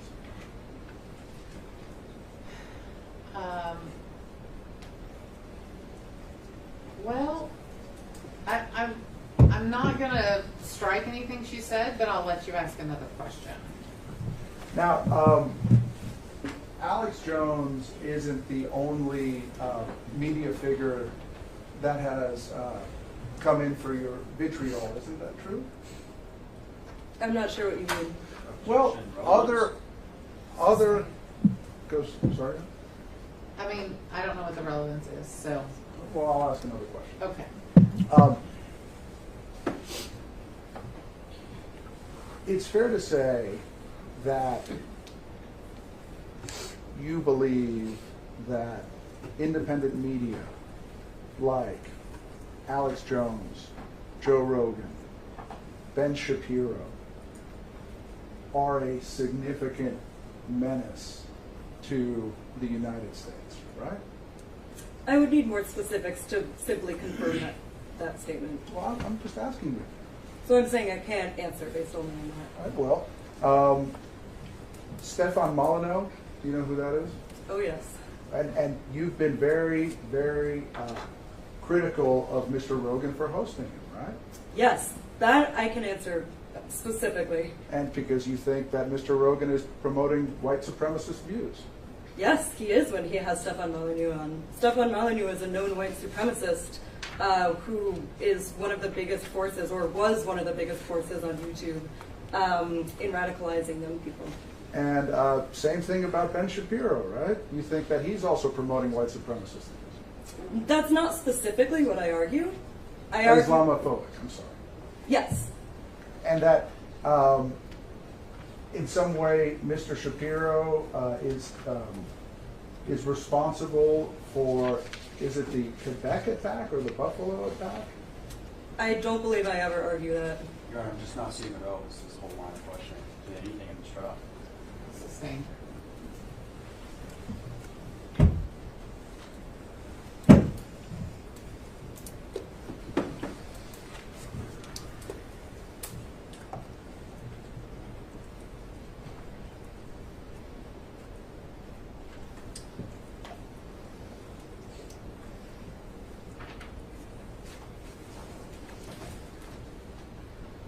Let me ask you about deplatforming. You testified about that? Yes, I'm happy to, yes. Mr. Jones was deplatformed, yes? You'll have to be more specific. That word means lots of different things to different people. Okay. So let's put it this way. Mr. Jones and his employees, if identified, cannot post on YouTube, true? They cannot post from the account that they held. They can still appear in other people's content on YouTube. And they cannot have an account or post on Facebook, right? Correct, same answer. That their content can still be posted by other people. They cannot have their accounts there. And same thing with Twitter, right? No Correct. accounts at Twitter. And actually, I mean, they can't even have an Uber account, can they? I can't confirm that. They can't even have an Airbnb account. It's not, I can't confirm that, and it's not clear to me how that's relevant either. The judge will decide what's relevant, as will the jury. I'm saying to my line of research. The poll we were looking at earlier, Exhibit 16, what was the sample size of the poll? I don't remember offhand. I would have to go and read it. You think that's important? Yes. Wasn't that something you should have looked at before you came up here to testify? I did look at it. I also am not going to remember offhand every single piece of methodology of every single one of the 1,500 pages I read. Well, we just talked about it. Would it be fair to say, if you remember, that it was less than 1,000 people? That may be fair. I can take a look if you would like me to.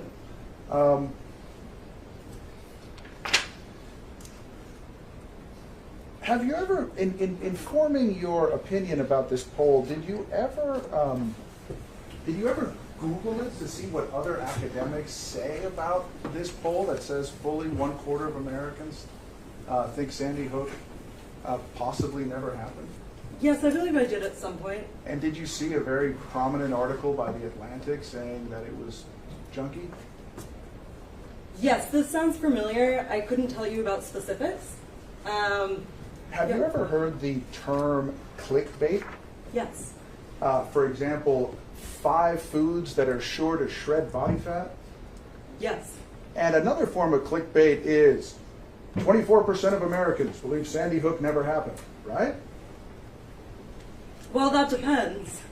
Well, it's the kind of catchy title that people like putting on their polls so that lots of people are going to click on them and read articles about them, aren't they? The way I understand clickbait is that it's misleading, and in this case, that would be an accurate representation of what was measured in this poll. With a sample size of less than 1,000 people. Sample size is not always the most important factor. You need to make sure it's statistically significant. So this is, I don't want to get too into the weeds of statistics, but just by saying that it's less than 1,000, that's not really saying anything about the accuracy, because things that are sizes of 1,000 can be statistically significant. Do you know what company was hired to actually ask the questions? No, I don't. Did you see whether those questions, there was an audio recording of how they were asked? No, I don't. You realize we're talking about $150 million that is supposedly at stake in this case? Yes. Based on that data? Yes. And you didn't think it would be important to see what company it was that actually asked the questions or how the people were selected to participate in the poll? I may have seen it if it was in here. I don't remember it, but it's not standard practice for every published poll or academic journal article that you read to go and check out the sources directly. You understand the methodology, you read through the methodology and see if it makes sense. If this is, yeah, I'll leave it at that. Okay, so it's fair to say you just didn't check your sources on this poll. Sure. Pass the witness. All right, Mr. Bankston? Becca, can you check that poll? Can you open it to page 3? Yes.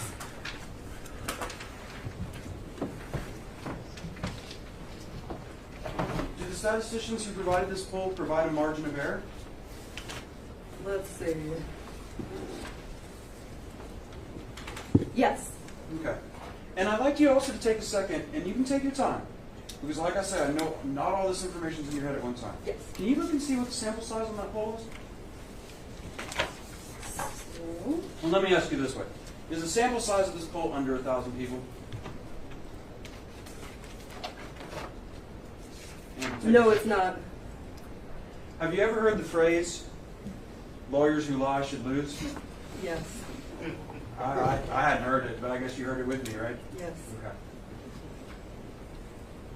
Think Mr. Reynolds should check that before trying to call you out in front of this jury? Yes.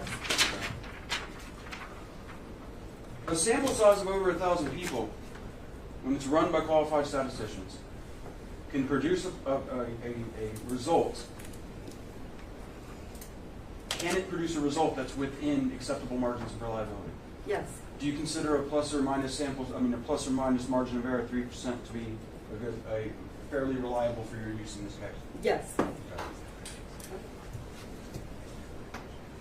Oh, yeah. The margin of error inside the poll is it below 4%? Yes. Okay. And is it listed right there in the exact number? It is. And what can you tell the jury what that number is? It's plus or minus 3.1%. Okay. What does that mean? Can you tell the jury what a plus or minus 3% margin of error in a statistical analysis means? Yes, okay, now I have to get back into my statistical mindset. It means that The results that they come back with, there's a possibility that it may be anywhere between actually 3.1% lower than what they said or 3.1% higher than what they said. And so what we're saying here is that potentially it could have been, you know, closer to 21% than 24% of people at lowest. Sure. Let's talk really quick about the 2.5 billion page views. Yes. And you were talking about how that could be people who revisit the website. Yes. In fact, almost certainly is some revisitation, correct? Yes. Is there any, from the data that Infowars has provided in this case, is there any reliable way to ascertain the exact number of individual human beings who access the website? No, there's not. Okay. Does the identifying digital data of a person, can it change over time? Yes. Again, if we're thinking about these anonymity online, there are a lot of ways for people to disguise or kind of, you know, seem like different numbers of people than they actually are. Okay. And are you aware or have you reviewed any conclusions from any experts in this litigation from the defense who are going to say your opinions are wrong? No, I'm not aware. Are you aware that any such expert exists or will come to this courtroom? No. Okay. Ms. Lewis, have you ever testified before? No. I think you might be doing it more. That's all I have for you, Ms. Lewis. Ms. Lewis, why don't you tell us, since we're getting into this, exactly how many people were interviewed? It was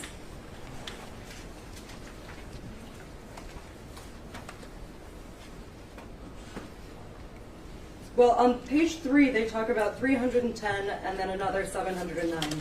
So it was over 1,000. And 310 and 709, those are, I think that's 1,019. 310 were interviewed in person, right? No. They were conducted on landlines. Oh, sorry. And the others were by cellular phone? Yes. So none of these interviews were even conducted in person, right? That's not considered relevant in polls like this. And there's also in this same poll, and this is, you know, what they're saying, we were talking about margin of error. Yes. Does it say right there on page 3, it says, survey results are also subject to non-sampling error? This kind of error, which cannot be measured, arises from a number of factors. Mr. Reynal, what are you doing? You're reading again from an exhibit you kept out of evidence. She's testified already that this is part of her learned treatise. She can read to the jury. She can read to the jury. Ms. Lewis, would you read the section beginning survey results? Yes. In the sort of middle of that page? Survey results are also subject to non-sampling error. This kind of error, which cannot be measured, arises from a number of factors, including, but not limited to, non-response, eligible individuals refusing to be interviewed, question wording, the order in which questions are asked, and variations among interviewers. So let's focus in on that part that says non-response. Yes.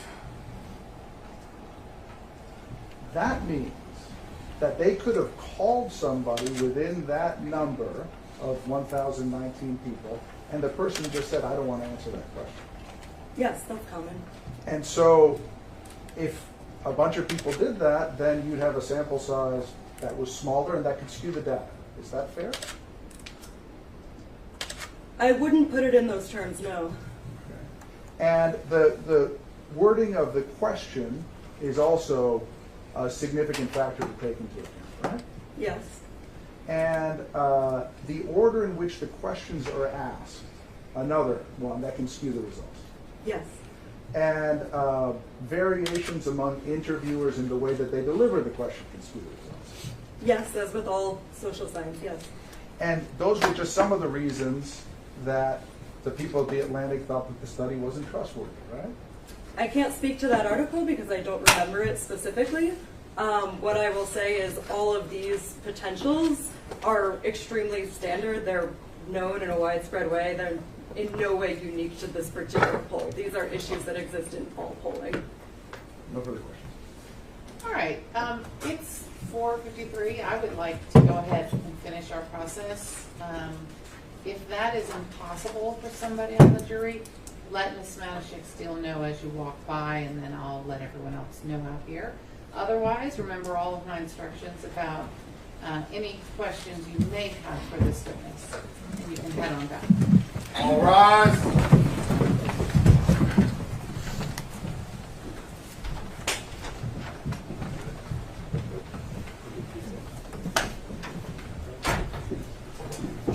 And Ms. Lewis, you'll have to wait in the hall. Sounds good. Should I do that right now? Yeah, I think so. Okay. Thank you. Yes, thank you. And if you'll just shut the door behind you when you walk through. Thank you. All right, you may be seated. I hope that's okay with everyone. And I was going to ask A you little just bit. so Ms. Lewis wouldn't have to stay the weekend. Yes. They always give me a look when this doesn't need to be on the record, when I told them to shut the door, but then the one time I didn't, they left the door wide open. So I think people, I know I sound like a broken record. I'm going to go ahead and do time now. So let me just do some math, and then I'll let everybody know.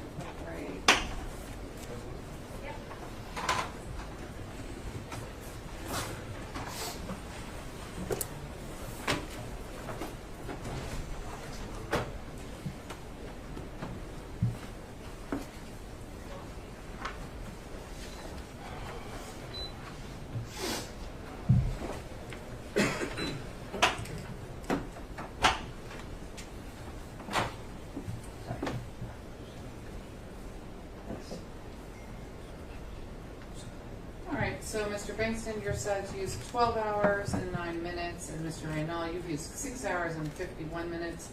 The jury total has used jury and other non-stuff, 3 hours and 45 minutes through today. I'm not counting, I'm not counting what we're doing right now because we're over. Judge, I think you said yesterday that you think ours is going to be around 25 hours. Is that?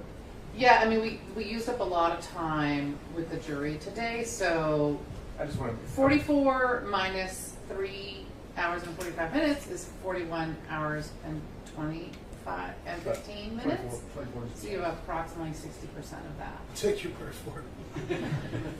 I know. We're fine. The old joke is lawyers went to law school because they can't do math. And then here I am. But I do have these two things. I have two chess clocks, one for each side and then one for the other stuff. And then sometimes I've had a third. Anyway, that's I love these things. That's great. But yeah, as far as time, we're looking great, right? Okay, good. While we're here, and so before we leave, who are our witnesses going to be tomorrow? We're going to wait till Monday. So there's a joke back here that I'm always trying to make us work on holidays. I mean, more than once. I've been like, okay, well, I'm scheduling it on this date, and some poor lawyer will be like, I never want to disagree, but isn't that a county holiday? Or I'm like, oh, I did not know that. So anyway, yes, Monday. Who will your witnesses be on Monday? Well, depending on how fast they go, it could be everybody. Okay. And we'll just give you the whole list. Yeah, we'll just give you the remainder of the list at this point, which is Dr. Michael Crouch, Dr. Roy Lubit, J.T. Lewis, Scarlett Lewis, Neil Hesslin. And 2 depositions. Oh yeah, and we have 2 depositions that are very Crouch, Lubit, I'm sorry, J.T. Lewis. So every witness who's left on the list is the family and the doctors. What about the internet debunker guy? No, in fact, he's in, you wouldn't be called on the day. When she asked me who we might call. Okay, no, I just. Yeah, he's not on there. I was hoping for Miss Kelly, no? I can bring her if you really want her to. I'm not sure you want that. That was supposed to be humorous, but you That know, was a joke. whatever. We all know that was a joke, and it's not on the record. We're not on the record. That was just a joke. Your Honor, we may want to go on the record. Right this minute? I just received an email that I think I should bring to the court's attention. We did too. It's not, don't worry. It's not a big deal. Everything's still good. I'm not worried that there's like I'm worried it's something else. So on the record. I've just been informed by the bankruptcy lawyers that Free Speech Systems filed for bankruptcy this afternoon. They have assured me that despite the bankruptcy filing, there will be no interference with the progress of our trial. Good. They have an emergency motion to lift stay that will be heard by Judge Lopez, I think at 8:30 on Monday morning. So I'm happy to report that we can move forward. Good. Well, I also thank you. Anything else on the record about that? Nothing from us. Okay, we can go off the record again.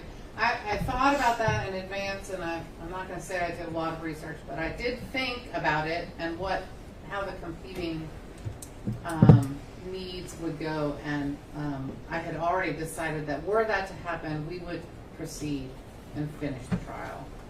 I've been told that it is absolutely the desire of the company to finish the trial, to put this part of this odyssey behind us so that we have some numbers and hopefully be able to work forward from there through the bankruptcy process.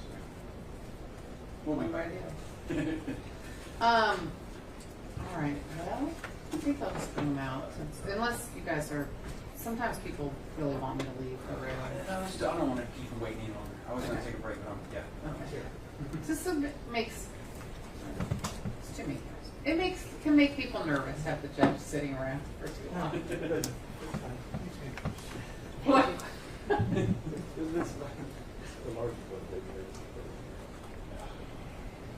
When you say you receive an email and it's urgent and I have to hear about it, I just want you to know my first thought is that it involves me, and it's very stressful. I'm sorry. Because I've asked to not be told about anything unless I need to know. No, So totally. that's why I freaked out a little bit there. Case-related stuff does not elicit that same reaction. Well, I wanted to make sure that everything continues. I appreciate it. Thank you. I do appreciate that.